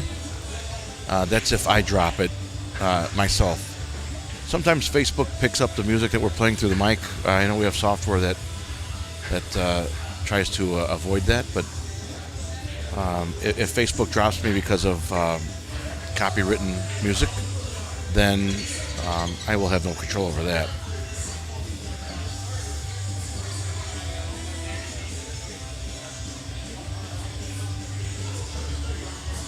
But yeah, look for me to remind you guys in about an hour to switch over. Thanks, bro. Appreciate you. Appreciate you, Brian. Thank you. Yeah. Drop the feed or resume right after. So Facebook limits us to an 8-hour feed. Yeah. So we're on. If you go to Facebook, Calcutta Kid, the Calcutta Kid on Facebook. I actually got it friended. I'm pretty sure. It's a page. So yeah. Calcutta Kid. Like, now, following. Now go to the stream where we're at. Here. Here. Is that the one now? Live. Yeah, I think so. So go to the time. 6 hours, 48 minutes. Yeah. You got a little bit of time. So another hour. We're gonna have an hour. And I hope to fill the. I would prefer to drop the video in between sets. Yeah.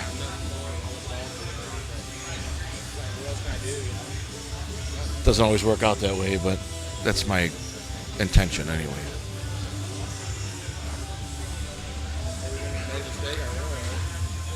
So that's the 4 ball closest to the foot rail for him. Looks like 1, 6, 2, 5. Oh, that's that match you guys got coming up. Where did you say you was from, Brian? 7, 4, 8. I'm from Swansea, Illinois. Sorry to interrupt you. No, you're good. You're good. Apologize. No, you're good. Go ahead. Go ahead. Yeah, I'm from Swansea, Illinois. Swansea, and it's just how it's pronounced, right? S-W-A-N. Swansea. S-E-A. Yeah, it's right, spelled Swan. S-E-A, but it's, Swansea phonetically. Pardon me, folks. Big Chief's got a call. As we watch. My wife is there. I'll tell her to. Eddie carve his way through this You want to come in the back door or the front door? We're right in the corner. What address do you have?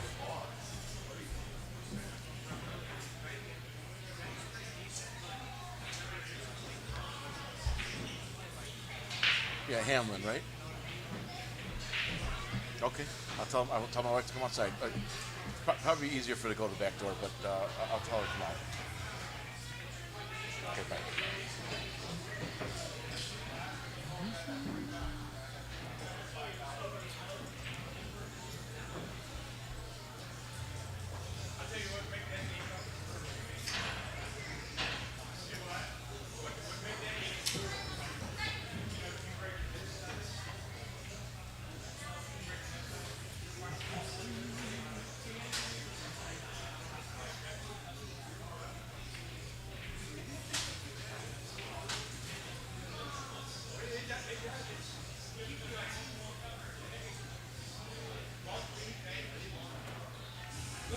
You got them?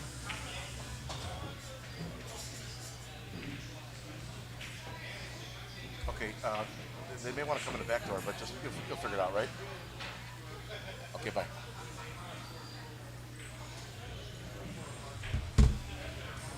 I'll be right back, folks. Get up there and stretch him legs a little bit.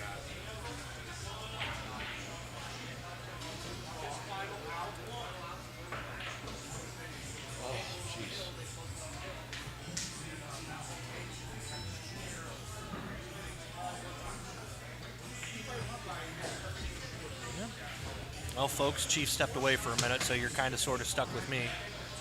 I mean, we're watching Eddie carve up this rack pretty good here. He's staying in good line, playing good angles, playing at a good pace, just flat out playing good pool.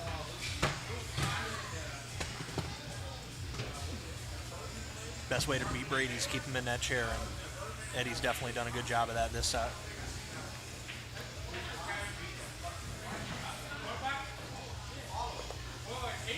What's up, Dan? Tried calling you earlier. Oh. Oh, boy.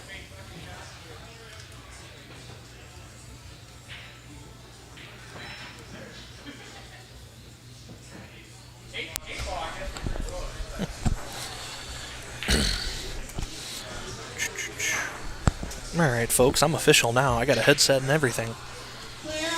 Yeah, Greg, unfortunately, Brady's break is failing him a little bit today.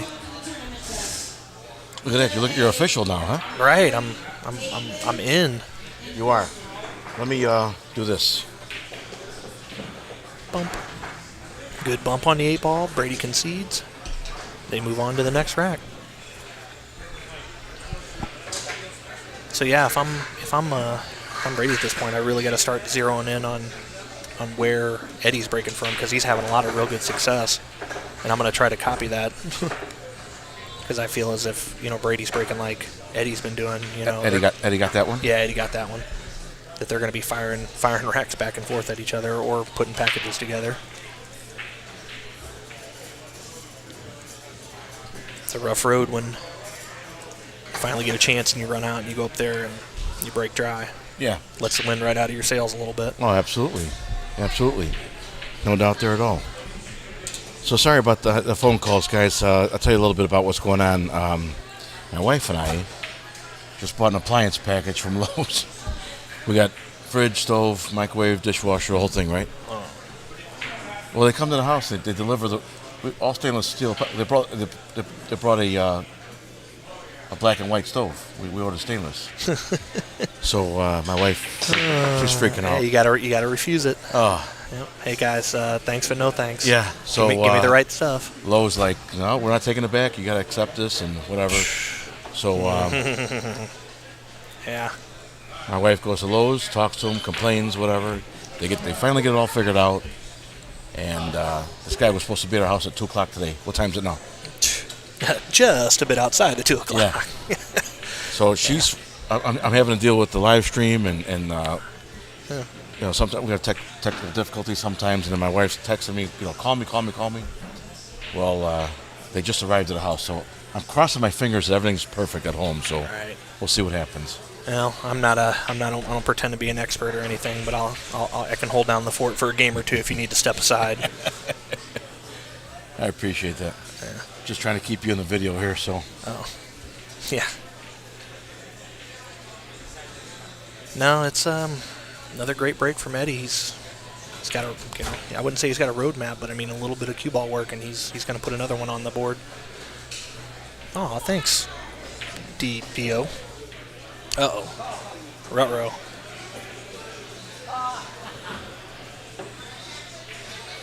I can tell I like Eddie's character already. Yeah. I'll say this: nobody beats me on a pool table more than I beat myself. I make a mistake and I let myself know about it. Can he carry him off the 10 in the side pocket? Ooh. If he can, yeah. They're going to talk about whether or not what's a foul and what's not. I don't know. This is one where I look away because I don't want them looking over at me for any kind of answers.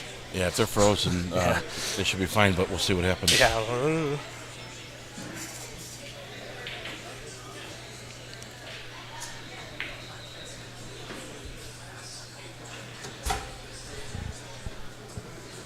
I tell you, I've been up here 3 times now.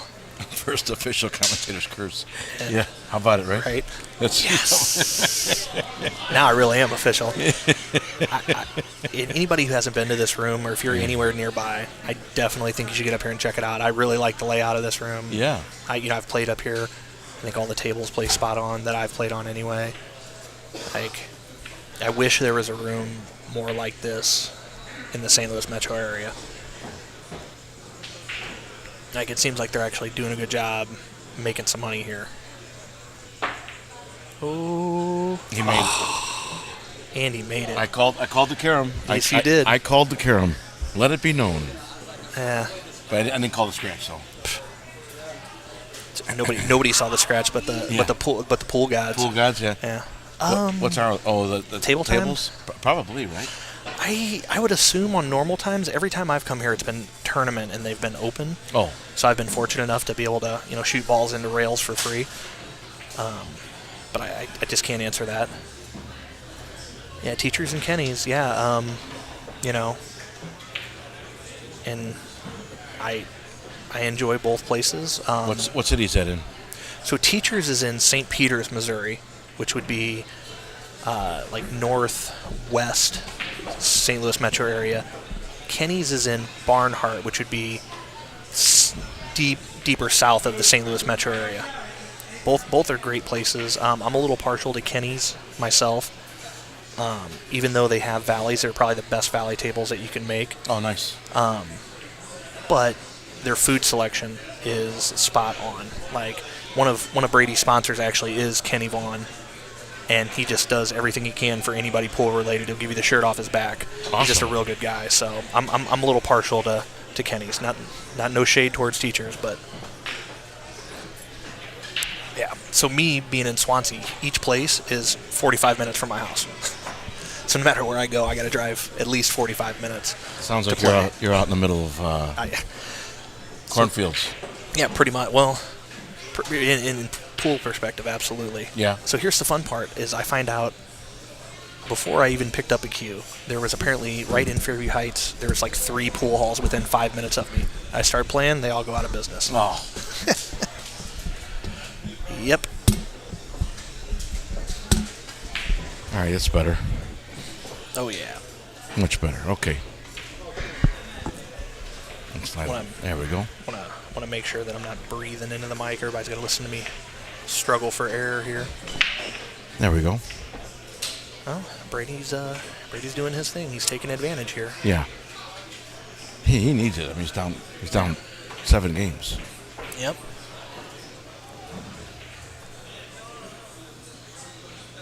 Pool Hall Black Cat.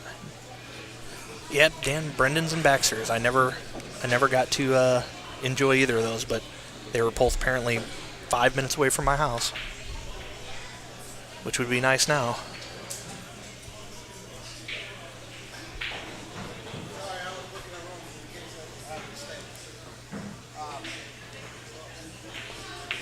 There you go. Nice out. Okay. Yep. There we so go. So that's Brady's 5th game. So don't call it a comeback. Score is 11-5 in set number 2. Mm-hmm. Yep. Tell you what, this set I think is moving around a little bit faster pace than the other one. Started that way. Yeah. Starting to slow down a little bit though, but it certainly started that way. So we're at 60, 70, 80, 82 people. 82 people. Well, hey, I'm sure Chief's already said it, but share. Pack that chat room. That's a good idea. Make it. Everyone click the share button for us, please, so no matter what format you're watching us on. And let's see if we can't get it over 100. Yeah. We're at 82 between the 4 different platforms. I mean, these guys might not be top tier in the pool world, but these are some damn good shooters here. And the fact that this is a free live stream, I definitely think we should have more than 100 people in the chat watching these guys go at it. Yeah, for sure. So, talking about free live streams, Jimmy, the Calcutta Kid, he's coming out with subscriptions to his app, calcuttakid.tv. So everyone go to calcuttakid.tv, look on there, you'll see the benefits, the rates, and you'll notice that there will be upcoming events that will be only offered to members. Whether you want to pay for the one rate for the event itself, the monthly rate, I think there's an annual rate, and I believe there's a handful of lifetime memberships. However you want to subscribe to this. The Calcutta Kid's intention is to have a pool-related television channel. Oh, wow, okay. So that we can eventually watch pool 24/7 whenever we want. If we can't watch it that day, we can go back in time and watch it. If there's more than one event on a given day, that we can scroll back and forth, switch from one room to another. Kind of like Red Zone for pool. There you go. How cool does that sound, right? I like that, yeah. So hats off to Jimmy Hannes, the Calcutta Kid, and his developments. Go to calcuttakid.tv, read the benefits, see if it's something that fits you and your lifestyle, and support us. Again, I'm just going to be blatant with you guys. Support comes in the way of money, right? So without money, we can't keep doing this stuff. So either we have to charge the hall for us to show up and live stream an event, or we get the compensation through memberships. And the more memberships we have, the more of these we can provide to you guys. Yep. So look forward to calcuttakid.tv growing with a boom very soon. Yeah, I'm not super duper duper familiar with your guys' page. I mean, I've seen a couple of things, but it looks like you're doing very good things for pool. So absolutely support, and soon as I get to where I'm not 100% zoned into the match, I'll have to take a look at those options myself, and I'll probably become a subscriber. Awesome. Just so I can watch all the good stuff. Oh yeah, we got to keep in touch, bro. Right? Damn right. We're going to be besties from now on. Yay! Hey, no matter what, on this trip, I made a friend. You got oh, there you go. You got the one. You got a friend. There you go. All right. Oh boy. So Eddie, I don't know if you saw that. He missed the bump on the first one when he cut the 6 in, but then he thought about it and he planned it out real well, and he got another one. So one shot to get in line, maybe even get on the 6 ball here, and he's going to make the 7 and bump the 6 out. Yeah, bump it out. Yeah, because it's hard to get in between the 10 and the 6. Okay. So make the 7, move the 6 out, because the 1 and 3 both go. Okay. So those are his escapes.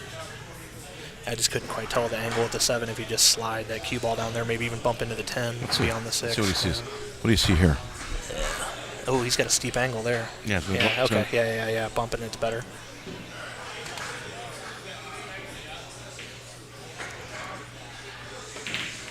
Uh-oh, he's in the drink. Well, that stinks. I'm going to leave you guys with Brian for a moment. Cookie. We call him Cookie. While I go visit the restroom, I'll be back in a moment. Yep. So Ray, I went to Riverbend, I think twice, and I think I was still right around the 4 level in APA. Not that that's anything to sneeze at, but I didn't realize how good of the caliber of players that were in there regularly were. Just everybody was better than me, so I just kind of lumped them all together in my mind. But yeah, I wish that place would have stuck around a little bit longer. I know the food was dirt cheap there. My God. Big old boy like me go in there and eat till I'm full for $6.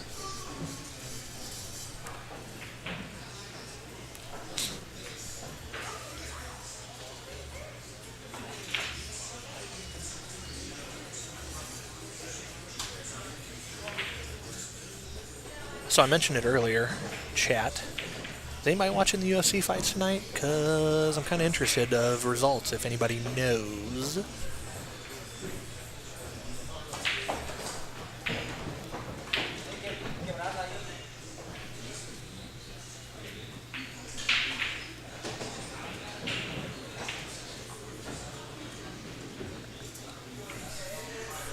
Brady's having to wait a second here. The match going on next to him is shooting a critical shot.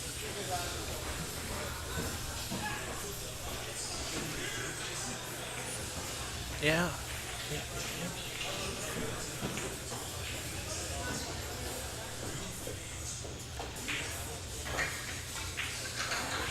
So if anybody's interested, the match next to us, I know one guy is like Luis Carrion.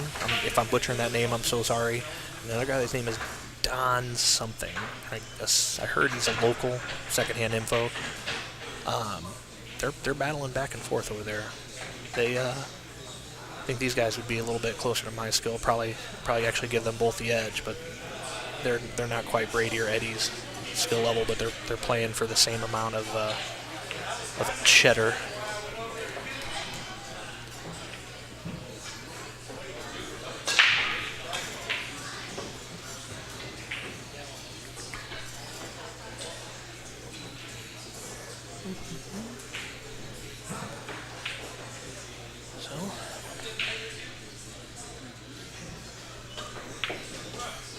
Oh man, so I have such a hard time with that shot right there. A little stun drag. Like I would have probably just tried to hit it, stop flat, you know. Seeing what angle I could take on the orange striper. Oh boy, I think he's pretty flat on this ball. Might have to go 10 ball next. how we looking? Well, he's in line. He's just a little. I think he's a little straighter than he wanted to be on this ball. Yep.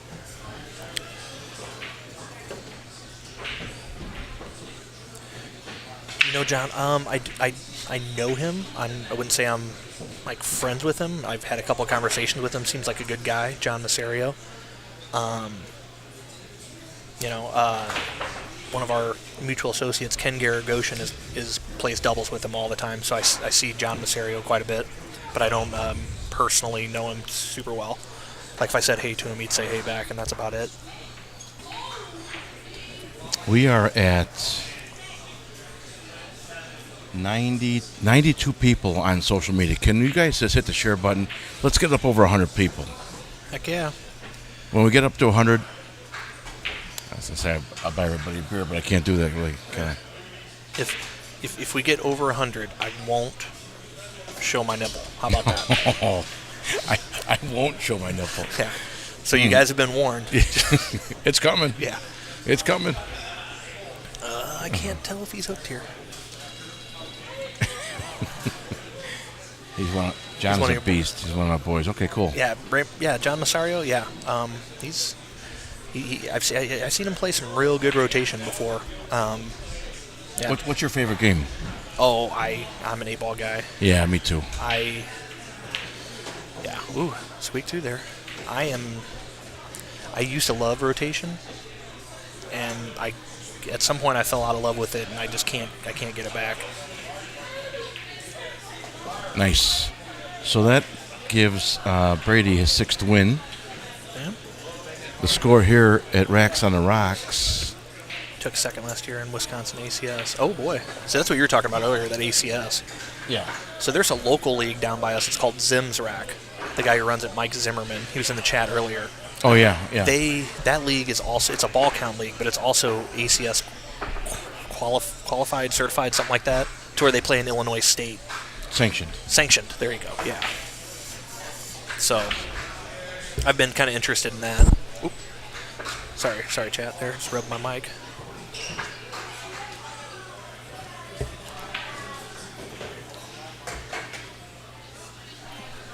All right, here we go. I'm a Zim's-Rack committee member. So there you go. Yeah. Zim owns a little gambling parlor called Lucky Rose, and it's 3 minutes from my house. The lady I live with loves going there, but Zim hates it when she goes because she always walks out of there with like $400. She's the only person I know that uses slot machines like ATMs. Oh, 3-ball. I was gonna say, Man. Brady didn't make a ball on a break there. Cue ball was likely to turn into a javelin. I was already getting ready to get down behind this little partition here.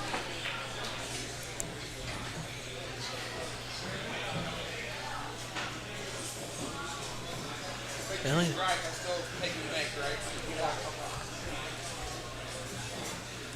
Made 2 stripes? Oh, yeah. Counting. It works. Ooh. He made 2 of each. 1, 2, 3, 4, 5. See, I think I see 2 solids down in the tray. I made 2 stripes and 1 solid.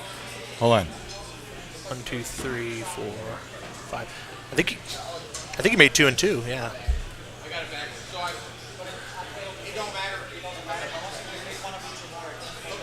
It's open. That's what I figured, but he does that. It's open, right? Open? Yeah. Yeah. Okay. So that was a question earlier from one of you guys in the chat that if you made 2 stripes and 1 solid, would it be stripes or would it be open? And they just discussed that now. So that means it hasn't happened a whole lot. Sorry, guys. I got to move my microphone again. All right. There we go. You know what I really like about that little dialogue they just had there was that it wasn't an argument about something. No, it was 2 gentlemen they've had a discussing couple of a those rule change. discussions, Yeah. yeah.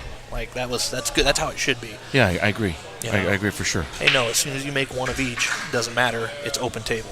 Oh, perfect. Because Eddie could have been like, no, man, that's not the way I play it, and it could have turned into something. But Eddie, I can see by his character already. Boom. He's a good guy. 6 strips. Stripes. Hey, listen, I don't know what they got going on in Peoria. There might be 6 strips here. I'm not sure. Yeah, right. This isn't my town, but I can find out for you, Ryan. I'm going back home tomorrow. Otherwise, I'd like to stick around and check this place out a little bit. I'll be back in a couple weeks. So Jimmy and I'll be back here on the 20th. Yeah, I saw the flyer for that match you Yeah. got. Yeah, this is three big money games. Yeah. I'll be on one table. Jimmy will be on another, and we'll just have a camera on table 3 with no commentary. Okay. So is it like a high skill level, mid skill level, low skill level type kind of deal? Good question. That is above my pay grade. Oh, okay. That's there you good. go. Brady's got to feel good about that one. Okay. Finally made a ball. Got a break and run. All right, so that game is conceded, and it goes to 11-7. A couple more games and might put a little pressure on Eddie. But I think he's got a real good deliberate pace. I wouldn't even call it slow. It's just deliberate, and he's not making a bunch of bonehead errors. I really like Eddie's pace when he plays. He thinks it out, makes up his mind, and then goes out there and executes. What am I missing on the chat? Why is there, everyone's writing stripes down? What's that all about? Is it good or bad? Six strips on the table. Stripes. Yeah. I don't know. I think it might be a quip, unless I'm missing a quip about Did I say something strips. Nah, that's probably me. See, that's the good news. If the broadcast turns down, just blame it all on me. Like that cookie guy. No. Came in there, ruined my rhythm. I'm brand new, so Yeah. I'm not impervious to making mistakes. Wow. Yeah, sometimes just hitting it with the sledgehammer, Hit it with the sledgehammer and outplay your opponent, I guess. Heck, recently when I played 9-ball, I went the opposite way. I'm hitting it with a little lollipop just because every time I seem to find a scratch. Excuse me. Oof.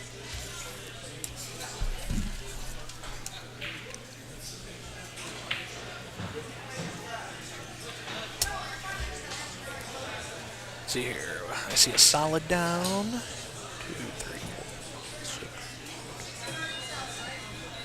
Okay, so I see solids. This game there is 1 stripe and 2 solids dropped, not 2 of each. Oh, well, see, listen. Again, counting ain't my thing. Chris, you already know I can't count. Yeah. Chris Glazner. He was in the booth with me when we were over at Q Pub.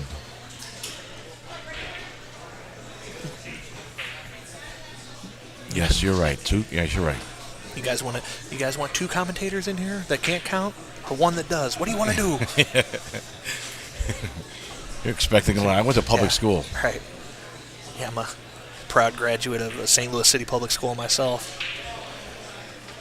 There, I got the new stove. Oh, dang, that's nice. I like the top grills. Yeah. With a Yeah. fifth burner in the middle. Hell yeah. Was it enough? Yeah, in the summer, exactly. No way. Yeah, not today. I used up all my energy on that 2-hour and 40-minute drive that I got in about 2 hours and 12 minutes, but I wasn't speeding. No, I'm not working anymore. So Yeah. you do what you want. You're right. You are on your own. So normally I am. Everybody gives me grief, like including Brady. When I drive somewhere, I'm 65. I'm in not the slow lane, but the one right next to it, and I just set the cruise control and I coast. Everybody I ride with, 80, 85. if I'm going to speed, it's going to be enough to where I get the benefit of the doubt on an officer's discretion. You know, like, I'm going to go like 6 miles an hour over to where the cop's like, really, man? Okay, slow down and get out of here. Like, that's my speeding. What was that movie with David Spade and Chris Farley? And they were they were sitting in a car, and a policeman walked up, and he goes, "Do you know how fast you were going?" And Chris Farley goes, 70? The policeman goes, 7. You were going 7 miles an hour. Yeah, that's where the nitrous oxide's getting them all. Yeah. Oh, Tommy boy, there you go. See, always gets, the chat knows it all. God, I laughed so hard. Yeah. Tommy boy, right? Yeah, get him out of my county. Yeah. Poor little fella, probably kept up with you for a mile or so. Oh, boy. So I think this is the Tommy boy, right? Yeah, this is the rack. This is the rack right here.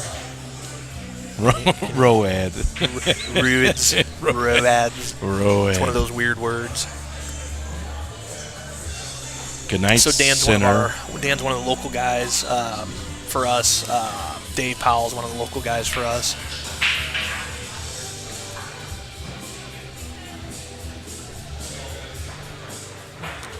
Are we over 100 yet? Let's see. 79 plus that's 80, 93. Come on, guys. We're at 93 viewers.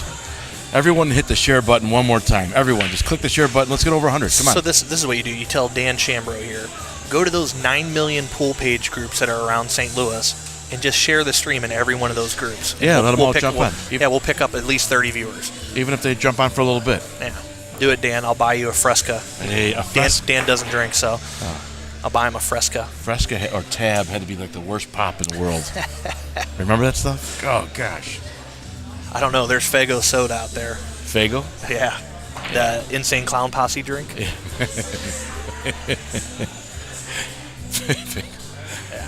Yeah, Tab and Fresca were like the worst, man. They were awful.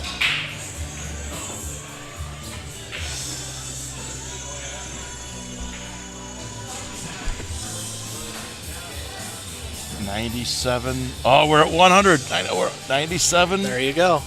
Plus 3 is 100. Boom. Excellent job, guys. Thank you so much. Who rules? O'Doyle rules. That's right. Thank you, guys. Thank you so much for that. The harder you hit a bank, the sharper it comes back, fellas.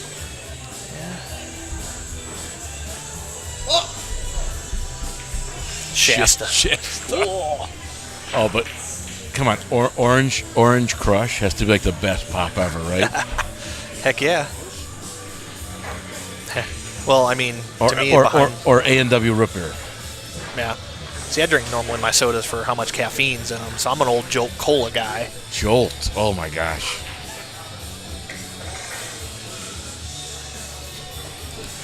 We should have a tournament where you have to drink 6 Jolts before we play. Oh, I'd win for sure. Everybody else would be vibrating off the felt. Ski, so that's a local thing down there. It's like a syrupy Mountain Dew.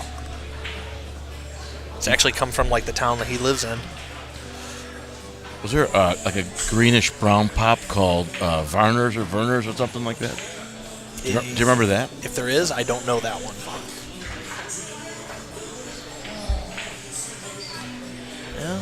So Eddie's going to bump the 10 ball here and hide behind the 12. Say the smart money would be Brady's going to be kicking like Bruce Lee here in a minute. Real slow, just bump the ball. Oh. Yeah. He might have a one-railer. Yeah.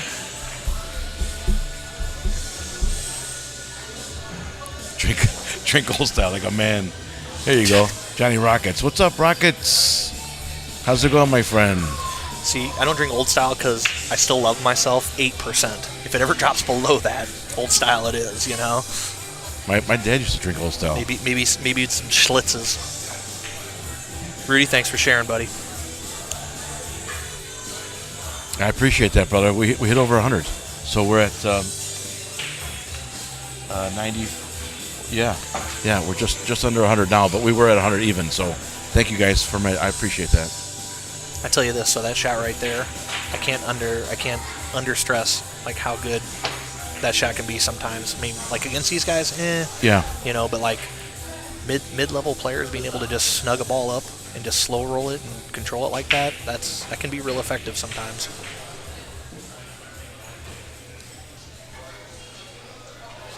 I mean, if we're going to talk about nasty alcoholic beverages. You guys have Malort out here? Oh, yeah. Oh, my God. I mean, I don't know about here, but so I used to work at a liquor store that sold it. That's disgusting. So I've made the statement, I would rather drink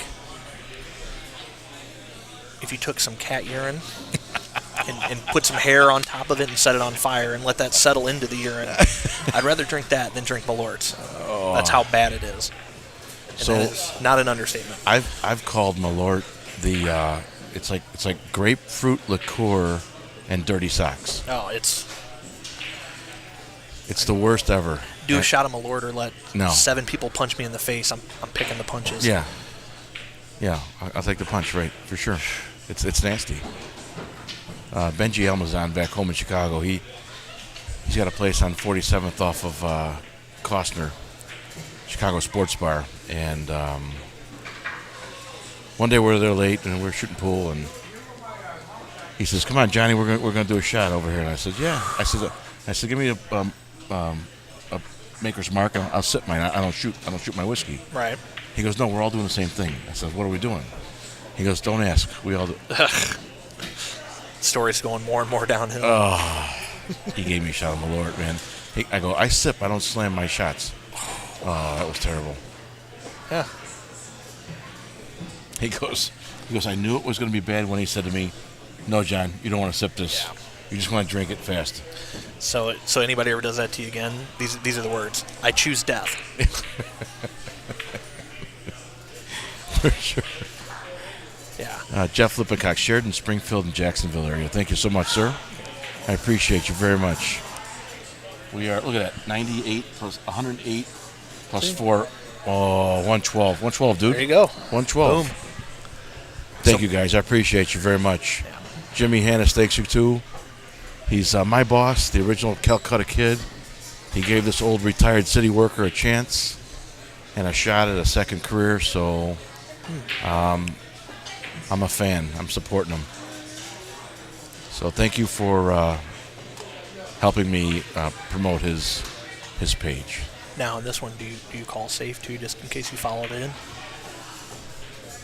Because I think he's going to hook him behind the 8 here, isn't he? Honestly, I'm calling it, and I'm leaving it behind the 8 because I can make the 10. Okay. It's a two-way shot here, right? So, So you just call the ball. yeah. If you followed in, you're why good. give If why not, give him a yeah. chance on the 7 if you don't have to? Right. Okay. See? Well, either way, Yeah, he okay. was hooked. So now he can shoot the 7, and 13 goes on the side. Because it comes around the table like this, clockwise, and he's good. 13's pretty steep up on that side pocket, unless I'm seeing a bad angle here. Here, let's see. Maybe you're right. Yeah. I mean, yeah, it goes. Coming in from here? Yeah. Just a little steeper than I'd like. Yeah, for sure. Hey, he could come counterclockwise. Come back this way. Nope, he's going your route. No. I think. Or 12 no, he's going the other way. yeah, 12 ball. Okay, I was going to say, Yeah. that just seemed pretty dang steep. And I'm not hitting top here. I'm hitting draw. I don't want to be near the side rail. Oh boy. Even he knows it too. Yeah, I didn't like that. Yeah. But With his ability, his skill, Yeah, you know, for I mean, sure. I think he's just got to bear down a little bit here. right. You know. Right. I think if he's super worried about it, he can use that 8. It's kind of a big ball to keep him off the 7, you know, even if you were to dog it. Greg Davis goes over 100 just in time to switch feeds. Yeah. Truth. Where are we at on the time? Can you tell me, please? Oh, yeah, I got you. What's up, Richie? We are... that can't be right. There's no way that hasn't updated. 650? Nice shot. There it is. Oh. Ooh, even with a little rubby-dub-dub. Chad, is that correct? 6 hours and 50 minutes? I feel like that's not quite right. Is that what everybody else is seeing? Are you guys looking at the feed? Are we at 7 hours and 50 minutes? 6 hours and 50. Sorry, 6 hours and 50 minutes?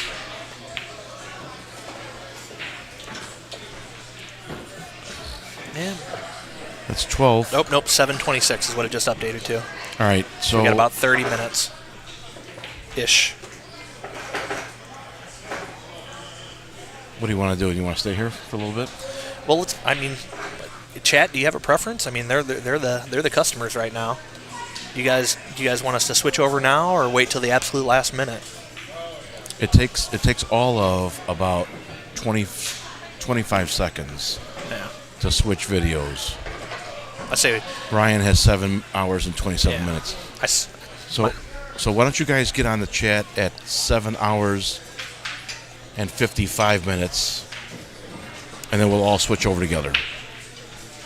Stay on, Brady. Let's try and get this the second set completed on this stream.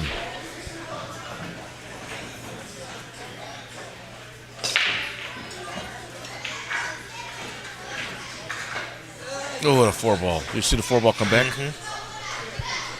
That 4-ball leaned over and it came back. So one of the places that I won't say it in its name because I don't want to talk bad about it, but that I'm playing in St. Louis right now. Okay. They just got their tables redone in their valleys, and I don't think the guys who redid them really know what they're doing. Well, what happened? Because when you hit a ball slow in the side, if you hit it like pocket speed, it'll hit like a lip of glue, and then it'll roll backwards out of the pocket. So, I'm just like, all right, guys, how about we're not going to hit anything super soft anymore, Yeah. But it's more of a sports bar type deal. It's not a pool hall, so I can't beat them up too much, But it just does get frustrating a little bit.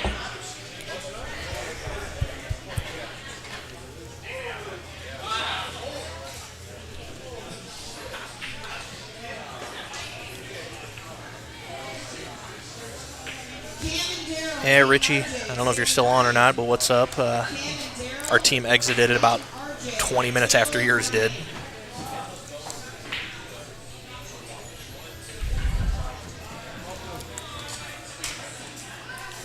So for those who are just joining, I know we hit 103 again.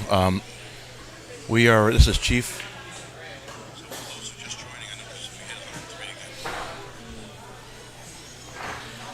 Come on.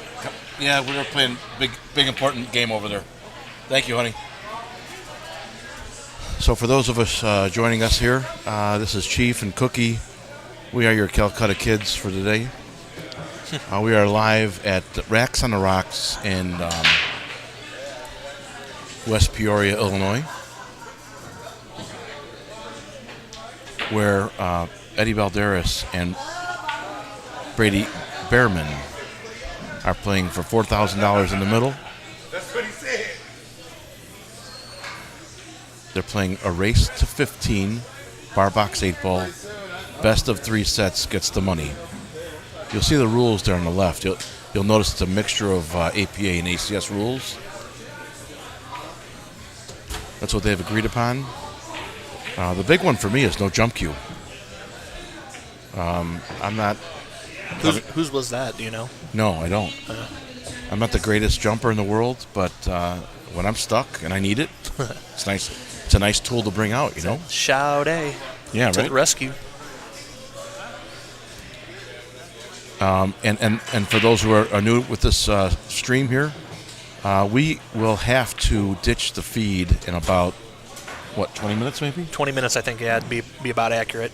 Hey, what's up, Kenny? Well, let's see. Kenny G, real Kenny G. What's up, Kenny G? This is Chief. How you doing, bro? Yeah, so I'll let you guys know when I'm going to switch over. It's basically I just got to click off, then click back on. It takes about 15, 20 seconds to reload. And then all you do is, no matter which, it's on Facebook, by the way. If you're on Facebook, then you'll come back out to the Calcutta Kid page, scroll to the next video, and start that one, okay? So I'm going to be a little bit more abrasive. We don't want to lose any one of you guys. Yeah. I know you might be cooking dinner, doing this, that, or the other. Click back on the stream. Please. Means the world to these streaming guys. Even if you're just letting it run. Yeah, it's our bread and butter. Yep. Plus, I mean, this is a pretty good match. I mean, me personally, this is going to be the only time I'll be impartial. I'm hoping Brady comes back and takes set 2, and we can either flip the coin again or call it a night. But most likely, we might see a set 3, and you guys definitely don't want to miss that. No, set 3 is going to be awesome. You figure, listen to this. So we started at 2 o'clock, right? Mm-hmm. And set 1 took 5 hours. Yep. I think they're both dialing in the break a little bit more. Definitely Eddie. It's 9:30. So that means this set has taken 2.5 hours. And the first, this is halfway point, and we're already at 12:07. All right. I think they're both starting to get there, you know. Yeah.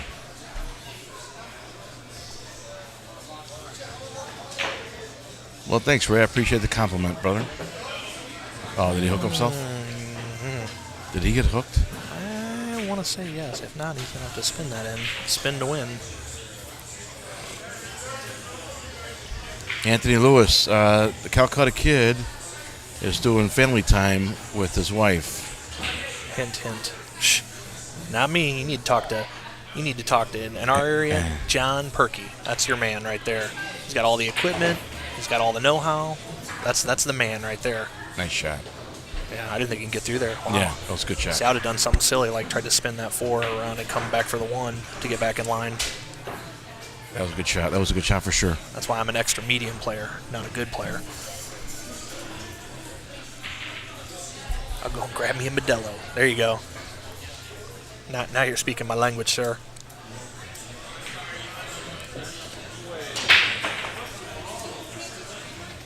Very nice. I'm going to load mine just to make sure I can see the time. You got it too?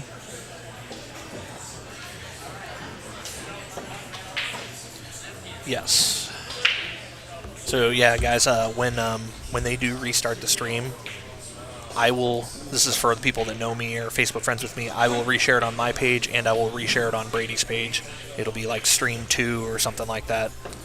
So if any of the more St. Louis-ish people that are friends with me or Brady want it, just know that I'll be on top of that. All right, so we're at 7 hours and 34 minutes. So, yeah, about 20 minutes from now, right? Yeah, it only takes about a minute to 30 seconds or so to switch over and turn it back on. But I don't want to lose all our viewers. So just be prepared. That's going to happen within the next 20 minutes or so. I'll let you guys know. 705 on Facebook. Look at this. There you go. Yeah, buddy.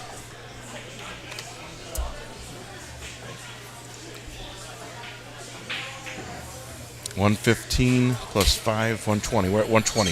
Dude. Boom. You're rocking it. You guys are rocking it. That's awesome. Thank you very much. Yeah, there's so many like groups of pool stuff around St. Louis area. I mean, I knew as soon as a couple of those guys shared a couple of things. Ooh, might have put a little. Ooh, still made a ball. Yeah, he did. And he put a little slug on himself. All right, best female player. Pool player. Best female player? Yes. Oh, who's that? Simeon Chen, right now. Oh yeah. I'd say is now. I mean, like best skill, her. Yeah, skill. Total package, Jasmine Oshman to me. Jasmine Ocean, of course. Yeah. After she got her teeth fixed. Hey, I saw her beat Allison Fisher in Vegas live. I was sitting in the front row. I'm like, who is this girl? So she just beat Jasmine Ocean in the finals. It was like, I don't know, like 2007 or so. I'm not sure. What do you say? You can make a ball and call safe. Yes. Yeah. What was I looking at here? There's a neat little thing on the old. He ain't happy with that one. No, he wanted to lock him on a 6 ball, and he leaked out, and he got the 12 straight in. You know who I think is underappreciated is Jennifer Beretta. Yeah, I agree. She's always within the top 5 in the world, Yep. and she's an extremely talented pool player. Plus, any Here we go. sponsor would be happy to have her wearing their products, right? Yep. Oh, for sure. So here's a neat little thing with this app. What's this? This is like your top 100 players by Fargo rate. Oh, So you okay. can do like USA female. So here's top 100 world female. So there you go. There's your top in the world. Kelly Fisher. Kelly I Fisher. met her in Vegas. Yeah, Listen. 765. That's unbelievable. Allison Yeah, Fisher, 752. Yeah, I don't know where Simeon went. She was up there for a while. Where's Jasmine Ocean, 743. Where's Jennifer Breda? Christina to catch. Yep, I She's got her awesome. favorited. Margaret She's Fefalova. dating. Feder. Yeah, for sure. Yep, and then Tyler's wife. Yep. wife. Yeah. Karen Core, 715. Oh yeah, she's always awesome. Jennifer Beretta. Good Lord, I know where is she'd she? be in USA Women. For sure. Well, maybe She's number 1 in the USA, 681. There you go. Yep. So now go back over to World and go slide till you see 680s. Wow. Right, if it was a snake, it would have bit me. So she is 26 in the world. 26 in the world. Yep. 1 in the country, 26 in the world. Okay. All right. Yep. But that's a neat little thing, part of these apps. It is cool. Best women's player in Illinois. Oh boy. You know what? Tina Larson's got to be up there, right? Actually. So there is a. What's that? Yeah. North Central. So give me a moment on that, Drake, and I will. I think Ray's making fun of somebody here. You know Ray Powell or Ray Cook? Ray Cook. Yeah, hands down best female. David Powell. Yeah. Yeah. Sarah Rousey. Okay. Yeah, that she's 623 off the top of my head. What's Tina Larson? She's Illinois. She's Illinois and LAR. Tina LARS something. 610. There you go. Yeah, Sarah Rousey. Is what? I want to say she's higher than that. She came to the Players Club in St. Louis and was whooping on some guys. Yeah, 629 out of Bloomington. Yeah, good call. Very cool. Sarah Rousey. Sarah Rousey, very good. I knew Tina was up there, but that's awesome. Yeah. Yeah, Sarah Rousey came to the Players Club in St. Louis when it was open for a while, and she was thumping on some guys pretty good. Hurt their egos a little bit. I learned a lot. Do you remember a pool player by the name of Angel Paglia? I do not. Yeah, she was from South Arizona, and I met her in Tempe. Yeah. She's living in Florida now. I think she quit pool. But what a great player. There was a lady, and she doesn't play anymore. She's out of St. Louis. Come on. What happened? I think I can see more of it than that, but it's your choice.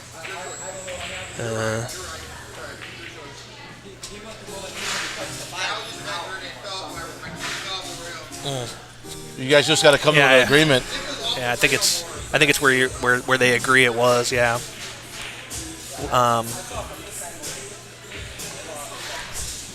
Yep, Julia Gabriel, Rudy. Yep, and this is her right here. She's still a 625. Wow. She whooped me pretty good. That's when I learned right away. It doesn't matter how big you are, how strong you are. You know, girl, guy, has nothing to do with hitting these pool balls. Does Pam Bell still play? Pam Bell. Yes, she's. I don't think I know. In the Pam early Bell. 2000s, she was one of the strongest female players in the state. So unfortunately, in the early 2000s, I was still in high school. I wasn't quite in the pool world yet, but I don't see a Fargo rating for her. You're searching both? Yeah, this is searching everything. So, but Justin says she is still a champion. Who's that? Yeah, she's still. I assume that's in your. Oh, for Pam Bell? No. Yeah, into your Pam question. What happened? Why didn't see what happened? He went one rail back, and he was trying to break out the 5, and he scratched on the side. So that's not good. She just won the AA men's in Wisconsin. Well, is that true? Wow. It's in the chat. It's got to be true. No. It's got to be true, right? Yeah. Justin said it. Yeah, that's pretty good. Rudy says never heard of her. Yeah, Rudy's been around for a while. He knows. I want he to knows. say she was the number 1 ranked pool player in Illinois, female pool player in Illinois in the early 2000s. I cannot remember. Am I right, Justin? Logan says, let's go Brady. We are watching Eddie Balderas playing Brady Behrman. 4,000 in the middle, best of 3 sets, races to 15 each. Bar box 8 ball. And the rules are right there on the left. Let me switch over here to the screen so you guys see it better. Yeah. We're at 7:42. In about 10 minutes, guys, I got to ditch this feed. Facebook's going to kick us off anyways. All right. I want to make sure that we all come back on and watch the end of this race, please.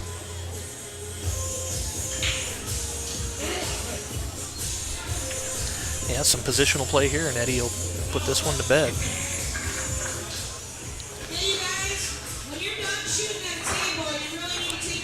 Best woman player in Wisconsin history. Isn't Pam Bell from Wisconsin? Yeah. I guess maybe at one point she lived in Illinois back in the day. Well, I knew her from this when Tom McCluskey was number 1 in Illinois for I think it was 9-ball, or at least he won the Windy City Open, and I want to say Pam Bell was the number 1 ranked female there as well. But I'm going early 2000s. Tom, if you're still here, correct me if I'm wrong. I wonder. There's some McCluskey out of like Eureka, Missouri, and I had them two mixed up for the longest time. I can't remember what the other McCluskey's name was. If JP's still here, John Petroli, he would know. He plays out of his bar. But I was like, dang, I didn't realize that guy was that good. And I had him mixed up with the 740 Fargo player for the longest. All right, well, we got to have the... I'm going to go ahead and tell everybody right now that after this game, I'm going to ditch this feed, which all that means I have to end the video and restart another one. So I'm asking everyone that's following along with us to research us on Facebook. Tom, Pam is from Wisconsin, and I never have been the number 1 of anything else. You were playing, if I'm not mistaken, Tom, you played for the championship of the 9-ball at the Windy City Open. You and I spoke about this at Bradley Billiard Club. I thought you beat Mike Bandy there. I could be wrong. I'm getting older, so I thought that's what happened. But after this game, guys, I'm going to go ahead and ditch this feed. I'll restart another one right away. So if you're watching on Facebook, if you're watching on any other social media site, you should be fine. But on Facebook, I'm going to ditch it and restart it so that you guys can follow along, okay? And I'm going to try and get Never Beat Bandy. Okay, all right. Got it. So if you're on Facebook, remember I'm going to end this video at the end of this game. Restart another video because Facebook's going to kick us off anyways. We'll all come together. We'll try and get back up to 100 viewers so we can watch the end of set 2 here. Eddie Balderas versus Brady Behrman. Live at Racks on the Rocks in West Peoria, Illinois.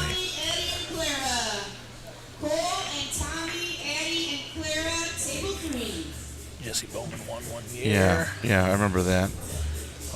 You see that one? The person said they won the women's. Maskuski. Okay, so see, yeah, I had it completely wrong, JP. How Tom McCluskey number 1 over Justin Bergman? Well, this was one tournament, I think. Is what I was referring to. Nice shot. To me, there's a little difference between us, our really good amateur and a flat-out pro. But I get your point there, Sean. Yeah, right.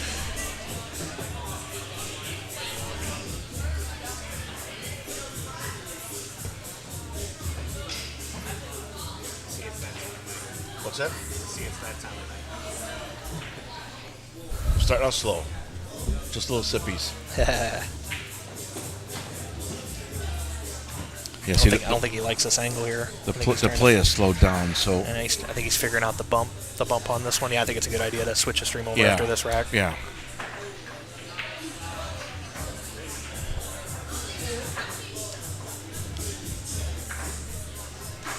You gotta hit left English here. Or- Dirty dog. Wow, that was pretty snarky. That was rude. What do you say here? You happy you get a chance at the table, you know? Yeah. Better than watching the guy run out. At least I guess that's what you're supposed to say. I'd drop back 5 yards and punt, but you know, whatever. I thought Tom was number 1, so I was wrong. Yeah. Hey, so it's a good thing and a bad thing. The chat knows everything. Yeah, the chat knows it all, man. These are some hardcore pool players, man. Yeah.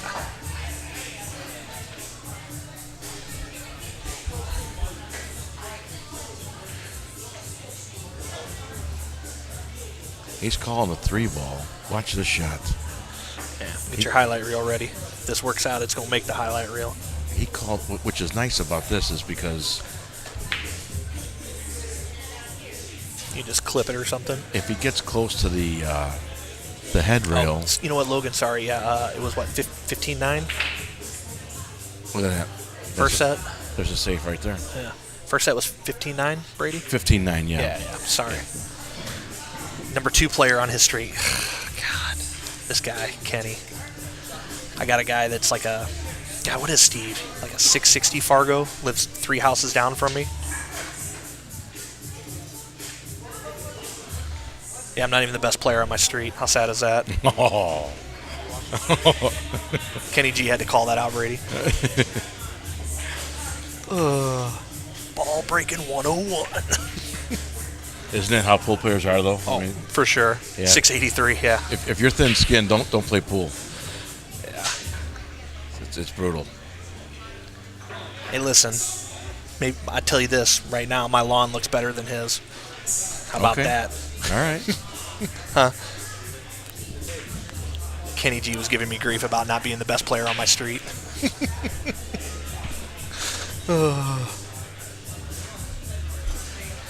Rudy, Steve Allison lives like 4 houses down from me.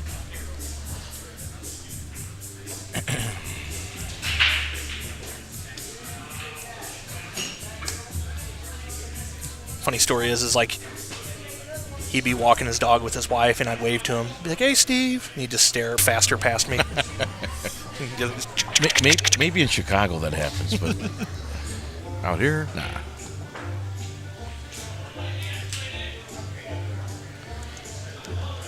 All right. 112. Stream lost on Facebook. Uh-oh. It is? Facebook just dropped the live. I'm getting text messages. It did? Yep, that's what they're saying. All right, guys. If you're following along, I'm going to switch over, drop you here.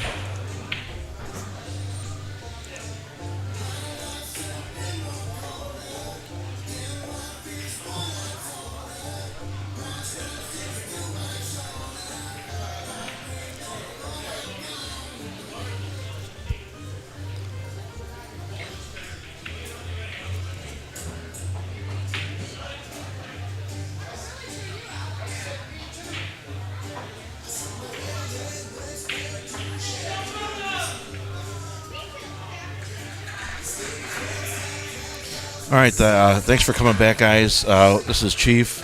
I'm here with Cookie. We are live at Racks on the Rocks in West Peoria, Illinois. All right. We had to restart the feed because Facebook kicked us off. I was hoping to wait till the end of the game, but here we are. This set started off quickly and has slowed down. I think Eddie was winning 7-1 at one point.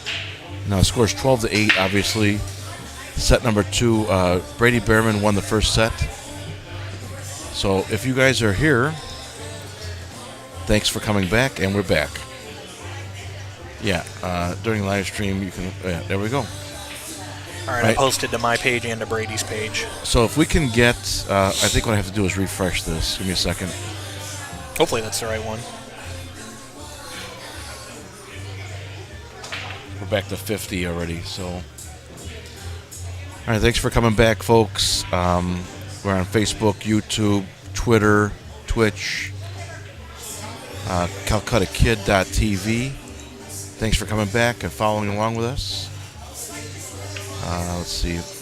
We want to get our viewership back up to 100 again. I knew we were going to lose quite a few if we restarted. So let's get us back up to 100 viewers.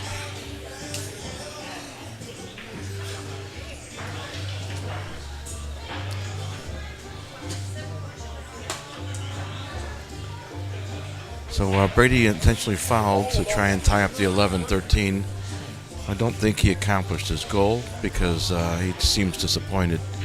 So Eddie's going to have ball in hand here. Excuse me. Eddie's going to have ball in hand, and thanks, Rudy. Thanks, Jose.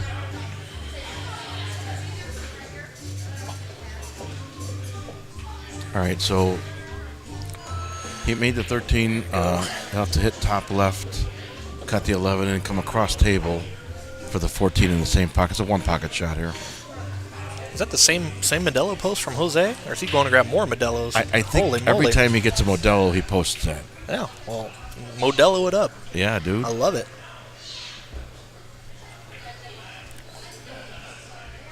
Isn't Steve Bowers from St. Louis area that play? Steve Bauer. No, we were talking about this earlier. Steve Boucher. Steve Boucher. Yeah, he's every bit of a 700 Fargo player. He's pretty good. I don't think he plays much anymore. He goes through like little spurts. Yeah, Boucher. Yep, nail it, Kenny G. Thanks for coming back, folks. If everybody could hit that share button again, let's get us back up to over 100 viewers. We're at 86 plus 3. That's 89 people. We're trying to get over 100 players again.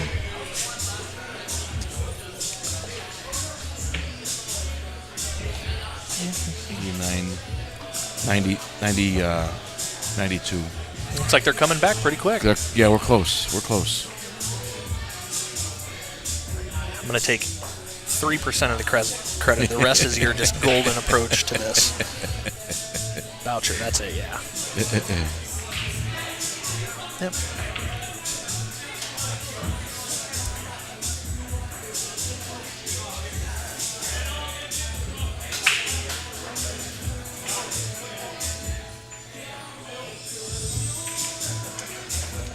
Eddie takes his 13th win. Yep. This time I got my cooler. He just brought the whole cooler. Smart. Yeah, for sure. Let me move that 13 over so it's centered in that yellow square there. Oh, you got all kinds of little gadgets on here, don't you? There we go. Moves it over a little bit. All right. All right, so I'm John Enigas, better known as Chief. I'm your Calcutta Kid here with Brian Acridge, better known as Cookie. Yeah, buddy. He drove in from Swansea, Illinois, when he heard the stream earlier today.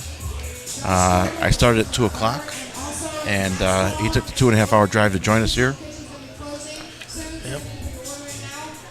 Yep. Well, my decisions were kind of easy. Come support my boy. His boy being Brady Behrman. Or stay at home and play video games and drink too much because we got thumped on in my BCA team tournament match. So it's a pretty easy choice for me. Any opportunity I can have to come support my guy for sure, you know. No, Andy, they're playing for four large, best of 3 sets. I don't know if either of these guys would put their shoes on for a $100 set. Yeah, right.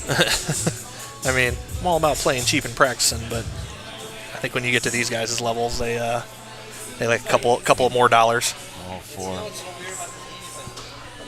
You think you're giving yourself the same rack, like type or whatever, but all this, it's always a different rack. Sometimes it's just blast open.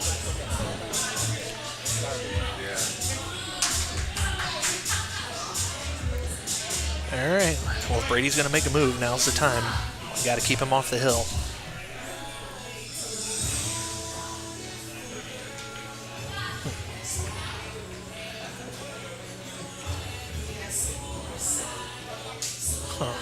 Guess he saw the 4 getting that rack open. That's why he played that like that. I guess it's a definite maybe. So it's so hard for me to second guess these guys. It's like, who am I? No, I'm the same way because I see what I would do and the difficulty it presents. Roy, there you go. Okay. Roy Schuler, I just got you, so thank you. And Alex Grell, I just got you too. You're in. Thanks for following along, guys, and a friend request. I appreciate you. Welcome to the Cool Kids Club. Yeah, buddy.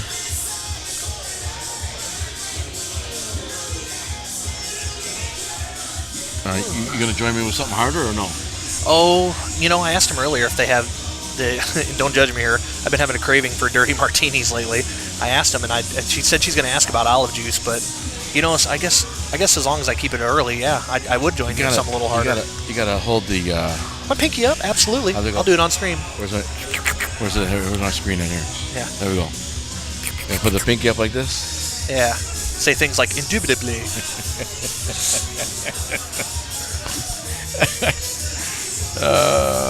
I just, for whatever reason, I've been having a craving for him lately. And Chad, it's okay for you to judge me. Go ahead. Alan Martin says, got to get Stu back. He does. He calls him good. You're right about that. I don't know who Stu is, but I'm trying. Stuart, go to Facebook. Alan. Stuart Key. With a U-A-R-T. S-T-U-A-R-T. Last name of K-E-E. Wow, to completely butcher that.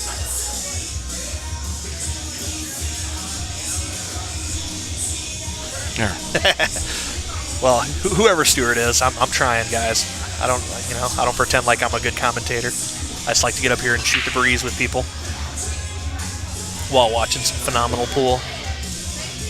So you know what's funny right now, chat? Is these guys are at work. Suckers. I was wrong. S-T-U-W-A-R-T. Stuart. K-E. Stuart. That's him. That's him. General manager? Okay. Yep. Okay. He's a good dude. Well, Stuart, I don't know if you're listening or not, but we always judge you. Yes, Brian. Albert's here. What's up, Albert? It's my boy, man.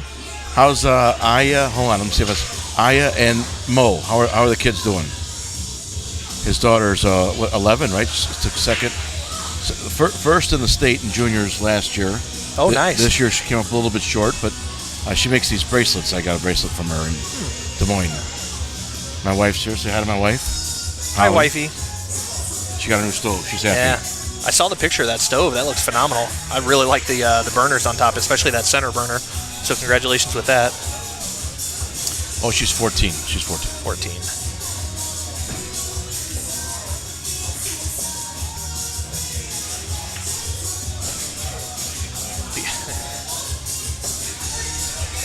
Yeah, I agree. That I don't know what else you got, but that stove looked like a beast.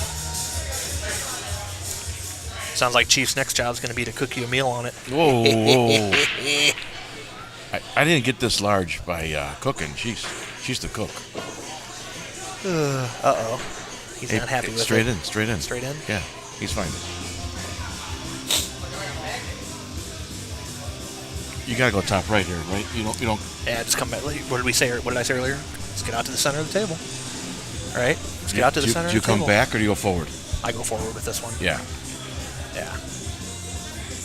Now, knowing me though, I will find the scratch in the side pocket somehow, some way.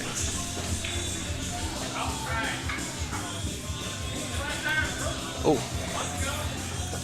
Perfect. So yeah, those are those little touches that. All right. My wife is a great cook, by the way. So Brady goes to 9. Yep. Clawing him back. Well, Mrs. Chief, I'll tell you this. Mischief. I'm sorry. Mischief. Ha! Even better. You got a great stove to cook some stuff on. I'll tell you that.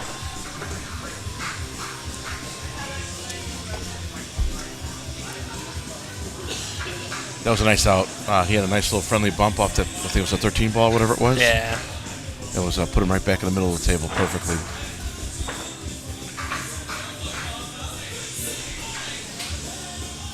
Hey, Albert, if you're still here, tell Stu I got his Jack the Bet shirt on.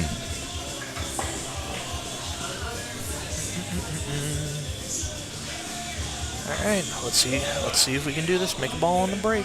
Jimmy bought me. Jimmy ordered these Calcutta Kid shirts. It's his logo all over the T-shirts and polos. It's a nice looking shirt. Only thing is, he ordered it online and it came from overseas. And their idea of a 4X is not the same as American 4X. Yeah. I've run into that problem before. Oh, nice break. There you go. Nice break. Well, shoot, breaks like that, he might even be able to salvage this here. Holy moly, he's definitely got some choices. Winner buys Bo Fetties. Oh yeah.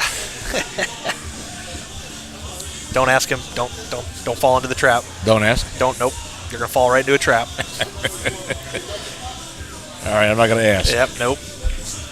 Is anyone gonna ask? Ugh. No. We'll see on the chat. I bet you somebody will ask. Dave's on there. He'll probably give it away. I always make the joke because my eyebrows grow in like 3 lashes at a time, so I pretty much don't have eyebrows. I say, hey man, I'll play winner bets. Losers got to shave their eyebrows anytime somebody wants to roll. People just look at me and they're like, you lose a lot, don't you? Yep, sure do. Oh, that's funny.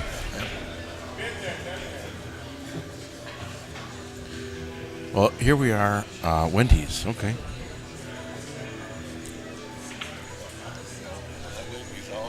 Yeah, all these. Oh, you guys are gonna get him going. Ooh. So on the other table, I just saw. Is it Louis or Luis? Luis. Luis. Yeah. I don't want to butcher his name. I just saw him hit a pretty good little breakout shot. He shoots good, man. Yeah. Oh, there it is.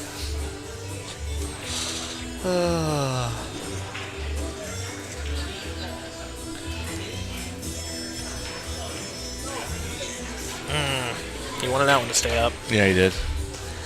Well, always a plan B, right? Stick Bo Fetties. Yeah. Yep.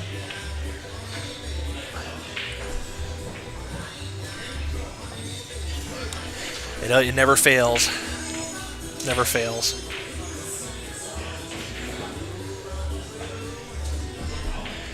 Here,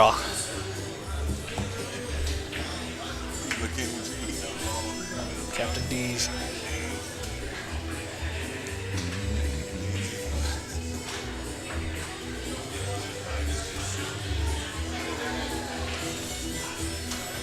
This is what they're going towards right here. Oh, on the bottom part. That's where that's going. Nice.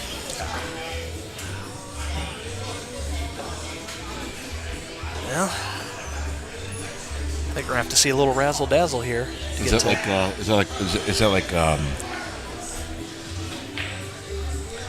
what do you call nuts on your chest? Chestnuts? Chestnuts, yeah. Where's the window here? Especially. What do you call nuts on your chin? I don't. I choose death. All right. We're skirting the PG rating here. Yeah, it's getting later. You're after 10 o'clock. You're good. Yeah. Is it already? Yep, 10:02. Good Lord.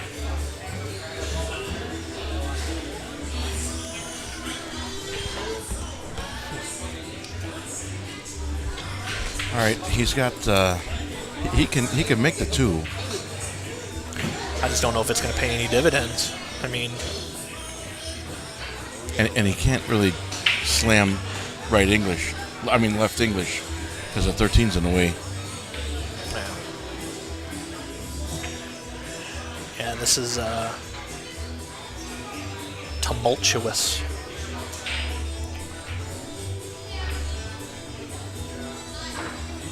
Do you think he can draw? Can he draw between the 13 and 11 and put it by the 3rd diamond on the other side of the side pocket, so he can kick off the head rail, make the 1?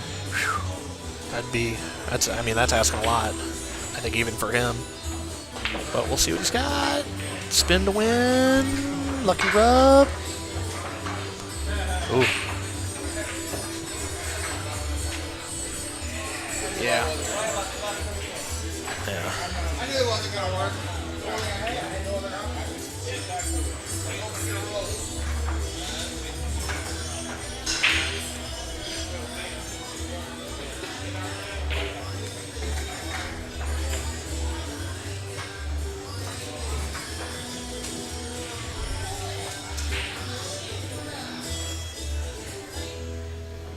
I mean, even if he hits bottom right and he massays the cue ball back in behind the 10 ball to make the 1, Yeah, he's stuck back there. Yeah,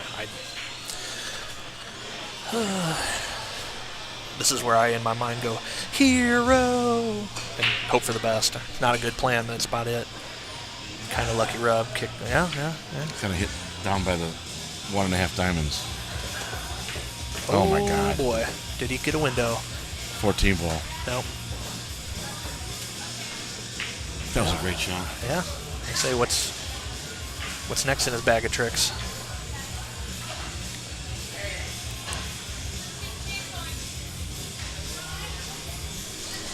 Must not be frozen because Eddie came off his chair to go look at it.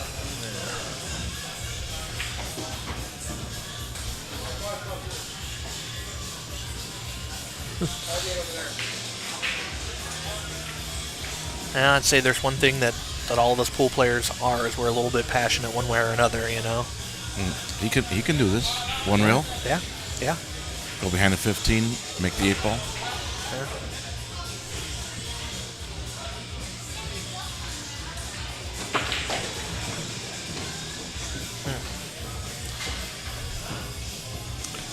So that's not a loss. He scratched on the 8. It's not a loss. So Eddie has ball in hand with 5 left. What's left? 5 or 6-ish. Standing right in the way. 6 balls. 1, 2, 5. 6. 6. He's got the cue balls in. Yeah. Well, the only trouble here, I think, would be the. I mean, there really isn't, but I think if the 14-9 were off the table, it becomes very easy. So those are the 2 iffy ones. Yeah. Get rid of the 14-9, 15-14-9, then he's done.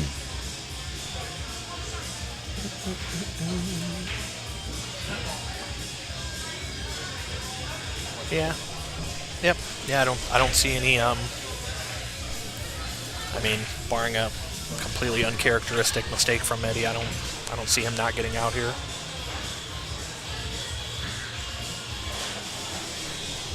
He's not happy with this. He's got to cut the 14 to the left. So he may as well just shoot the 11 now and come behind the 10 ball. You know, draw it around the 10. Just get rid of those 2. Give himself a better angle on either the 14 or the 13. He doesn't like it, so don't shoot it. You don't have to. Go around the 10 ball. That's what I was saying earlier. Like, he's got a real deliberate pace. Like, he's not just playing slow to play slow. Like, he's really thinking out exactly what he wants to do, you know. He should. He doesn't need to shoot this ball. He doesn't like it, so. Andy, me? Do I play? I mean, I like to shoot balls into rails occasionally. I don't see him ducking Greg, but I mean, stranger things have happened.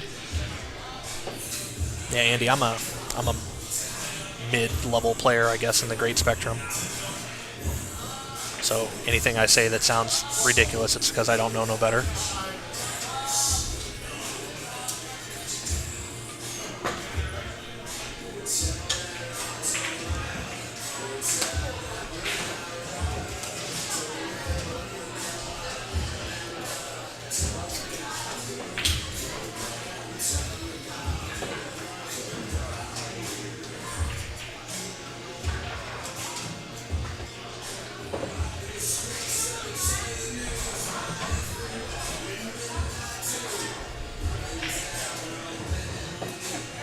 Go around the 10, right? You don't come in front of it? Oh, yeah, I go around. Drag that ball out, yeah. Get off the side rail. Even if you're welded to that side rail, I mean, you're still in great shape. Even if you're straight in it, just any shot on the 8's better than no shot. Yeah. Just make the 10. Just make the 10 ball. He's hitting top. And he's just going to float it in. Or no, hit it with authority.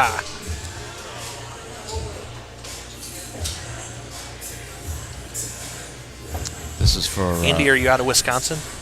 What's that? Andy? Oh, Andy. I'm not sure. And, oh. Or New England. I'm betting Wisconsin if he's watching this match.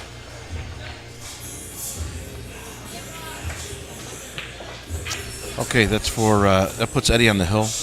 Yep. Eddie's at 14 games.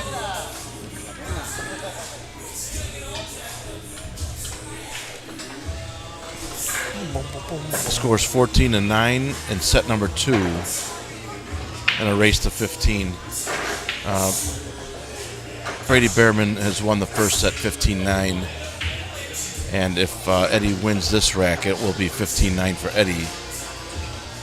So they're pretty evenly matched, wouldn't you say? Oh, yeah, absolutely. I was just thinking in my head, I was like, well, if he puts this one away here, we got 15-9 versus 15-9, you know? That's why I was happy that I heard it was best 2 out of 3, because, like, to me, it's the worst thing in the world to drive for either person a couple hours and go play your heart out and break even. Like, somebody needs to win something. I agree.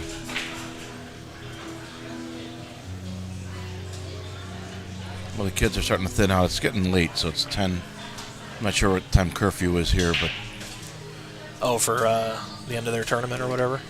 I saw a lot of adults playing over there earlier. I was kind of wondering... Oh, they had a father-son. Adult junior thing. Okay, all right, that makes sense. I was like, man, these don't look... It's pretty good juniors. Yeah. That 18-year-old's got quite a beard. Yeah, I was like, I don't know if I probably wouldn't card him.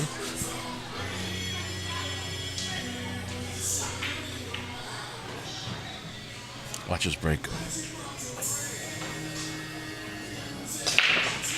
That was better, huh? Yeah. 12 ball goes. Well. So you got the 10 and 14 stuck down here. So you make one of each. He's open. Is he open? They made the one ball. Made You're one, right. yeah. Very good. Okay. Yeah.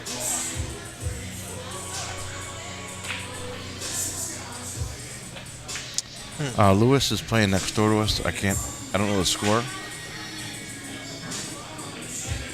He's actually shooting right now. Oh, that guy's Renee? I thought isn't that the match coming up next week? Renee is the 20th, I think. Yeah. Oh. It's hard to sit for a long time, right? Oh, yeah, these stools are not made for pleasantly plump gentlemen. That's why I got one of the big stools. Yeah. Anybody that's a little soggy around the midsection, there ain't enough padding.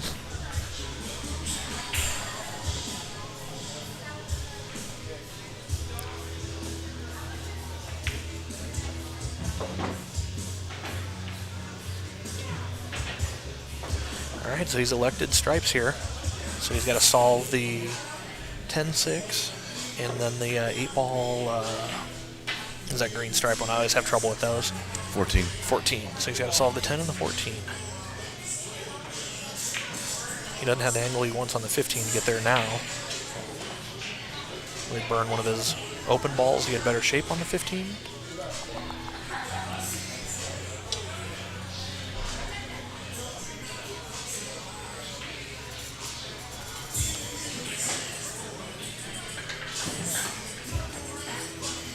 Well, looks like he's going to play a little move here and say, Brady, figure it out there, big hoss.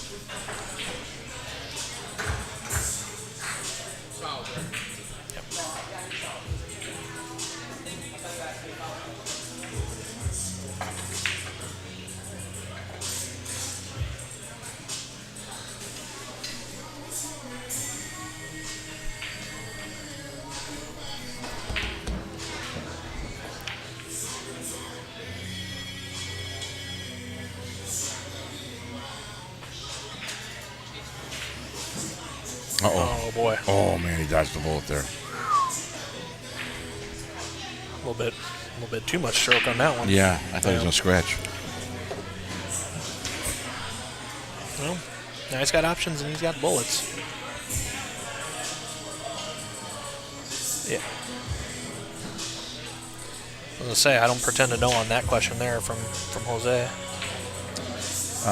They're playing 8-ball now, and So I Luis, thought that guy's name was Don. That's what you said earlier. This guy. Yeah. I thought that guy's name was Don. Renee and Lewis.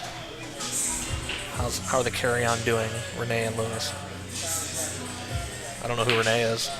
Is that his brother or something? I think it is. Oh, yeah, I don't know. I'm new here.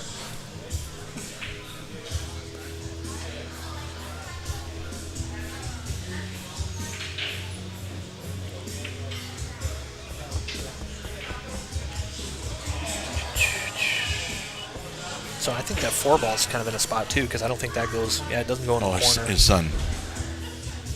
Renee's his kid, he said. Oh. Thanks, Jason. Chris, thank you. Yeah. Matt, thank you. Yeah, sorry guys, I'm not familiar with everybody. Yeah, neither am I. Yeah. Ooh, Lewis. What's the score? They're asking.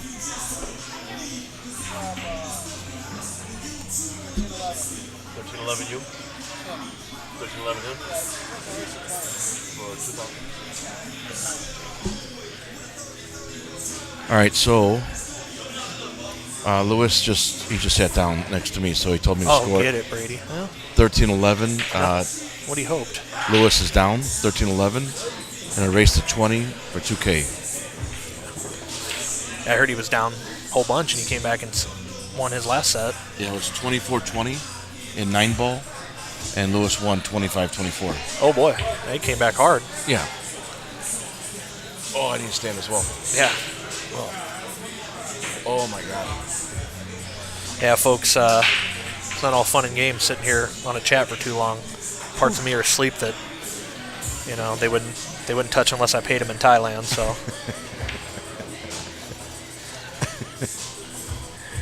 Oh shoot. Yeah, I don't see any younger kid hanging around or playing pool here, so I don't. I mean, I know they said he's 21, but yeah. Is Renee here too?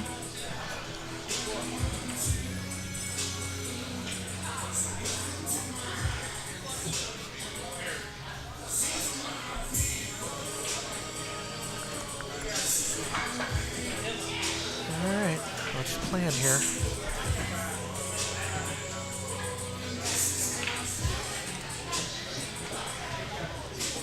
I guess he just plays stop and plays for the bank, or maybe rolls forward a hair.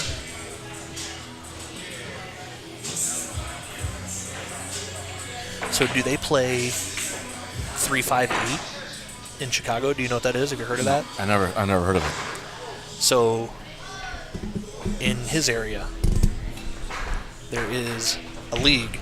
It's called the 3-5-8 League. Okay. Okay. Go So ahead. it's a regular rack of 8-ball, but you can use any ball. You have to bank your 3rd shot, your 5th shot, and your 8-ball. So you have to do first 2 shots straight in. Balls or shots? Balls. Balls. Okay. So if you make,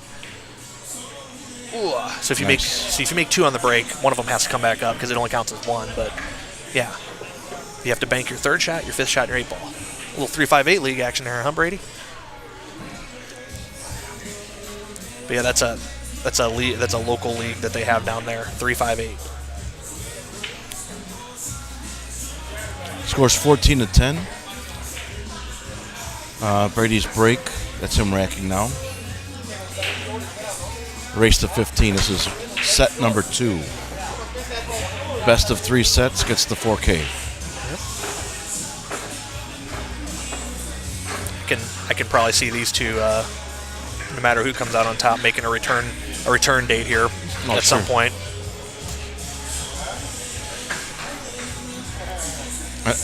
It's. I know what we saw the first set, but the way he came out, the way Eddie came out in the second set. Oh, he's on fire. I haven't seen that gear from Brady yet. I mean, he may have it. I agree. I will say this as his friend, he definitely does have it. Okay. I mean, he can, especially he starts breaking good. He could run downhill real quick. Gotcha. and that's it. Downhill, like run towards the goal, downhill, and not play bad downhill. The problem for me with Brady is he just hasn't been playing a whole lot lately. He's been real focused on working. That's a good thing, though. Oh yeah, well yeah, you always got to take the guaranteed money, even when you're his level in pool. But he's been working a lot lately. His wife, who is absolutely amazing, made the career decision that she was going to go to nursing school. So he's kind of taking care of the whole household right now. So hell yeah, good for him. They got a real good synergy, a real good partnership. Hey, listen, take care of me while I'm going to nursing school. I'm going to get a good nursing job. Then you can back off a little bit and work kind of more part-time and then play more pool. It's a real good partnership. My daughter's 31. She's a travel nurse. Yeah. Then they make a lot of money. Oh, yeah. So, lady I live with is a radiologist. Her daughter is a nurse. And they both do really, really well, especially with all the extra bonus shifts and stuff lately. Yeah. Yeah. Sorry, guys. I'm just moving my mic. Yep. I have had to learn all about both fields through all the fun stories about hospital stuff. Yeah. Oh. He's okay. He's okay. Yeah.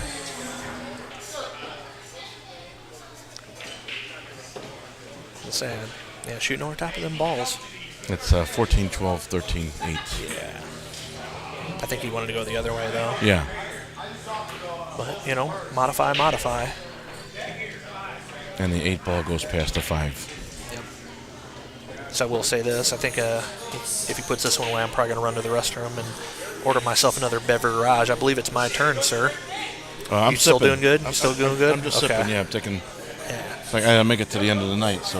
Oh, yeah, makes two of us. Not sure how long it's going to be. What's their rule on that if they're still going after it close? They didn't decide yet. No, I mean, I'm talking the bar. Oh. Will they just shut it down? Maybe let us hang out here as long as we're not drinking?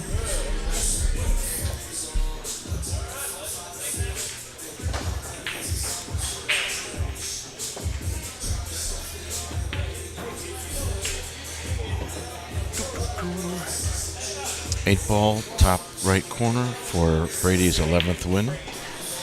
All right, folks. We got action. So I'm going to try to take this headset off gingerly and not blow the chat's ears out. If I do, sorry, guys. Good. You're good. Just you're good. Yeah. Perfect. All right, well, Brian goes and takes care of his business. Take biscuits. Hey, do me a favor. Send me a friend request. Brian Acreage.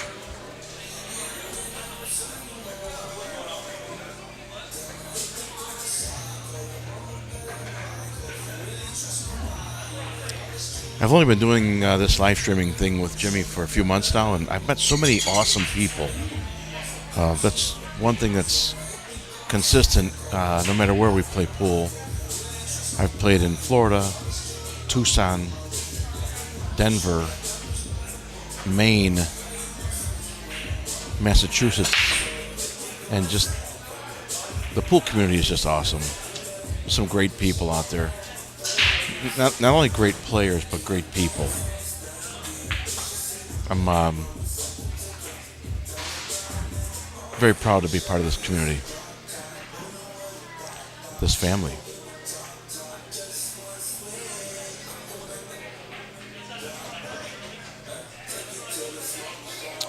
Well, Lewis plays good.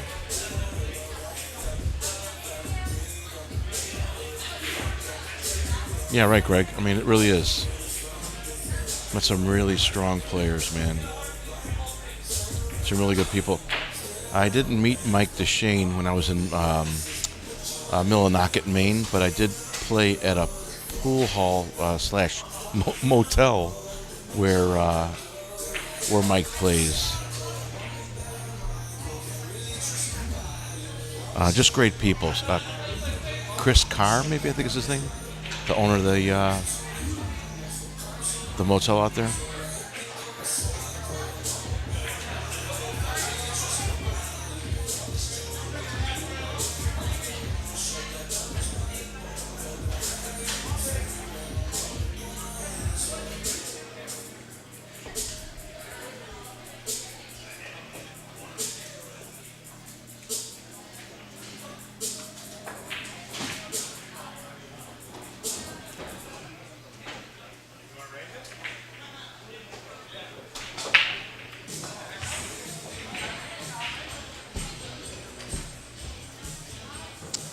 met all the best friends of my life and around the table. I can guarantee that I'll continue to do so for the rest of yourself. Thanks. I appreciate that, Mike. Those are kind words. Thank you, sir. I know I've said this story before on the stream, but I'll say it again. I have former friends of mine who won't talk to me as a result of the following story I'm going to say. I won't say the names. I'll just tell you the story. We were in Las Vegas playing in the BCA Nationals, and we were getting down to the nitty-gritty, and we were on a 3-table format. And I was on the right table, shooting away from the other 2 tables, and my other teammate was in the middle table, shooting straight up table, and the third teammate was on the left table, shooting across to the side pocket, facing the other 2 tables. So if that makes sense, I was on the right table. And I hear the center table, I hear my opponent call safe, and then he makes a shot, and then I hear his opponent say foul. Well, I turned around, and I hear Tim say, oh, shoot, I'm sorry, guys. I shouldn't have said his name. I hear my teammate say, that wasn't a foul, it's a good hit. And as I looked over to my third teammate, who was in the best spot to watch it, to see if the cue ball had hit the head rail or not, Bobby just shook his head, no, it was a bad hit. So I grabbed the cue ball and handed it to my teammate's opponent and said, it was a bad hit, ball hand to your chest. Boy, my teammate got so mad at me. He has never forgiven me for that, and it was just a game. And the way I'll explain it is this: I would rather lose playing honorably than win by cheating. And in my opinion, that was a cheat. So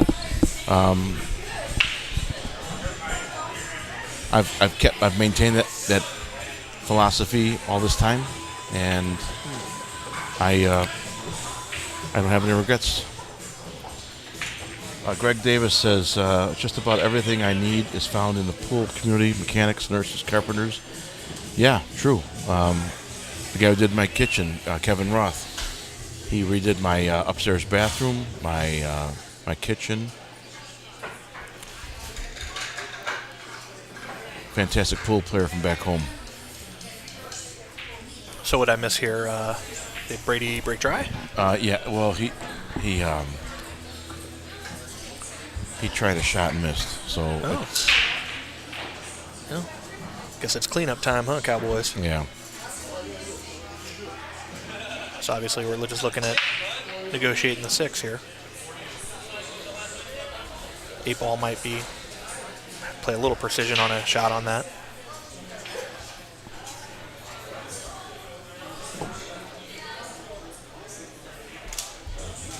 You're gonna have to help me with the spelling of your name again. Sure. John Julian. Last name with the letter Y. Y-N-I. Why? John Julian is the middle name. Oh, okay. I was like, wait a minute, what? There we go. This one? That's me. Okay, perfect. Gotcha. Boom, you're in, Chief. All right, bud. You're in the clan. Boom. All right, folks. Let's see some razzle-dazzle from this high-level player.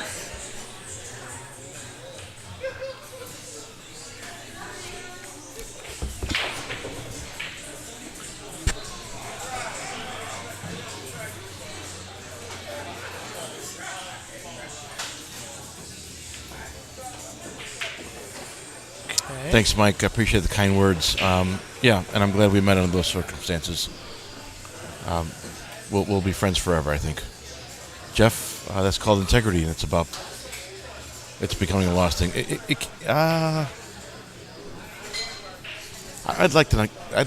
I'd like not to give up on that, but I understand where you're coming from. You haven't heard that name. You know, Kevin is doing home remodeling. He's doing plumbing jobs and whatnot. He's more of a golfer now than a pool player, but he's still a phenomenal pool player. Back when I was new in the BCA, Kevin was one of the tough guys, and he still has game. But You know, here's a guy that could put his pool cue away for a few years, come back and shoot like he never put it away. So that alone tells you how good the guy is. That's strong. Yeah, those guys. Yeah, those guys. Like you said, I stopped playing for the summer, and then you just come back probably strong as ever. You know. Takes me a little while to get back into it. You know, I do take the summer off to. I quit coaching and teaching and playing league. I always joke and I say, somebody's like, oh, I haven't hit a ball in 3 weeks. I'm like, good, you got rid of all your bad habits. No pool players ever playing. Nobody's ever playing. Yeah. You know, I'm not playing.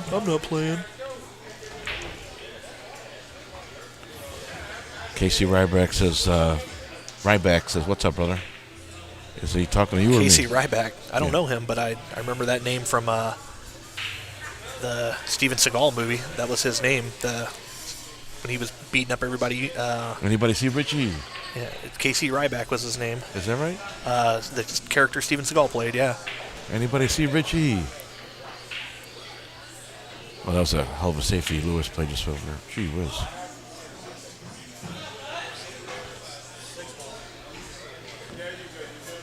Yeah, Kevin used to come to Pro Time when that was still around.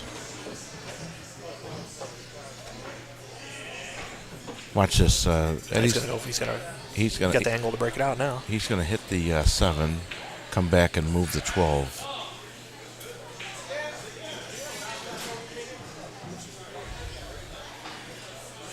Think he bumps the 12? Either that or he's going to dig on it and really dig on it and play the 6 in the same corner. You know, spin underneath. It's kind of dealer's choice here. Under siege. Yep, you got it, Ruby. Casey Ryback. Dug under it. Wow. Yep. Boop. How strong was that? Yep. So he's got to go forward to play it in the corner pocket up top. Yeah, maybe a little inside to beat the purple stripe one, so you can get that angle to play the 8 in the corner.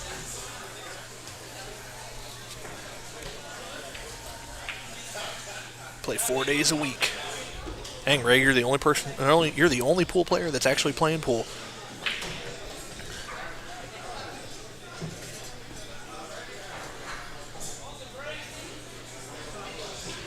Yeah, and this is an Irby here too, because this is his hill game. That's his angle. It looks pretty straight. See the 6 ball top left, and he's got to go forward of the 12. And I think he's got to put a little inside on it to get it over to shoot the 8. Have more natural shot on the 8. Over here? Yeah. Let's see. It looks pretty straight on the screen. Yeah, on the screen it looks straight. On our angle here at the table, it looks like he's got to do a little spin to win. He doesn't like it. Yeah, he definitely has body language. Let's look at that again.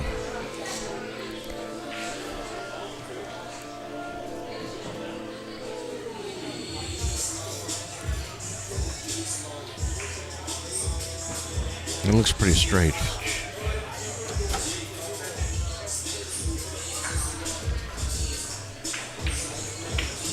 Uh-oh.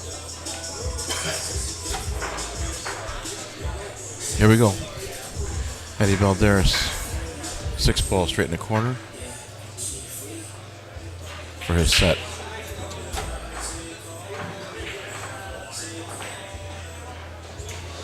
There you go. He elected to. That was good.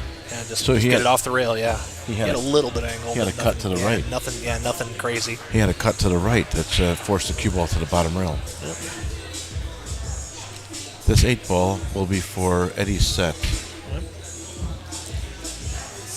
8 ball to push it to a third one. Yeah.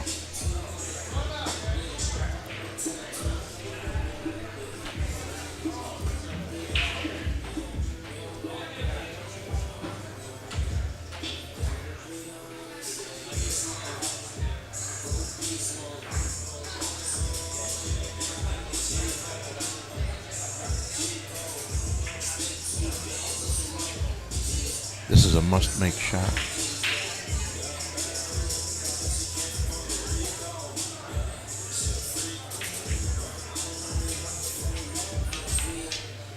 There you go. And he stays down, hits a real good ball. He did. Pushes it to a third set. That's the end of set number 2 with a score of 15-11. What time do they close? They close at 2. Let me go ask Josh. 2? What do you guys want to do? Because that set was 3 hours. First one was 5. You bet. I think you could fit. I think you guys could fit it in. I think 11 will fit in, don't you think? I think you guys could fit the full set in. You guys played that one in what, 3.5 hours? The other one was 5.5 hours. I mean, Yeah, we can't think. well, ask, he was gonna ask Josh. He was gonna ask Josh if you guys are allowed to stay if you're set up. Well, I'm not gonna. If it's like if they kick us out and I'm up like 12-9, I'm pissed. Well, that's why you asked Josh first. Right. At least let him go and ask, and then make a decision. You know what I mean? Yeah, we'll just shorten it. Race to 11 long enough. Well, that's what you want to do then. That's what you want to do. I'm not happy. You guys gotta make that. No. You, Biscuit. The problem is though, if we get kicked out, Whatever Biscuit says, I'm cool. we get kicked out and it's fucking middle of the set. That's not suck ass. That's why I said let him. so the players are trying to determine if they'll have enough time to finish the third set. Yeah. So they're Yeah, gonna. I'm gonna take a break. 5 minutes. 10 minutes. Go and ask him. All right, so I'm gonna go ahead and throw up the intermission overlay. I'll leave it like 30, I wasn't thinking. I'll leave it like this for a moment. 30 been better because it would have been 24-20, 24-26 right now. I think it's fine. That's what we should have done, but I think it's a good game, man. I think it's a good game. I mean, I fucking didn't play that bad, you know. I mean, he broke. The first part of the set killed me. Very well. I played shitty the 5-0. I mean, I gave him one game. No, I think this is what I think. You go and ask whoever's in charge, whether it's Josh or whatever. If we go over, what are you thinking? Can we finish our set? If they say yes, You guys stand by while the players go and take their 5-minute break. They're going to ask the owners what they can do, what their options are to finish this set. They may have to shorten their third set, their third race. It may not be to 15. It may be to 11 or 9. So stand by. We're going to finish this third set up. We just don't know what the race is going to be. I'm going to set the headphones down. If you guys want to hit the chat box, we can still read it and comment it. So stay with us, please. Oh, my ears. Christian and Emma, table 2. Christian, Emma, table 2. That's why I said I think step one is going to ask whoever's in charge. It doesn't matter what they say unless the person that's in charge says it's okay.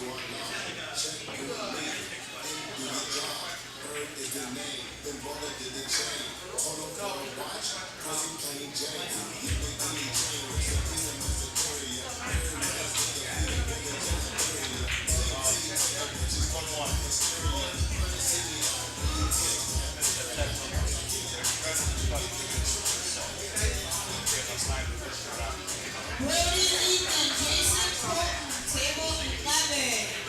Brody Ethan, Jason and Colton, table 11. This is for the hot seat.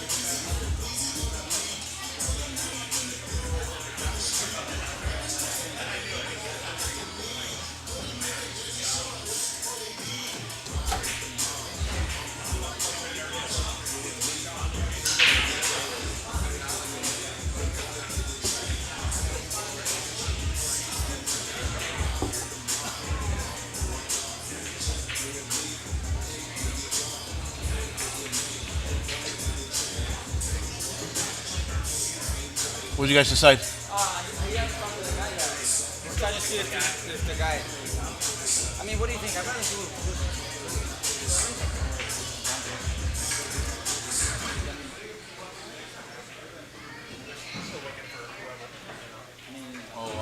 Rob, I guess. Josh. Rob is, where is he? The bartender said he's in back. I don't know. I see on the back. That'll Yeah. maybe works as long as everybody's last call is on pickup. You know, that we weren't drinking. Kind of like law enforcement puts that on their top priority, you know, and you can check that bar out. Matt and Aaron J, table 7. Matt, Aaron J, table 7.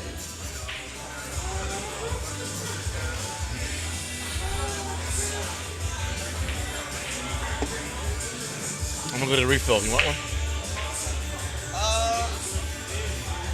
Shit, man, yeah, you're talking me into it. Especially we're gonna play a third set. Whiskey or Give me something? whatever you want to give me. How about that? I'll do a flavor.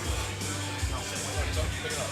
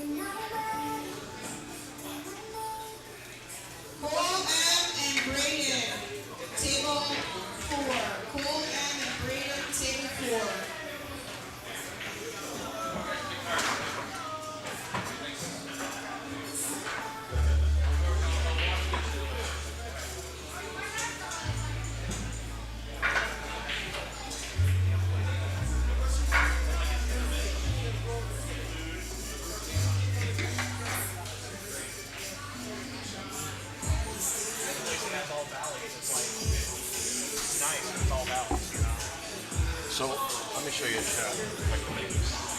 I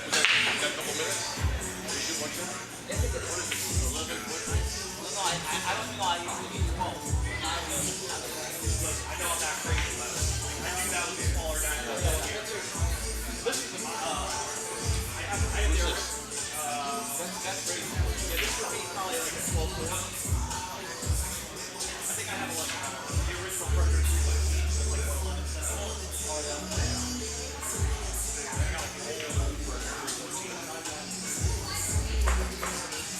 Where's the form logo?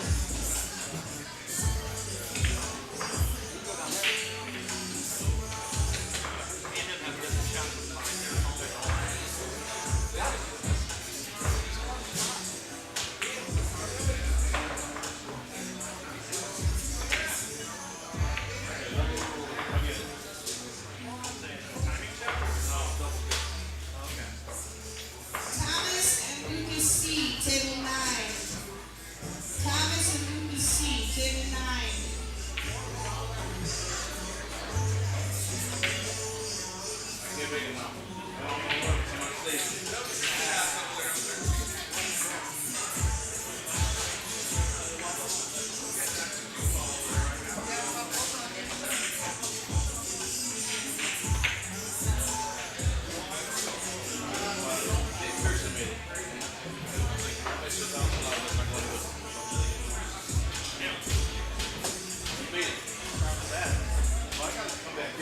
Yeah.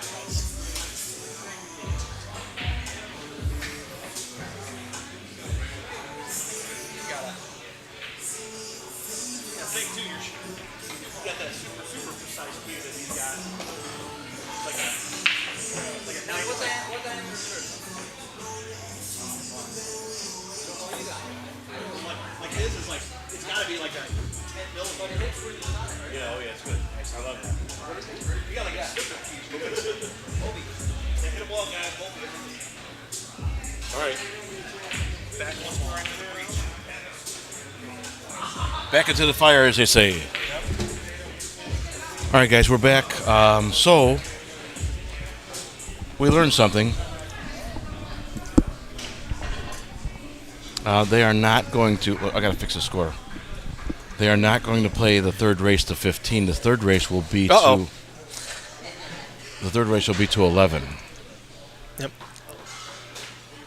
So this goes to 0.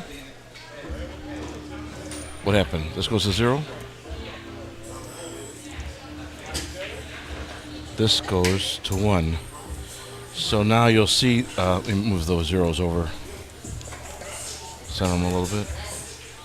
Cam and Daryl, Chase and Tom, table 1.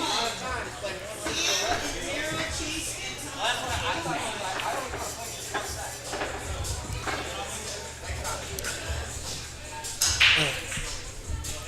You know, after all that talk, Can't get it right. She still gave me crown apple. Jeez.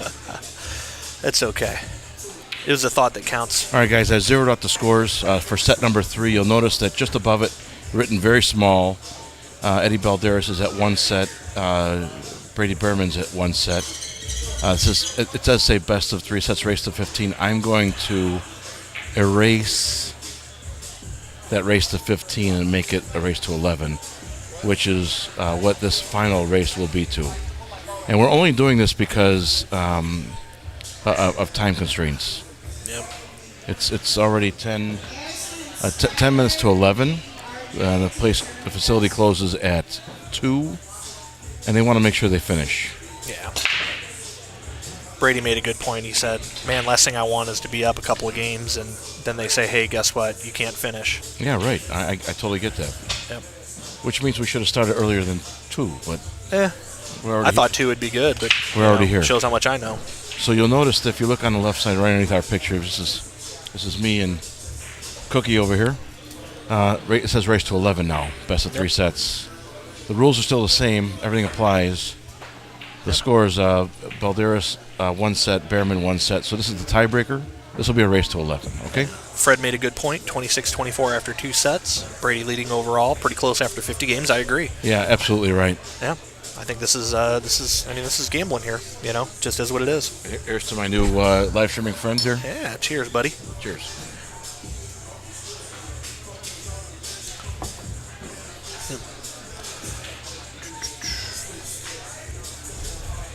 I got to hit a couple of balls with Brady's cue up there. Dogged the first one terribly. It was great.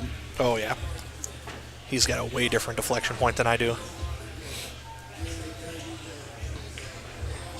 I always give him grief because, I'm one of those guys that, I keep my cue immaculately clean. If I feel anything on there, it gets in my head.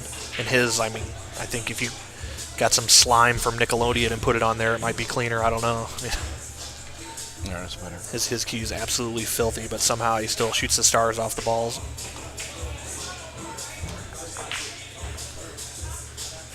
I purposely didn't bring my cues because I knew that I'd be here till closing time, and I wouldn't have time. But I had mine in my car from coming from a tournament, so I didn't really have a choice in the matter. I guess I could have left them at home, but I was in the door, let the dogs out for about 5 minutes, back out the door.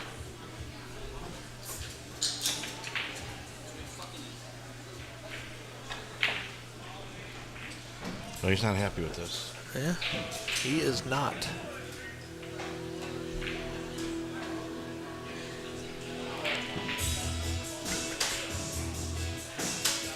So Eddie,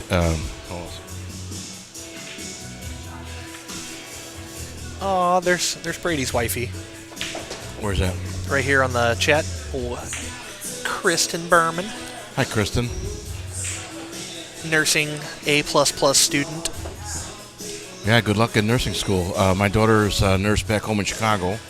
Well, she actually lives across the Indiana state line. She lives in Merrillville with her boyfriend Jason, and she's a travel nurse.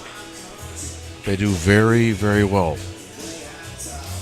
I know. I was calling you to see if you wanted to ride up. I know Brady had mentioned you coming up, and since our team got beat and I was coming up, I was like, hey, let's meet up and you can keep me company on the ride, but you know. They do. I'm a retired police officer, and she makes more money than I did.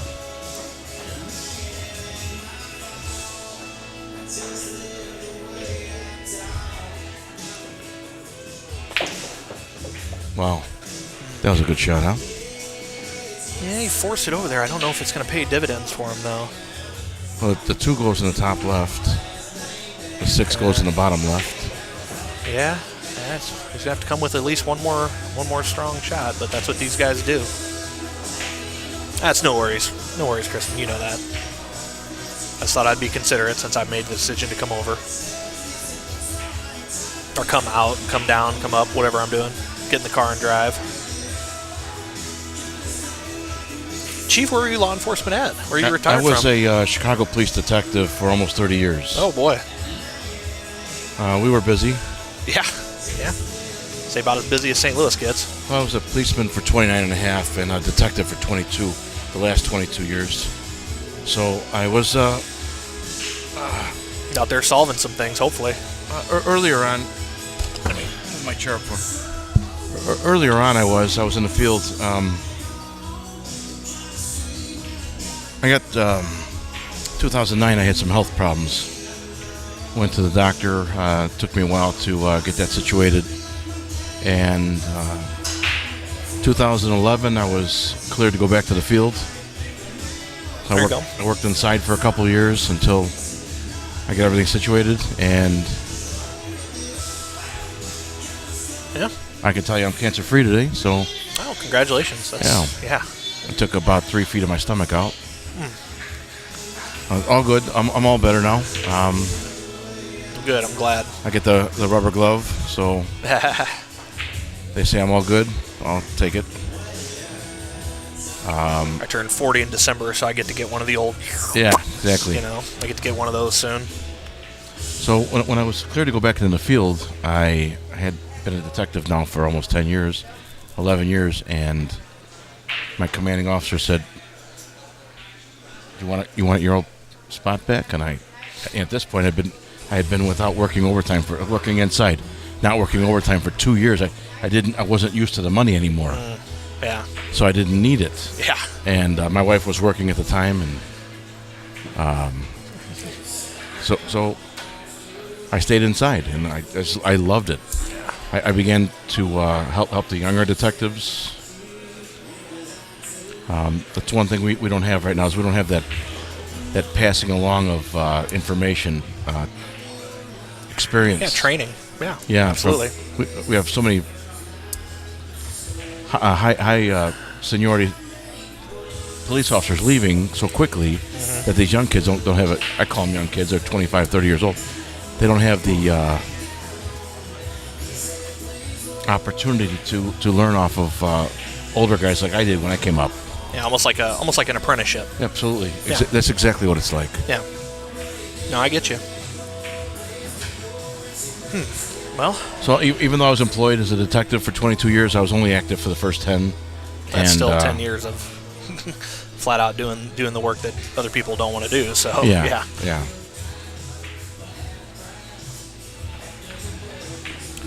Well, although Eddie didn't come out how he wanted to on that shot, he definitely was a productive shot, because now he's got 2 out of the 6 pockets kind of locked up. And I don't care who you are, you got a third less of the table to shoot at. It forces you to take some different patterns. Charlie, what's up, buddy? Charlie Duvall.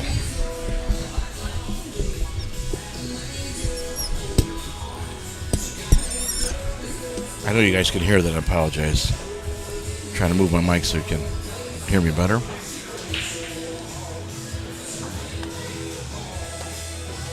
But the job that we don't have the young kids desiring to be police like we did when I was coming up. When I took the entrance exam to be a police officer in '99, I'm sorry, no, that's not right. In '90, 24,000 people took the test. Now, if they give a test for Chicago police, we're lucky if we get 1,000. Yeah, before we accidentally get off on a political spiral here, it is tough to be a cop, period, the end. Well, I agree. It's tough. Like, the amount of training, I think, needs to go way up, because you're setting people out there and you're setting them up to fail. If it's like any job, you don't train them or you don't give them the backing, it's hard to do. I don't care what job it is. Hey, man, I don't know how to serve fries. I don't know how to use the fryer. I'm going to screw up serving fries at McDonald's. Now, you got to have training. I agree with you, but the analogy I'll make is this: if I am the owner of the fast food restaurant and I teach you how to make fries, and you make fries a certain way for 5, 6, 10, 15 years, and then one day I say, "I'm sorry, brother, you're making fries the wrong way." See, okay, I'm going to fire you. Well, you've let me make fries this way for so long. Right. Why is it wrong now? That's the analogy, and I think that will resonate with some of you at home. Yeah, I mean, you're setting people up to fail either way. Yeah, that's no good. Yeah. But anyway, back to this out. Back to pool. Yeah. Andy Cdam is here. What's up, Andy? Say hi to Sarah for me, please.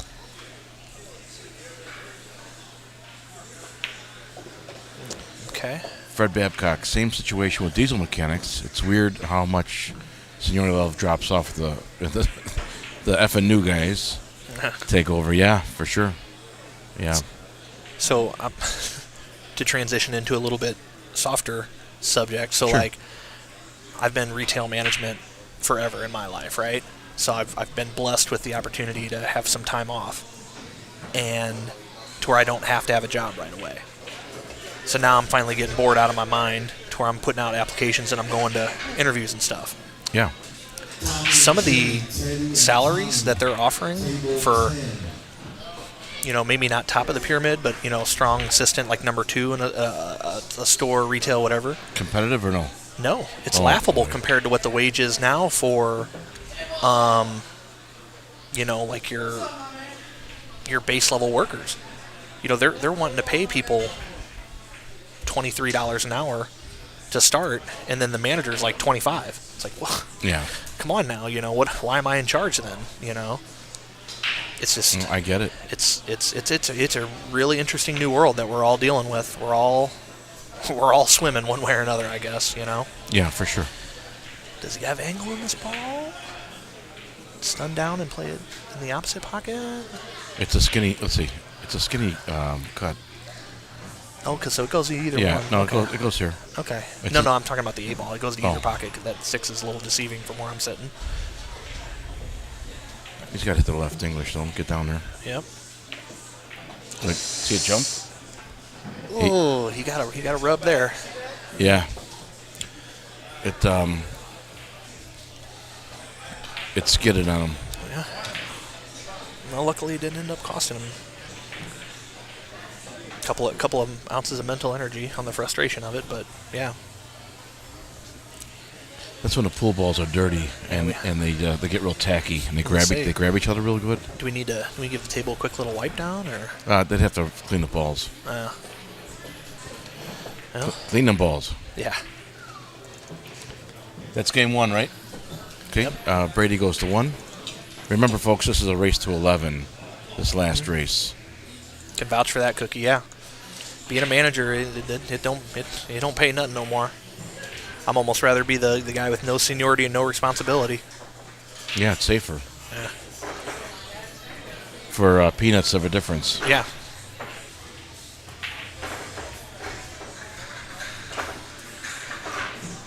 Commented on your shirt earlier, I believe. That's Oh, yeah, Sarah, you were talking about that, yeah. Jack the Bet shirt. Yep. So this is Stu Key, the guy who just friended request. Mm-hmm. He makes these shirts. So I got, actually I bought it from here. It was like one of the, I forget whatever the vendor was, but I think it was the same style as like that digital pool shirt that Brady has. I'll tell you what, that lightweight shirt makes a world of difference when you're playing. And you're a bigger guy like me and you're pouring sweat, like you're doing aerobics instead of playing pool. Yeah. Makes a world of difference. I agree.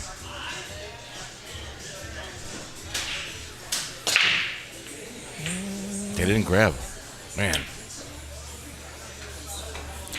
Yeah, he's gonna need to figure out that breaker, otherwise gets Eddie on a roll and breaking like he was. Yeah, right. Be not a good day for Brady. Which means not a good day for me. All right, guys, we're back here. We got 74. That's 82, 97, 99 people. Everyone just click that share button so we get back over 100, please. Yeah, buddy. Last set. Last set. Last dance. Last chance for love. Oh, boy.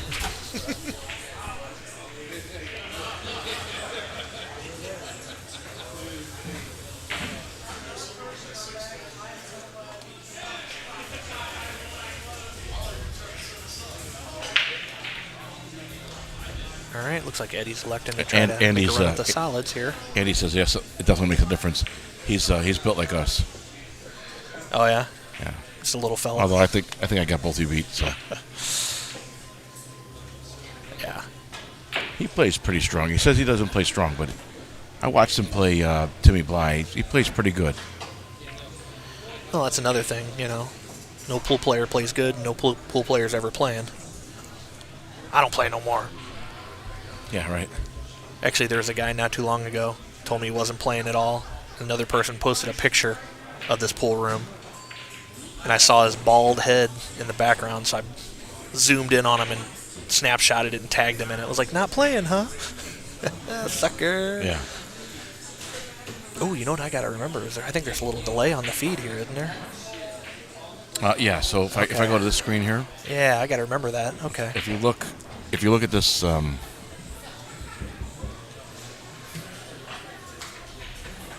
yeah. So right here it's not. But if you go to yeah, okay. If you go to here, watch. I got you. That's the guy they were talking about earlier. Renee, that's his son. Yeah. Somebody was asking if you were here earlier. Or how you were playing or something.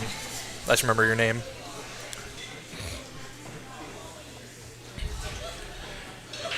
All right. So I think they're all open and available for Eddie now. 2, 4.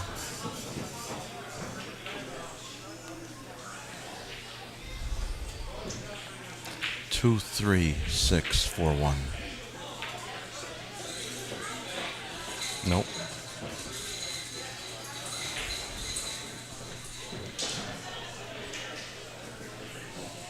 tell you, I don't want to save that 6 for last. I know that. I want to try to get rid of that at some point here soon. Because pretty much everything else will lead me back to the 8. The 6, you got to get a little bit tricky.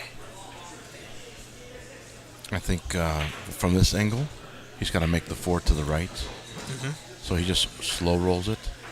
He can pop that 1 in, bring the cue ball over, put a 3 ball to the bottom right. Okay. And then the 6 and 8 go in the same pocket. Yeah, okay. Yeah, that's Right. definitely a workable out.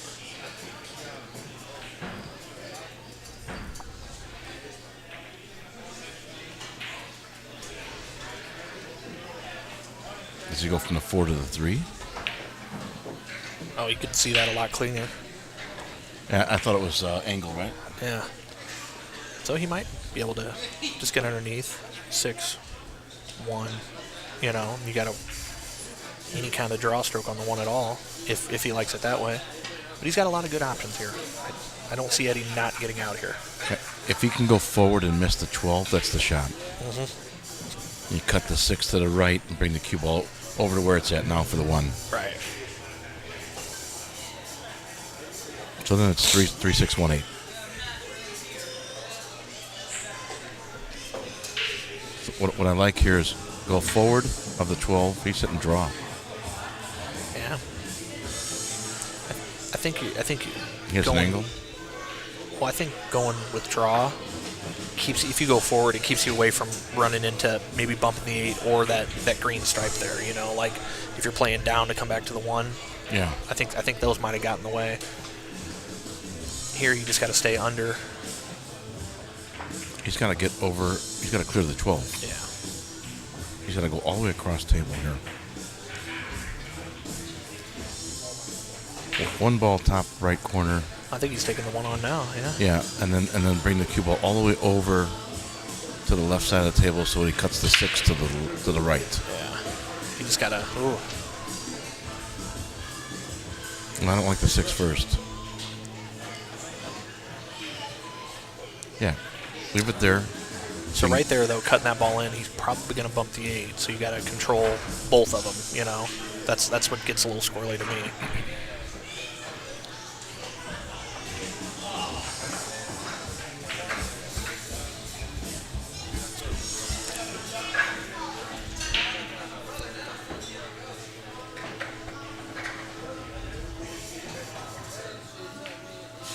Slow down. Perfect. Now he'll hit a draw stroke here. Okay. And bring the cue ball across table to the right side rail. And bring it back over. What he doesn't want to do is hide behind the 12.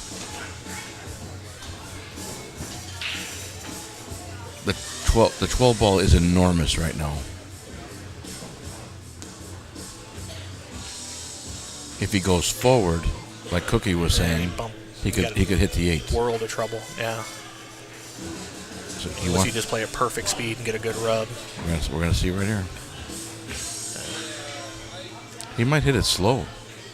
That's what I'm saying. He might want to bump it. It's like decisions right here. What's your lowest margin of error? Chuck, the score's 1-1. Each player has 1 set, and this one is now a race to 11 because of time. 6 ball to the bottom left corner. He missed it. He hit that bad.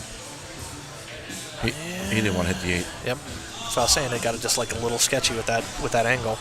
That's why, like, I know you didn't want to shoot the 6 first, but staying under it and coming back for the 1. Yeah. Like, I mean, shoulda, coulda, wouldas. Everybody's an 800 Fargo player after the fact. I haven't missed 1 shot from this chair. Right. Shit, all my strategy's perfect from this chair. No miscues, perfect English, every time. Every time. I'm actually trying to figure out why I'm not sponsored sitting in this chair.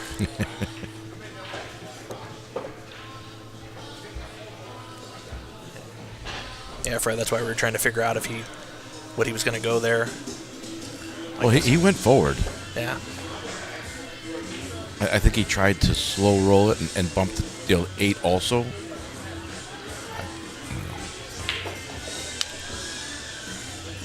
set apiece? Yeah. Then It's a race to 11. We were looking for you earlier. Yeah, for time's sake. Yeah. It's only one nothing.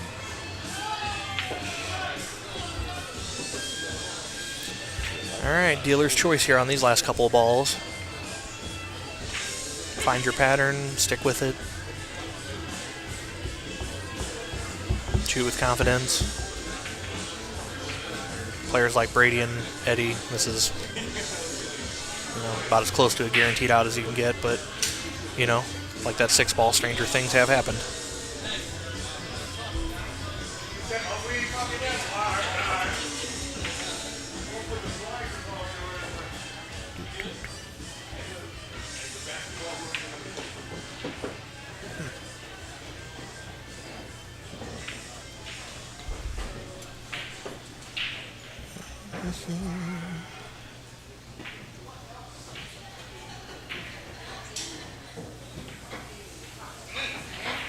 Oh, wow.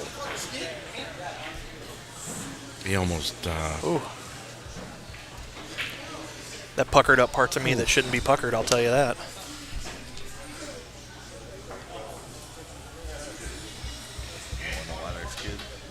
Master's chalk. It makes the fucking ball dirty, man.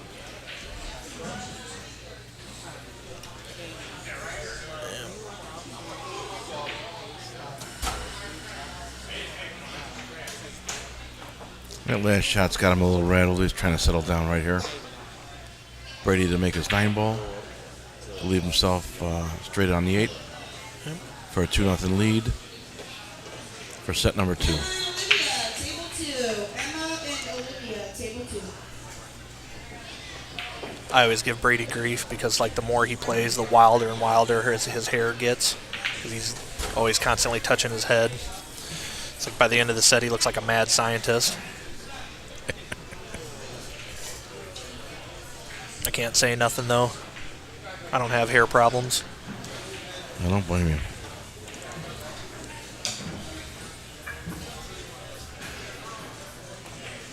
Chat kind of got a little quiet there. Everybody just sweating it, or is it just getting late? No, maybe both. Let's see. We're at 80, 90, 101. Yeah, we got a good 104 people. Thank you, good folks, number for in being there. here. Yeah. That's a good crowd. Thanks for watching Calcutta Kid TV, CalcuttaKid.tv.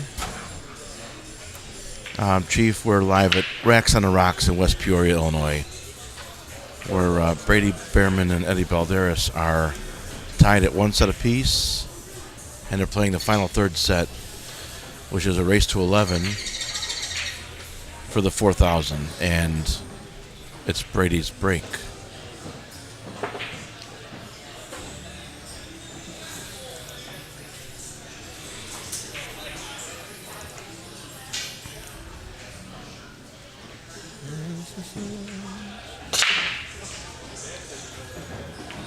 Well, might not have been the cleanest break, but it yielded results, right?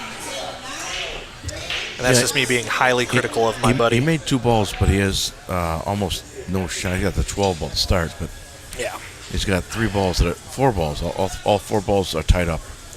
It's funny. Eddie came over here earlier. I don't know if you're sitting here, and he goes, this game, I love it and I hate it because you think you give yourself the exact same rack every time. You go up there and break the exact same way, and every single time it's different. It's different, yeah. I tell people I've been playing for 40 years. I'm 56. I'll be 56 in a couple days. I've been playing for 40 years. I've never played the same game twice. Yeah, right.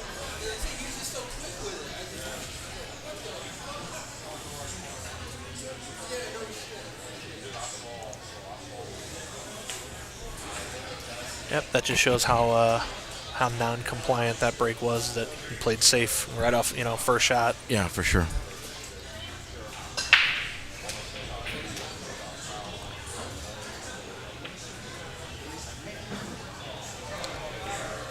We need some music in here, boy. Yeah, it's the lovely sounds of the pool halls. You know what I like is they actually have carpet on the floor, so when somebody knocks their cue over, you don't have to hear that rat-a-tang clang sound that just shudders up your spine.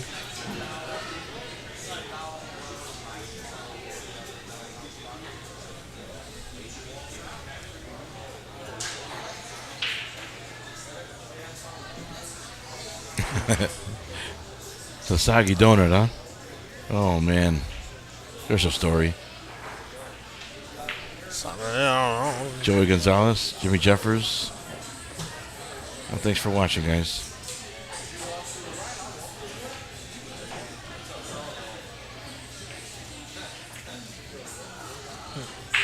Tori and David, Alex and Lucas, table 4.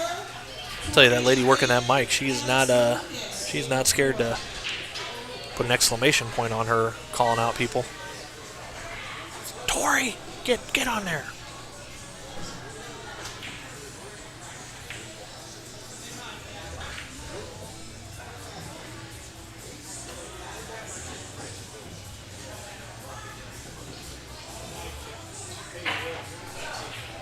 Yeah, so these are the kind of racks where I'm always like kind of hesitant because like I don't feel like I can win the rack from here, but I could definitely lose the rack from here doing something silly. I don't know how everybody else kind of feels about these.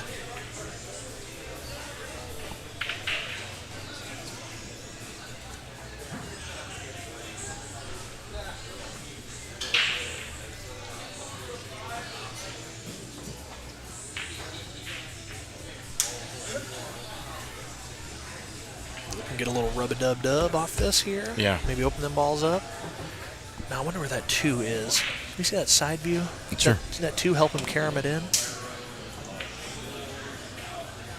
Oh, no, I think it's past the pocket. Oh, okay.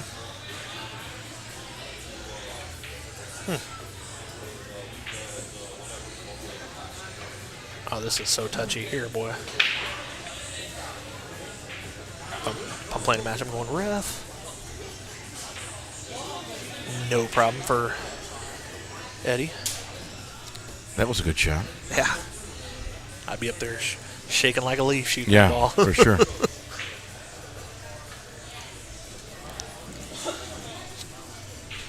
What's up, Lucas? How'd you shoot? Oh, come on, man. I lost 7-0 to JJ. Really? Wow. He gave you 2 shots. He broke. He got 9 on the break. 3 racks, 7, broke, ran 1 of them. Wow. What's his name? JJ what? That's impressive. You can do that.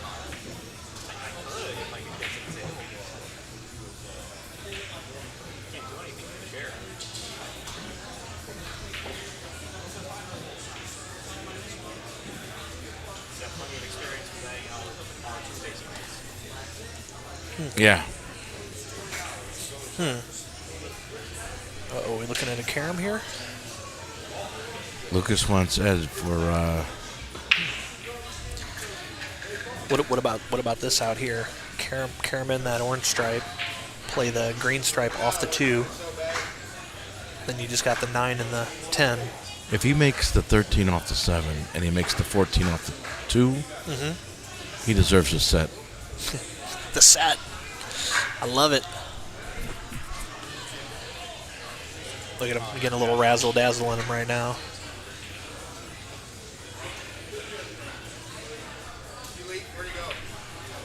I got you. Go ahead. Yeah. Oh, Brady, you're going to make me look real good here or real bad. One of the 2.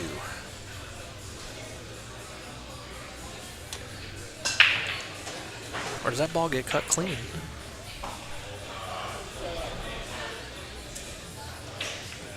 Carom. He lost it. Ah, see he's pointed it. Yep. That was it.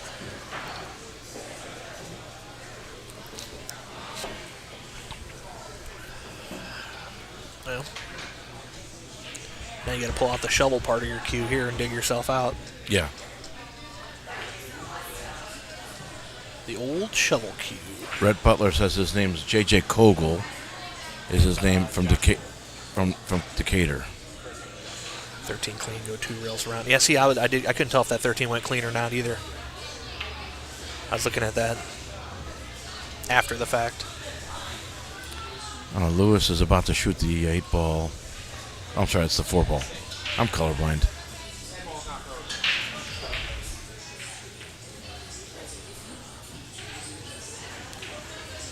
Well, here we go, a little safety saved.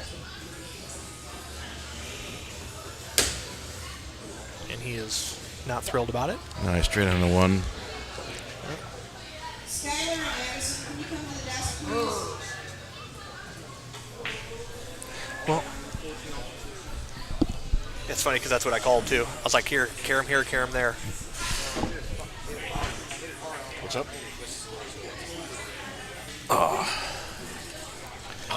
What's that? Carry on.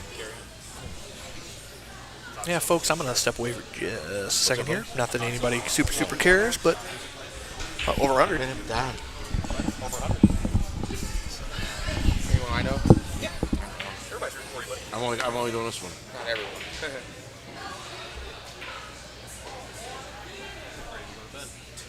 You. I work till 6 this morning.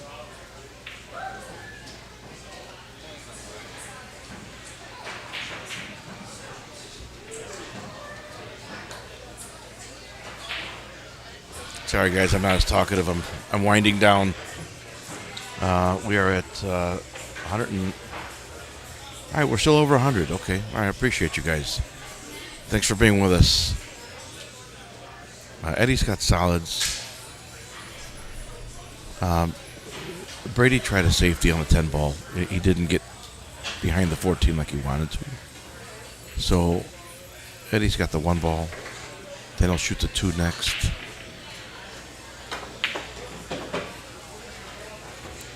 He'll bring the cue ball between the 9 and 14 to come over here to clean up these 5 solids.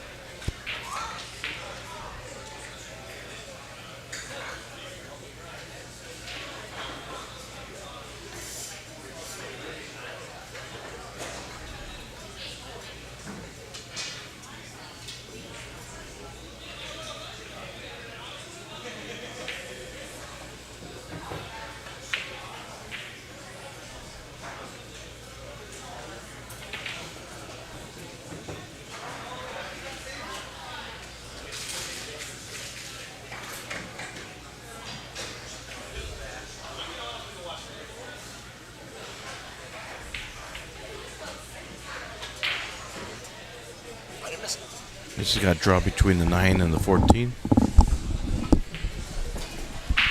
Nice bump. Nice bump. All right. Where'd he end up in the mix? Oh, good shape. He's got the 6. He's in good shape here. The 3 ball goes up. Table 7 goes to the right.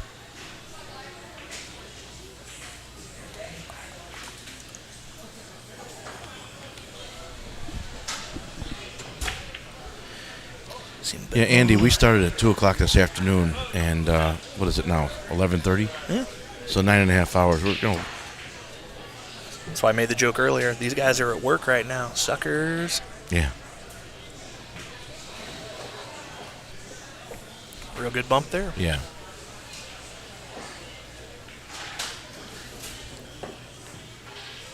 So I see 5, 4, 3, 2. Is it the 4 to 7? 7 down there. Okay. Yeah. 5, 7, 3, 4. I almost see him playing back outside for the 3 so he can get an angle on the 7 to come out for the 4, but we'll see how he does it here. Nope. Kept it stiff. And come up to the middle of the table. Yeah. I just know on cutting this one in, I'd prefer a little bit more angle on it. Well, these two are battling over here on the other table too, aren't they? Yeah, they are. Again. not seeing a whole lot of missed balls over there either.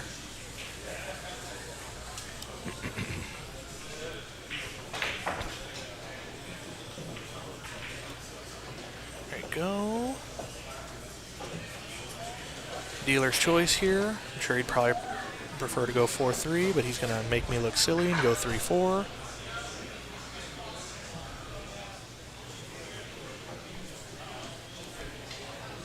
Yeah, I would shoot the 3 first. Yeah.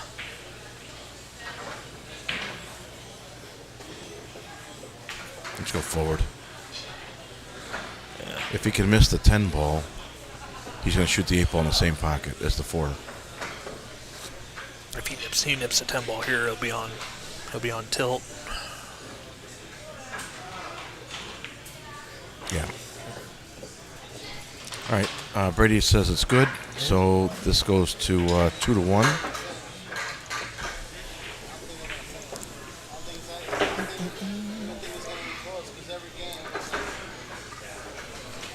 What's your score?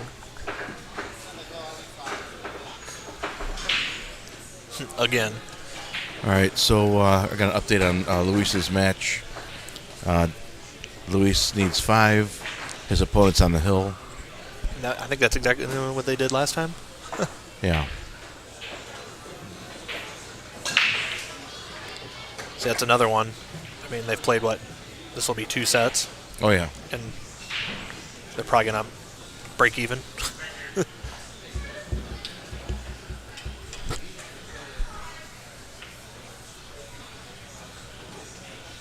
All right, let's see what Eddie's got on his break here. He's got to keep the cue ball in the center of the table, so if he can avoid the cue ball from hopping to our right, his left, keep it in the center of the table would be better. Okay.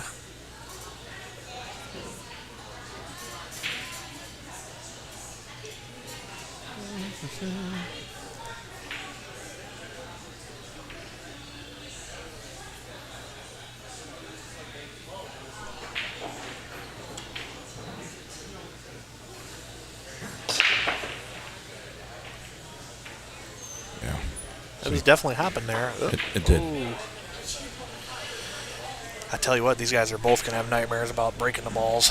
Yeah. They're both getting just a little bit flustered with the non-compliant breaks.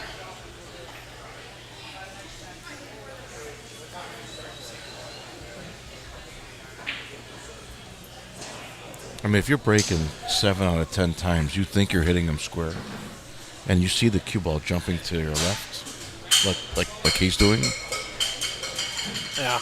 then you obviously are looking at the wrong spot on the ball. I mean, Yeah, you got to you try to make an adjustment or make something. a visual Yeah.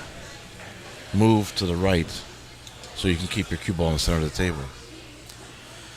Hey guys, I just wanted to say before I take off here, I spent like the last 3 or 4 hours listening to you guys on stream. You guys are doing a great job. Well, Thank you, man. I really appreciate that. You guys are doing an awesome job. Thank you. We just got a compliment from someone listening to us for the last couple hours. Thank you so much, sir. Appreciate that. Very fatiguing. Yeah.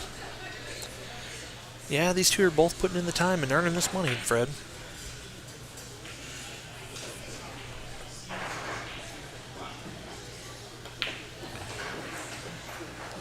That was a good breakout. Yeah.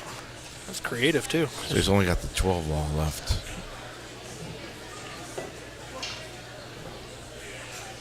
Twelve balls, the only one left. Let's see what it does here. Wait, did he make a strike, right? 1, 2, 3, 4, 5, 6. Yeah, he made a strike. Yeah. Okay. And he broke dry and then just made the strike, yeah. So 11 for the 12. Or what is that? 15? 15, yeah. It's hard to see the colors, right? I do terrible when the balls get over like 12. I'm like, the purple stripy one, you know? What? I mean, I can't see the color. From here, it looks like it could be blue or green. I can't tell.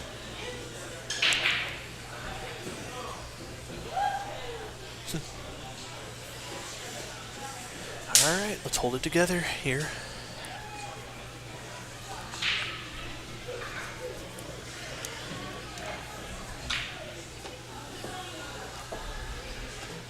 What does he do with the 12? All right, guys, just a reminder, all these singles main event matches Did you play the second chance? Tomorrow. Well, about 12:15 because the doors are open at 12. Yeah, that's And that was to see Chat, what do you guys see here? What's the best way to make that 12? Does he play that, pocket that 9 and play that window in between the 7 and 6 and play the combo? You're not going to be in it? What's the pattern here? Fred, I know you're a real good player. What do you see? 6 or 7 players, something like that, and we're going to make a bracket out of that. And then the round robin was just to seed us, and I guess we get some more play time. That's what he's looking at. It's compared to other brackets we have. Okay. Do you play the 9 to run into the 6? It's the 7's the one you got to move. So Pocket 9, use 6 to hold cue ball for combo. Okay, there you go.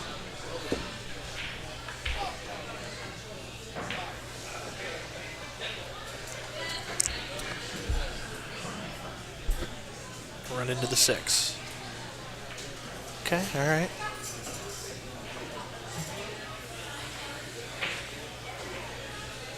do you like running into the combo here? See me, I do something silly, and I try to play like perfect speed to get in between the 6 and the 7. But when they said run into the 6, I go, oh, that's probably the better shot. No, I'm running into the 7. You're running into the 7. Okay. Yeah, I'm drawing into the 7 just to move it, and I know the 12 ball's going to move, and it's fine with me. Okay, you still got the 10 if you get really, really out of line. Yeah, I don't like the combo because that 12 ball can come up. See? Okay. Well, he must have it past the 7. I can't see. Get the old handy dandy view changer. I mean, it looks like it might fit past the 7. He's looking at it. Yeah. Looks extra super duper sketchy to me. I didn't like the combo, but I mean, not saying I'm right. I didn't like it.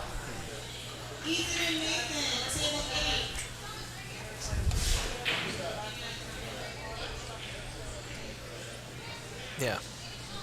Bro, Scadio. I don't think he's got an angle to draw back. I think he's got a bad angle to draw back, too.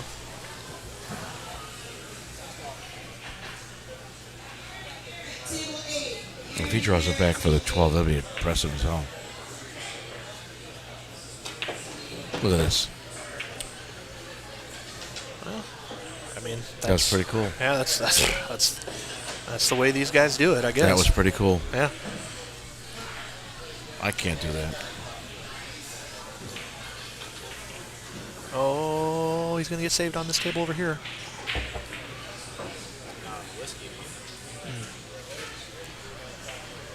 It's only my second one. It's almost midnight.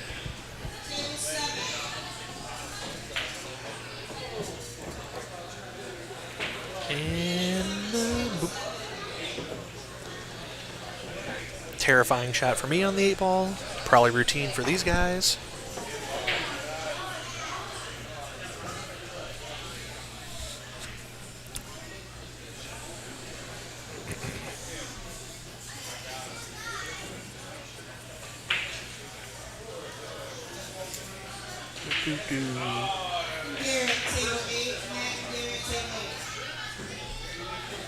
Eight ball in the corner pocket for Brady's 3rd win. Definite maybe.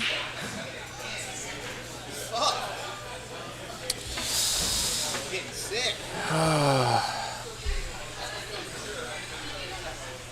What's going on? It's in my head now.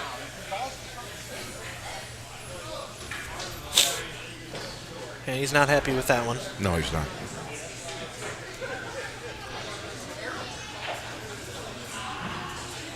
Score should have been 3-1. Eddie's going to try to make it 2-2.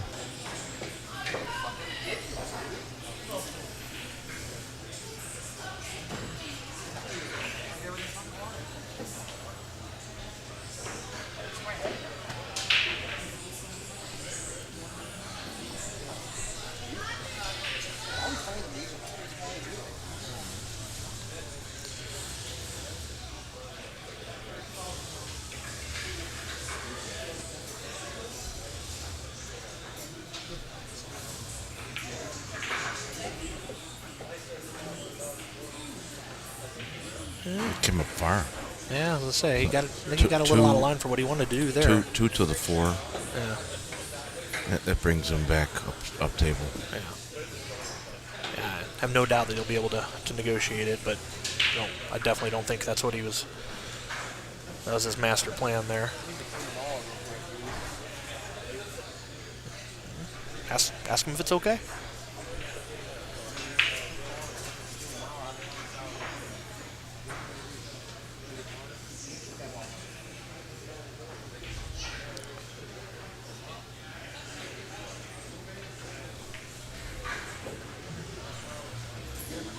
I mean, he's trying to decide whether or not to slow roll us or hit it down to the foot rail and back up. If that's the case, then you go for the longer shot. Shoot the 2 in the side, hit the foot rail, come back over to the side rail. 3 ball goes in the side pocket. All right. Shooting a 6. Do you do the little bit extra here to try to get on the 7, or do you go get at the 7 later on? Hey, you guys, just so you know, we still have some tournament shirts up here for the event. They're $10 a piece. Did you get a shirt? Oh, cool. All the proceeds from the shirts go towards the sportsmanship award. We do have 4 Nice shot. We have 1 4X, we have 4 extra larges, and then 2 large shirts. Hey, go get me the 4X. I got it. You got it? Yep.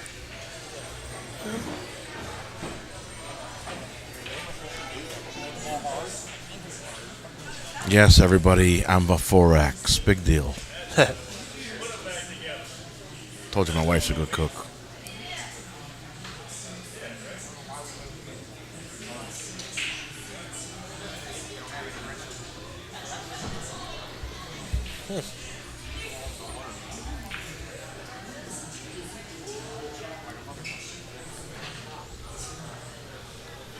That's right, Andy. I'm wearing your Jack the Bet shirt, by the way. Andy and I are, what are you, 3? 3, 2, yeah. Generous 2, 3, yeah. So Cookie's our size, Andy. Almost. He will be when he grows up. He's only 30-some years old now. You gotta crawl before you walk, right? There's something about this shot he don't like too much. Then I'm taking 2-7. Go 2-7 and get out of there.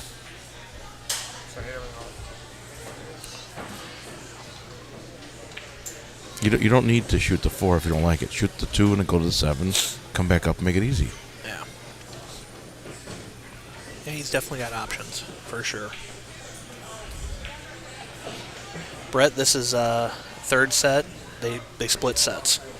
There's my guy right there. That's the guy I met up here. That's awesome. Brett Charlotte. Yeah? Yep.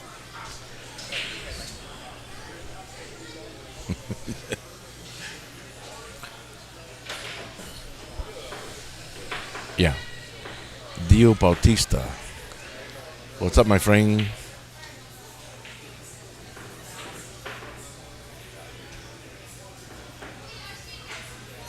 Draw it back towards the 4. You gotta bump it. You gotta bump it. Gotta bump it. Oh, did he leave himself doubled up? Man, that's sad. What's up? I asked Josh for the 4X and he knows immediately what he's for. Oh, yeah. Josh Is suits. he doubled up here? Ooh. Let's see. Well, he's gonna have to, dig deep in his box. I think super player skills. he's got half a pocket. And honestly, at this point, you just got to fire. Yeah, there's no safe here. There's no safe. I mean, if you weld him, Brady, on the backside of the 4-ball, I still give him pretty good odds to kick it in. So, yeah, I mean, just bear down and take your medicine. You put yourself here, right? Yeah.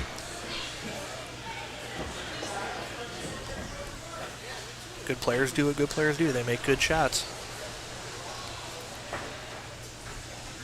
He's staring straight into the side pocket, too. At this point, just draw it back. Don't try to come forward to the side and risk squirting the cue ball. Just draw it back. Yeah.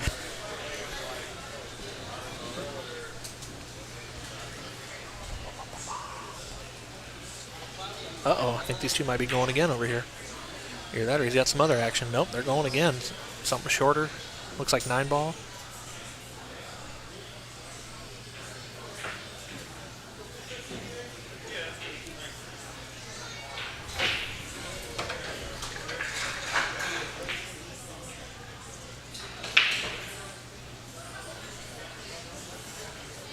Wait, is this Renee or Luis? I'm 99% sure that's Luis over there, but I... Deal. This is Luis, I think.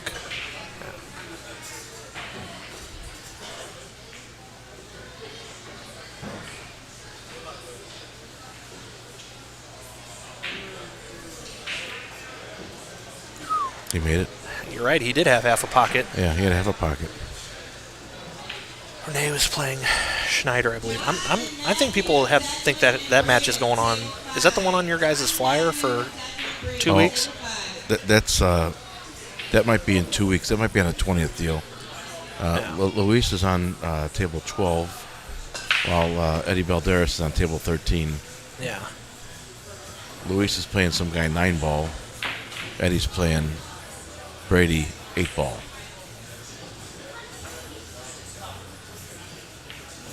Oh boy.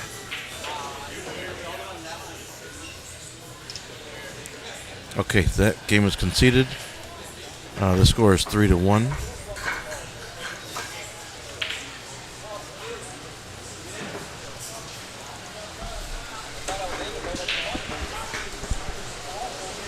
Oh wow.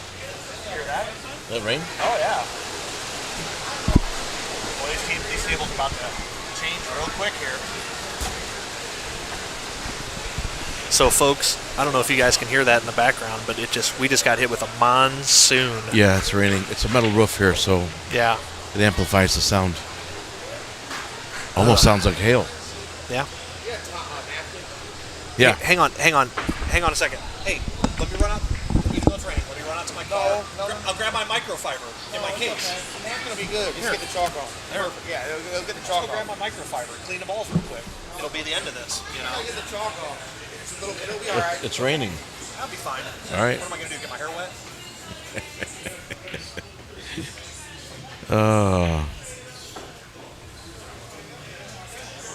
Andy, is it raining in Des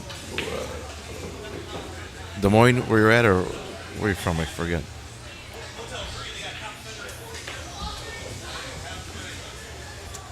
Yeah, Michael Stanley, I hear you. I'm not as good a player as these guys. I play okay. But it might have something to do with an 18-inch bridge. That always drives me nuts when players do that. The good players, too.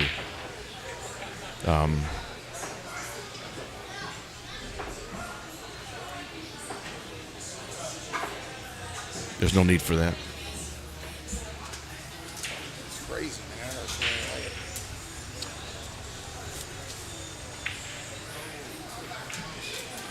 It's 11:45, midnight, here at Racks on the Rocks in West Peoria, where Brady Behrman is up 3-1 in the final set of 3 sets.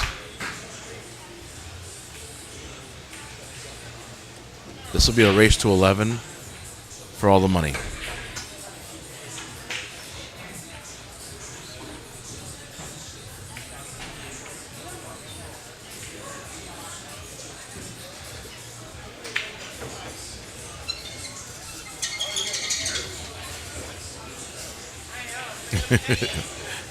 Jose, you're cracking me up. We got about 300 miles in today. Okay. Yeah, the players have slowed down. It's getting more serious. The players have slowed down, and we've slowed down, I can tell.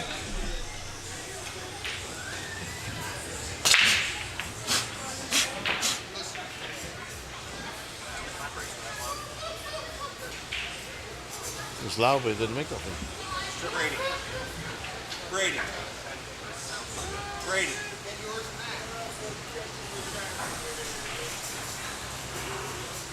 I wiped it down. I know, just take it, just whatever. I think it's gonna Wipe the cue down, wipe the balls down, whatever. It's not. Yeah, I know. I I got a 50 pack of those things for like $8. Dude, it's crazy. Take this unbelievable. Autograph. Look like you're set. Unless you I'm want good, I'm good. my turn? Okay. Let me know. Give me one for me.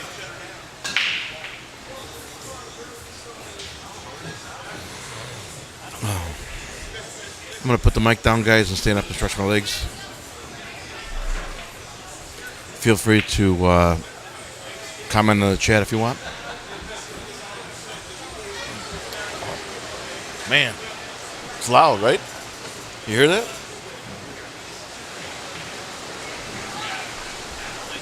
Jose Salas? Man. Forgot my life vest.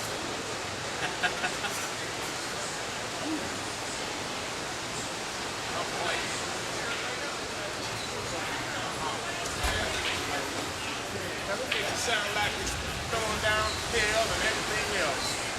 But that ain't raining, that.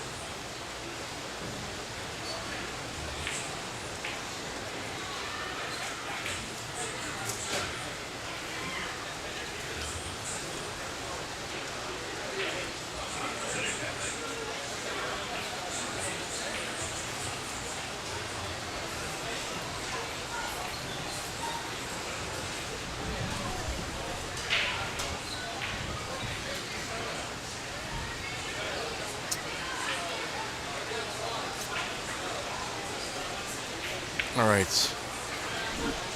Oh.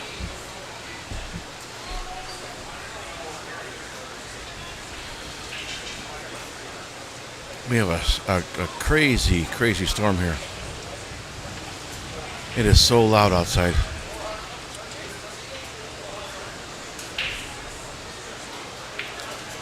Yeah, Martin, the shot clock, yeah, right. I mean, it's midnight, and they're playing a race to 11, so can we finish the race in the next 2 hours? I hope so.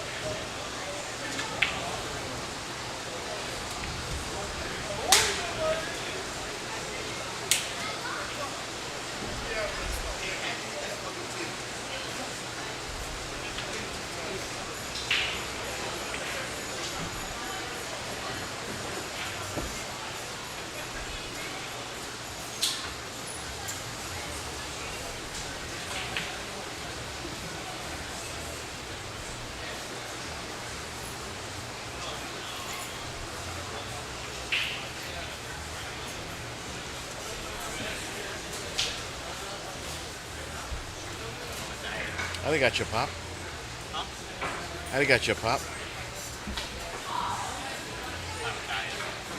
Diet? Oh, yeah? Lost the whole 2 pounds.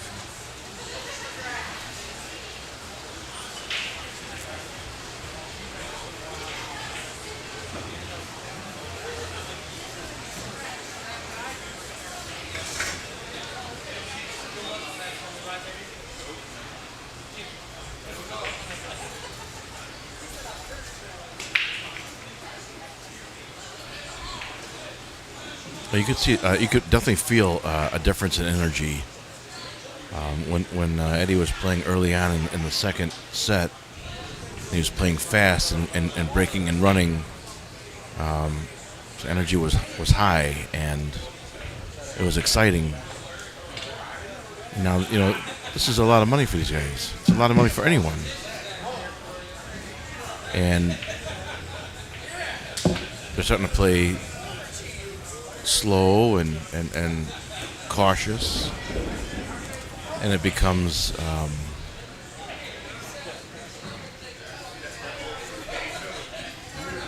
catatonic almost. Why is this game so hard?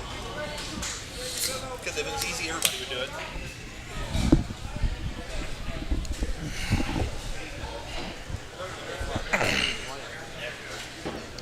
Well, about 10 hours. 10 hours. All right. Looks like I didn't miss much during my No, they both slowed down a little bit. trip yonder. Looks like one of those old strategery racks.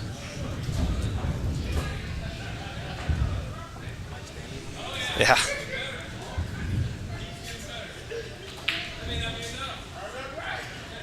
This is Scott. This is 4,000 in the middle. And loser shaves their eyebrows. That was pretty sexy. Oh yeah. Oh, little kick and stick, little slide. Uh-oh. Dang. Brady's resorted to kicking over Eddie's brake cue. Now that's how you know it's getting crucial. Wait for the storm to stop. You gonna run out there in the rain? Oh, absolutely. I'm a young kid. I can handle it. Are you coming back here tomorrow? What's your plan tomorrow? Uh-oh, Mike Stanley. Baker Mayfield's gonna get out of here.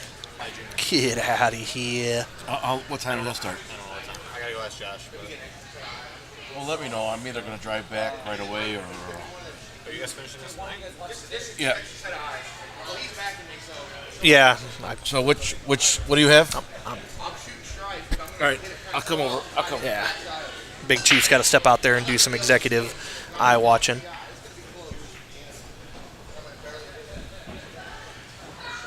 Just to get a nice fair set of eyes on it. So I think he's gonna super duper duper soft kick these Stripes in the close to the corner. Looks good enough for the women I date. Wait, what time is it? Okay, yeah, we're at almost midnight. I can say that. Let me know about tomorrow, because I'm either going to go back or after breakfast, of course. Yeah, you can't miss the breakfast. Well, it's free at the hotel, right? Likes to play I mean, it's not Tortuga the very greatest breakfast, slowly, but it's still especially if he's free. down. Right? Tortuga.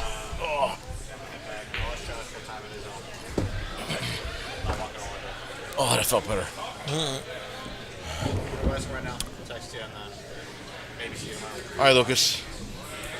Go get him, buddy. All right. So I'm not only your Calcutta kid, I'm also your referees. Yeah. Which I don't mind. Yeah, luckily made that one pretty easy for you. That was easy, yeah. There's a smaller pool hall in St. Louis where I kind of cut my teeth moving from like a 4 to a 6 in APA, and if I wasn't driving, especially, I'd get in there and I'd get quite a bit beyond tipsy. Oh boy. And I'd be one of the better players in there. They'd be like, "Cookie, you want to come over here and watch a hit?" I'm like, "Are you crazy right now?" Like, I've had like 6 shots of Rumpelmans. I can barely stand. You want to bet a match on me watching a hit? Get out of here.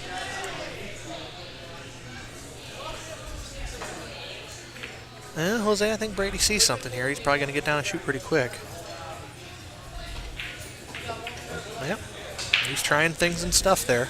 I don't know if it quite worked out for him, but he's doing a little of the old side finger English to try to get that 2-ball to keep rolling.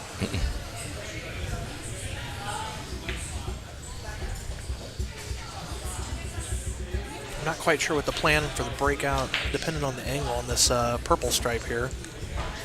Unless he can shoot the 15 on the side and get it. That's a little bit super sketchy to me, though.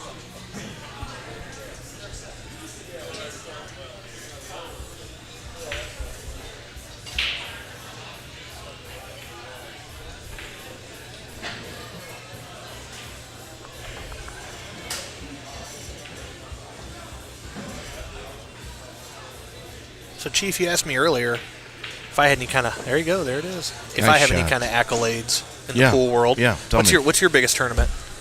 What would you take down that that still holds a special spot in your heart? I finished in 5th place at the Windy City Open once. Okay.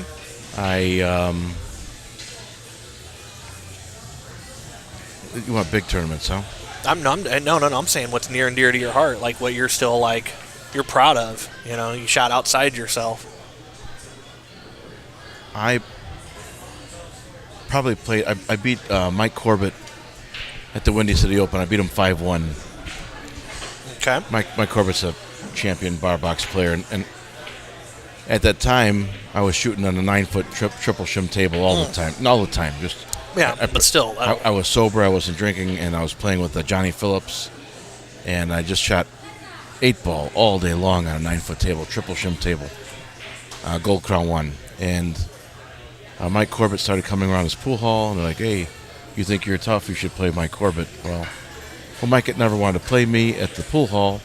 He was always in the other room doing his drills and practicing. So I had this high bar for him, and when I realized that I had drawn him in the bracket, I was disappointed. I'm like, well, here's my loss, you know. Right. And I beat him 5-1. I remember calling so many people, "I just beat Mike Corbett." Damn right. I mean, I'll never do it again, probably, but I did it once, and that was good enough for me. So that's about. I good. No, that's. Yeah. I've been teaching pool for 23 years, and in that time, I've probably helped 24 players achieve master status. Okay. Maybe 18 students. That's an accolade right there. Yeah, to be honest. I can teach the game in it. So here's okay. So I didn't win any tournaments, right? But we're in Tucson, Arizona. It's 2008. My daughter's making her second run at Junior Nationals, and Jerry Braceth is there. He's an international pool instructor. Ooh, Look at that recovery shot. Get out of here. And he sets up a shot, and he's giving his spiel to the kids. I go tell my daughter, Amber, go up there and watch. Yeah, pay attention to this guy. Watch Jerry shoot. I go, he's going to teach you something. Right. So he sets up a shot, and he said, would anybody like, this shot's impossible. And I'm looking at him thinking, it's a throw shot. I think I can make this ball. So I don't say anything, and then Amber, my daughter, goes, can I try it? And he goes, yeah, sure. So Amber gets down on the ball, and she lines up the shot. She takes 2 or 3 practice strokes. She goes, stop. Who's your teacher? And she goes, excuse me? And Jerry Breseth goes, who's your coach? And she stood up and she looked over at me like, what'd I do wrong? And she goes, my dad. And she points at me. And, well, Jerry stops. He puts his cue stick down. And he claps. Oh, yeah, that's... Oh, yeah. He made me feel 100 feet tall. Right, yeah, for sure. Then I got the reinforcement, the positive reinforcement, that what I'm doing is working. Yeah, keep doing it, too. Keep doing it, right, yeah, exactly. Absolutely. So, there you go. No, that's huge. That's probably bigger than any tournament win or anything ever, yeah. I'll never forget how he made me feel that day. It was awesome. Yeah. Beating Cookie in an APA match. Oh, Jesus. With a 3-game spot. My God, Mike. This guy. This is my friend group. It's like, I swear, it's ball busting 101. I love it. That's okay. I love it. Any good? I don't know who that is. Is that one of your people? Any good-looking women come? Yeah, I actually intercepted them at the door. Sorry. Don't like that? I don't know. Debates can go either way on that one, Greg. I mean, yep. Handicaps. What are you looking for? Like, what are you? Not you specifically. What are you as a pool player looking for out of the game? You know, if you're looking to become rich, well, good luck. If you're looking to get better. Yeah, I think handicaps are important. It allows people of all different skill levels to compete amongst each other, but obviously the rub is they're easily manipulated. So this is my thing, and this is where I'm going to get just a little critical. Is slid it. Thank you so much. Is handicaps. I've never seen anybody get punished when they get caught sandbagging. Like, no tournament ever when they're like, hey man, you're clearly 3 balls, 3 games out of line. I've never seen anybody get punished for it.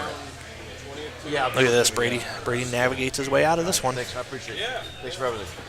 That recovery shot. You leaving too? Yep. Looks like Josh won. Josh. Oh, cool. Good recovery shot. Thanks, brother. All right, so the owners came over and said goodbye, and thanks for having us. So that was kind of cool. Time to get R-rated. It's after midnight, and the owners are gone. That was Brady's, right? Yeah, who looks like Josh won? Means you. You always win. Well, that's why you won, because you it's like playing tic-tac-toe. The only way to win is to not play. Come on to Peoria. Yeah. You got a match coming up, don't you? Branded the payday. Yeah. See you tomorrow, I guess. You have some, please. I'm maybe. Appreciate it.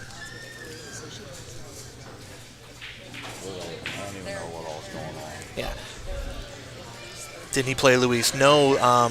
This is Luis is still playing, and the guy's name is Don Duran. I caught Don earlier. I didn't catch his last name. Don Duran, and I think they're at even on sets, and they switched back to 9-ball? Question mark. Okay. Luis won 25-24. I heard 9-ball. Yeah. Duran won 20 to 15 8-ball. Yeah, 25-24 9-ball first set for Luis. And 9-ball. And then 9-ball. And Duran won. Yeah, Duran won 8-ball. 15, I think. 20 to 15, and now they're 9-ball. 4-1 Duran. Damn. And I don't know what they're playing to here. But I imagine we're starting to get a little tight on time, so the noose is creeping up on us here.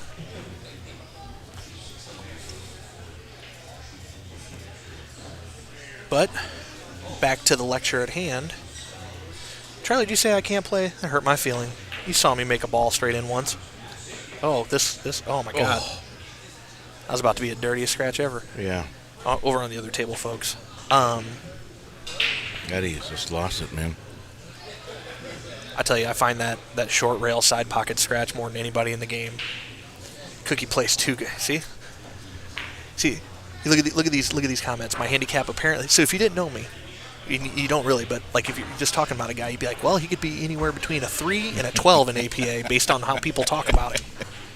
And the sad thing is depending on the day, I'm anywhere between a 3 and a 12. Even Brady gives me grief. He's like, yeah, your Fargo should probably range from about a 400 to a 700. You look like a little girl. Well, thanks, Sammy. Me and you can play hopscotch together since you look like a little boy. Oh, boy.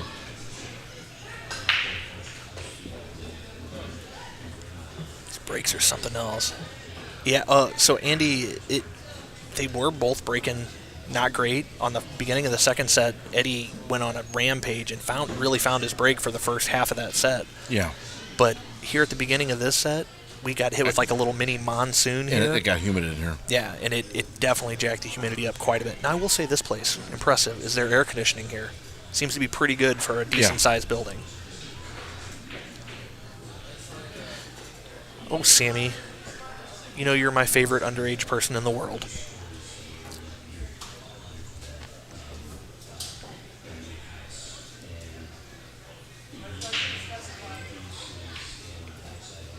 So Sammy there, she's kind of taken over the reins. Oh, 3 weeks till you're 21, nice. Oh, you're still doing that Vegas trip, aren't you? She has kind of taken over the reins down at Kenny's and Barnhart, running all the tournaments and stuff there. Oh, awesome. Yeah. So she's young and eager. Her quasi-husband, they're not literally married, but pretty much everything in but married. Domestic partner? Yeah, domestic partner with kid. He plays real good. So I think he kind of forced her to become passionate about pool. So she's taken over the reins down there, running tournaments and things.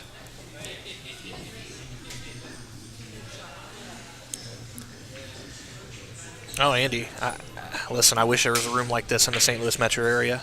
I'm very impressed with this room.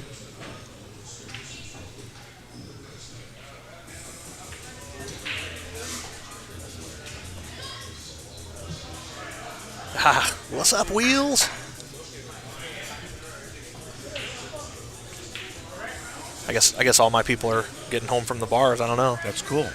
We'd love to have you guys. But you can't win if you're from Illinois, from what I hear. Nope, can't win if you're from Illinois down at Kenny's. I don't know about that. That's a nice little safe there. Mm-hmm. Yeah, it's got a real good touch on a lot of those safes. Yeah, red, it's kind of looking that way.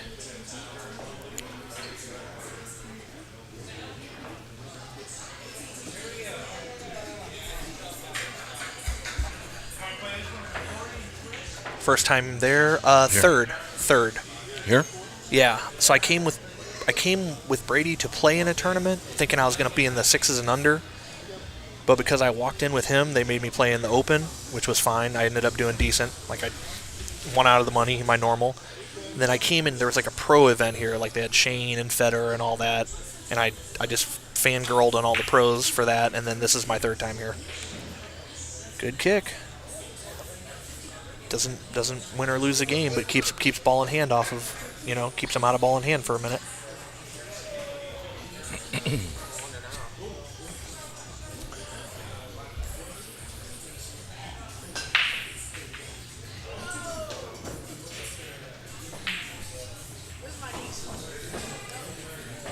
Yeah, here's the thing. It's the nicest room to me, and I've only been here, so. Actually, I went to another place. It was in Clinton. What's that place, Brady? Tony Gum's place? Breakers. I've been to Breakers, too. I have nothing against that place. I just think this place is a little bit nicer.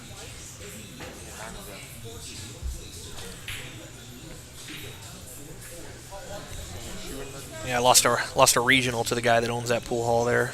APA 7s. Broke my heart.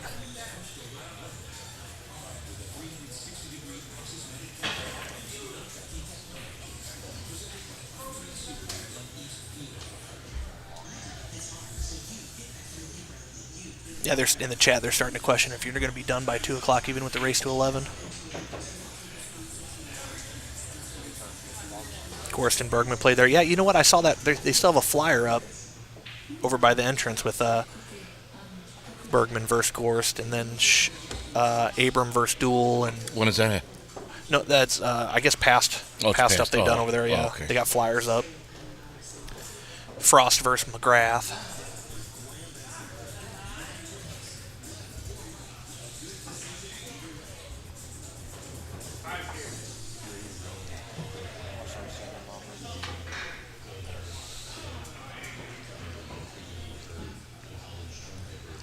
Well, I mean, Jose, if that's what ends up happening, hopefully the bar will grant us a reprieve and let us actually finish, because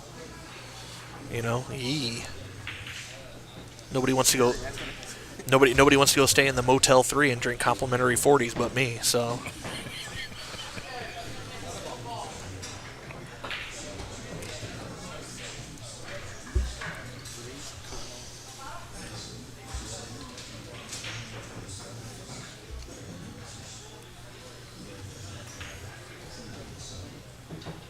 Christopher, it's a definite maybe. I really don't know. I don't know enough about what he is or isn't doing to say he's playing. I know I personally haven't seen him play since the Players Club ended their run, but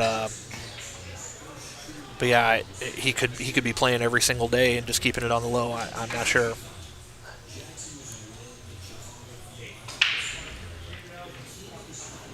Burnt down, like the old Pops burnt down. They already had the new plans for Pops 2 when it burned to the ground. What's that? Pops. So Pops is a 24-hour nightclub and concert venue directly across. It's a hot dog stand where we come from. Right. Directly across the bridge from downtown St. Louis.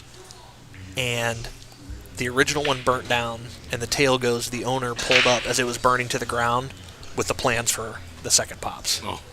Yeah. So.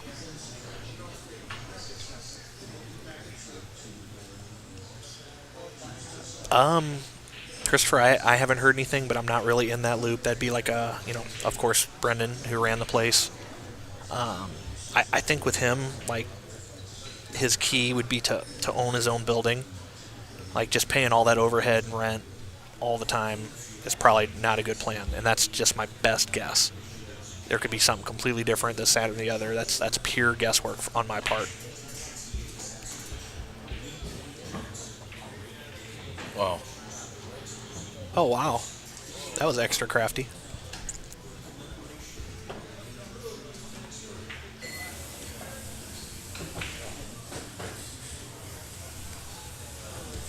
Yeah, Players Club was cool. I wasn't there as much as I'd like to be, but I was there several times, and I always had a really good time.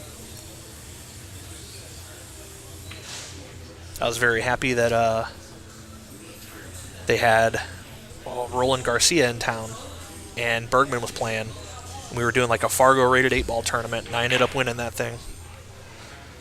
Because Justin and Roland both dipped out in the semifinals to play each other in one pocket, but they were still in the bracket when we started, and I ended up in first place, so I won it.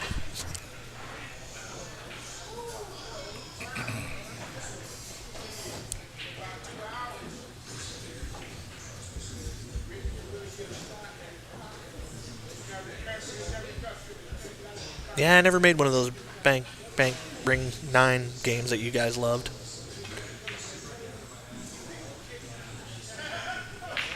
Yeah, Sean, I hope he does find a building. I mean, it really seems to me if you can't find your own building, you're just not gonna just get beat to death by rent. All right, I think that's exactly where he was pointing. I think that's exactly where Eddie wanted to be. So he might make them both in the same shot. Yeah, he might make both of these in the same shot. 14 in the side, 15 in the corner. Yeah. Like I said, that's exactly where he pointed he wanted to be, so here we go. Doesn't matter how many. Doesn't matter how many. Blue? Charlie? Blue?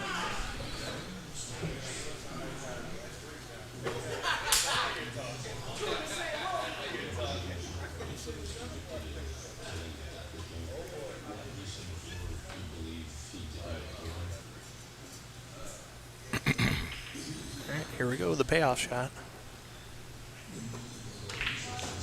Oh, boy. No. Oh, boy. The freakiest scratch ever. Listen, I'm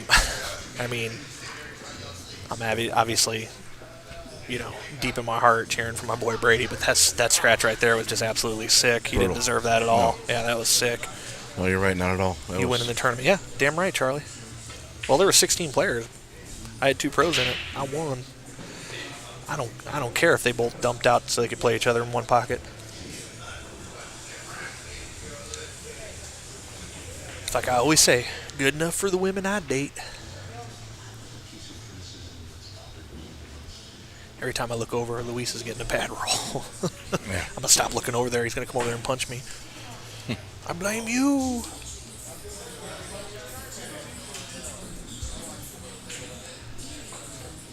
Oh, you were there that night, Charlie? Nice.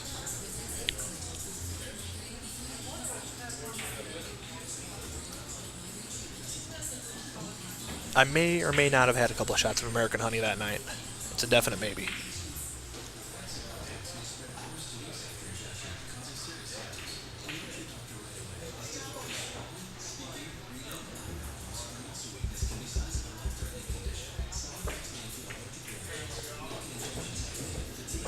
Oh, the 10, yeah, the 10, oh God. I still remember the weight I got from rolling in 10 ball, the 5 and the 7. Still ran over me like I was not even a speed bump. So, if Brady does his job here and cleans up, puts it to 5-1, it's gonna really put the pressure on Eddie to really start playing. I mean, pretty much perfect. He can't trade games at that point.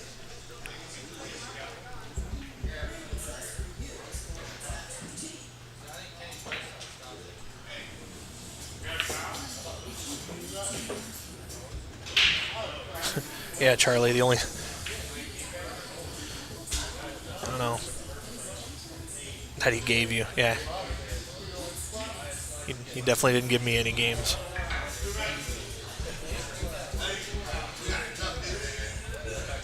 The only thing he didn't do is make me get his name tattooed on me after he beat me. That's the only thing Roland didn't do.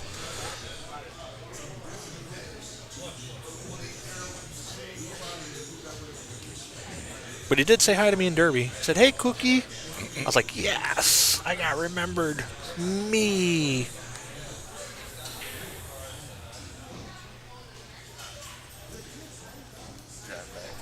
Mm-hmm.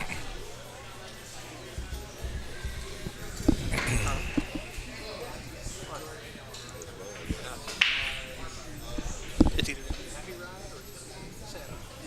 Either way, I'm gonna be okay. Oh boy. Oh Jesus. Oh boy. Dang.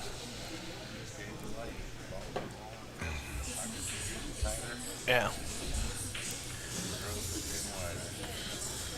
Where they at?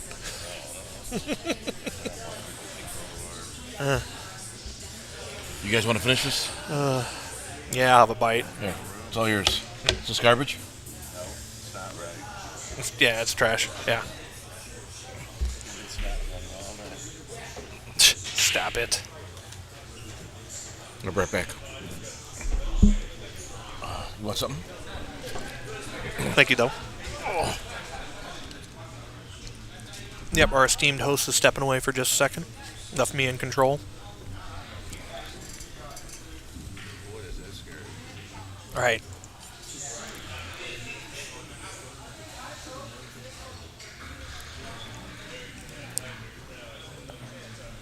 Yeah, that's Christopher. Thank you. Like, yeah. Nice, Charlie. Dude, your arm scar is, I'm gonna go ahead and say it's frickin' gnarly. Like, you find it, well, I know you're married, but I would say if you find a chick that's into scars, you're in trouble. Play smart from the start. Don't fart.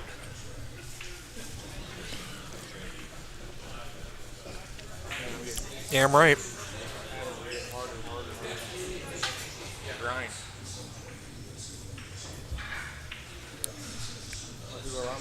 Healing up good. I don't know. I don't know how to pull up the total number.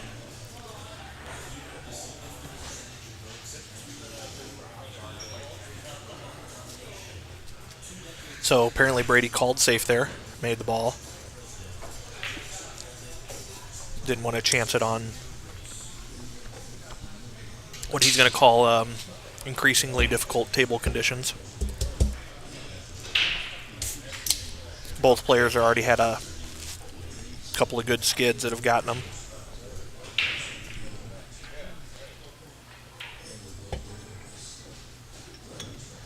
Get this stuff. Goods. Oh. You driving back home tonight? No, I got a room at the Behrman. Jimmy got it for me, so I worked till 6 this morning. I went home, took a little nap before I come out this way, so I'm beat. All right, let's see what a brick wall right now. Let's see what Eddie's got here. I think he's got a sliver of that 15 ball to hit. What's he got, 12 ball or 15 ball? 15 ball, yeah. You can see it. It banks across corner too. Nope. Yep. Chief's calling the cross corner. I think Eddie's going to probably try to play more cue ball than anything else here. The only problem with that cross corner bank is it's a scratch. Two rails, right where it's at.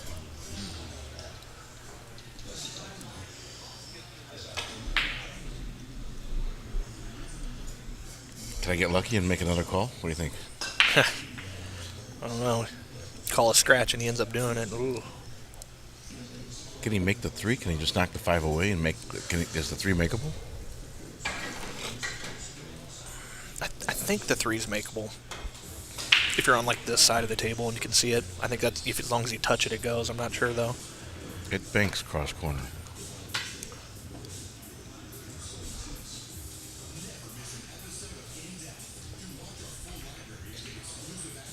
Uh-oh.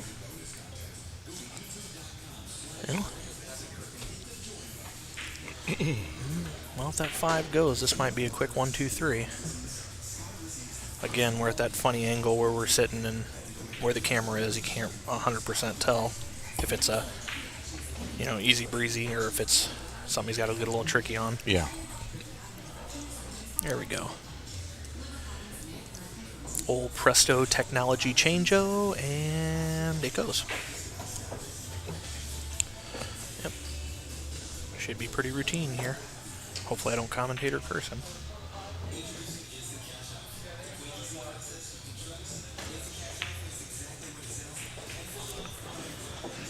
This 8 ball for Brady Behrman's 5th win in a race to 11. Yep. This is the final set of 3 sets for the money. Yep. At Racks on the Rocks in West Peoria, Illinois. Yep. We're winding down. Everyone's getting a little tired, a little slow. We've been here since, they've been playing since 2. I've been here since 12:30. Well, you got the hard job. You got to set all this stuff up, make sure it's working. The setup was easy today. Yeah? Yeah.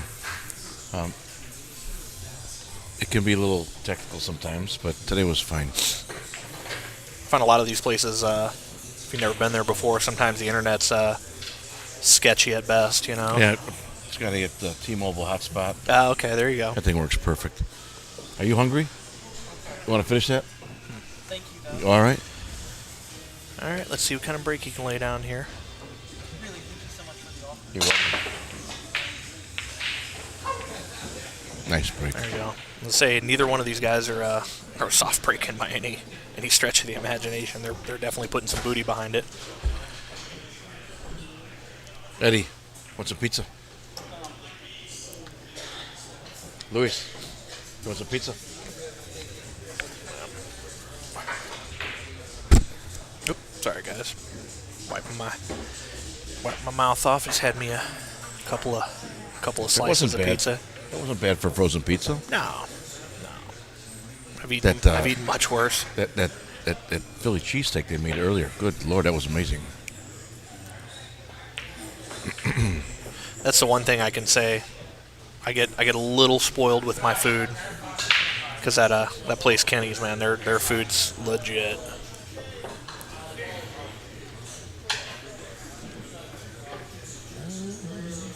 Got a little bit on the bad side of the orange stripe. I think he's going to burn this ball here to get back in line. Yep.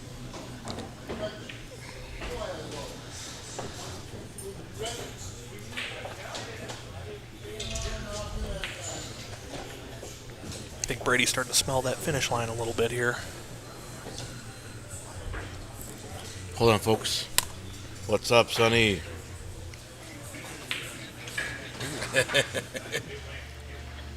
It's not the greatest, but it's you know what? The kitchen closed and I was hungry again.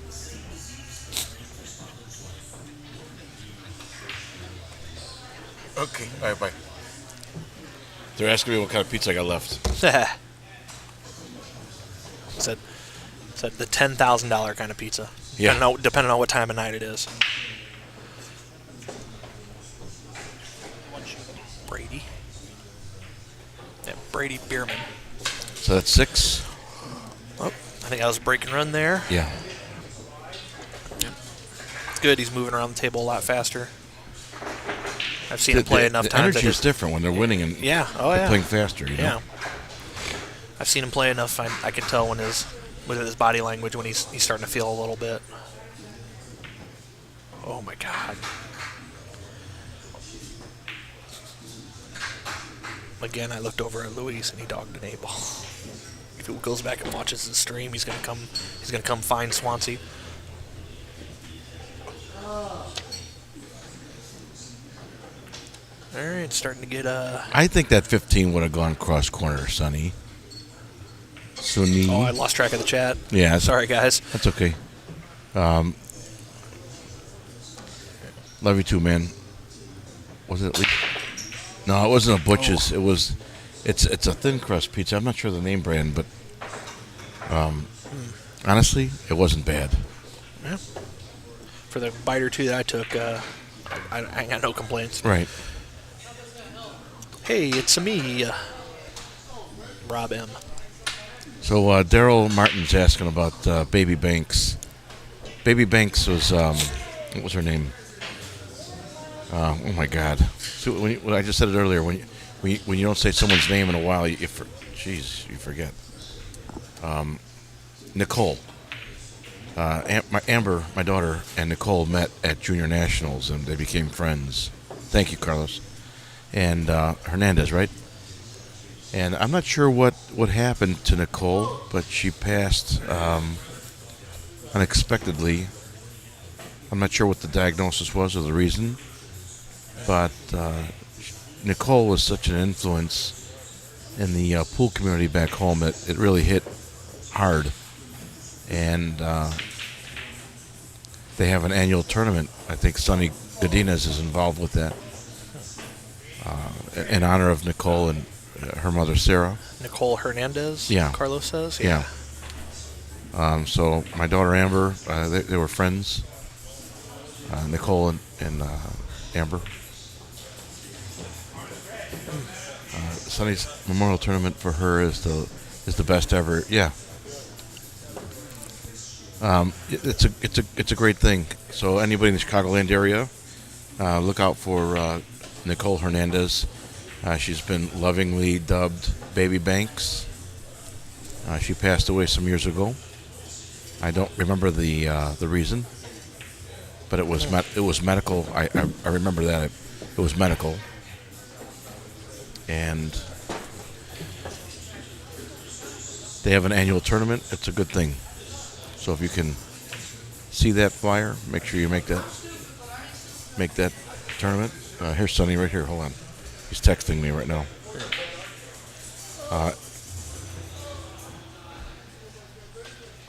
It will be in July, the reason. I'm not sure what that means, but Sonny's saying it'll be in July. So in July, in Chicagoland, look for Nicole's Baby Banks' annual memorial tournament. Ooh, there was a little question on that one, but he hit it good. Yeah. Meanwhile, back in West Peoria here, we are at Racks on the Rocks. We're trying to finish up this race. 3-set race. The first 2 sets were to 15. This last one, it's tied 1-1. This last one's 2-11, simply because we're running out of time. It's 12:30, and it's There you now go, kid. 7-1.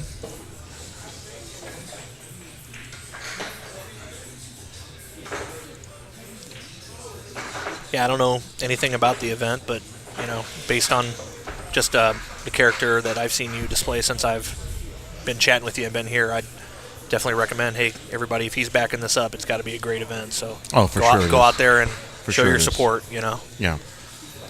Tournaments aren't always about going and making all the money or stealing the tournament. Sometimes you just got to go out there and donate and have a good time and and be a part of a good cause. Well said. Thank you.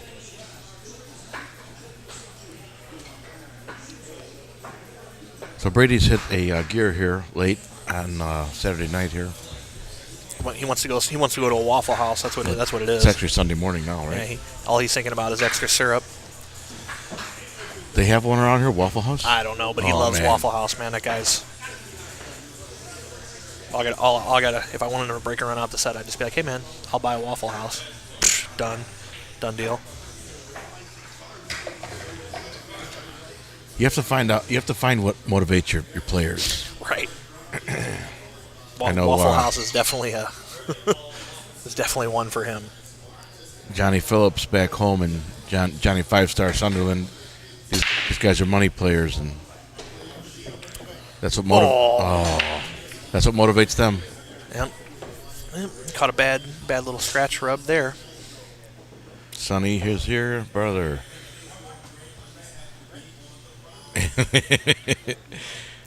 It was okay. I didn't say I was full. I just said it was okay. These people are very, very, very concerned about your dietary habits. Yeah, for sure. Well, we got the players from Chicago listening, so that's cool. I tell you, I'd come up to visit up there just so I can have an authentic deep dish. Oh my God! We have one. Giordano's. I'm in the land of thin crust with Provel cheese because it's a St. Louis thing, and I am not a thin crust fan, and I'm not a Provel cheese fan. Now, they'll get me lynched in St. Louis, but I'm far enough away that I can say that. I don't know what Provel cheese is, but it doesn't sound like it belongs on a pizza. It's mozzarella. Yeah, you taste like you melted this bucket here and put it on the pizza. Some people love it though. They're like, "Oh, the best cheese ever." You're from St. Louis. How dare you not like it?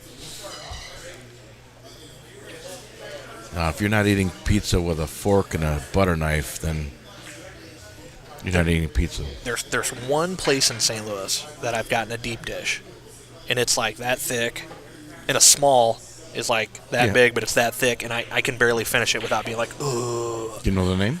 It's called Blackthorn's Pub in St. Louis, Okay. in St. Louis, and it's a little hole in the wall that they just happen to have ridiculously good pizza, in my opinion. Okay, all right. Yeah. Now, I'd love to have an authentic Chicago deep dish just so I can taste the real thing. Oh, yeah, you'll never... Yeah, Emo's, that's what it is. Yeah, that's the place, Rudy. Yep. St. Louis Emo's Pizza. So Sonny Godinez, if you want to look for him on Facebook, his name is Sonny, S-U-N-E-E. Sonny Godinez is saying, "Hey, brother, tell the guy next to you to come to Chicago, and I'll take him to a real pizza place. It's called Danny's. Danny's on 63rd Street.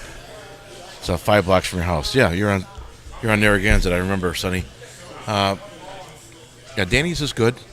I used to live at 63rd and Mulligan years ago, and Holly and I were first married. Amber was a baby. And at the time, Sonny, I'm not sure if you would know this, but there was a restaurant across the street called Sharko's. And on Thursdays, they would have $10 prime rib dinners. I'm going back a long time. I was going to say, I'd be like, $10 prime rib, huh? Oh. It was good. Yeah, trust me, it was delicious. Okay. I'll say if I'm going back to the extra for the good prime rib. Early 90s, though. That's fair enough. Going way back. Ooh. What year were you born, Cookie? 1983. All right, you were a little guy. Well, extra medium old. Pointer's the only good pizza. Extra. Nancy's back home. Nancy's is good. So they make that Pointer's makes a challenge pizza. It's like 14 pounds, and 2 people got to try to eat it. You can work as a There's team. no way. Yeah. Oh, it's been done multiple Come times. on. Swear to God. Who eats 14 pounds of food? 7 apiece. That's still crazy. Yeah. Yep. And if you could do it, you get it for free. But a lot of people order it for parties, and then Sure. yeah. Pointer's pizza's good. It's still not a deep dish, but it's a big old pizza. Now, you've already got Sonny going to take you out and show you a good pizza place. So I'm gonna have to, if Brady ends up cashing this and they say we got to go up to Chicago next, I might just take you up on that. To be honest with you. Awesome. Challenge, yeah. The challenge is the only reason I've heard of it. Yep. Oh, he called it good. Okay. Yep. Brady said, "I'm tired of watching you shoot." Ain't no CCs. Oh God, CCs. $3.99 buffet special. Oh no. We ain't doing it. Score set 7-2 in the final set of a race to 3 sets. Eddie Balderas and Brady Behrman. When I was young and dirt poor, and I got tired of ramen, I'd treat myself with CCs. Oh. Now that I got $1 or $2 in my pocket, no more CCs. No more. Any update on the Luis match? They're still playing 9-ball, and They're tied. I almost don't want to look over there because every Luis- time I look over there, Luis won the 9-ball, then Don won the 8-ball. Right. So they're even. They're playing his third set. Yeah. It's 9-ball, but I don't know what the race is. yeah, I just from the looks, if they're playing even, I would say that Don is winning, but I would not bet anything more than a shot on that. Every time I look over there, I swear to God, Luis is like, he dogs an 8-ball or something,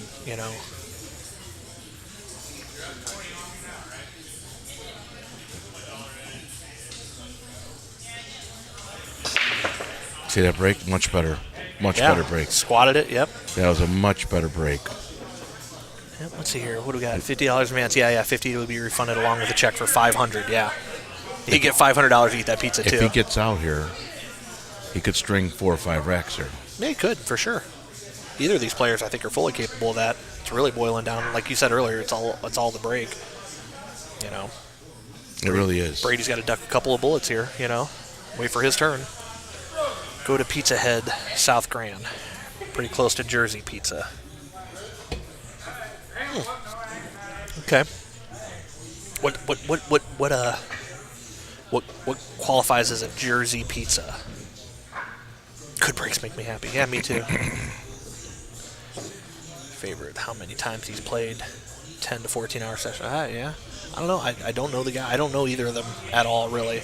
I've seen Luis a couple of times. And he's a money player. Money player, yeah. But the other guy seems He's pretty stout also. I call him a grinder. Yeah. He just, we get a 12, 14-hour pool match and just grind it out. Huh. Yeah, that definitely. I don't have that energy anymore. That doesn't say that. Definitely takes special character.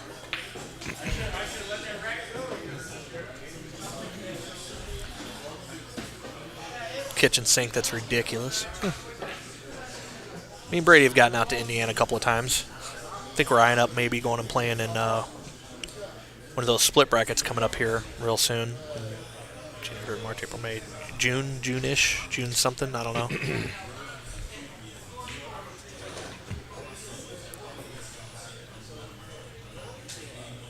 Donnie Duran, yeah. He might just take the 13. Yeah.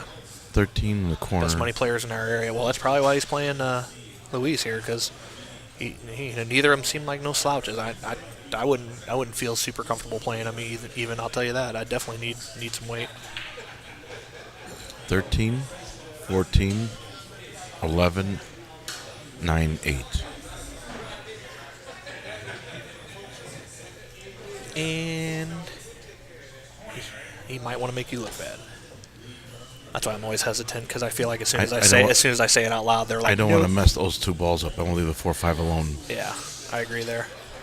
So just a little stop shot. The ball's going to walk to the right a little bit for him. 14's next anyway. Not thick. Jersey's like New York style. It's right down the road from Blackthorn. Oh, okay. All right, Darren. Thanks for that. Greg Davis says you have to get a game in with Jimmy Jeffers over at Griffith Billiards. Oh damn! No, Rudy, I'm I don't like I'm this bound show. and determined to get home tonight. It wasn't even 100% my plans to come out here, but after my team got dog walked, I made the decision to hop in the car and roll. Oh, nope. Looks like he's changing to your pattern. 13-14, 11-9-8. Although I don't know how entertained I'm going to be on the way home because I won't have this match with expert commentary amusing me the whole way. I wouldn't say expert. It's expert enough to make the drive go by fast. That's huge for me because I hate driving.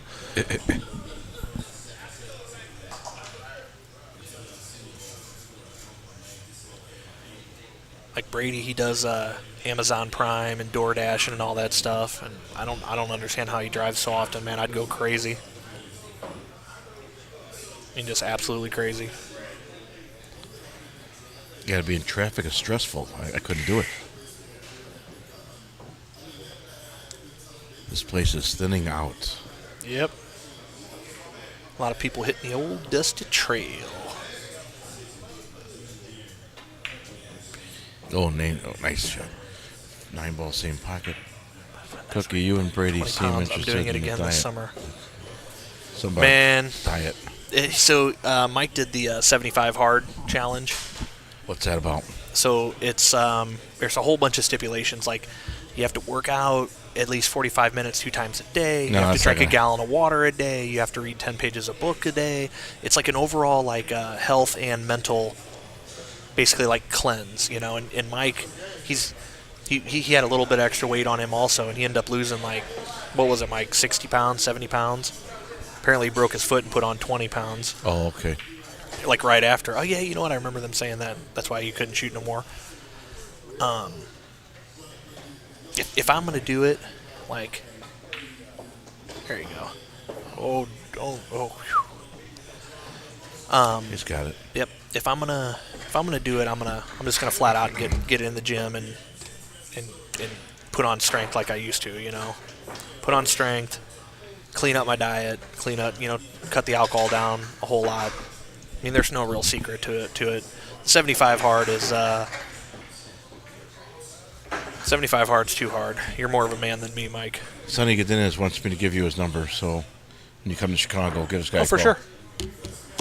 Sonny, I'm gonna take it down and I'll shoot you a text real quick, and it'll just say Cookie, so that way you can save me in there. Keypad. You got to take him to Manolo's, Sonny. All right, Sonny. Like I said, I'm gonna send you a text here in a second. I had 5 stars reaching out to me. I got to see what he says too. Hold on.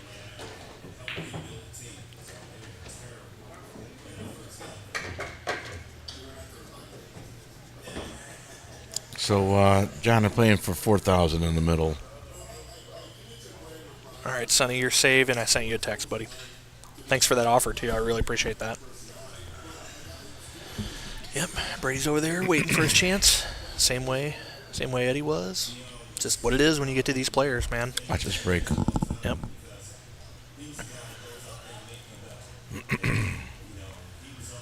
Keep it in the center of the table. Nope. He got lucky. He made a 14. See the spread, how it changes? I mean, Oh, for just sure. moves just a quarter of an inch over, maybe even an eighth. And the spread is just different. Someone forgot a stick. Uh-oh. I see him looking, yep. Yeah. We had some drama like that at one of the pool halls I go to about 2 weeks ago. I felt so bad. I said, hey, man, I got to go. Can you search my bag real quick so you can eliminate me off the suspect list? Yeah. I was like, I don't want to be known as the guy that ran out while you're checking everybody's stuff. I feel bad for the kid. He's going to take a lashing when he gets home. Yeah. So I'm one of those people, every time I'm done shooting, in between turns, whatever, I always keep my case nearby, I put it back in my case. Yeah. Because I've seen so many sticks kicked over and misplaced, and some random person that's not a pool player, coming through and be like, oh, can I use that stick? Josh Suits is left the building. Uh-oh. Damn, do we have any supervision here, or are we all No, just on we the are, we we're are. on the we're on the honor system, huh? We got a bartender who's looking at us. Okay.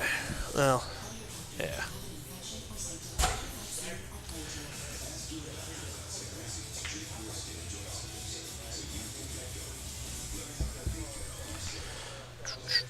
Well, he's eyeing this up. I think if he buries this shot, he's going to be in real good shape here. What's nice about this angle is you can make the combo and bump the 11 free. I concur, sir.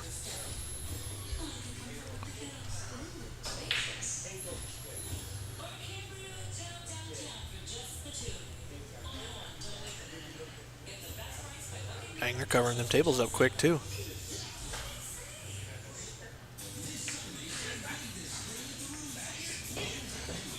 All right. Well, you got to shoot the 12 ball here. You don't shoot a 3-ball combo.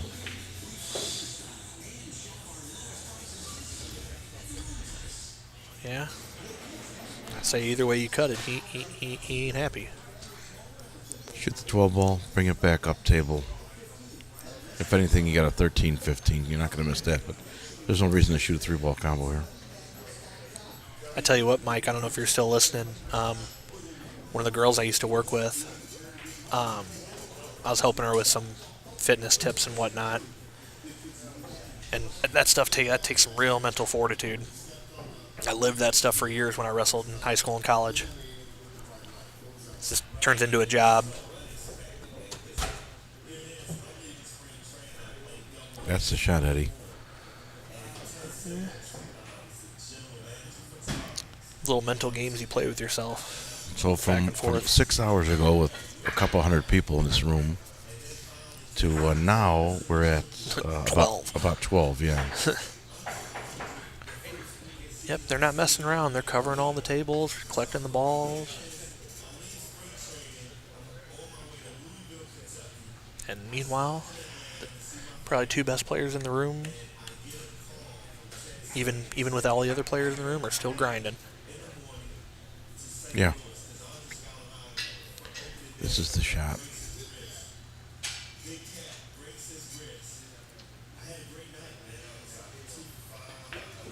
Woo! He hit it perfectly. Like a laser. Ooh. Ooh. Yeah, that's a weird That ball bump. got back there a little bit. Yeah. Yeah. Ooh. If my buddy wasn't playing him, I'd be rooting for him.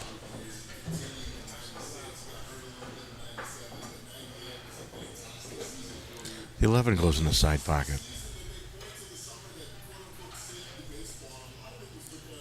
Can he make the combo? I think he can hit the right side of it, rail, and then into the 9. I don't know if it goes. He's got enough to hit it full into the 9 or into the 15, not 9. It's like right, rub, 15.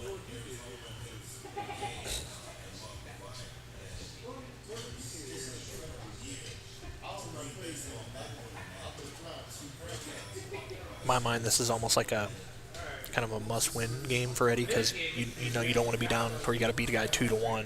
Yeah. You know, especially this late in the set. It starts getting real. That's asking a lot, even for guys of this caliber.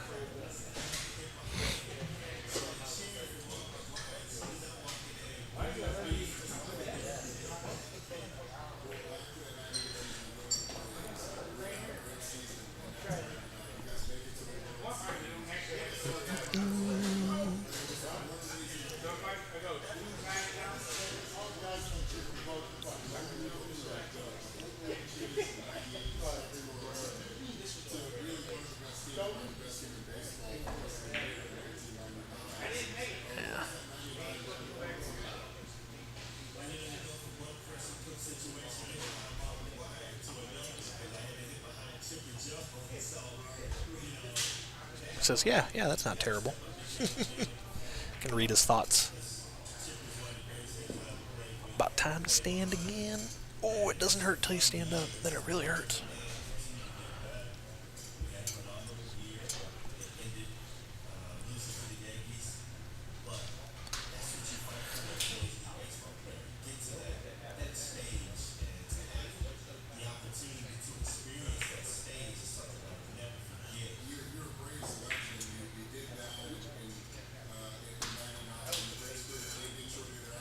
too. Right. We're all moving like we're old men. Need a water? I got you, buddy.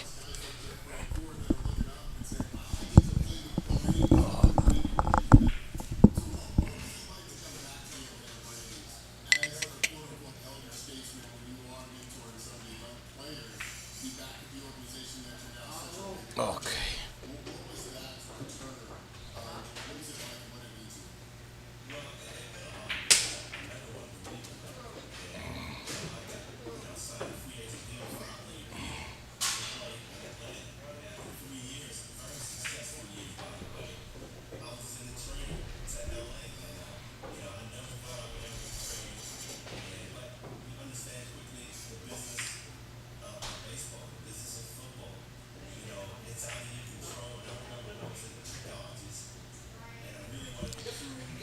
Two ball doesn't have a pocket, so Brady's going to make the two ball, get that off the table. Excuse me while I move my microphone again.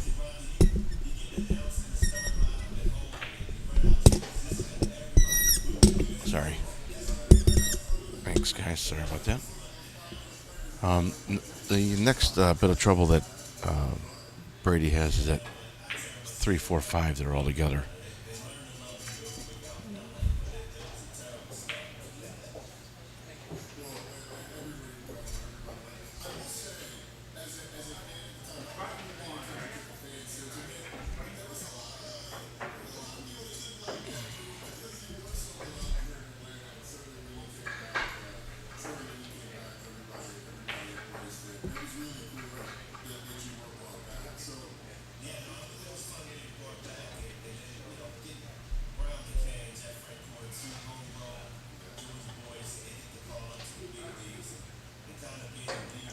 He's got the one ball clean.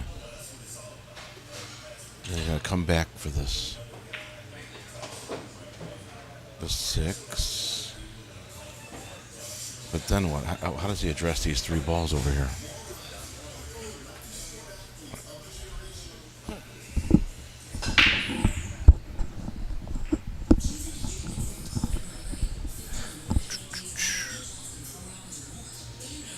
So Brady has solids, and he made the 2 ball. Okay, took care of the one that was completely blocked. Yeah, and then he just made the 1 ball inside, which was good. But he's got the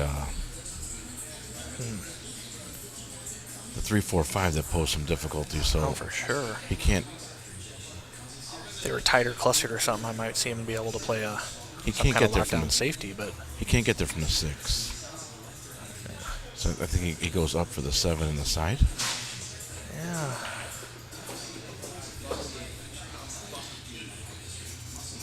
Oh, he didn't want to do that. No, he ain't gonna be happy with that one.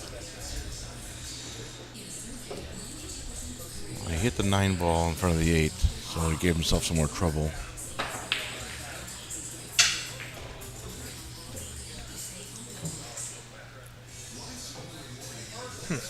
So you'll see at the top of the table there, the 3, 4, and 5 in a row, and they don't line up to a pocket. Yeah, they're. Ugh. So here's another angle for it. I think he's got the angle now to cut the 4 in.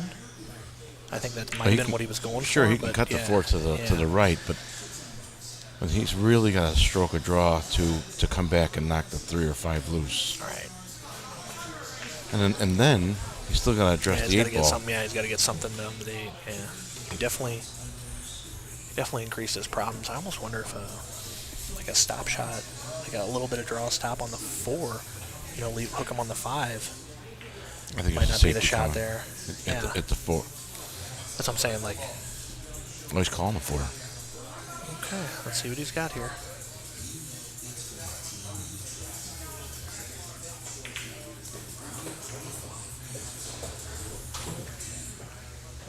Oh wow. Well, he got his 2 ball out of there, but he put the 5 ball in its place. So Brady's got a tough. Boy, these are the things that happens when you get 2 good guys playing towards the end of the set. You get all kinds of funny little things that would have worked out completely in the beginning of the set. For sure. Like we're talking first set, second game, no way that 15 doesn't fall. Or like Eddie when he played that combo, no way does that ball not fall.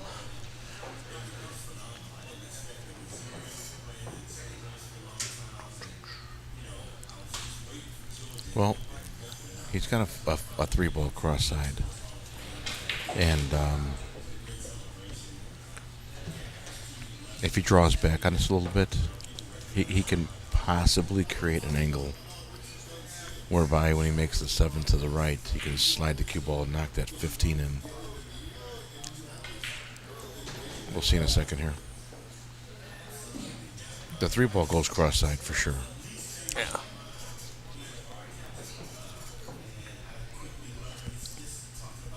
And then I would draw back so that when I make the 7, I'm cutting it to the right. That feeds the cue ball up table.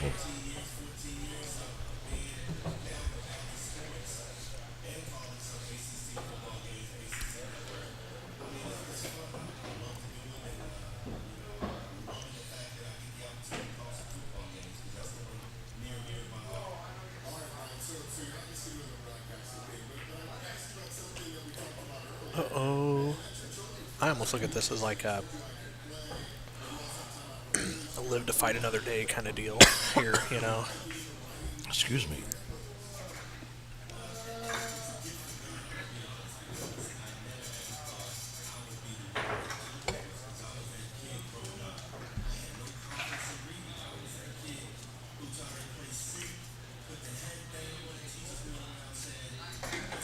Yeah, I was gonna say I don't know that pocketing anything really yields a win in the game from where he was, you know. But with Eddie's soft touch ability, I think he might be in trouble here in a second. Ooh. Put slug rack on him over there.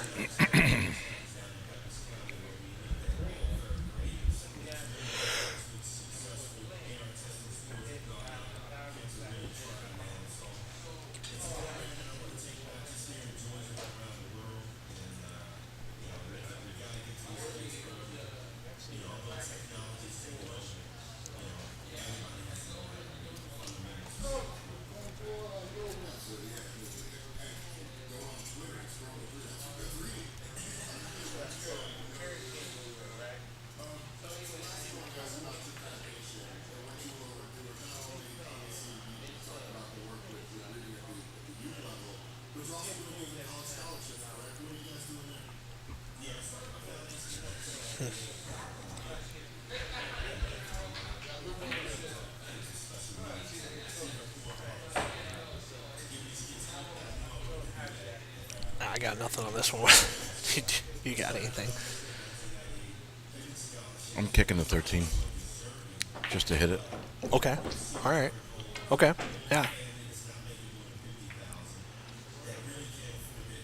Okay.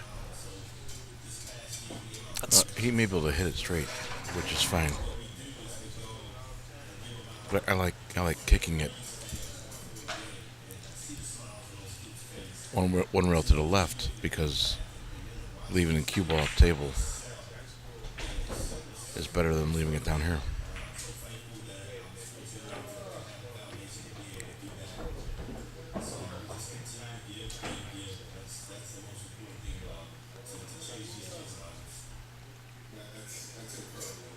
He doesn't want to use like right English and try to kick the 13 in the corner pocket, which you could do, because that sends the cue ball at the 8. Yeah. You don't want to open it up. Yeah, good call there.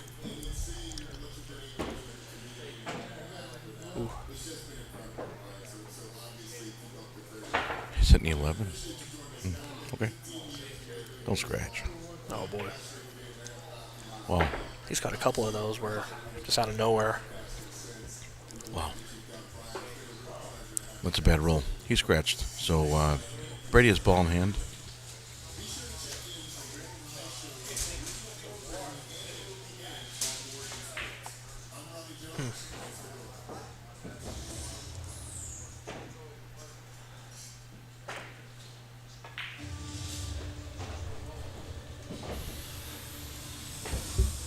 So my mission of getting UFC results has completely failed tonight, so I'm going to get on the old interwebs here and take a look. Who was fighting? Henry Cejudo and Alexander Sterling, I think, are the one. That was the one I was really interested in because I'm a wrestling guy, so Cejudo's an Olympic gold medalist, so at least I think that was tonight. Results. Sterling won, 5-round decision. Wow. Gilbert lost. Wow. Nice. Boy, I'm happy he didn't bet tonight. I'd have taken a beating.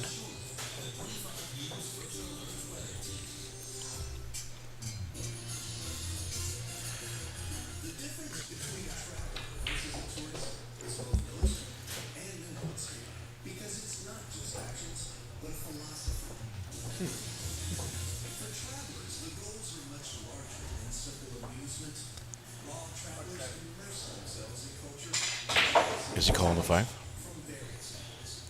think he said safe. I'm not 100%.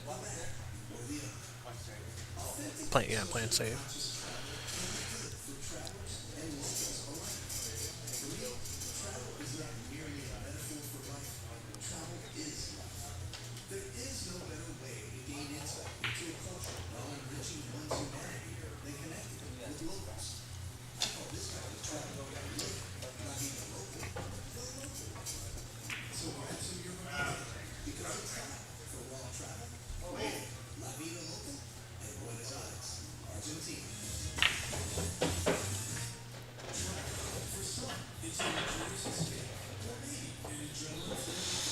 Well, okay.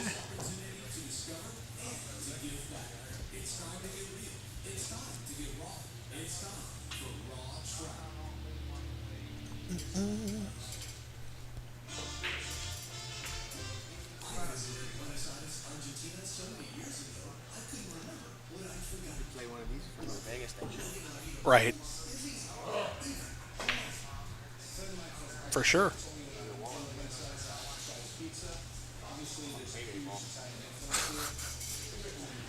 Oh, I know.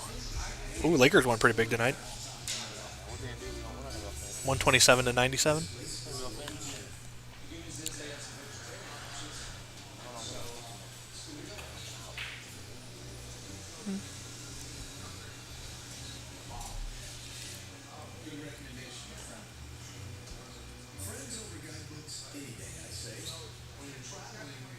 Wow. Shot.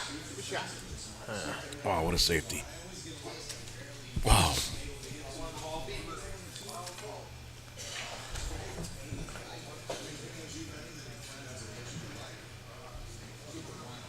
What a shot.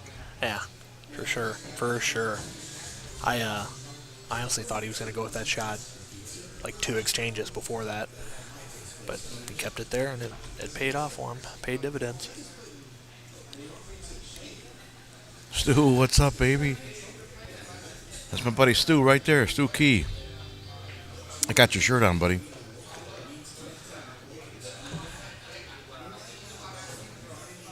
I'm sorry, we're running out of steam up here, man. This is Cookie. His name's Brian. Yep, acreage. Acreage. Moved to Iowa, farm the acreage. Except I live in Illinois. Uh-oh. Uh-oh. That is I was right. right, yep. Well.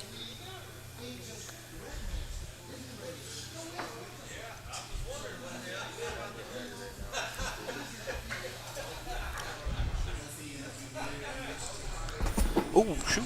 I just took out my own pool case. Stu, I think he sent you a friend request, too, on Facebook. Look for Brian Acreage. Oh, you know what? I don't know if I sent that one, but I will. Yeah, because I had trouble spelling his name. Stewart.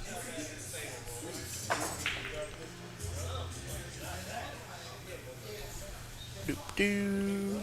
Yep. There you go. Apparently, I'm your rookie replacement. Nobody can replace Stu, but you're pretty good. I'll take it. I'll take it all day.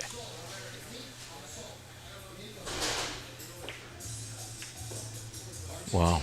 Okay.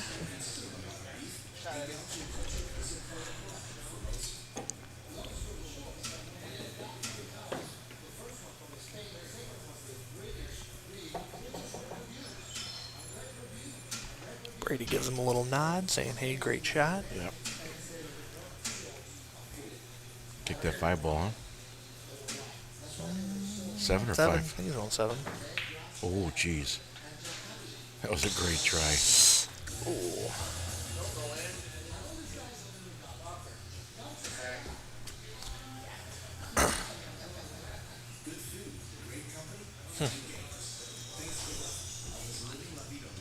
And the drama continues. Yeah. Amazing for the watchers. Oh wait, your stream ain't froze, is it? Is it a one-on-one? Of the... Oh, that's the. Oh, okay. Yeah, great for the watchers, terrible for the players. They're both going to be bald as meat by the time this match is over. The drama continues. You guys should forget about TNT. You should come down to Rex on Rocks if you want a drama tonight. Watch this match. Yeah, Stu, we've been on air since 2 p.m. I got here about 12:30 to set up the equipment. I worked 10 at night, 10 last night till 6 in the morning, and I was here by 12:30. Whew, I'm quick beat. turnaround. I'm beat.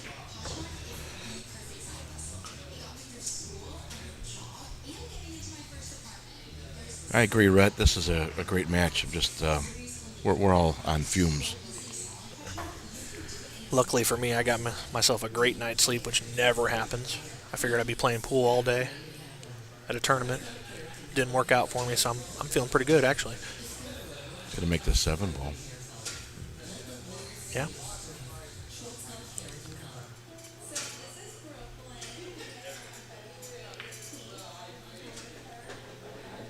$11 hooks to 5. I would say so.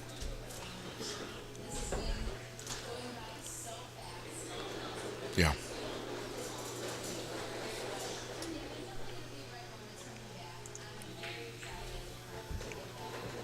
Were they asking how Luis is doing? I don't have the answer. Yeah, those two are over there still battling. I'd be purely guessing at this point if.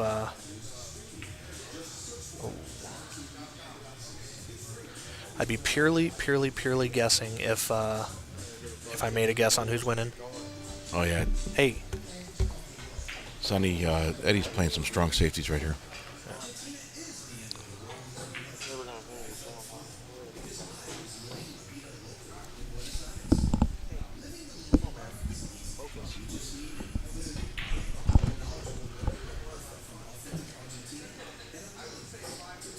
Now we're almost done. Deal, we're almost finished. So, plus I got to tear down the equipment and repack the car.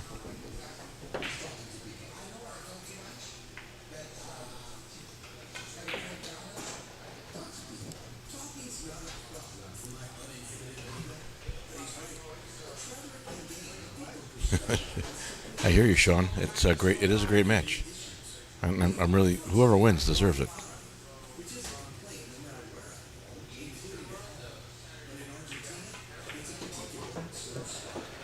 There you go. Negotiated around the 5. Well.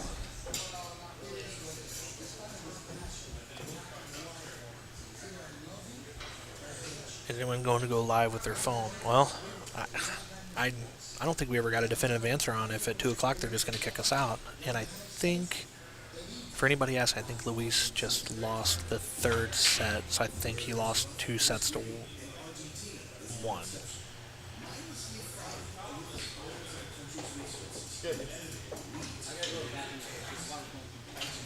Game is conceded.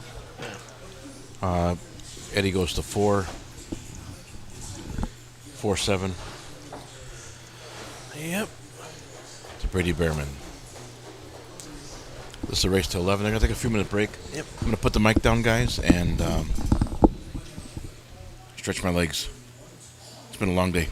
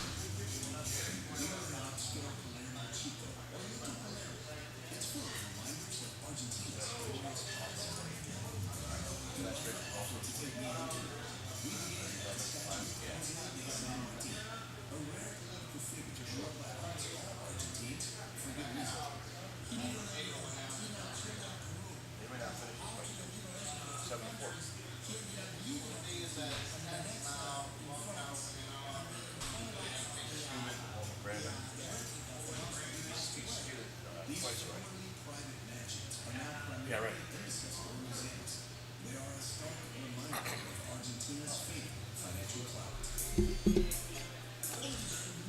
All right, Sonny, I'm going to look at my messages here. Hold on a second.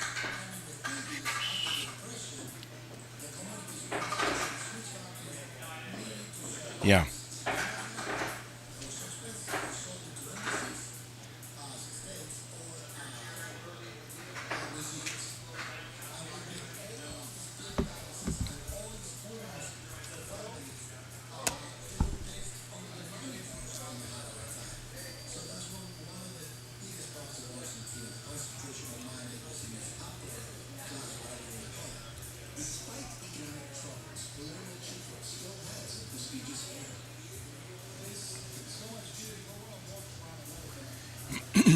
Excuse me.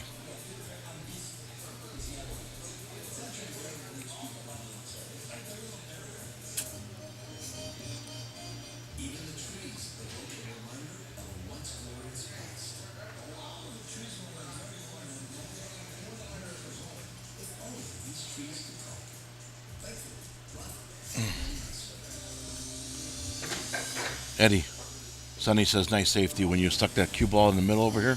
What? Sonny said nice safety. Tell Sonny I love you. He says he loves you.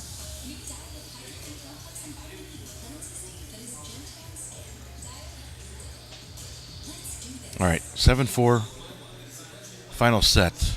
Race to 11 for all the money. All the monies. Watch the break. Watch the cue ball. If it stays in the center of the table, it'll be good. If it bounces to the right as we look at the table, it'll be bad. Like that. So, if I would have written down on a piece of paper the results of Eddie's last 20 breaks, I would say the majority of his misses, that's considered a miss. When the cue ball sits in the center of the table, that's a good break. The majority of Eddie's miss breaks, where the cue ball bounces left or right, is 100% of his misses have bounced to Eddie's left or our right as we watch him shoot. In other words, when he's shooting, he thinks he's hitting the center of the one ball, when in fact he's hitting just to the left of center. So, if Eddie and I were working together, now Eddie's a better player than me, but I'm also a coach. So, if Eddie was to work with me as his coach, me as his coach, I would focus on just racking and breaking for half hour, and watch the results of the cue ball until we dialed in that cue ball. Make sure it sits still in the center of the table.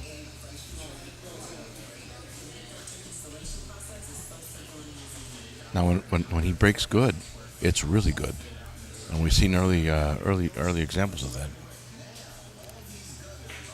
But it's also very late, and the players are getting tired. I'm getting tired, right? So he's not happy with his leave.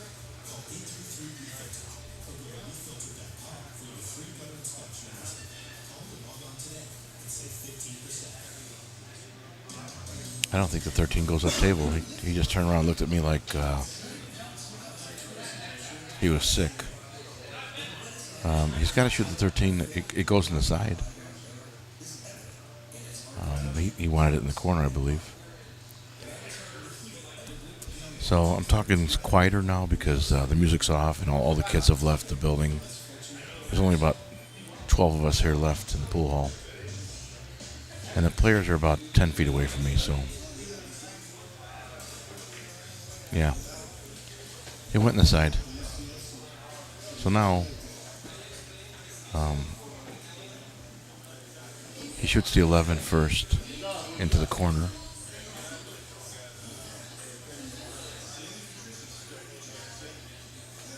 The 15's next.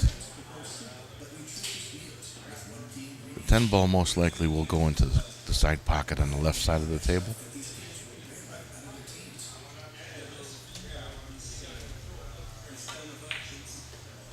Nope. He gave that a real good draw stroke too. So, but what happened was the cue ball slid into the side rail and bounced off pretty far. He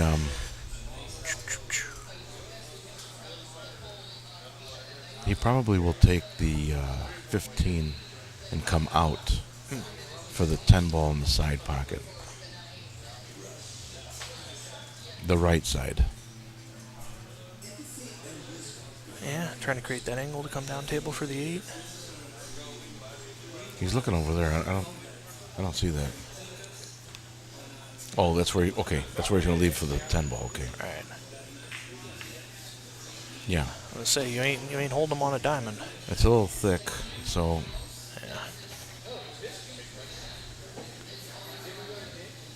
he can make the 10 in the side pocket, but the cue ball is going to go underneath the 8. He can probably draw it. He go on the side? Yeah, he wanted to go a little farther. Yeah. He can. I don't think he go in the corner here. He's shooting in the corner. A little inside to play it on the side. Oh.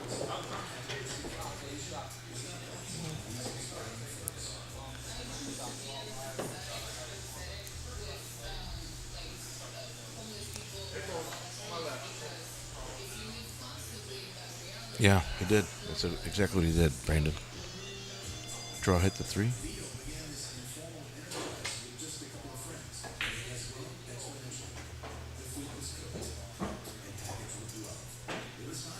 And this was because of Eddie's break scratch, remember? So if Eddie doesn't scratch... There we go. Bury another one for Brady. Yeah, that was a... Brady's on 8? Yep. These two, I tell you, they really don't turn over the table too much unless it's a scratch on the break. I think that's been the kind of the tale here is flat out the break. Yeah. Let's watch Josh. Let's watch Brady's break.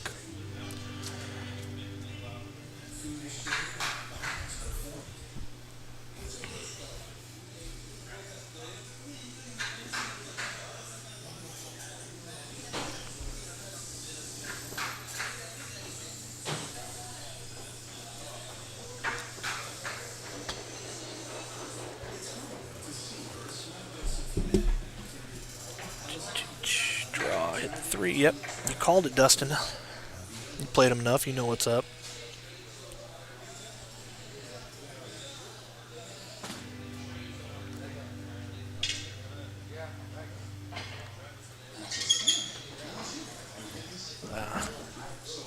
Brady chalking the cues like nails on a chalkboard every single time, especially when you're playing against him.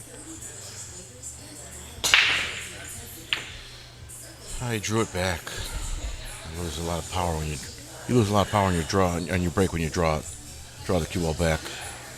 Center ball hits on your breaks, guys. This might be another rack that takes a couple of minutes here because it is not looking super duper pretty.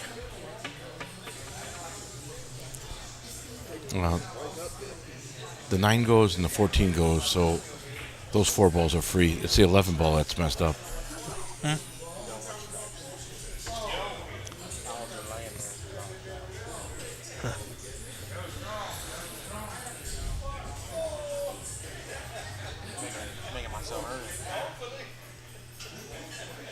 Do you want one of these handy dandy patches? I like them. I got one on my case. Yeah. They're pretty cool. Reminds me of an old. Reminds me of the. Is it Calcutta Kid? Yeah. Reminds me of the Jack in the Box stuff.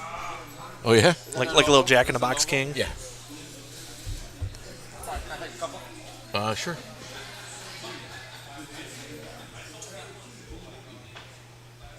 One on my case. Oh, I'm glad you said that. Give me one of the stickers. Here.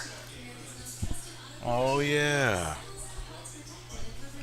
I mean. What is it, Jack in the Box? Yeah, Jack in the Box. Somebody might have reached a little bit on the the copyright there. You know what?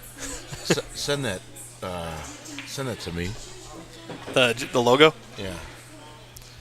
For sure.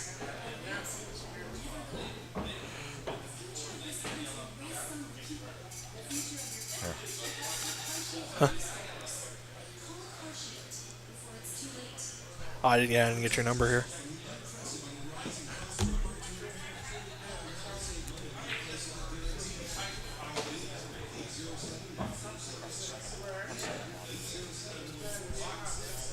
Okay.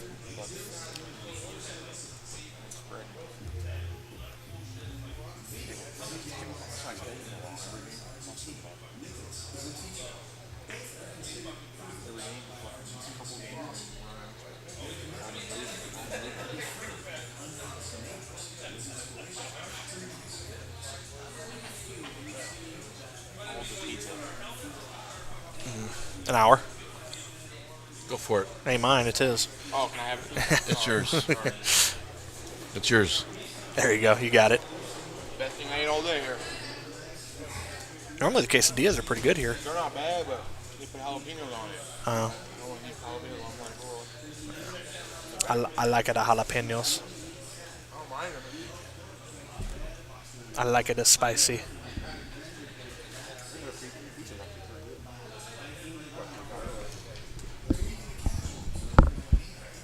Your boy Dustin's on here rooting for you. How much that high?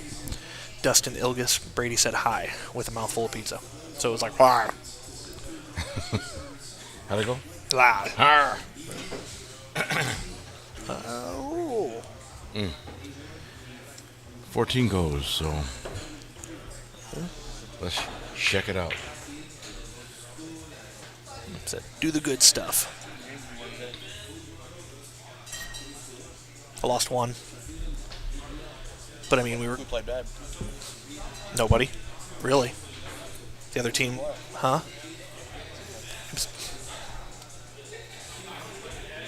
This was the matchup here.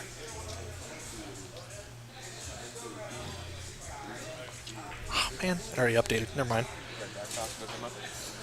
Here it is. This was the matchup. This guy broke and ran one. 369. This guy was out from everywhere. You know, I mean, they're all low skill levels. 300 Fargos running out. And no worries, Dustin. I'm a 300 Fargo. Yeah, hey, listen, your Fargo's less legitimate than theirs, but theirs was still pretty outlandish. So I'm saying, it doesn't matter what league it is. It doesn't matter. There's always some brand new team that doesn't have hardly any games in, that somehow made it to the championship, that somehow had their best day and they got lucky. It's like just rinse and repeat, you know? He could make this 15 ball cross corner. Gray shirt?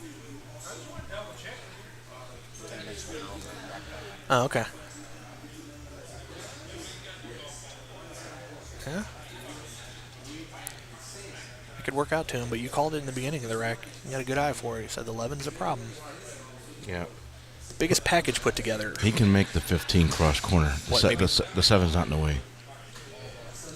Dave, this table's been breaking tough for both of them. I'd say yeah. the biggest package was probably 3. 3, maybe? Maybe 3? Maybe 4. Yeah, extra maybe on the 4. I remember Brady did. I saw him do a 2-pack. I can confirm, but I wasn't here for the beginning part of the set where Eddie hit fire, so I don't know if that was a package in there. That's where I think he got 3 or 4 there. Yeah. Because he was like 7-1 so fast. Yeah, that's what I said. I don't know what happened there because I just got here and I was still getting settled in, and you know.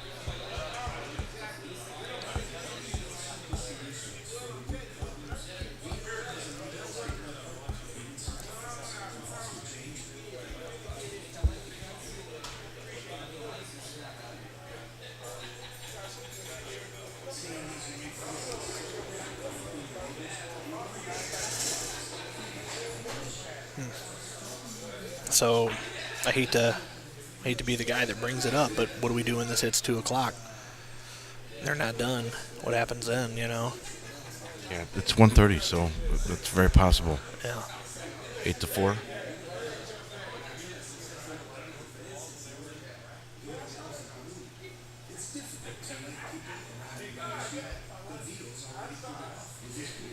I mean, I don't think either of them are setting any speed pull records anytime soon. 15 goes cross corner. 7's not in the way. If he hit the 7, he never would have made the pocket anyway. It's a good call.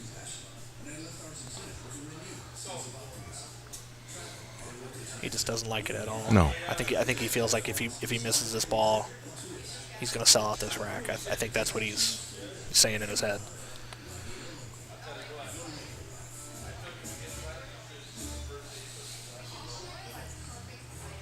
Well, there's no safety, so you have to move this 15.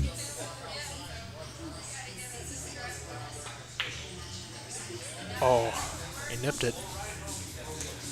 Yep, gonna settle up right at home. He owes Brady a couple of those. Brady got a couple of those. Oh, did he? Yeah, where Brady would miss a ball and it would snug up to one of his, to where he'd have to make the out just a little bit harder. That's one thing I try to be fair at when people get rolls. I call it out both ways, you know.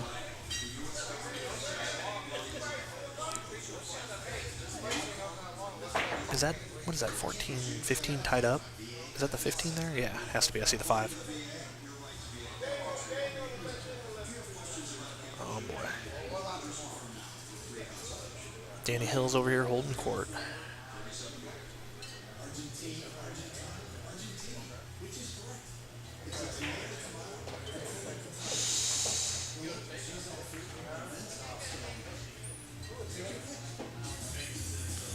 Well, he's got to bank the 4 now because he doesn't want to cut it in. He doesn't want to break those 2 up. Nope. Yeah, he wants to leave that alone. But I don't think that's a problem. I think the 14 goes anyway. So. Yeah. But he still doesn't want to run into it.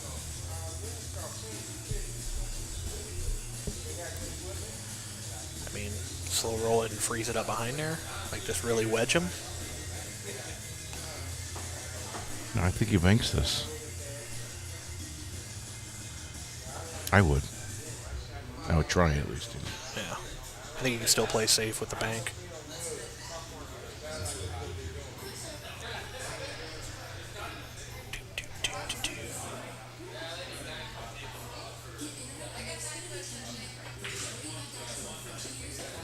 Nice shot. All right. So if he has an angle on the 6, let's look at the other camera for a second. Oh, bumping it into it up there. Yeah, see the angle on the 6, how he has to cut it to the right? Yeah. He can run up and move that 3 ball off the 15. Just like that. Ugh. Nice shot. Oh, he's stuck on a 7 now. Where's that 5 ball go? He's got to shoot straight over the 7 and make the 1, but he can make it. Yeah. The 5 ball... I don't think that has a pocket. Oh, right. Well, All the way up? after he makes the 1 ball, it goes up table, but that's it. Yeah, that's... Yeah.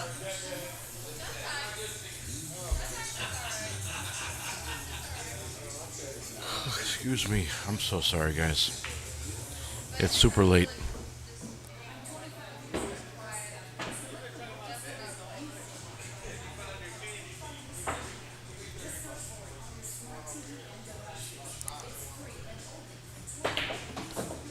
Oh, he juiced it a little too much. He did. That's really uncharacteristic for him to overhit those balls. seen him shoot enough. But what's cool here is if he makes a 7, he can come right back and have another try at that 5. Yeah.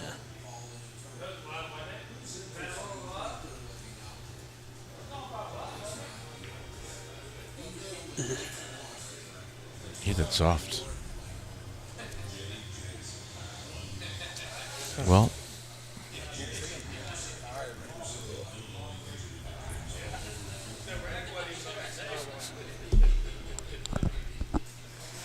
Need to get on the 5 quicker than that.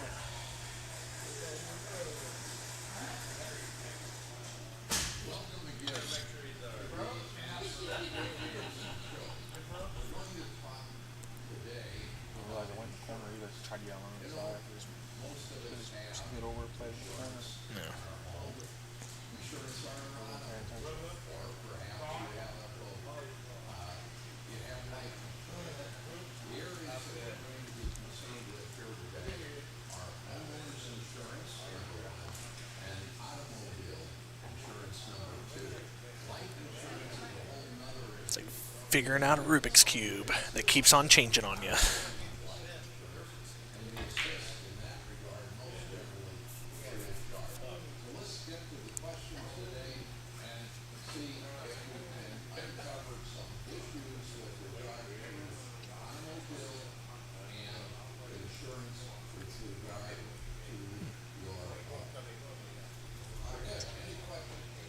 $15 in the side.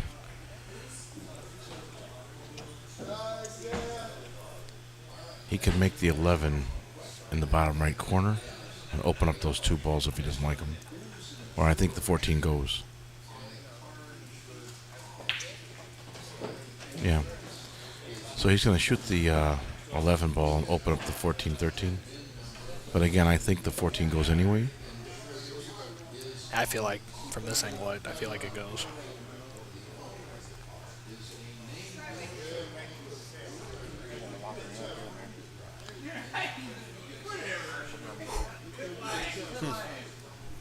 So sorry, guys. I'm at the bottom of the bucket here. How far away is your hotel? A couple miles. Ah, okay, you'll be good. He's going to safe in the back. He's going to kick from behind and safe in the back. That was pretty sexy.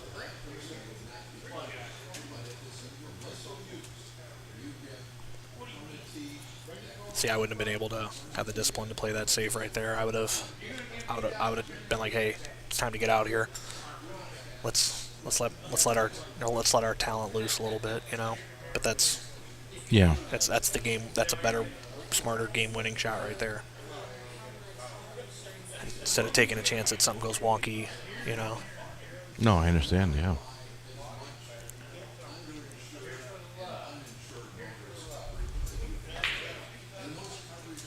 He's cutting the 5 ball. He's kicking the 5 ball. Where? I got nothing so far.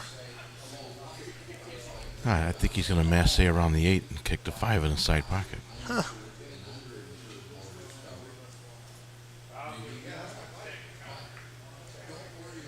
Well, they better call something first.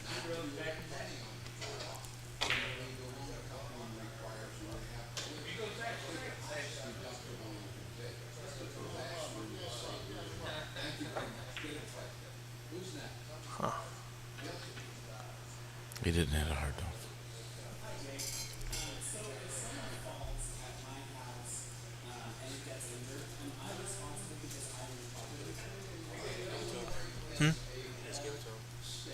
Nah, man, let him shoot.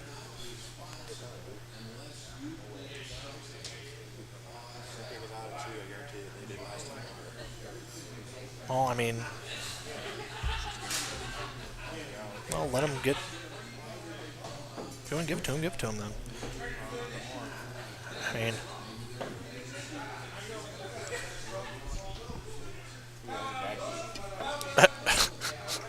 that was a bad piece right there.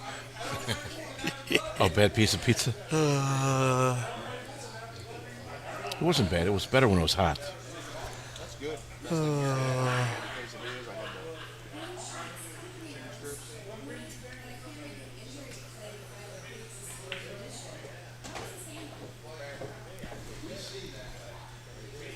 Yeah.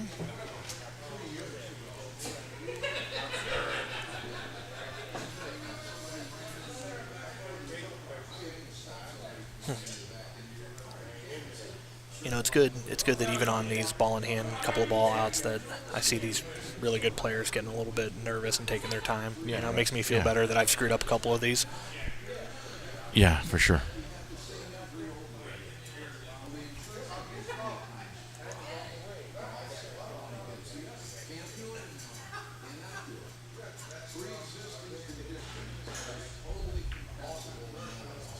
Good.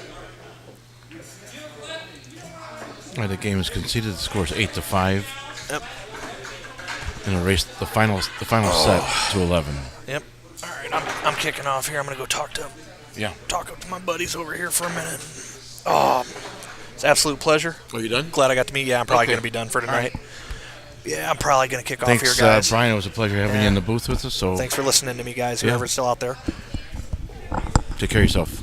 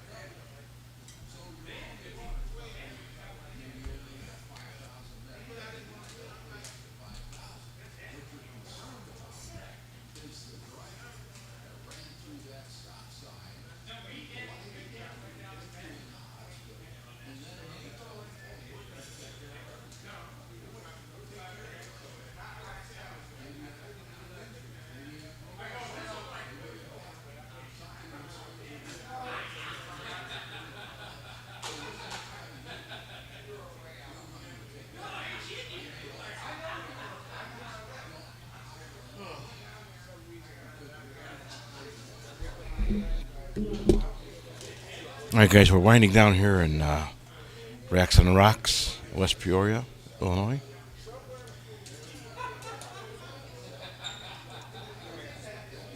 Appreciate the 70 people or so that are still with us.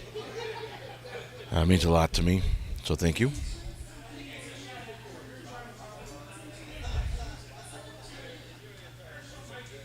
Special thanks to Brian Cookie for spending some time in the booth with me. Appreciate your input.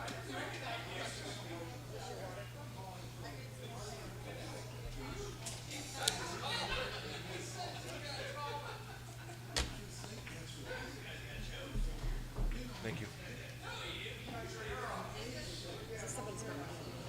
That might be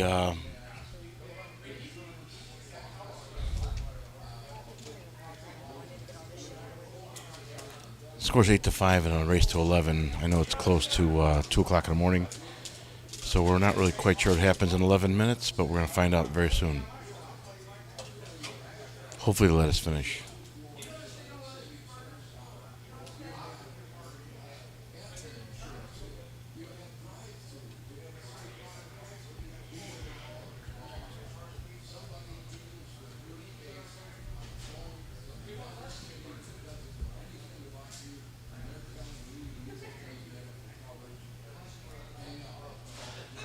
I'm going to go ahead and take, you guys know the score 8-5, so what I'll do is this.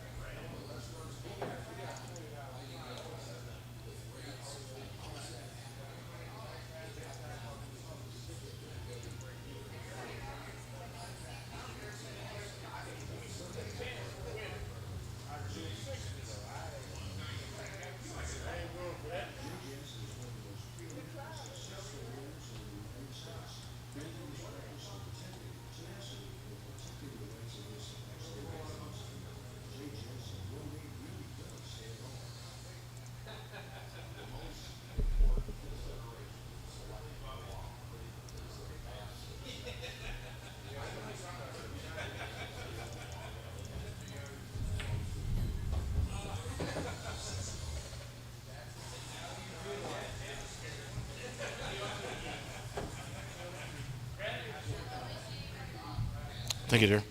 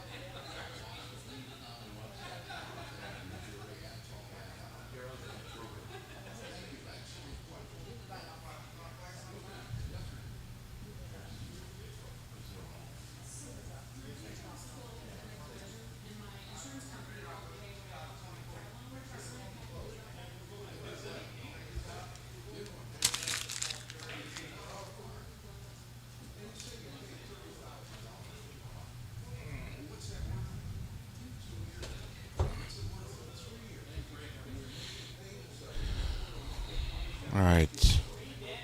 Brady's got a tough table here, so we're winding down, guys.